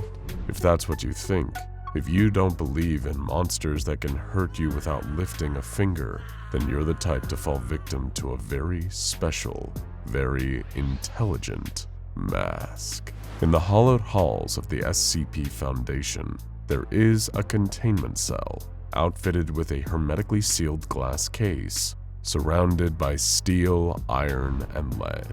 There are guards posted outside, along with a trained psychologist. If you are ever brave and foolish enough to enter that room, you'll see a simple white porcelain comedy mask with a peculiar black substance leaking from its eyes and mouth. Whatever this slime touches, surfaces begin to corrode, to rot away into puddles of black liquid. You might notice the same liquid trickling slowly down the walls of the room, corrupting everything in its path. As unsettling of a sight as it is, if you approach the mask to take a closer look, you will find yourself overcome by an intense, nearly irresistible urge to pick it up and put it on, to wear it, to let it consume you from the inside out and puppet your body while your brain simply turns off. Like an extinguished flame, you'll simply be gone. Then, who knows what the mask will do? It won't be your concern anymore, that's for sure. But thankfully, you haven't gone into the room with the porcelain mask. You haven't let it cast its spell on you. Not yet, at least. It's waiting for you there, in the room with black slime oozing down its walls, and it will wait patiently for as long as it needs to. After all, what's a mask without a face to wear it? SCP-035, better known as the Possessive Mask, sat in its containment cell, immobile as always. It didn't really have much of a choice in the matter. The Foundation had chosen, selfishly, to revoke its host privileges. Once upon a time, they offered it bodies to choose from. Mannequins, dummies, and wooden dolls it could adorn and pilot. They didn't last as long as an organic living host, of course, but it was something. It was a taste of freedom. This dreadful new situation was almost enough to make the mask want to change its surroundings. This dreadful new situation was almost enough to make the mask want to change its expression from comedy to tragedy, but it was determined to still find something to laugh about. Even without a body trapped in this infernal box, there had been some delicious opportunities for entertainment. Human minds were fragile things. The mask had learned this over the infinite years of its life, if one could call it a life. Apply the right kind of pressure to the right weak points, whisper an enticing word or two, find the right emotional wound to sprinkle a pinch of salt into, and humans would buckle completely in almost no time at all. It had tried all sorts of methods since being confined to this boring little box. Sometimes it would charm someone, pour honeyed flattery into their heads until the person felt like the mask was a dear friend, a confidant. Once suitable trust had been built up, the mask could persuade the person to bring it a host, or perhaps even offer up themselves in sacrifice. If flattery didn't work, there were other potent approaches to take. For a being without ears, the mask was a good listener. It picked up on things that no human ever could, the darkest secrets buried in a person's mind. If it caught wind of something, especially juicy and ruinous, it could leverage that, threaten to expose an affair, a crime, or perhaps something even worse. Something unspeakable. If praise failed, and so did blackmail, there was always good old supernatural intimidation. All the mask needed was for someone to be left alone with it for a long enough period of time. Then its invisible tendrils could snake out into their defenseless mind, weaving and poking around, leaving a lingering sense of cold, dread, of incomprehensible whispers in long, dead tongues. What a delight containment had been in the early days, when the Foundation had not yet figured out the mask's true capabilities, when they would leave security personnel with weak wills and minimal training standing guard in the mask's field of influence for hours at a time, as the entity played with their thoughts and chipped away at their free will. Thanks to the helpers it had been able to mold out of those hapless victims, they had been there to break open its case and carry it to freedom. But every time, the other guards thwarted the attempts, shooting its helpers and rendering them utterly useless. Then the Foundation increased its security. Something about the unacceptably high homicide rates among staff assigned to SCP-035. How utterly boring. How truly pathetic.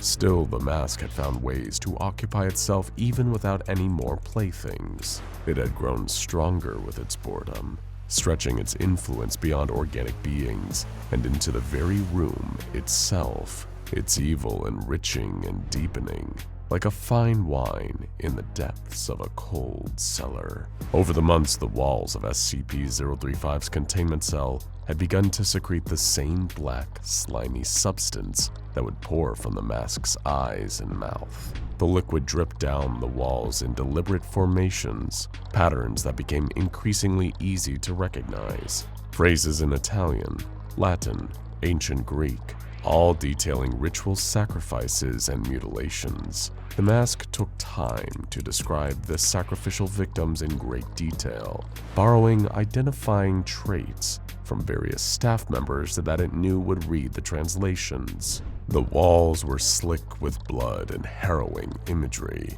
and the glass case around the mask was growing more and more fragile by the day. anyone within 10 meters of the mask could feel this strength too.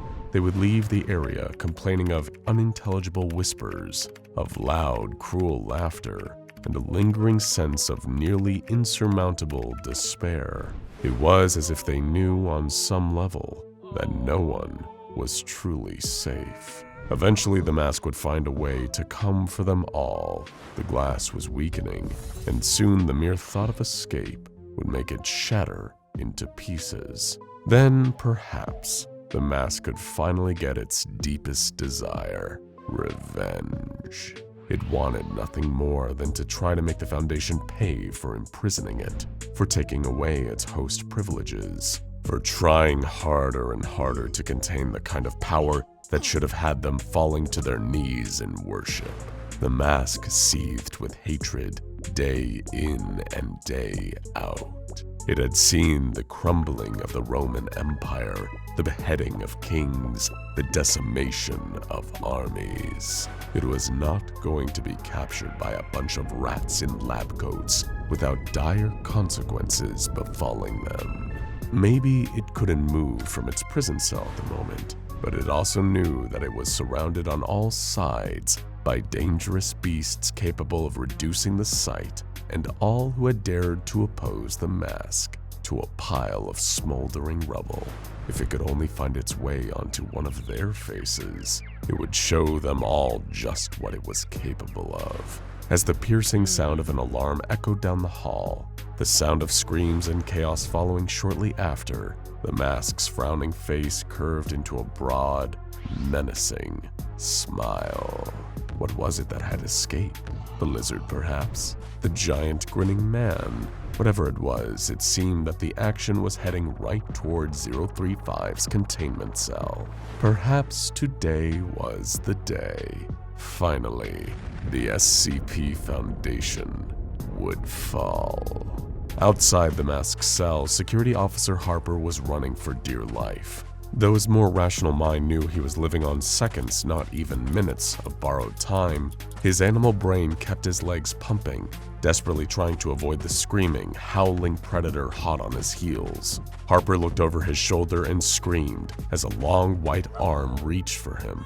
SCP-096, the Shy Guy, its tooth-lined jaw hanging low and foaming with spittle. That face, that terrible, terrible face. An absolute death sentence to all who saw it. He'd seen what he thought was a crack in the otherwise perfect seal of 096's containment chamber, but it could have just as easily been a trick of the light. Not even thinking, he stepped forward and looked at the vulnerability in the chamber. All it took was one misplaced ray of light, and he made out the vague shape of a face in the darkness. That's when the weeping started. Harper knew in that moment his life was over. The correct thing to do would have been to order everyone else in the room to close their eyes while he stood there and accepted his fate, minimizing the risk of spreading the damage further. But humans rarely have perfect reasoning, even less so when facing mortality. Back in the present, the Shy Guy made a perfect lunge, grabbing Harper in its iron clutches and barreling through the adjoining wall. The nearby guards scattered, terrified, keeping their eyes on the floor. They might get a slap on the wrist for temporarily abandoning their posts, but they weren't going to die guarding some stupid, evil mask. Speaking of, the possessive mask was surprised to feel two new presences enter its chamber through the now destroyed wall.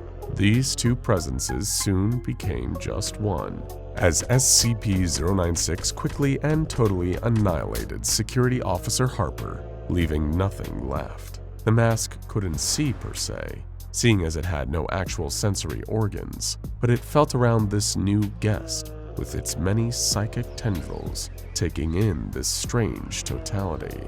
The creature was powerful, no doubt about that, and it elicited fear from those fools at the SCP Foundation, but the mask noticed its brainwaves were extraordinarily muted. Humans, to the mask's vast and malicious consciousness, weren't the sharpest knives in the drawer, but compared to this thing's mind, they were a pile of tempered katanas. It barely thought at all. The mask would have to dig deeper to find anything it could use. Meanwhile, SCP-096 finally began to calm down. The one who had seen it had been annihilated. Bubbling rage was slowly siphoned out and replaced by the standard low but constant hum of anxiety and despair. It would wait until its head was bagged and it was dragged back to the dark. Same old, all the way to the end of time.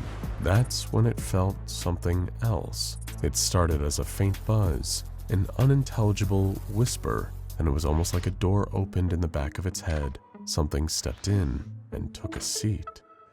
Can you hear me, stranger? Look. I want to speak to you. Something about the voice frightened and comforted SCP-096 at the same time. It spoke with a greater degree of sympathy than the creature had heard in a long time. And yet, something about the way it spoke implied evil in its intent. I know what you want. I know what you fear. Wouldn't it be nice if they could never look at you again? If you could cover that face of yours, I can help you. It will be so simple. All you need to do is put me on. Little by little, 096 felt more of these strange thoughts filling up the emptiness in its head, replacing the few little thoughts the creature itself had. It felt itself lifting its hands from the ground, lifting them and reaching towards something, a glass box. The glass shattered, and those long white fingers reached for something within. A mask, just like the voice had said. A mask to stop people from looking at its face. Yes. You're doing so well. You're so close. Just a little further. SCP-096 lifted the mask to its face, feeling black liquid that burned its skin dripping from the porcelain, and put it on.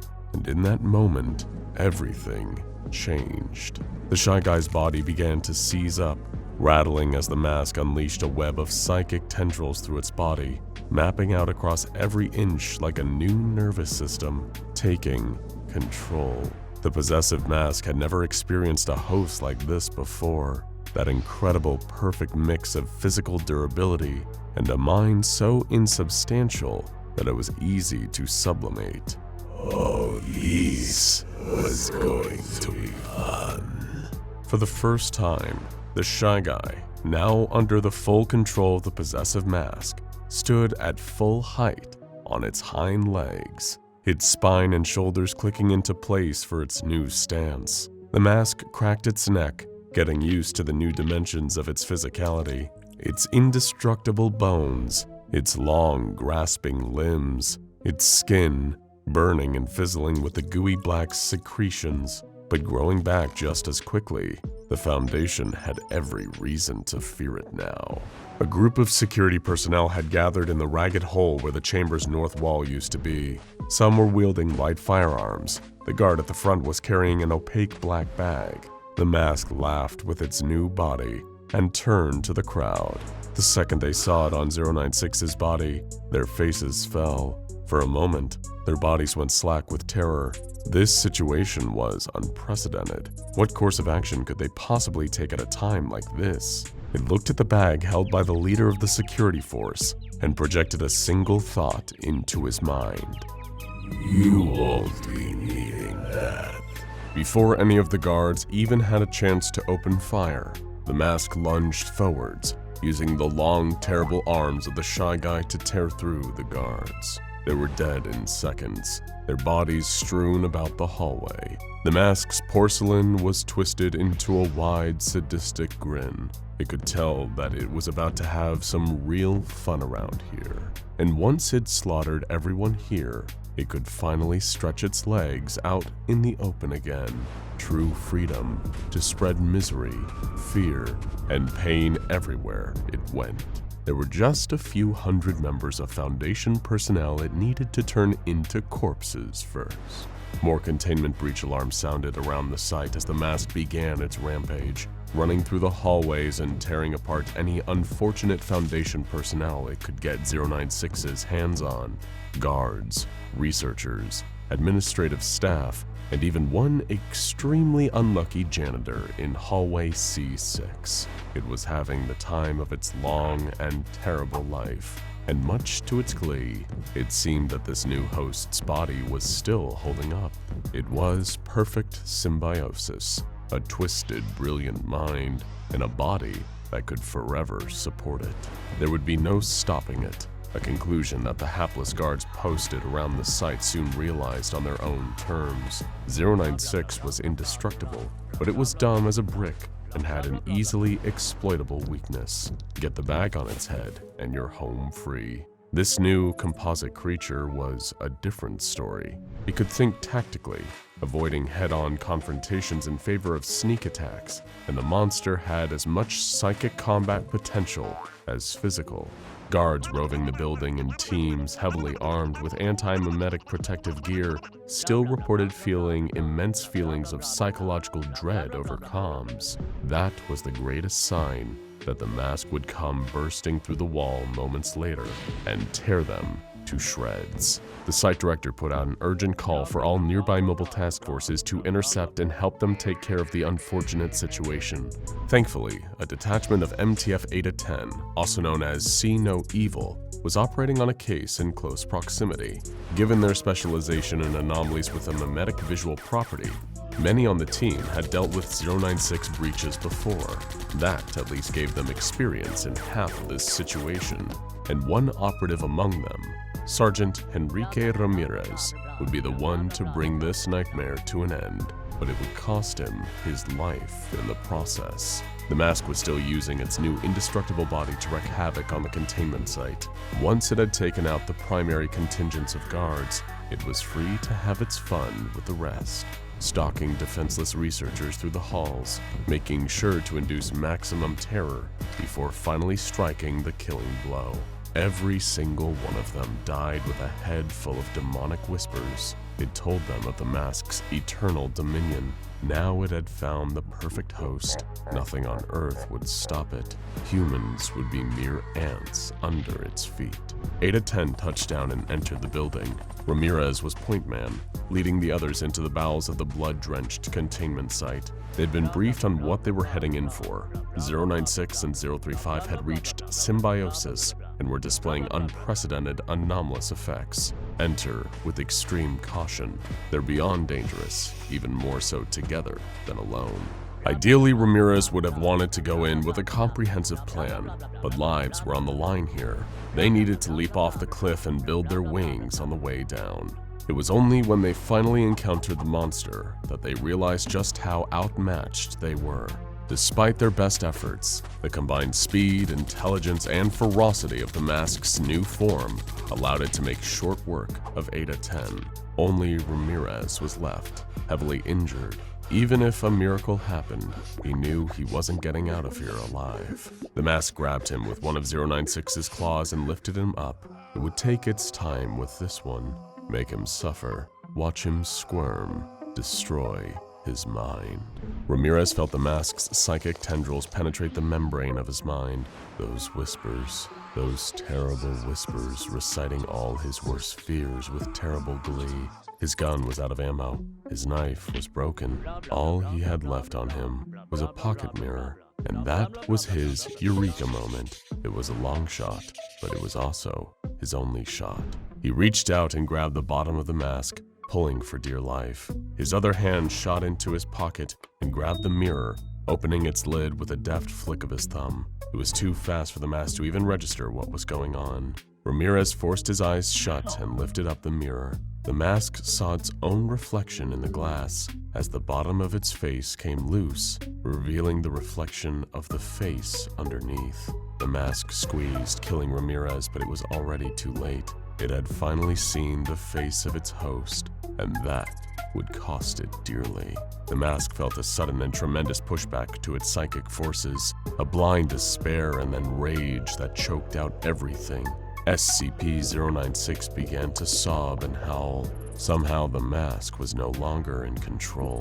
Despite its psychic protests, 096 reached up and tore the terrible mask from its face, tossing it against the wall with such force that it was embedded in the brickwork. Its last thoughts, as other mobile task force operators descended on the area to bag 096 and return it to its containment chamber, were, "What the hell just happened?"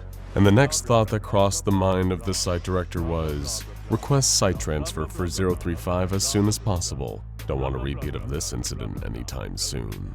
Well, hello there, SCP fans. Let's get this out of the way first. You've seen the title and thumbnail, and you're probably wondering, wait, is Siren Head an SCP? And the answer is no. Siren Head is not an SCP. It's a freaky internet monster created by renowned Canadian horror artist Trevor Henderson. Your next question is probably, what's with this crazy-looking server bank behind me?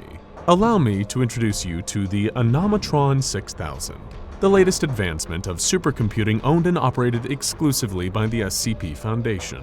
It's capable of a whole bunch of interesting features, calculating ideal containment methods, running state-of-the-art Foundation web crawler software, making and editing fun SCP YouTube videos. But the most interesting feature that the Anomatron has to offer is running hyper-advanced simulations regarding all things anomalous, with data fed into it by thousands of real-life experiments conducted by the SCP Foundation. It's going to save countless dollars and lives for Foundation researchers, but way more importantly, it's going to let us explore all kinds of weird and wacky what-if scenarios that would never happen organically. Could SCP-343 beat Goku or Superman? Who's a deadlier supernatural killer? SCP-106 or Freddy Krueger? Would the world simply explode from adorableness if SCP-999 and Baby Yoda ever crossed those multiversal barriers and met? We can explore all of these questions, along with any others you may have down in the comments. Seriously, comment it, we dare you. But to get things started, we figured we'd make the Anomatron pit the Foundation's lankiest nightmare monster, SCP-096, against the internet's, Trevor Henderson's, Siren Head. Sorry, Slenderman, you're just not cool anymore. So without further ado, let's kick the Anomatron into gear and see how this wild battle plays out. It's time for SCP-096 vs. Siren Head. Ricky and Elliot, a pair of aspiring travel YouTubers from California, were taking a vacation to the Pacific Northwest to spend some time in the area's beautiful lush forests. However, while the duo were both big fans of travel for its own sake, they weren't just here for the trees and fresh air. You see, despite their jet-setting lifestyle, Ricky and Elliot's subscribers and views hadn't exactly been phenomenal lately. Turns out hiking vlogs and GoPro footage of the two of them jumping into absurdly blue water in Bali weren't exactly that interesting to people who weren't actually there. But Ricky had formulated an ingenious plan to pull the two of them out of obscurity.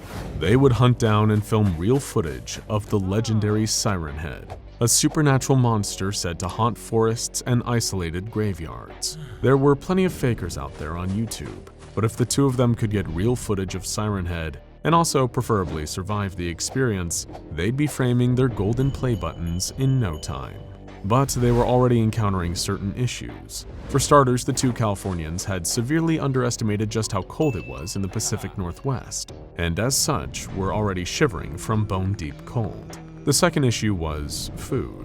While the two of them had thought ahead and brought a selection of tasty protein bars, they'd also gotten hungry during the early hours of their walk and eaten all of them, leaving them feeling severely out of luck by the time dinner rolled around. And the third and perhaps most problematic issue of all was the fact that Ricky and Elliot didn't exactly have a great sense of direction. During all of their previous trips, they'd been on guided tours with local experts. In this instance, wanting to take all the Siren Head glory and clout for themselves, they decided to come in alone, with the incredibly janky Google Maps app to guide them. As such, as the night was creeping in, the two aspiring YouTube celebrities had no idea where they were. Needless to say, it wasn't exactly an ideal situation. And to make matters worse, Ricky and Elliot had been experiencing some strange feelings for the last couple of hours when they'd gotten particularly deep into the forest. That dread-inducing sensation of being watched by something lurking just out of sight, a gaze with some unknowable and darkly malicious intent boiling behind it.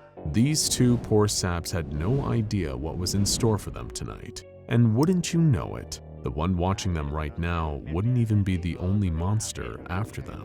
After an expectable amount of bumbling and buffoonery, Ricky and Elliot managed to gather up enough tinder to make a semi-respectable campfire. They could sleep out here tonight, then set off in search of Siren Head or civilization, whichever came first, in the daylight the next day.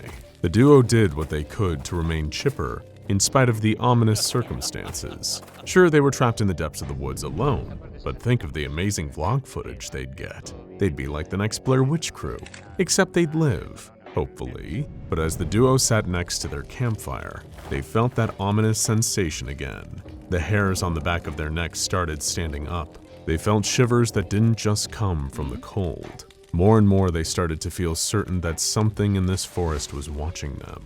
Something ancient and powerful and evil. That's when they heard the telltale crackle of radio static, and their skeletons almost jumped out of their skin. Could it be him? The patron saint of gone missing without a trace, of creeping dread, of bad things coming. Siren Head himself. Both men fell silent. All they could hear was the crackling of their own fire. Had the sound before just been an illusion? A product of a pair of paranoid minds also predisposed to sense siren-headed monsters lurking amongst the trees. They'd been reading about a higher rate of disappearances in this area, along with a number of frightening sightings of tall, thin beings and radio static that seemed perfectly consistent with Siren Head activity. That's why they'd come here in the first place. But had they come here to their deaths? The two needed to distract themselves, or they'd go mad from the paranoia. They decided to share a few fun little anecdotes of the travels they'd had before meeting one another, showing the photos they'd saved on their smartphones. Ricky had been to Hawaii, Tahiti, Bora Bora, Fiji, St. Lucia, and the Maldives. Clearly, he liked his vacations warm and sandy. Elliot, on the other hand, tended to like his trips to be a little more adventurous. He'd seen volcanoes, waterfalls, deep and treacherous cave systems, and, of course, a little guided mountaineering. One photo that Elliot showed Ricky was particularly breathtaking. He was standing in the foreground of a snowy landscape, with an incredible mountain range behind him. When Ricky asked Elliot where exactly he'd taken this picture, strangely enough, he drew a complete blank. Maybe somewhere in Canada or Siberia or something like that. But it was a hell of a trip, whatever the case. He remembered having a great time. It was such a tiny detail, but when looking at the photo, Ricky couldn't help but notice something in the background, a speck of white. Sure, not exactly newsworthy in the snowy mountain range, but this wasn't snow. It was a speck of white that seemed to be a slightly different shade than the rest of the mountain. Strange. Perhaps it was just some tiny particle stuck on the lens whenever the photo was taken. The two continued to chat and warmed their hands against the fire, having no idea of the horror they'd just awoken in doing so.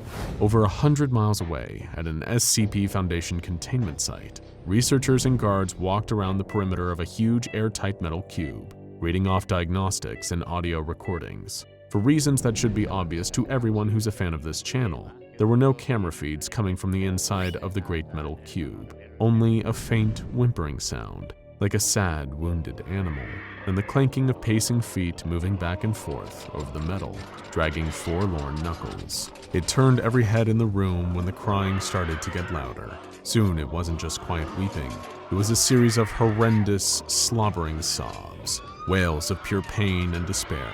Someone in the room screamed, "Close your eyes and hit the deck!" Knowing exactly what had happened. They learned well enough from the infamous Incident 096-1-A containment breach that there was no way of stopping this thing until it run its course. The best they could do was minimize their own fatalities in the process. Everyone in the room did as they were told, hitting the ground, closing their eyes, and covering them with their hands just to be safe. That's when the solid steel of the cube was torn open like crepe paper, and the howling, raging SCP-096 broke free.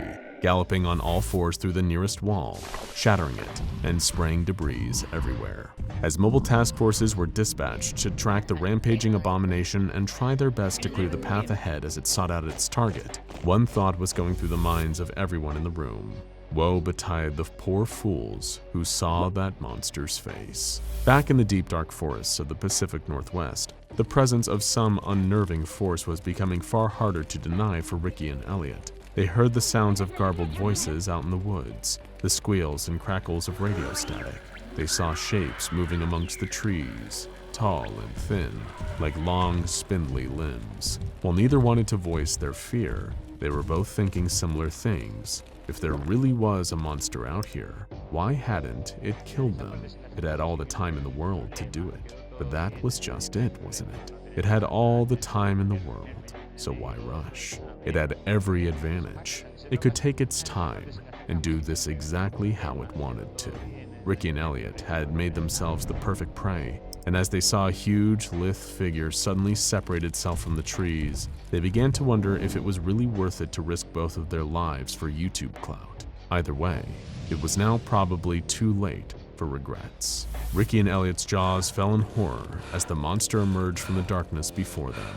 They recognized the awful, mottled skin stretched over the monster's 40-foot frame. They saw the grasping hands, and up above, the nightmarish faceless head split into a pair of sirens pointing in different directions, each one filled with gnashing teeth and slithering tongues. It was even more terrifying than they could possibly have imagined. Siren head speakers crackled into life and hissed out, 9, 18, 1, child, 17, remove, vile. Ricky and Elliot stumbled backwards as Siren Head advanced, its speakers still bleeding hateful static. Neither could move or speak, only watch as its long, gnarled fingers reached from the dark to grasp them. There was a terrible pained wail in the woods after that, but it wasn't coming from Ricky, Elliot, or Siren Head. It was distant at first, but soon became louder and louder as the force's point of origin came barreling towards them. Even Siren Head couldn't help but turn to see SCP-096, a flash of terrible white fury, come charging towards them in the dark, knocking down all the trees in its path. Leaves and pine needles scattered, trunks exploded into splinters. Nothing would stop the Shy Guy from claiming its prey. Nothing would stop it from destroying Ricky.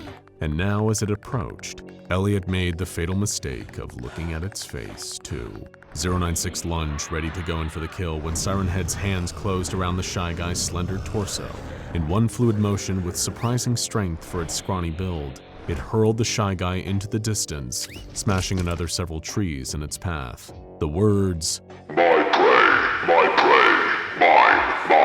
mine, hissed out of its speakers. But 096 was only down for mere moments. It sprung back up on its hind and forelegs and started galloping towards Ricky and Elliot again, who were still frozen in place. This time, just before the Shy Guy's terrible claws could close around the two hapless wannabe YouTubers, down came Siren Head's clenched fist, pounding 096's head into the dirt. Overhead, mobile task force helicopters circled, wearing their scramble goggles and trying to get a visual on the situation unfolding below.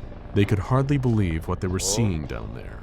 Was some other unclassified anomaly managing to intercept 096 in its rage state? Only a handful of anomalies on record have ever been shown of being capable of such a feat. It seemed that they were dealing with something serious here. Down below, the battle continued. Siren Head had a unique advantage over most other combatants facing SCP-096. It was an extra-dimensional being with no eyes, merely an innate psychic awareness of its victims around it. Not unlike how SCP-096 detect people seeing its face in photographs or videos, without need for any kind of direct contact. As such, it was impossible for Siren Head to see the Shy Guy's face, and thus impossible for the Shy Guy to ever actually direct its aggression against it. Whether or not 096 would kill steal Siren Head's intended prey was another matter entirely. In the night's first minor miracle, Ricky and Elliot remembered that they'd been born with working legs and decided that right now would be an excellent time to use them. They turned and began to run while Siren Head continued beating the Shy Guy into the dirt, sprinting with all their might. However, the growing distance between them only aggravated the Shy Guy further. It sprang out from the dirt with unstoppable force and broke away from Siren Head's grip. The Shy Guy never wasted time, ever. It always made a beeline for its intended victim with one directive in mind: total annihilation. Tonight is no different. Ricky and Elliot screamed as they heard its pounding gallop on the ground behind them.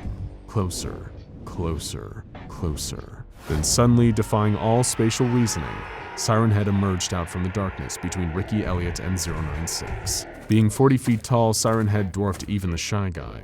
It lunged and grabbed the wailing white monstrosity, holding it as one would a particularly vicious cat, and trying to keep it in place. Siren Head wanted to crush the monster's bones and carry on stalking its feeble human prey, who were currently in the process of getting away, but somehow that was impossible. It was almost like the monster had an indestructible skeleton. Up above, the mobile task forces continued observing this clash of the Titans from their 2 helicopters. Seeing how Siren Head was somehow doing a serviceable job of subduing the Shy Guy, one of the task force members joked, "Maybe we should hire this guy." Another chimed in, "I don't think we have any ballistic vests in his size." The laughter soon turned to screams when Siren Head hurled 096's flailing body up at one of the helicopters with incredible force, knocking it out of the sky.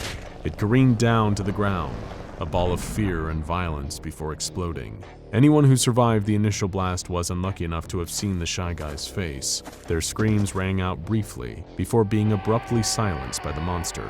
Helicopter Alpha had no survivors. Meanwhile, Ricky and Elliot had kept running until their lungs burned and their muscles pumped thumbtacks. Seeing that the chaos was so far behind them now, they took a moment to stop and breathe, recomposing themselves. In the second minor miracle of the night, it looked like the 2 of them had actually survived this ordeal.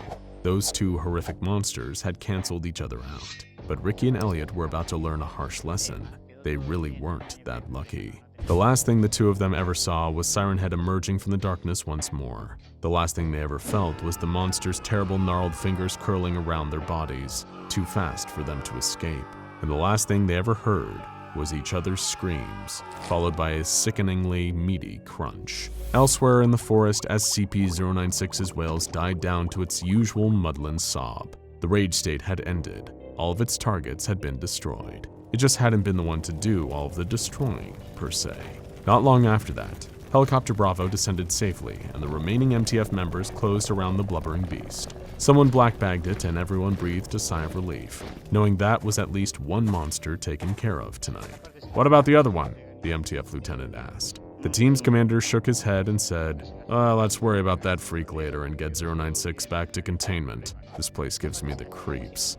Hello, one and all, and welcome back to the Anomatron 6000, our patented device for projecting any seemingly improbable scenario for your viewing indulgence. And today, we decided to do something slightly different with it. Here at SCP Explained, we usually activate the Anomatron to bring you encounters between the anomalous denizens of the SCP universe and other fictional characters, like Dr. Strange fighting the Scarlet King, or Abel crossing paths with Batman. But this Anomatron experiment is one of our more unusual, to say the least. If you've been subscribed to us for a while, some of you might remember our video, What if SCP-096 was put inside SCP-914? In it, the Shy Guy was tricked into entering the input booth of the anomalous refinement machine during a containment breach. What emerged was maybe the handsomest man to ever live, beautiful both on the outside and within. A lot of our comments pointed out that this refined version of 096 felt akin to a GIGA Chad, and that got us thinking, what if SCP-096 was to encounter the real GIGA Chad? Well, the Anomatron 6000 has a few different answers for us. Scenario 1, or as we like to call it, the obvious outcome, pits the thin humanoid anomaly against the man behind the meme. Ernest Kalimov is a Russian fitness trainer and model, forever immortalized in the annals of internet history by a series of black and white photoshopped pictures that garnered him the nickname of Giga Chad. Thanks to his practically perfect 90-degree jawline and muscular physique, Kalimov seemingly unknowingly became the archetype for the ultra-masculine, handsome man. However, the man behind the Giga Chad meme is still just a man. The infamous photos of him were heavily edited for an art project known as Sleek in Tears, and while Ernest does sport some impressive muscles from all his time at the gym, that strength isn't enough to save him from the Shy Guy. After all, he is still just a man. According to the Anomatron's predictions, the most likely outcome if the two were ever to meet would end pretty similarly to the grim fate of many others who have gazed upon the face of SCP-096. The moment Ernest looks at the creature, he would, in all likelihood, activate 096's rage state. His physique and above-average level of fitness might give him a slight advantage, allowing him to perhaps outrun the Shy Guy for longer than most, but ultimately, Ernest Kalimov would be able to run, but not hide, from SCP-096. The creature would track him down and hone in on him with anomalous speed, dispatching him before returning to its usual docile sobbing state. The result? An SCP-096 victory. Now we know what you're thinking, is that really it? We had the same reaction too. But hold on for a minute. After giving the machine an additional set of variables, we were able to get a few more interesting outcomes out of the Anomatron. Which brings us to the result that we've given the title of Scenario 2, Shy Harder. Of course, Ernest Kalimov might be the face of an internet meme and ultimately just a very strong Russian man in comparison to the anomalous traits of SCP-096. But the Giga Chad? The Giga Chad is more than a man. So much more than the sum of his parts. Existing within the online zeitgeist since as early as 2017, the Giga Chad is far more powerful than a mere mortal. He doesn't just represent idealized standards of over-exaggerated masculinity like the action movie heroes of the 1980s. The Giga Chad embodies those ideas. He is the very notion of a physically perfected human specimen given form. You may not like it, but peak performance doesn't even come close to the Giga Chad, and neither does SCP-096. Even at the top of its game, the creature quite literally pales in comparison to its imposing opponent. In Scenario 2, Shy Harder, the Anomatron 6000 predicted that if the two were to meet, the scales would tip in the complete opposite direction from the first outcome. For that was SCP-096 against the man, but against the meme himself. Well, this fight is no contest. As a matter of fact, it's hardly even a fight, certainly not a fair one, and instead is more of an execution. From the moment the unstoppable tower of muscle and perfect angular jawline that is the Giga Chad clasps eyes on SCP-096, it's practically the beginning of the end. The Shy Guy doesn't even lift, bro. But Giga Chad can bench 1 million times his own body weight in his sleep. So when SCP-096 comes racing towards him, intent on killing him just for looking at its screeching wide-jawed face, the Giga Chad does what the Giga Chad does best. He lifts. Grabbing SCP-096 with ease as it comes to him screeching, Giga Chad casually hoists the creature off the ground. Although he's only using the tiniest portion of his immense and infinite strength, it's more than enough force to send the Shy Guy soaring upwards, crashing through multiple ceilings as it's sent hurtling up the numerous floors of the Foundation facility above. Of course, being lifted is hardly going to kill the Shy Guy outright. The creature is known to be invulnerable after all. But it's not like Giga Chad can go down easily either. Don't forget, this is no mere mortal, but an internet meme incarnate. And on the internet, nothing ever dies. His perpetual existence as part of online history aside, the Giga Chad is so strong that no doubt his abs could withstand the firepower of any conventional weapon. Realizing that even if it could reach him, it couldn't even scratch the Giga Chad, SCP-096 would undoubtedly begin a downward spiral. The Shy Guy is a creature so insecure in itself and its appearance that it kills anyone who so much as glances at its face in photos. So being presented with the living embodiment of an idea it could never even hope to attain, the biceps, the perfect right-angled jawline, it's all too much. Sending SCP-096 into a complete meltdown, the creature would be neutralized once and for all by the very existence of the Giga Chad, resulting in his victory. Okay, so we're 1 point to SCP-096 and 1 to Giga Chad, and most people would maybe consider leaving it there. But not us. We wanted more than that. You see, we quickly realized that the Anomatron's second scenario was based on a lot of earlier iterations of the Giga Chad meme. Don't get us wrong, that version of the Ultimate Man could still easily destroy the Shy Guy. But around March of 2021, the infamous photoshopped images of Ernst Kalimov started to be used in slightly different formats. That's the thing about memes. They're not only immortal, forever logged in the ancient texts of the Wayback Machine and compilation videos here on YouTube, but memes are also adaptable. They can evolve and change, finding new variations as time goes on.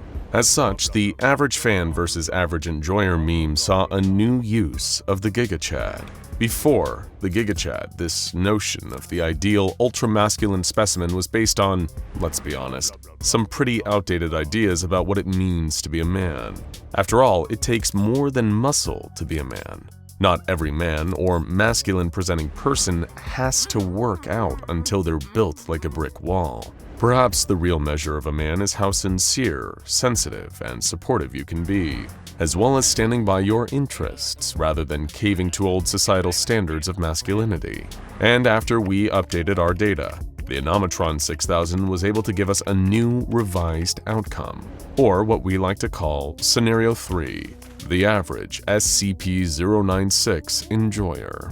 In this projection, the Giga Chad's true strength isn't just his masculine physique and his unattainable standards. Instead, it's, in part, the inherent adaptability of his status as a meme, but also his compassion. Just like before, he's more than able to resist SCP-096's attacks, and the creature's insecurity comes out, put on full display when presented with Giga Chad's sharp jawline. But rather than overcome his anomalous adversary by fighting him, this scenario sees the Giga Chad comforting the Shy Guy. Through calm empathy and words of affirmation, he reminds SCP-096 that true acceptance of oneself comes from within, and that message strikes a chord with the creature. In a turn of events none of us saw coming, the Giga Chad offers to help SCP-096 overcome his crippling and deadly sense of insecurity.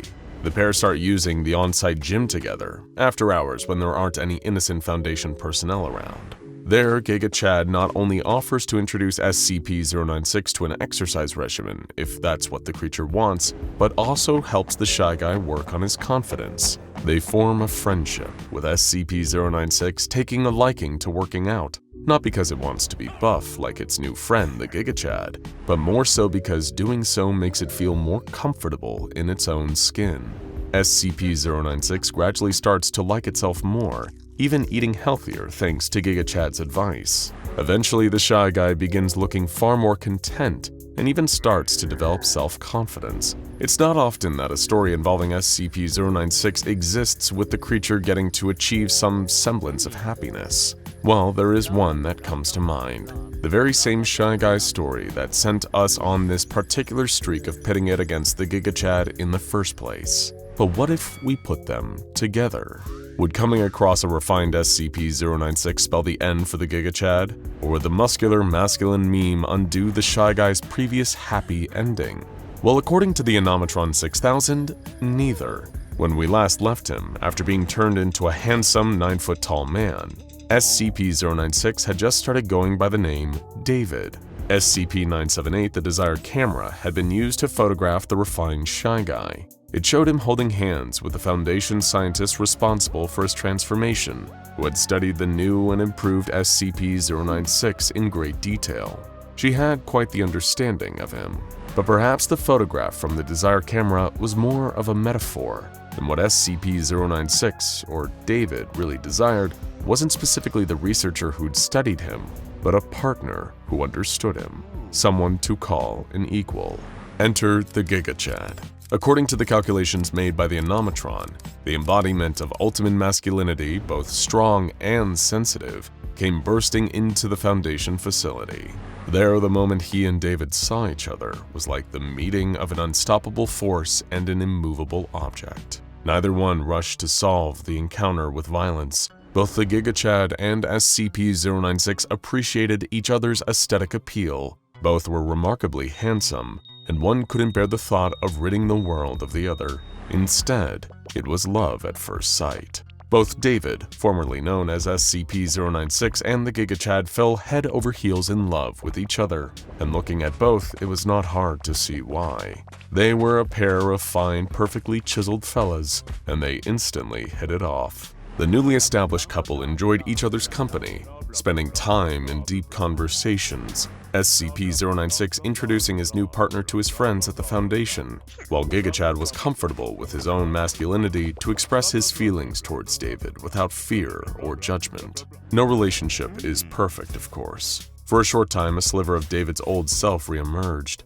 The shy guy in him worried that perhaps his relationship with the GIGA was based purely on both of their extreme good looks, and was nothing more than superficial. But by being an embodiment of healthy, idealized masculinity, the GIGA was able to sense something was wrong with David, and rather do the insecure thing of letting it fester, he addressed it directly, and they discussed the issue in a healthy, mature, and constructive way.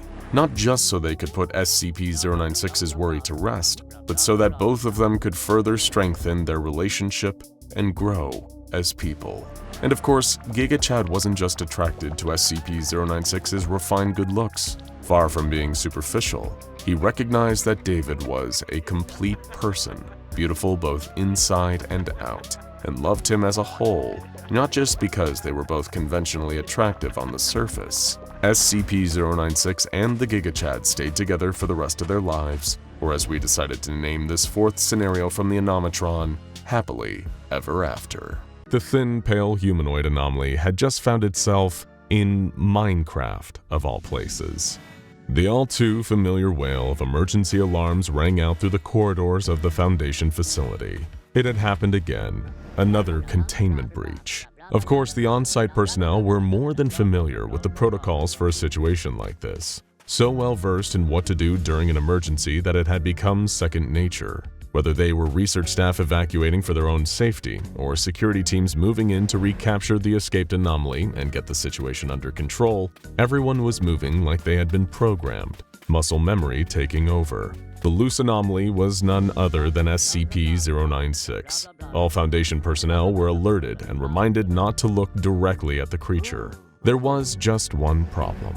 They couldn't look even if they'd ignored their order to try. Nobody could, because the shy guy was nowhere to be found. Well, nowhere in the real world, at least. This whole situation, bizarre even by Foundation standards, had all started with an experiment involving a member of the disposable D-Class personnel. Yet another dangerous convict serving one of several life sentences, now being used as an expendable human lab rat for the Foundation's often sinister purposes. The experiment in question was an attempt to further test the limitation of SCP-096's abilities. By now, the Foundation had done extensive research into the creature known as the Shy Guy. They knew its particular brand of anomalous qualities were triggered when anyone looked directly at it. Being observed would instantaneously send SCP-096 into an uncontrollable rage state, causing it to pursue its observer until they were no longer standing. SCP-096 was known to be able to travel at speeds so relentless, it was pretty much impossible to stop. One moment it was sobbing and screeching in its cell having just been observed, and minutes later, the wide-jawed, long-limbed monster was standing behind whoever had seen it, making its screaming face the image its victim took to the grave with them. Foundation researchers knew that SCP-096's rage state could be triggered by as little as someone seeing the slightest hint of a creature. Even if the Shy Guy had been captured as a tiny speck in the background of a photograph, it would come after anyone whose eyes so much as glanced over that speck. It also didn't matter how far away the observer was. SCP-096 could not be outrun. It could track down anyone wherever they were in the world. But what if a person who had observed the Shy Guy was no longer in the world? The experiment had taken a lot of trial and error. After all, digitizing a human being and transforming their entire consciousness into code was no easy task. But the Foundation wasn't above breaking more than a few eggs to make an omelet, especially when those eggs were the brains of a few D-Class personnel. Actually, the first test subjects turned out more scrambled or fried. Certainly overdone, given the amount of smoke coming from their ears. But eventually, the research team had perfected the device they dubbed the Neural Harness, a headset that could translate a person's mind into pure digital code. Their consciousness would be extracted from their body, leaving their physical form an empty shell, while a digital copy of them was able to traverse the local on-site computer network. Of course, the Foundation wasn't about to let a digitized D-Class run amok with their systems. so their coding experts wrote a number of specialized parameters into their successful test subject. Now the digital D-Class could be programmed to follow the Foundation's directive. From his perspective, it was like he was floating through cyberspace, towards the system that the Foundation had directed him to.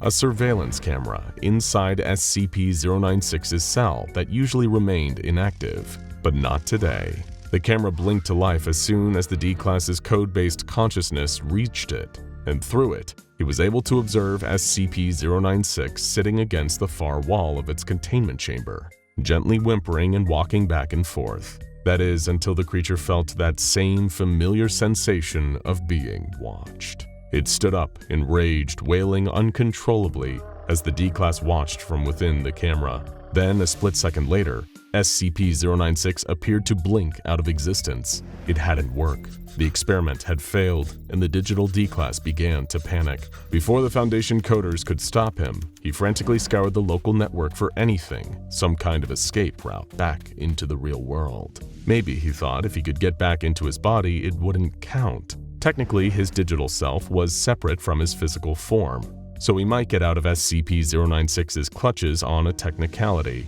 But it was impossible. His body was already burned out by the neural harness. There was no way for the D-Class to transfer himself back. There was only one option left: hide. And as it turned out, someone had forgotten to uninstall a certain building game from a computer in one of the Foundation doctor's offices. The D-Class's digitized mind zapped him into Minecraft. From his point of view, it was like he existed within the game itself. He did a computerized equivalent of breathing a sigh of relief, only to take back all those ones and zeros in a horrified gasp as he noticed a tall, wiry-framed figure before him. It hadn't worked. SCP-096 had still managed to follow him into Minecraft. Even in a world of computer code, the Shy Guy was able to dispatch its digital observer quite easily, and what had once been a living human mind in the form of binary code was quickly deleted. But that's when SCP-096 started to take notice of its surroundings. With the most recent person to see it gone, it had the chance to actually take in where it was. The bright rays of warm light coming down from a cube-shaped sun reveal a welcoming landscape all around, constructed entirely from cubes. It fascinated SCP-096, instilling a kind of childlike wonder in the Shy Guy, the likes of which it hadn't experienced since it couldn't remember when. Rather than leaving, instantly reappearing in its containment chamber, SCP-096 made the conscious decision to start exploring. There was a mountainous biome surrounding SCP-096, stony spires reaching up towards a clear sky, with a waterfall cascading its way down the nearest of them. At the foot of the mountains was the opening of a cave, which the Shy Guy found itself wandering towards. The light from the sun, while a pleasant and welcoming change to the surroundings it was used to, was a little harsh on SCP-096's sunken eyes. So instead, it began to gravitate towards the shadowy confines of the caves, not unlike the usual darkness of its containment chamber back at the Foundation. Traversing through long, winding corridors of stone, SCP-096 found itself having to bend down to avoid hitting its head on the cave's low ceiling. Obviously, this formation of rocky blocks had informed with someone of the Shy Guy's height in mind. There was a low, warm glow coming from the farthest side of the tunnel, and the thin creature made its way closer and closer, despite the stone walls around it feeling like a tighter confinement than its cell.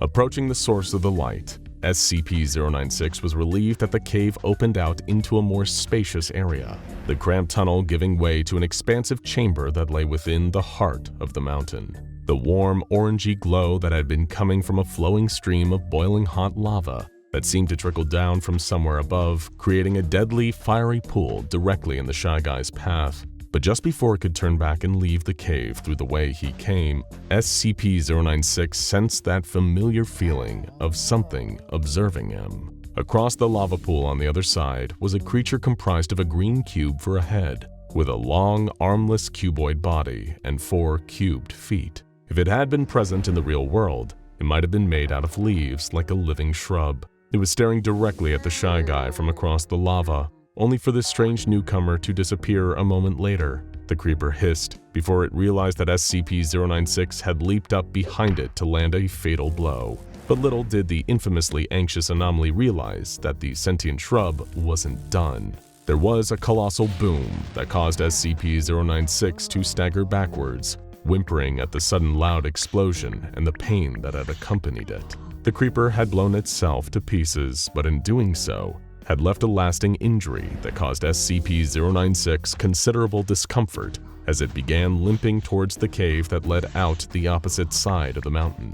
Despite its injury, the Shy Guy was still able to move with relative ease, and the further it went, the more it seemed to gradually heal. However, it was as it stepped out once more into the sunlight that the creature realized just how hungry it was. Back in the real world, it hadn't eaten for several hours, and surprisingly, even while accidentally stuck in digitized form, the hunger mechanics of Minecraft were having an effect on SCP-096. The Shy Guy started searching around for anything that could prove to satiate its hunger. There was a grove of trees not far, so SCP-096 lumbered to take a closer look. It couldn't be certain, but it felt there was at least a slim chance that there were apples growing amongst the leaves. But even at the anomaly's own elongated height, it couldn't simply reach up to pick them. However, it was while swiping its arms up at the tree that the Shy Guy swung its fist and knocked at the tree trunk. To the creature's surprise, it was able to chip away at the wood with its hands, punching at the tree until the trunk had been reduced to a collection of wooden blocks that the Shy Guy was able to collect.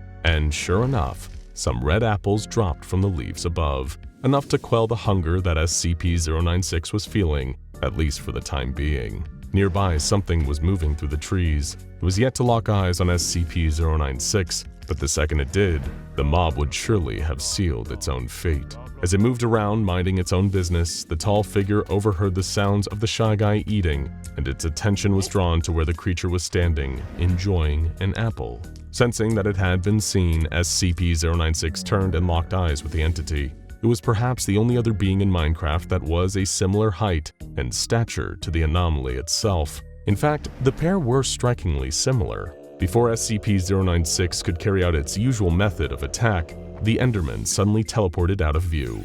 But it was too late now. Both it and the Shy Guy had looked at the other's face. Both had been provoked and were compelled to react in exactly the same way. Just as SCP-096 entered its rage state, the Enderman too opened its mouth and began to shake, making loud, lengthy sounds not dissimilar to the Shy Guy's own angered screams. But something profoundly strange happened next. SCP-096 and the Enderman kept attempting to pursue one another, appearing in a new location within the Minecraft world. Neither one getting close enough to the other. They'd teleport, only for the other to teleport away the moment they saw each other, each trying to catch one another but always staying one step behind.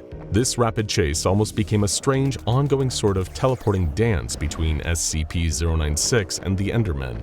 At first, the Shy Guy had been compelled to attack the Enderman, like it was with any who looked directly at it. But as they appeared and disappeared from place to place, the creature started to feel an odd kinship with this shadowy fellow. It was so used to being frightened and alone, to its overwhelming feelings of insecurity and self-loathing, that the simplicity of just traversing the open world, with a creature very alike itself in many ways, it had all come as a welcome change. SCP-096 found it therapeutic even, and before long was following the Enderman not out of any intention to do it harm, but just to feel, for a little while, like it had a friend. Just a little bit longer, SCP-096 thought, welcoming the enjoyment it felt playing this game of Minecraft. Those who have studied the various anomalies contained by the SCP Foundation know that this world has quite a lot to fear. Enormous world-devouring monsters that thrive on an endless stream of hate, seemingly innocuous statues waiting to snap your neck the second you turn your back, and a shark-eyed old man with the power to reach through solid concrete, grab hold of you with his rotting hands, and drag you into his own personal hell.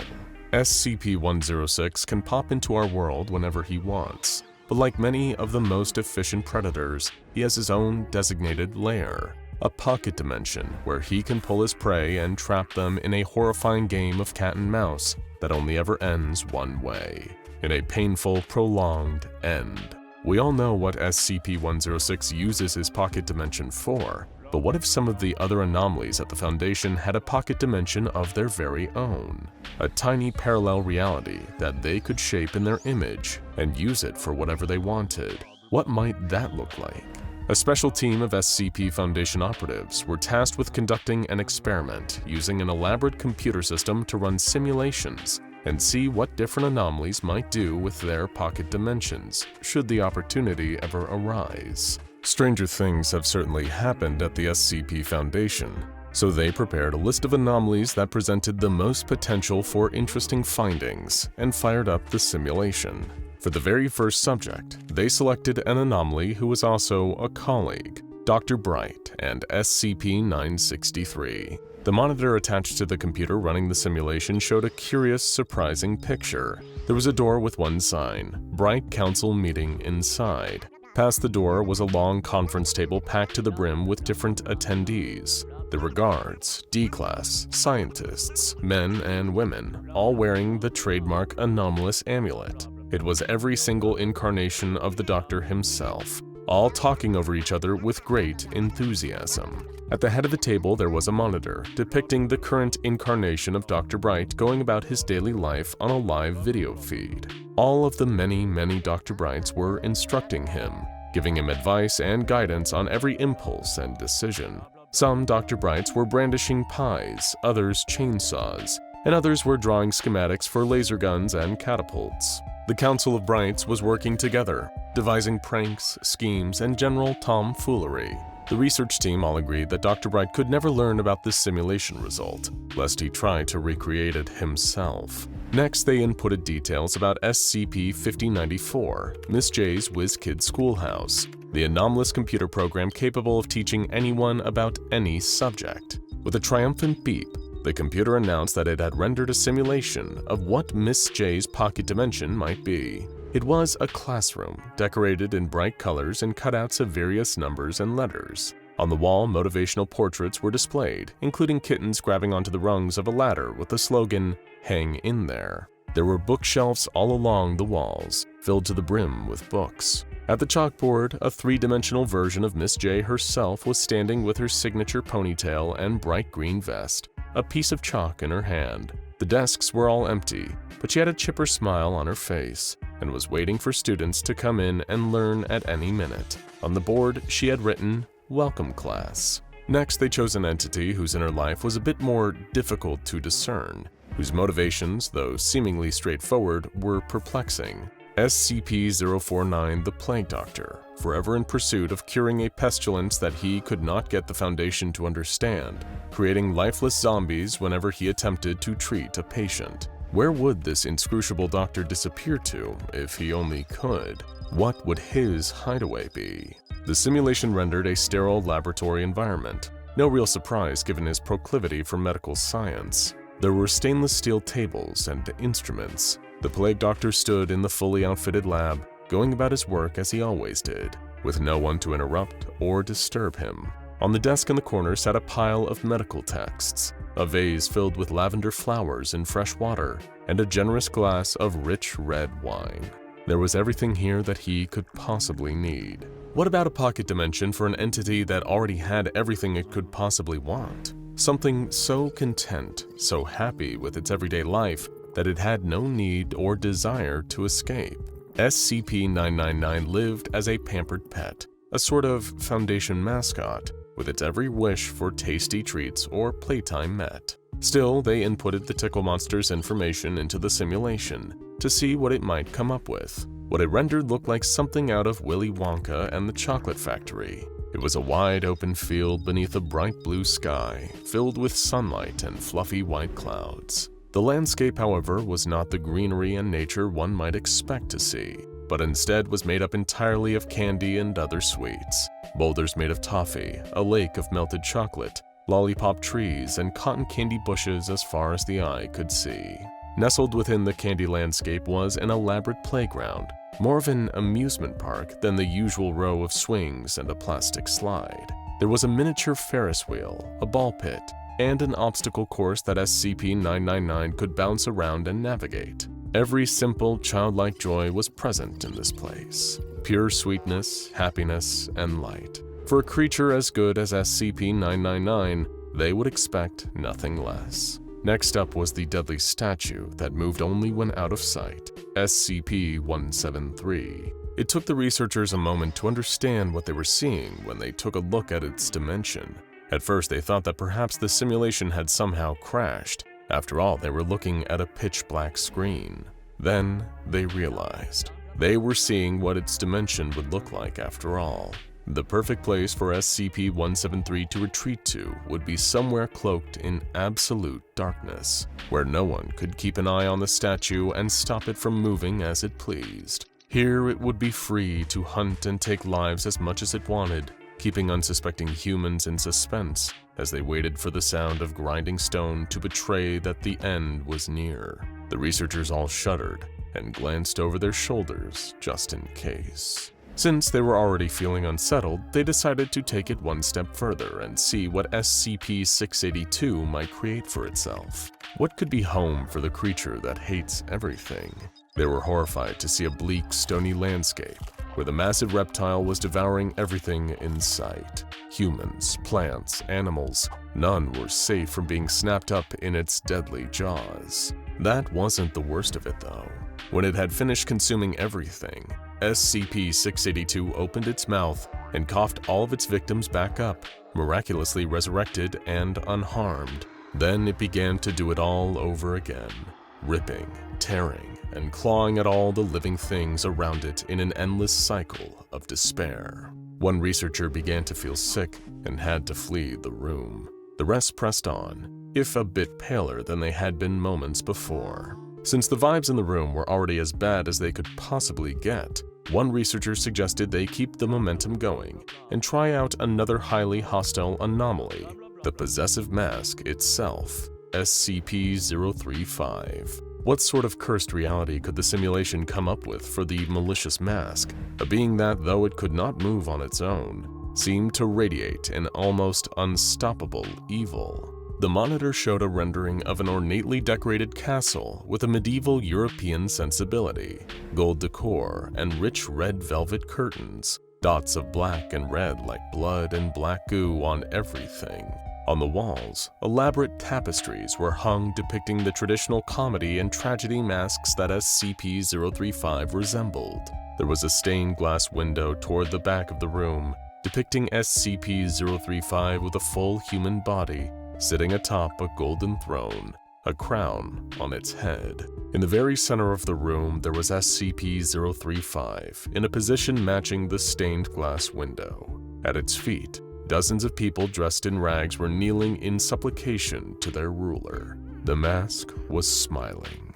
Of course that awful thing would want to make itself the king of its own private castle, forcing others to serve its every whim. Time to shift gears to something completely different. SCP-2662, also known as Cthulhu.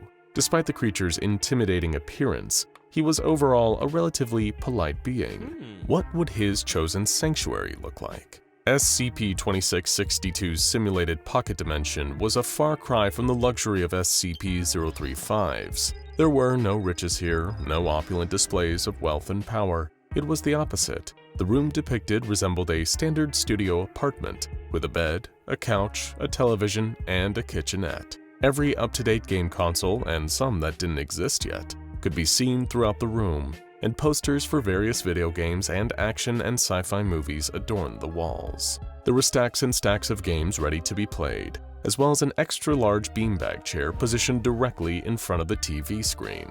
There, SCP-2662 sat, gaming happily.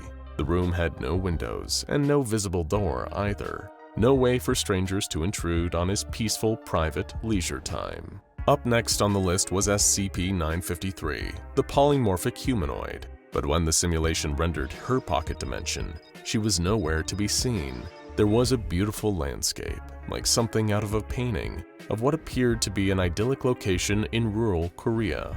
There was vibrant green grass, a light blue sky dotted with delicate wisps of clouds, and a clear trickling stream. There was a man lying by the stream, basking in the sunlight, though he didn't look like any anomaly the research team recognized. They were checking him for the telltale fox ears or tail that indicated a shapeshifted SCP-953, when suddenly, a figure emerged from the water. A woman with long dark hair, wearing a white dress, and with those oh-so-familiar ears poking out from her scalp. She stretched her sharp claws wide and snapped her fingers. Suddenly, the landscape changed. The sky went dark. The clouds replaced with fox eyes glaring down from the heavens. The stream flowed red with blood, and the grass became a carpet of gnarled orange fur. The man scrambled to his feet in a desperate bid for escape, but SCP-953 jumped on him before he could so much take a step away from her and began to torture him gleefully. The screen went red, as if with blood. The researchers definitely needed a palate cleanser after that nightmarish vision, so they selected a much more wholesome entity from the list for the next round, SCP-2295, the Patchwork Bear, that so deeply wanted to heal the world and help the sick and hurting. Its simulated dimension resembled an ordinary doctor's office waiting room, with chairs, a check-in desk, and some toys and books for bored patients of all ages. There was one difference, however. Everything in the room was made from scrap fabric and yarn, materials the bear could use to patch a potentially infinite number of troubles. This was a place where the bear could bring anyone in need of its help and treat them to the best of its ability. But what about an anomaly that was not sentient, or at the very least one whose sentience was very much up for debate? The team selected SCP-914 for the next simulation. Inputting the details of 914, or the Clockworks, resulted in an image of a small factory with large metal doors. Inside, all manner of unidentifiable machinery worked in tandem to rearrange and reconfigure various items. There were different conveyor belts, each marked according to one of the Clockwork settings: coarse, rough, 1-to-1, fine, and very fine. Perhaps one researcher posited this pocket dimension was not theoretical at all. Maybe this was where items went when they disappeared into the machine's intake booth. Then again, who could be certain how exactly an item like SCP-914 really worked? Next was SCP-073, or Kane. In his dimension, the world of his own making, he strolled through a dense forest, the vegetation thriving all around him where it would have ordinarily withered and died. He plucked an apple off a tree and took a bite. SCP-529, Josie the Half-Cat, romped through a playroom that could only be described as cat heaven. Scratching posts, fish and chicken treats, balls of yarn, everything a feline friend could ever desire. One researcher wiped a tear from her eye, and when her colleagues questioned it, she just replied, "I really like cats, okay?" In a subject change, another researcher suggested trying a sort of before and after experiment with the simulation. They would see what sort of pocket dimension might be generated by an anomaly before a traumatic event, and what it might create after. They settled on SCP-066, Eric's toy. First, they built the simulation around SCP-066 as it first behaved when it arrived at the SCP Foundation. The result produced was a world made of colorful yarn, filled with living yarn creatures roaming around the landscape as Eric's toy rolled among them cheerfully. Then they inputted the details of the incident that shifted the entity's behavior, when a D-Class attempted to cut off a piece of its yarn body for study. The resulting pocket dimension was made not of yarn, but of fleshy tendrils dripping with red that curled and writhed like tentacles, grasping and squeezing aggressively at anything that intruded on the space. A striking visual representation of the change in the anomaly's mental and emotional state. Next was SCP-1867, Lord Blackwood. Lord Blackwood's pocket out of reality was the interior of a grand hunting lodge, with a roaring fire in the fireplace and an impressive, if a bit macabre, bearskin rug stretched across the floor. Lord Blackwood stood in all of his brightly colored sea slug glory at a bar in the corner of the room, next to a glass of whiskey and a hand-carved wooden pipe. All along the wall were various trophies, taxidermy of a variety of wild beasts that the slug had hunted over the years, as well as artifacts picked up along its travels, fossils, rare books, paintings, and primitive weapons. There were also grainy old photographs of Lord Blackwood with many of his associates from over the years, other famed hunters and gentlemen explorers he had embarked on his expeditions alongside.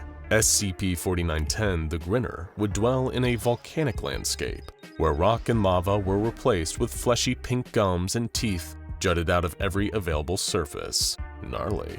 SCP-076 Able would use his pocket dimension as a battle arena, a grand coliseum of sorts filled with every weapon imaginable, where he could trap his strongest would-be opponents and force them into a fight to the death. SCP-527 Mr. Fish's simulated pocket world resembled the city of Boston, with one notable difference. Every depiction of a human being, from statues to billboard advertisements to magazine covers, showed them with fish heads atop their human bodies. There was not a human head to be seen, except at what would have ordinarily been the seafood market. There you could find chests of ice-held fresh human heads that were ready to be sold. Though the sight of the human heads was a bit disconcerting, the research team understood the significance of this place. It made sense that Mr. Fish would want to retreat to a world that matched his lived experience, where everyone else looked like him. There was even a hat shop stocked with tiny little formal hats like his very own top hat.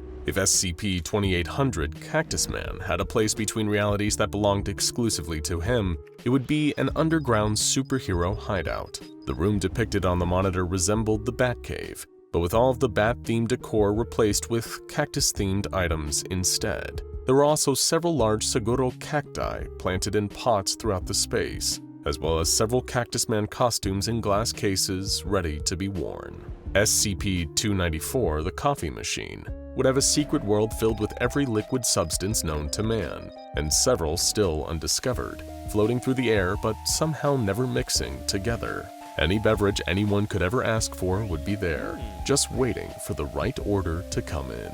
SCP-352 Baba Yaga was next. It was a large forest, seemingly ordinary at first glance, but within its depths lurked every fear a person could ever have, depending on what unsuspecting victim she was able to pull into the darkness. There could be a high-up cliffside waiting for someone afraid of heights, a giant spider awaiting an arachnophobe, or thick, inky blackness waiting for someone afraid of the dark. All around the forest floor, her hair curled, waiting to ensnare her prey. SCP-662, more specifically SCP-662-1 Mr. Deeds, quite possibly already occupied a pocket dimension when his bell was not in use. Though they had no way to know for certain, the simulation predicted that his break room of sorts might look like this. A blue room with 2 shelves filled with cleaning tools, a brown couch, and a little bed in the corner where the butler could sleep during his time off. SCP-169 Leviathan would disappear into an aquatic pocket dimension, a place large enough for it to swim comfortably, possibly forever, in the peaceful, infinite ocean. Then the research staff decided to input SCP-096 and see what the Shy Guy's pocket dimension might look like. Unlike the old man, this anomaly was not aggressive all the time, and it seemed to take no pleasure in hunting. Instead, it acted in a kind of twisted self-defense, attacking anything that saw its face and set it off on a spree of violence that ended in death. SCP-096's potential pocket dimension was a dark, dismal labyrinth, like something out of the Greek myth of the Minotaur. Stone corridors twisted this way and that, leading any potential intruders down dead ends and away from the center, where SCP-096 hid from sight. In the center, there was light and life, trees, grass, a small pond, and a nest filled with blind birds chirping and singing to SCP-096 as it sat in complete obscurity, away from prying eyes. I was chasing him, the poor soul who saw me. He was wearing a thick, red winter coat and glasses, climbing up the side of the mountain with a sharp little tool. If I had known he was coming, I would have run. Of course I would have run, but it was already too late. The second he saw me, saw my horrible, ugly face, it was already over. I felt all those familiar feelings bubble up. I knew, as well as I knew anything in my life, that I would need to kill him. My name? Well, I don't know my name. Not really. I think I had one once, a long time ago. I don't think I always looked like this big, ugly monster, but who can say? Those memories were blown away like a snowdrift. Life, this life at least, has never been easy for me. I don't like hurting people, but at least up there in the mountains, people didn't see me that often. How could I know about the strange men who would come for me? How could I possibly know that it was all going to get so much worse? The poor man in the red coat who saw me tried his best to run. I think my crying frightened him. I wish my mouth could make words. If I could, I would have told him how sorry I was, but it didn't matter anymore. I kept moving towards him, like I was being pulled along by some invisible leash in his direction. I tried to stop. I tried to think really hard and to focus. I kept telling myself, no, not this time. You're better than this. You can let this one go. Before the sentence is even fully formed in my mind, I'm already there. I'm already on top of him. I look down and see his terrified face, tears frozen on his cheeks, eyes wide with horror you can't even begin to describe. If you haven't seen my face, he was still looking at me. It hurt that he was still looking at me. I leaned in and opened my mouth, wide enough to swallow him whole. Soon enough, there was nothing left of the man in the red coat, and I was alone again. All I could think to do was sit there on the freezing mountainside and weep. Why did I keep doing this? Why couldn't I stop myself? I asked myself these questions again and again, but I never got an answer. It felt like I knew myself a little less every single day. Sometime later, I don't know how many days, weeks, or months, 2 huge, black, noisy creatures came towards me out of the sky. The second I saw them, I turned and started moving away. I couldn't let those creatures see me. I knew something terrible would happen if they did. It was best to just move away, let them leave me alone. Nobody had to die. What I didn't know was that I was the reason they were there. The 2 flying black creatures landed on the mountain behind me, and groups of people climbed out carrying strange objects I didn't recognize. I huddled myself away in a corner as one of the men came towards me. I was so afraid I couldn't stop myself from crying. I didn't have the words. I couldn't tell them how much danger they were in. Couldn't tell them that I didn't want to hurt them, that they should just leave me here. But it was already too late. One of the strange men walked right in front of me and saw my face. He said, Jesus, this thing is one ugly. I started screaming. I couldn't help myself. My head started going fuzzy and my heart hurt. The man who'd seen my face was already backing away, knowing that just a few seconds too late that he'd made an awful mistake. It wouldn't save him now. Nothing could save him. I tried to stop myself, but trying hurt. It just made me scream louder. I turned and lunged at him, but that made things worse. Now so many of the others had seen my face too. With fat, wet tears rolling down my cheeks, I knew that I would have to destroy them all, even though I didn't want to. But this time they fought back. I suddenly heard all these horrible loud noises all around me and felt white-hot pain all over my body. They were shooting at me, both with the objects they held and other, even larger weapons attached to their strange flying vehicles. This made my confusion and anger even worse. I went berserk, jumping at them and attacking them with my claws and teeth. They may have been able to hurt me more than ordinary people, but they were just as easy to destroy as anyone. Not that it made me feel any less terrible for doing it, even though they did attack me first. Who were these strange, aggressive people, and why had they come here to attack me? Soon enough, I destroyed all the ones who had seen my face. There was nothing left to do but just sit there and weep again. I felt so terrible about everything I'd done to them. It was a pain deep in my chest. But then, suddenly, everything went black, and a sack was pulled over my head. I couldn't see who did it, and I'm glad I didn't. More importantly, they didn't see me. I think after that they bundled me onto one of their flying vehicles and took me away. I had no idea where I'd end up next. All I could do was stand there with a bag over my head and cry. Still blinded, and after a long period of flying through the air, I was pulled out of the vehicle and dragged away somewhere. I feel grateful that I didn't know. If I was here to be punished, it was probably what I deserved. Soon enough, I was brought into a room where a bunch of strangers were looking at me. I later learned that one of these strangers was called Dr. Dan, and Dr. Dan seemed very interested in what had happened back on the mountain. The one who put the bag over my head was talking to Dr. Dan. He said, "That thing killed all of my men, tore through them like tissue paper. Our heavy artillery barely slowed it down, and it regenerated any damage it sustained almost immediately."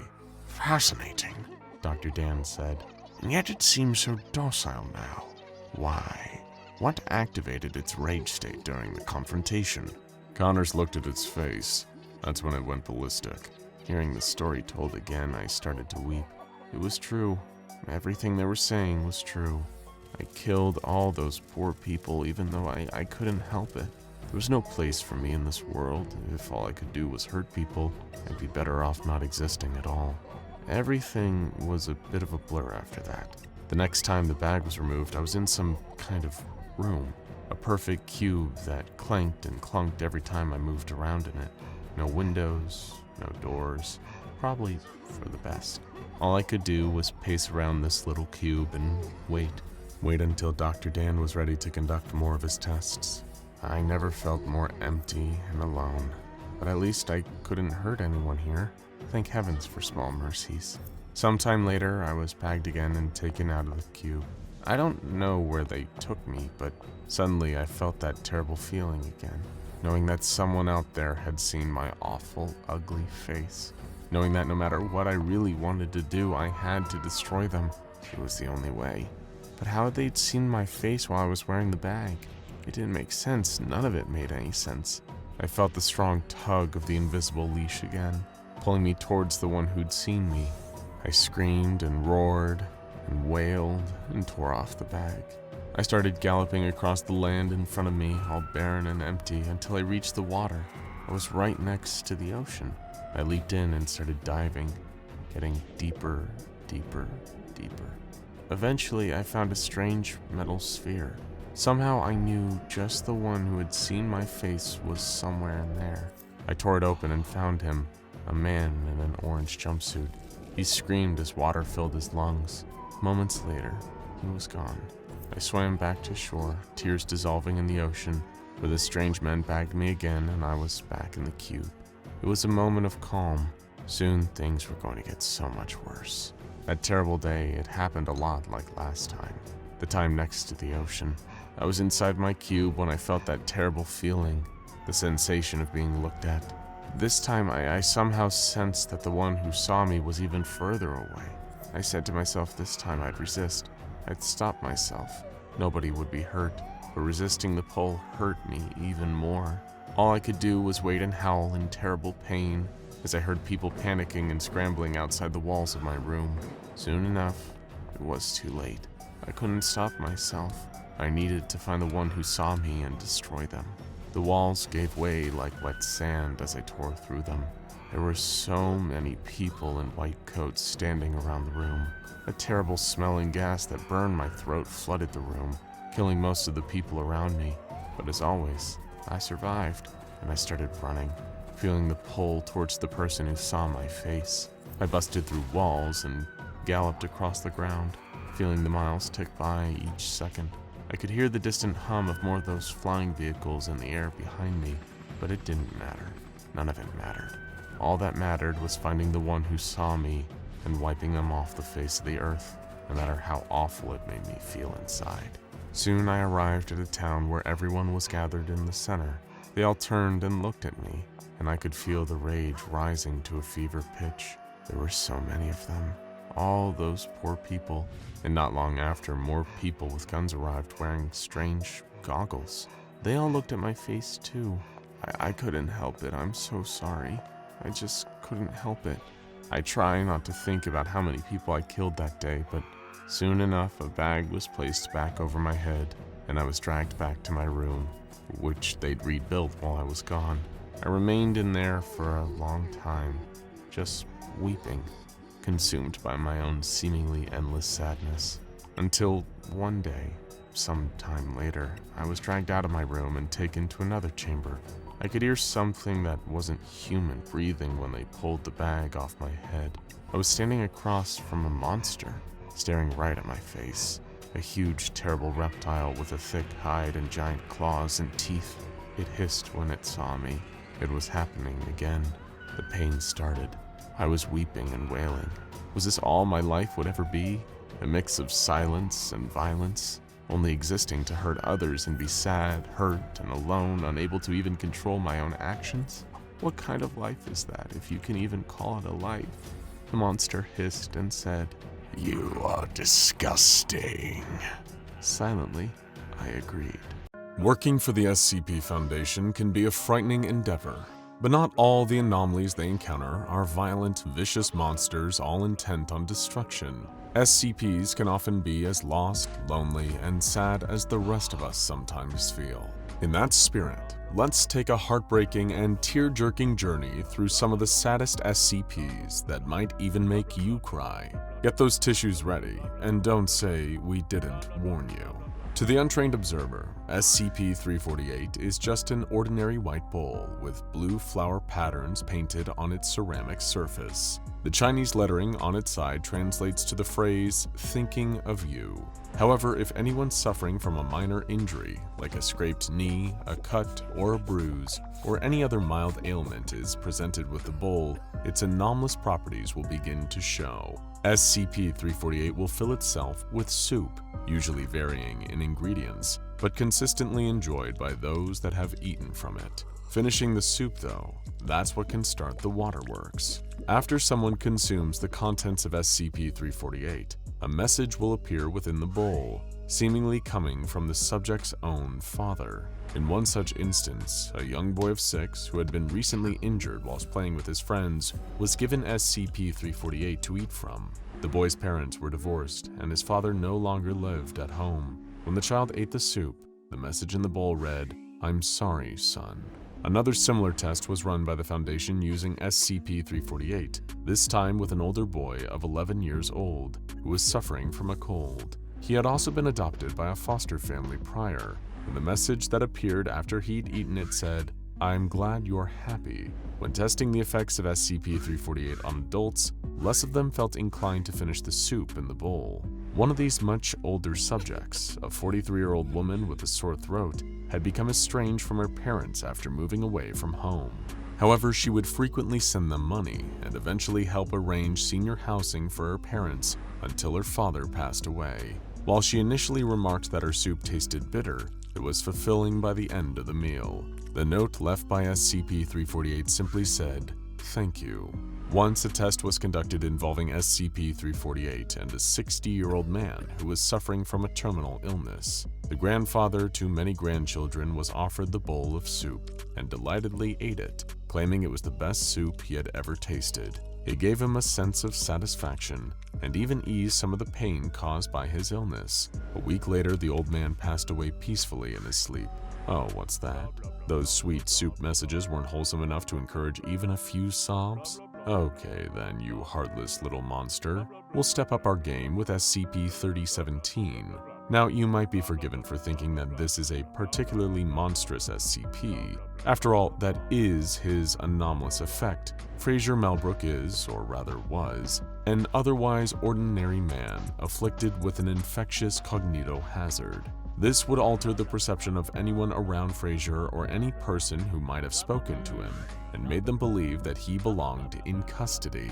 People would be compelled to think that Fraser was a dangerous, violent individual, but with no actual proof that he was. In many cases, anyone exposed to his cognitohazard would even try to lock him up themselves. The one reprieve, however, was that a number of Fraser's immediate family and close friends were immune to this effect. Either this was through experiencing prolonged exposure to SCP-3017, or by simply knowing him well enough to have context that canceled out the false beliefs that he was a violent criminal with an extensive record. Designated as SCP-3017-1s, the people closest to him remain unaffected, and Fraser was able to maintain healthy relationships with all of them, until SCP-3017 fell into the hands of the Foundation. Arrested and placed in containment thanks to the anomalous effects of SCP-3017, the Foundation believed that Fraser Melbrook had close ties and connections to multiple groups of interest. They began to relentlessly,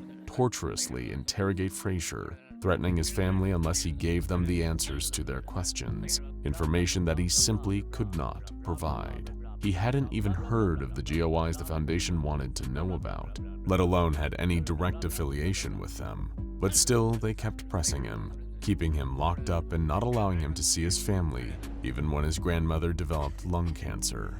Treated with suspicion and hostility non-stop every day, SCP-3017 would get one last shot at freedom, however. Researcher Rylan, who had been studying Fraser's anomalous properties, as well as a security officer that had been assigned to watch Melbrook, both developed the same immunity to the prisoner's cognito hazard as his family and friends had. Working together, they were able to spring SCP-3017 from Foundation custody, and Rylan took him back home to see his family. Little did either of them know of the tragedy that awaited them.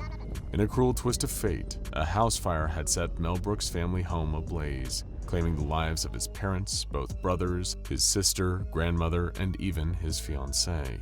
Utterly devastated and overwhelmed with grief, the loss of his loved ones completely broke Fraser. He had spent so much of his life persecuted, accused of heinous crimes and arrested despite being completely innocent. And as if that wasn't bad enough, he'd fought his way free from the Foundation, only to find his home reduced to ash the day before he made it back. By the time the SCP Foundation arrived to recapture him, it was already too late. Fraser was dead, and researcher Rylan turned herself over without resistance. The Foundation soon realized what they had done, how they had tortured an innocent man who didn't actually have the information they thought he did. In quiet shame, they reclassified SCP-3017 under a new object class, Neutralized. Feeling teary yet? Maybe a little moist around the eyes. Oh, those are just your allergies. Oh yeah, of course they are. How could we be so silly? Alright, let's move on. Taking a step back from grim dark reality for a moment, let's instead delve into a world of fantasy. SCP-1762 was a seemingly ordinary cardboard box, spray-painted silver with the words, "Here be dragons," written on it in permanent marker. Usually it remained empty, but would occasionally open, releasing dozens of tiny origami dragons that would fly out after black smoke had plumed out of the box. It was no doubt a sight to behold, the kind of fantastical occurrence that is inherently filled with childlike wonder. Often, a written or carved message would be left behind after the origami dragons flew back into their box, and this is how the Foundation was able to learn of the terrible misfortune known as the Jabberwocky event. The paper dragons existed in a world of fantasy, all contained within the cardboard box. When they first emerged, the message they left greeted someone who had seemingly created the box and its fantastical contents, or had at least interacted with it before, possibly a particularly imaginative child with the reality-bending capability to give life to the inanimate paper dragons. The origami creatures seemed to mistake the Foundation for this original child, rediscovering them after an extended period of time. They made mention of the existence of other mystical beings in their world, including giants, elves, centaurs, and more. Through their subsequent messages, it appeared something about the world of SCP-1762 was gradually becoming unstable, though. It required imagination to sustain it, to stabilize the fantasy within the box. But unfortunately, the Foundation personnel examining SCP-1762 refused to accept the existence of this world. They instead leaned on science, cold, hard facts, not the whimsy of the imaginary. When opening the box, all they saw was its empty interior, so to them, the fantasy wasn't real. It was the SCP Foundation's own lack of belief, their refusal to make believe, that was gradually killing the world inside SCP-1762.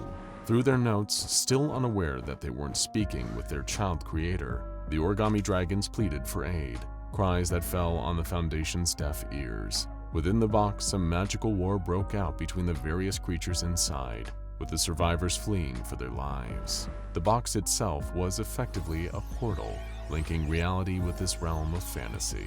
It existed in a time when the myths and legends of old were indeterminable from fact. SCP-1762 had once represented a physical bond, a relationship between those two worlds. But as time had moved on, belief in legends, in fantasy, had all but dwindled. As the world inside the box fell into chaos, becoming more and more unstable, the words, "Here be dragons," were burned away from the cardboard surface. In their final message, the dragons mentioned they hoped to escape to a new world, concluding with, "We are sad. We love you.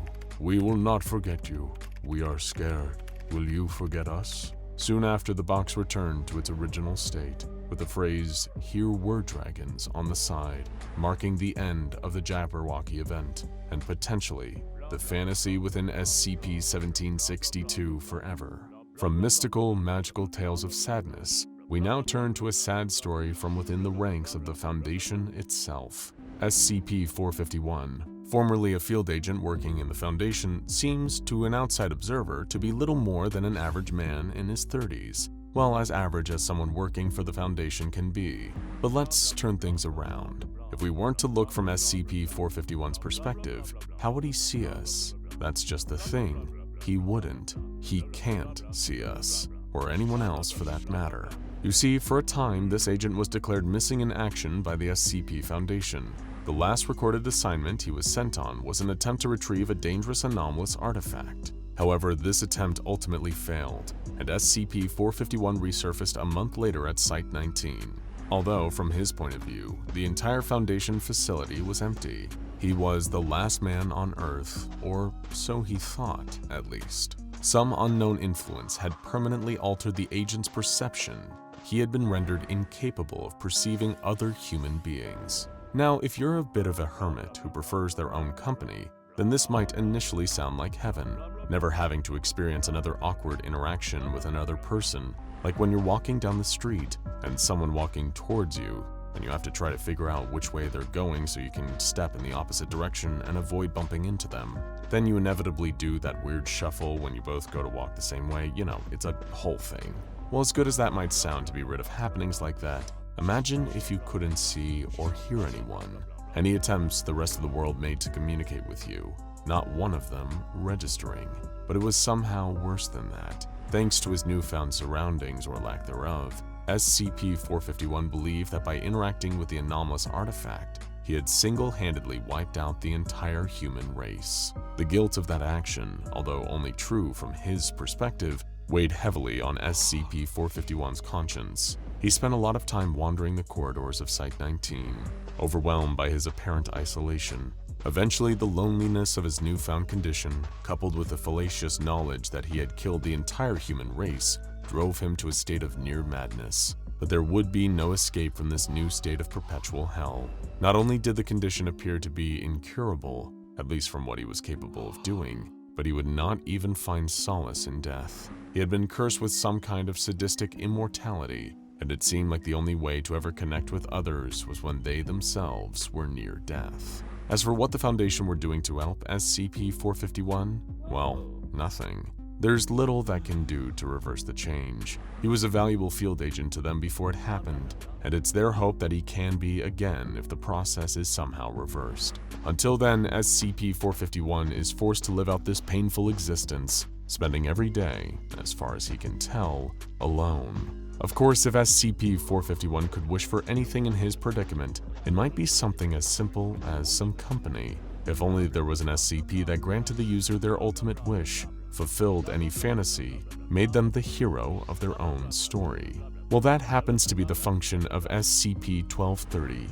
It appears as a green hardcover book, with no discernible labels on the spine, nor on either front or back covers. The pages are almost entirely blank, save for one simple phrase on the first one: "A hero is born." Anyone that reads the pages of SCP-1230 won't experience any effects immediately. In fact, its anomalous properties don't become apparent until the reader falls asleep.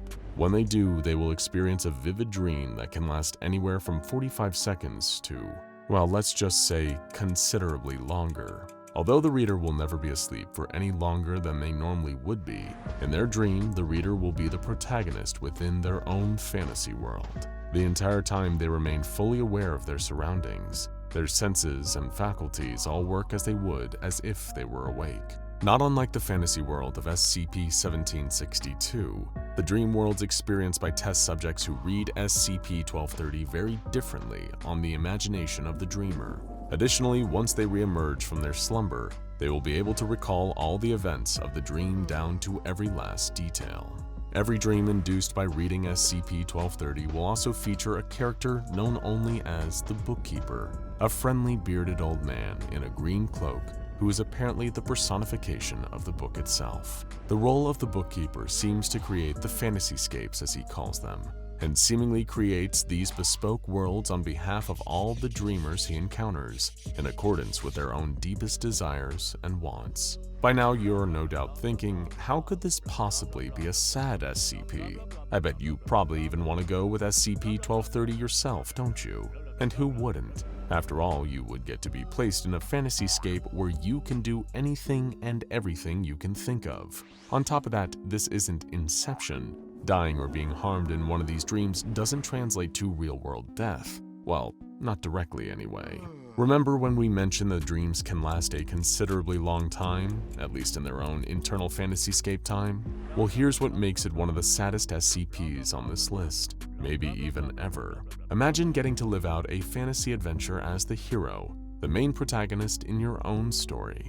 Picture you spent a number of years in that dream time, experiencing every event of that story, that world firsthand. It looks real, it feels real, for the time that you're there at least. So what happens when you wake up?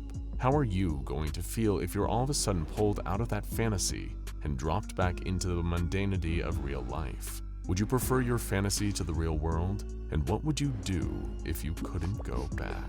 That was experienced firsthand by one of the Foundation's researchers, known only as Professor B. He had specifically requested the Foundation to allow him to read SCP-1230, and was giddy with excitement when it came to be his turn. Like many others, he read the first page, seeing a hero is born, and then instantly went to sleep, unwilling to wait until later, clearly eager to experience his very own fantasy-scape. Professor B was asleep for the next 24 hours before the Foundation's security personnel were forced to attempt to wake him up. When he did, he looked around, confused to be unceremoniously returned to real life. It was almost as if the amount of time he had spent within the bookkeeper's dream world had caused him to momentarily forget his old life with the Foundation. However, he soon regained his memory after a brief reminder from fellow staff, but it was never the same after that. Professor B had experienced the life he had always dreamed of within his dreams, and upon waking, he had been returned to a life where he was an aging, tired man in a dead-end job at the Foundation. He was no hero here. He was just another nobody. And the sadness was too much for him. Professor B passed away not long after. After this tragedy, the bookkeeper was utterly distraught. Through the medium of the book, he left a note for the personnel of the SCP Foundation. It read, "I'm so sorry. I never intended for this to happen. I just wanted to make people happy." A number of weeks passed before the Foundation was able to make contact with the bookkeeper again, leaving a note that requested a conversation with the entity. A Foundation doctor experienced a dream that was set in a dark, featureless void. There he encountered the bookkeeper, crying to himself. When questioned about what had happened to Professor B, the embodiment of SCP-1230 explained, "He had such an active imagination. I was able to create a vast and beautiful universe for him, and it was obvious that he wanted a life like that for so long. He conquered foul beasts and rescued princesses. He built kingdoms and even raised a family, but he never wanted to leave. He delved so far into his fantasy world that I soon realized he preferred his dream over the real world. I reminded him that this was all merely an illusion, but he wouldn't listen to me. I tried to keep him happy for as long as I could." Remember when we mentioned the dreams can last a considerably long time, at least in their own internal fantasy-scape time? Professor B had been living out his ultimate fantasy adventure for 200 years, while only a full day's worth of time had passed in the real world. Having to live through all that, only to wake up and realize none of it was real, was perhaps too existentially overwhelming for the professor. Then again, maybe he just preferred the world of his fantasy-scape much more than the world around him. That brings us to one of the most infamous anomalies in the Foundation's extensive history. SCP-096, better known as the Shy Guy, is a terrifying, towering creature with a hairless body, sunken eyes, and a huge, gaping mouth. But don't you ever get the sense that there's something inherently sad about SCP-096? Insecurity is something a lot of us experience and have to face every day. But the Shy Guy's is taken to such an extreme degree, he can't bear the thought of anyone looking at him. It's so bad for him that it causes him to experience so much distress that he has to travel lightning fast to anyone that looks at his face, and once he's caught up with them and killed them, then he's right back to his usual routine. sobbing and weeping or pacing around his cell. Perhaps his story isn't as sad as some of the others on this list, but we do know it'd be a welcome change if someone could make the Shy Guy smile, just for a little while. When an anomaly is first detected by an SCP Foundation field agent, it's up to the Foundation's mobile task forces to tag and bag the impossible entities before they can do any more harm. Sometimes these retrievals are uneventful, other times, not so much. Especially when they're dealing with brutal forces of nature like SCP-096. Also known as the Shy Guy, a creature that, from the very first interaction with the Foundation, had a reputation for being dangerous and needed to be feared. A series of vague sightings and mysterious disappearances up in the frosty mountains of the Yukon first sparked the Foundation's interest. When they were certain that they had an anomaly on their hands, 2 retrieval teams, Zulu 9A and Zulu 9B, were dispatched to secure and contain the entity. Zulu 9A took the lead in a heavy-duty chopper, equipped with 50 caliber GAU-19 heavy machine guns, and carrying an THOR anti-tank launcher. They were prepared for anything, or so they thought, as they established a visual on SCP-096 while 2 clicks away from the target. They couldn't get a clear line of sight on the creature, but it appeared to be stationary, docile, and was making no attempt to flee. Piece of cake, right? Little did they know that SCP-096 was just looking away from them. If it was facing towards them, it'd be a whole different horror story, as Zulu 9A were about to find out. The team landed their helicopter next to the creature and were shocked to see that it was completely naked, in spite of the sub-zero temperatures all around them. The creature was unnaturally thin, as though it had been starved for weeks, with bone-white skin and unnaturally long limbs. The team guessed that the creature's arms must have been at least 1.5 meters long, but its docile nature and insubstantial body mass gave the impression that it wouldn't prove too difficult to contain. That is, until they saw its face. Zulu 9A's captain was the lone survivor of the incident, as he was lucky enough to be looking away when the creature turned towards his team. The rest of the squad ended up staring eye to eye with SCP-096, and from that moment on, wasn't docile anymore. The creature began to whimper, then cry, then sob uncontrollably in a way that sounded eerily human. This sudden change in temperament startled the rest of Zulu 9A, and they opened fire on the creature.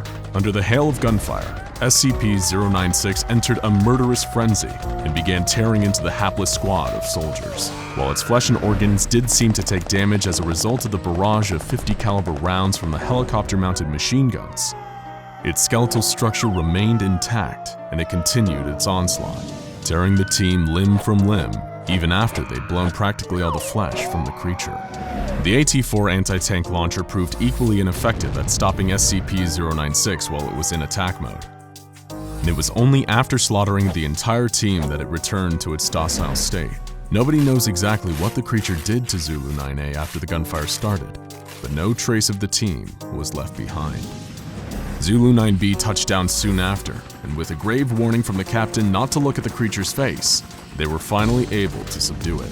A bag was placed over SCP-096's face, which seemed to soothe it enough to move it to a nearby Foundation facility. Little did they know, they just obtained one of the deadliest SCPs of all time. And while it may have been under lock and key for now, it seemed inevitable that it would get out and cause more violence and chaos. Research and containment procedures for the SCP-096 were put under the command of Dr. Dan, a senior researcher at the site. It was his job to find out exactly what this being was capable of. And the more he tested, the more he realized that they were dealing with something truly terrifying. Disposable D-Class personnel were used to figure out exactly what it was that caused the creature to enter its attack mode. Just as it had during the initial retrieval mission, SCP-096 went berserk when any of the attending personnel saw its face. In this stage, it would enter a period of considerable and unstoppable distress for 1 to 2 minutes, covering its face and wailing loudly. When the period of distress ended, the creature would mercilessly slaughter every D-Class that had seen its face, and just like with Zulu 9A, no trace of their bodies would be left behind.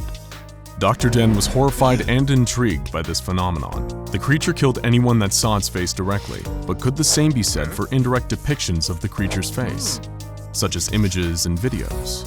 Dr. Dan was desperate to find out. More D-Class personnel were brought in to test this, to frightening results. Dr. Dan found that the creature did indeed still enter attack mode when people saw pictures and videos of SCP-096's face. The creature seemed to have an innate sense of when people were viewing these representations, even when it should have had no conceivable way of knowing.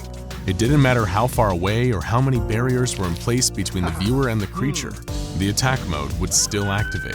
And once it did, it seemed as though nothing could stop the creature from hunting down the one who saw its face.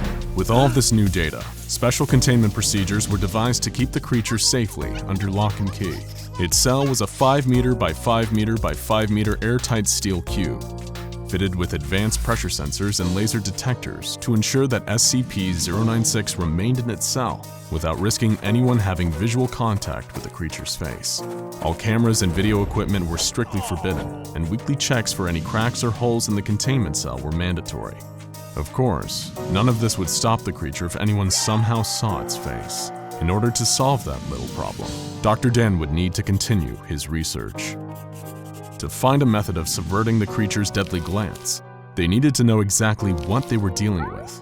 But how could they, when even a glance at a photo or video of the being meant certain death? A potential solution was proposed, creating an artistic representation of the creature's face, something that hadn't yet been attempted. But how would they achieve such a feat? Simple. They'd procure a D-class prisoner with some artistic talent, and they found one who had been a tattoo artist before becoming a Foundation guinea pig. Dr. Dan formulated an ingenious plan for keeping this D-class alive for long enough to accurately draw an image of SCP-096's face. He would be placed in a bathysphere diving bell several kilometers underwater and tens of kilometers away from the containment cell where the SCP was being held. The D-class was made to look at a photograph of the creature's face and then replicate that image in a pencil sketch. Dr. Dan first confirmed that the creature's attack mode is only activated by the creature's face by having the D-class look at a series of photos of the SCP's body parts, one by one, finally finishing with its face. The D-class began drawing and even remarked on how creepy the SCP's facial features were, despite not knowing the deadly context. Meanwhile, back in its containment cell, SCP-096 sensed someone viewing its face and entered its inconsolable crying state followed by its attack mode. It broke out of containment easily and began making a beeline for the D-class, traversing the miles between it and its prey. The D-class didn't know it, as he locked the finished drawing into a separate, autonomous submersible, but he was already dead. As the drawing made its way up to a researcher on the surface, SCP-096 dived into the water and started swimming down towards the artist. Minutes later, the bathysphere was breached, and the D-class was torn to shreds. SCP-096 was recaptured without issue by Surface Recovery Team Foxtrot 303A, and further testing on the drawing showed that artistic representations of SCP-096's face were in fact harmless. From this experience, we now know that the creature has a gaunt face with totally white eyes, possibly indicating blindness and a grossly extended jaw. Nevertheless, Dr. Dan was adamant that SCP-096 was too dangerous to be left alive, and requested permission from the upper echelons of the Foundation to terminate the creature by any means necessary. However, the doctor's request would fall on deaf ears, until it all started with a seemingly innocent image. While it's now been redacted for your safety, the black speck inside the yellow circle was once a minuscule image of SCP-096, taken unknowingly in the 1990s by a semi-professional mountaineer. One day they were looking at old photographs when his eyes passed over the tiny speck without even noticing that he had seen anything. But SCP-096 noticed and began entering its attack mode. It tore through its steel containment unit like tissue paper, causing the release of a nerve agent that killed a number of attending Foundation staff. The monster then fled the base and began pursuing its prey, with Mobile Task Force TOW-1 in hot pursuit. Dr. Alexei, who was helping to manage the site where the SCP was contained, was in dismay over the situation. Dr. Dan was out of the country at the time, trying to discover more about the creature's origins. However, he did leave the Mobile Task Force with a new secret weapon against the rampaging Shy Guy: Project Scramble. Scramble were state-of-the-art goggles featuring a new technology created by Dr. Dan, which, using artistic renditions of 096's facial features, could detect and scramble the features of SCP-096 into an unrecognizable form, preventing the normally deadly effect of gazing upon its face. In theory, this would allow MTF TOW-1 to engage safely with 096 once its prey had been eliminated and bring it back into containment. But disaster struck on two fronts. First, the prey in question was located in a population center, creating the potential for a huge loss of life. And the second bigger problem was that the scramble technology didn't work, as stray pixels of the creature's face would reach the eyes of the task force before the internal microprocessor had time to scramble them. The mission turned into a death sentence, as SCP-096 slaughtered almost the entire task force, as well as a number of civilians in town, including an infant and its entire family. It was a monumental disaster, made even worse by a final revelation. Dr. Dan and Dr. Alexei had themselves facilitated the entire containment breach and allowed the resulting massacre to happen, with Dr. Dan hoping it would be enough motivation for Foundation Command to greenlight his research into destroying the creature. Anything that would give him the opportunity to kill this thing would be worth the bloodshed. His plan worked, and the SCP Foundation saw it his way, approving his request to neutralize SCP-096. However, success comes at a cost for Dr. Dan. Once he figures out a way to finally kill the creature, though done in his line of duty, he himself will be terminated by the Foundation for his crimes against humanity.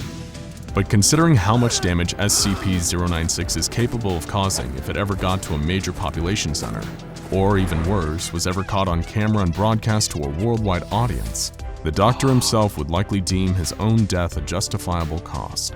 To this day, the Foundation is researching ways to kill the creature, and they're still looking for their silver bullet. And the pressure is on. They hadn't known about the seemingly innocent picture that sparked the last containment breach, the one taken decades ago, in which the Shy Guy had only occupied 4 tiny pixels. 4 tiny pixels that resulted in multiple innocent lives lost. So be careful where you look, because who knows how many other photos of the creature are lurking out there. Photos with an innocent dot in the background. Your eyes glance over it, not even noticing the little blip, until you hear a distant wailing that seems to be getting closer and closer and closer, and then it's already too late. The SCP Foundation specializes in tracking down and containing anomalies that are difficult to find, and that often will do anything they can to avoid being found. One anomaly in particular hates being seen more than anything, and will punish anyone who looks at its face with a horrific fate. SCP-096 is a mysterious creature, not only because it destroys anyone who sees what it truly looks like. No one is entirely certain where it came from, what exactly it is, or why it reacts so violently to being perceived. There are, however, several theories as to the Shy Guy's origin, and none of them are particularly cheerful. Some suggest an experiment gone wrong. Others believe it to be the last remaining member of an unknown species of mountain-dwelling humanoids. But one theory about SCP-096's origin stands out as particularly tragic in nature. In this story, SCP-096 was not always a long-limbed pale beast cowering in the corner and hiding its face from the world. It was once an ordinary man, like anyone you might pass on the street. He was someone's son, someone's friend, a person with hopes, dreams, and passions. A human being who, through anomalous circumstances beyond his control, was made into a monster. Many years ago, there was a mountaineer named Jack. All his adult life, he had been obsessed with reaching higher and higher peaks, climbing every mountain he could in order to test his limits, pit himself against the power of nature, and bask in the sweet reward that was the view from the top. It began as a sport, a way to build up strength while taking in incredible natural beauty, but over time, as he conquered increasingly difficult challenges, it became an obsession. Like every obsession eventually does, climbing mountains began to take over his life, driving everything else away. He struggled to hold down a job, his marriage fell apart, and his relationships to his friends and family became increasingly distant and strained. Still, he couldn't bring himself to care much. He spent his alone time in the wilderness, or every so often embarking on trips with other mountaineers. Whether he was going at it solo or working with others, he was living for the climb. Over the years, he took on Cerro Torre in Argentina, the Eiger in Switzerland, and Denali in Alaska. He especially enjoyed climbing in extreme cold, braving the ice and snow as he embarked on his climbs. The few fellow mountaineers he kept up with gave him the nickname Jack Frost, After years of refining his craft, building his strength, he set his sights on the highest mountain in the world, his personal white whale, Mount Everest itself. It was one of the deadliest climbs in the world, with its staggering height, storms, and frozen graveyard of fallen climbers dotting the snowy surface. But he was determined. He would not join the ranks of the fallen, but instead be one of the victorious that reached the top of Everest and came back down in one piece. He could feel it in his bones. Jack arrived in Nepal with a pack full of climbing equipment, the best boots money could buy, and layers upon layers of clothing to keep himself warm on the journey to the summit. He lowered his goggles over his eyes, summoned his courage, and prepared for the incredibly difficult climb. The cold seeped into his core. The winds nipped at his face, numbing his nose and leaching through his gloves and boots as he went. But Jack pressed on. He welcomed the sensation, the bite of it. It was a reminder that he was still here, that he was still alive. As long as he could feel the pain, he knew he was all right. He knew that it was when the cold faded away, turned to paradoxical feelings of warmth and sleepiness, that a mountaineer was truly in trouble. As he navigated the harsh mountain landscape, Jack occasionally let his eyes drift off course, taking in the sights around him. He could see shocks of blue, green, and red, the distant bright colors of boots, jackets, and hats belonging to the fallen climbers that came before him. Those who collapsed from exhaustion, who gave in to altitude sickness or succumbed to the cold. Memento mori, he said softly to himself. These frozen bodies represented that ever-present reminder of mortality, of death lurking just out of sight. It would not come for him though, not today, not on this journey. He wouldn't let it. The hours blurred together within the crunch of the ice beneath his boots, the dig of climbing hooks into the earth, the tug of his trusty ropes as he ascended ever higher. Jack came to a stop. There was no next step to take, nowhere higher that he could go. He had reached the summit. The white whale was captured, and Everest was his. For the very first time, he was truly on top of the world. Now that he had made it to the highest point, there was the all-important task of climbing back down. At this altitude, he was still in the death zone, the place where human acclimatization was impossible. This was the tricky part, the point at which even the most experienced of climbers might get lost in the euphoria of the achievement and might let their attention slip. Any mistake during his descent, any misstep, could be the thing that cost him his life. There was no room for error and no time to waste. Just as Jack prepared to make his descent, he saw a figure pulling itself over the ridge. From a distance, it looked like a fellow climber. He noticed the curious lack of equipment and the way the person seemed to be making their way up the mountain with nothing but their hands. But perhaps they lost their pack or left it behind for some reason. The figure was dressed in all white, from their hood to their boots, with a large pair of black mountain goggles covering what little of their face wasn't concealed by the hood. Uncertain if the figure was in need of assistance, and surprised to see another soul on the mountain with him, Jack waved at the figure. "Everything okay?" he called. There was no response, but the figure turned to look at him. At least, he thought it was looking at him. He couldn't see its eyes through the goggles, but he felt the distinct sensation of it locking its gaze with his just the same. As soon as the figure turned to look at him, Jack began to feel strange. The pain, the sharp sensation of the cold that he relied on to ground himself and remember he was really here, began to blur around the edges. The feeling softened, melting away along with the ache in his muscles, the bleariness in his eyes, the dry mouth that had nagged at him for hours. He felt unbalanced, unmoored, a ship with no anchor. He couldn't explain why, but the sudden relief from the cold made his chest tighten with primal terror. He did not feel like one man encountering another on the mountain. He felt the way he had years ago, when he came face to face with a mountain lion, staring down a predator, and remembering all of a sudden that humans do not naturally sit at the top of the food chain.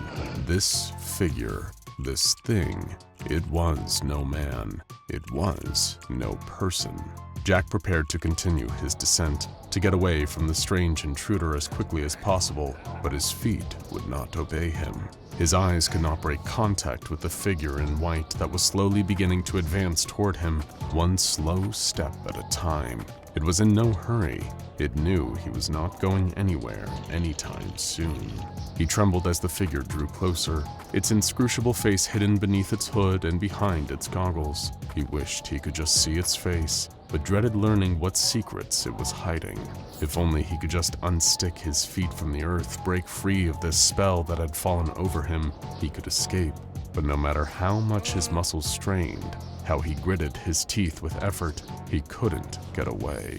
As the entity came closer, the cold snapped back into his body, but something was different. It was heightened, like every icy breeze and freezing wind layered on top of itself, hardening his muscles to rock, crystallizing the very blood in his veins. He felt as if his fingers, if he tried to wriggle them, would snap off and fall to the ground. His eyes thrummed in their sockets, his lungs stretched to hold on to each breath as the cold constricted its fist around his chest.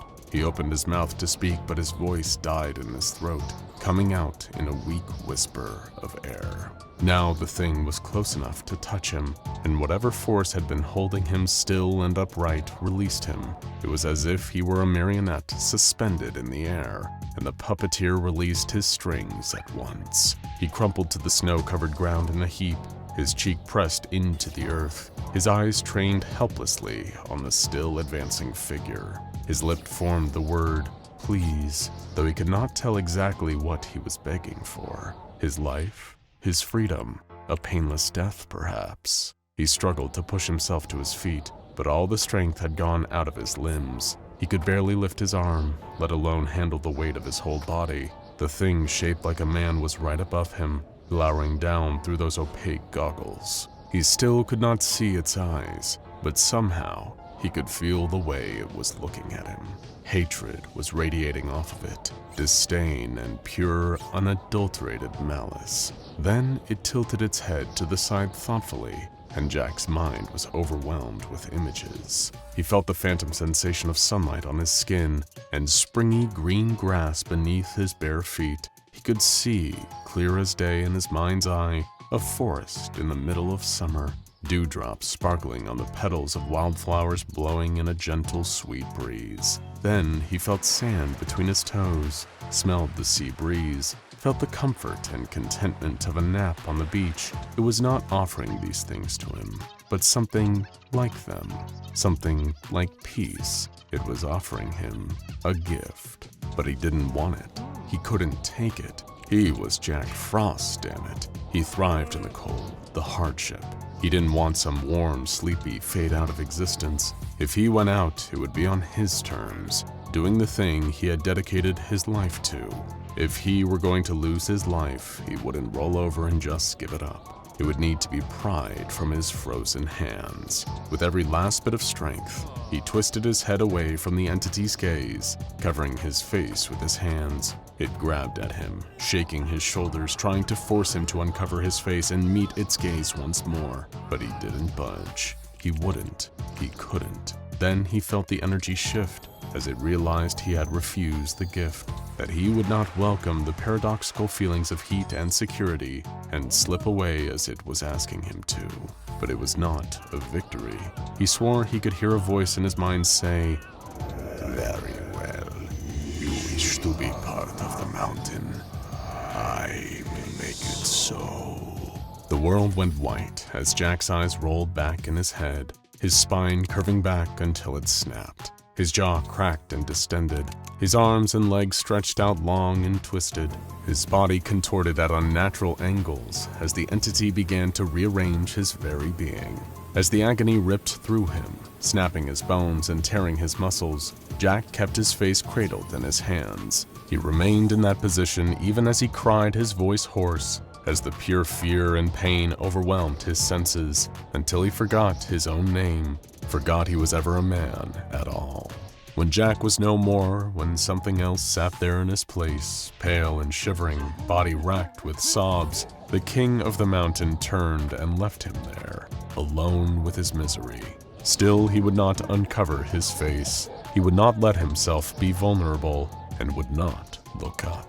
Days later, a group of mountaineers reached the summit of Everest and spotted a hairless figure crouched in the snow, weeping softly. "Are you all right?" one of them asked. The figure lifted its head slowly and locked eyes with the strangers. Its eyes widened in horror, its mouth stretched impossibly wide in a wordless scream of rage and hurt, and with nothing human left in its mind or heart, SCP-096 took its very first victim. That's right. It's time once again to activate the famed Anomatron 6000, our patented machine that definitely wasn't developed in affiliation with Dr. Wondertainment. We swear.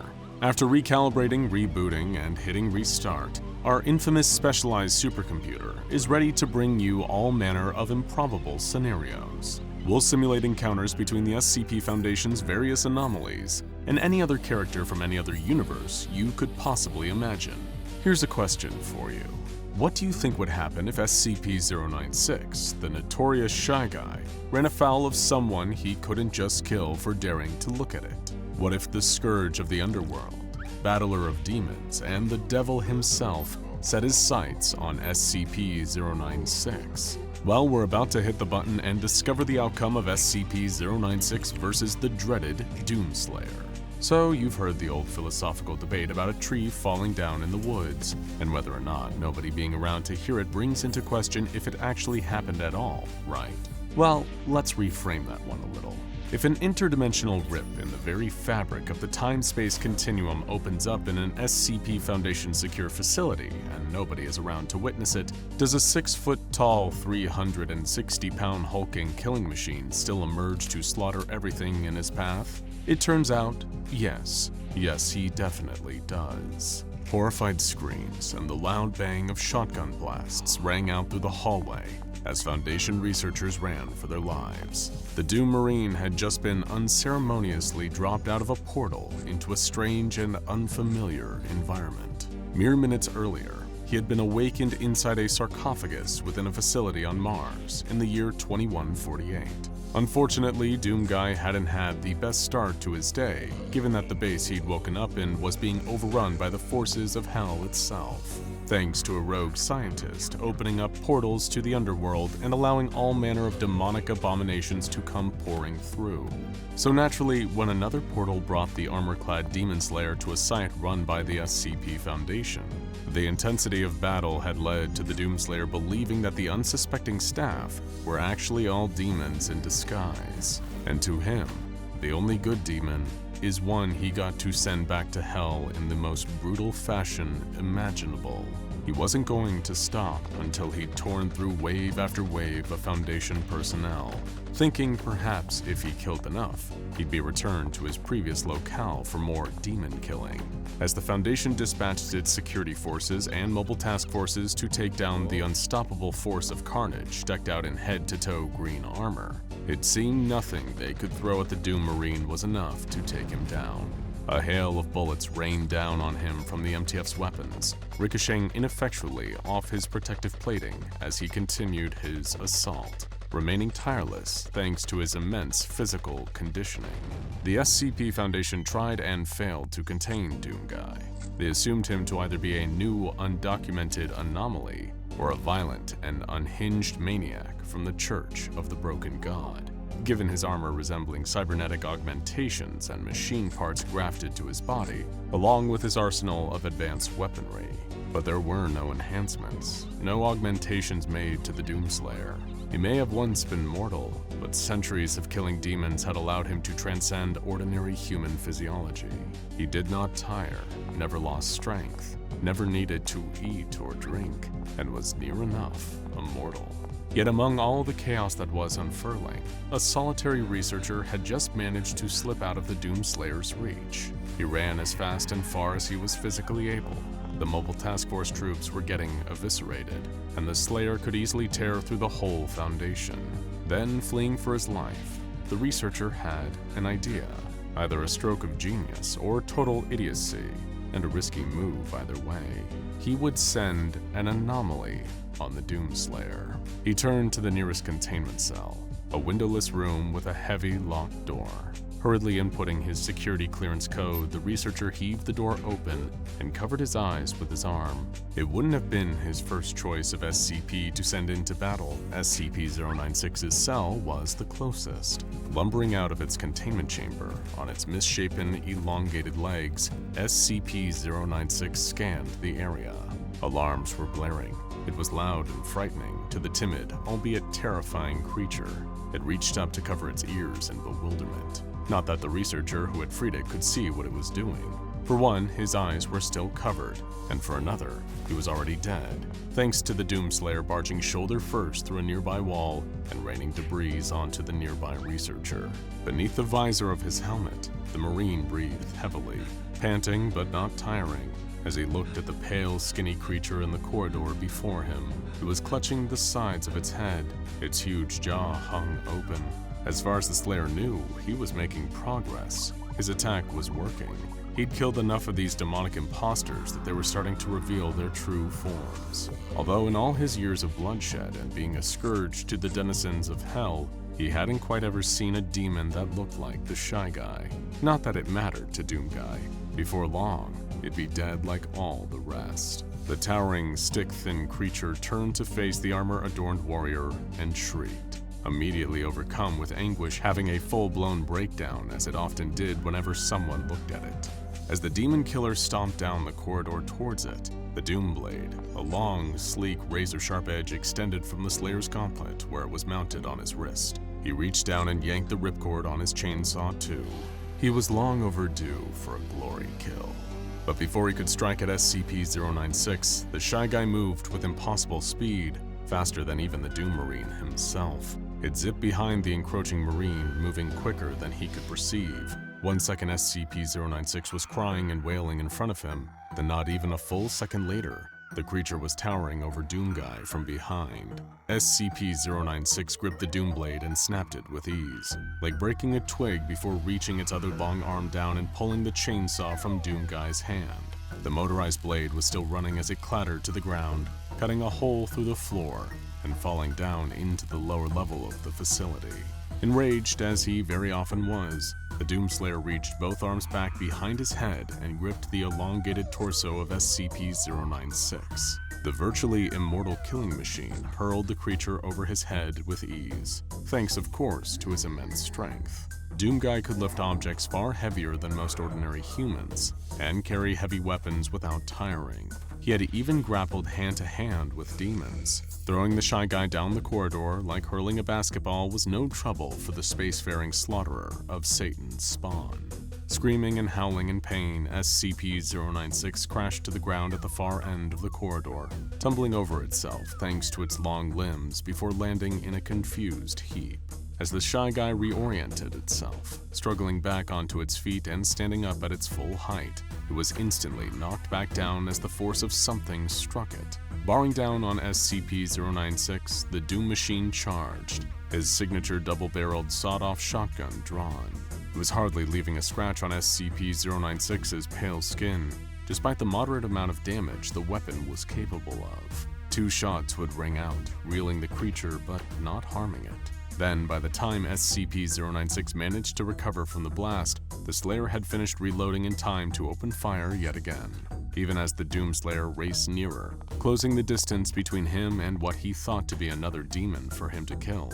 The shotgun seemed to have little effect against the Shy Guy at close range. Stowing the weapon, Doom Guy put all of his focus and energy into his charge, heavy boots stomping against the ground as he raced towards the Shy Guy, still stunned by the latest shotgun blast. Before the creature could steady itself, this time it was struck by another force, a heavy object barreling towards it. The Doomslayer shoulder barged SCP-096, sending the pair of them crashing through the nearest wall. They burst into a neighboring room, with the Doomslayer keeping a single-armed grip around the Shy Guy, while repeatedly delivering vicious punches to its gut with his other hand, not once relenting. SCP-096 screeched in pain, clawing at the Slayer, but unable to tear through his impenetrable armor. As they crashed through yet another wall, SCP-096 did something it rarely ever did.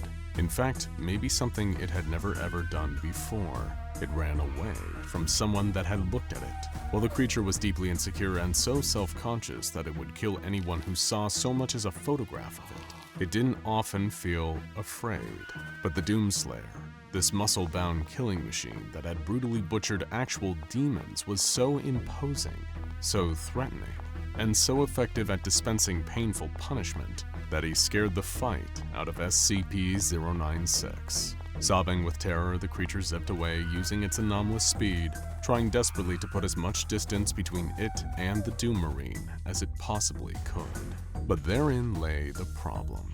No sooner had SCP-096 gotten away from the Scourge of Hell than the creature immediately felt the familiar pull. Whether it was an inescapable compulsion to kill everyone who looked at it, or the fact of the Shy Guy's biology, it could only distance itself from the Slayer for a few seconds before it reappeared next to him.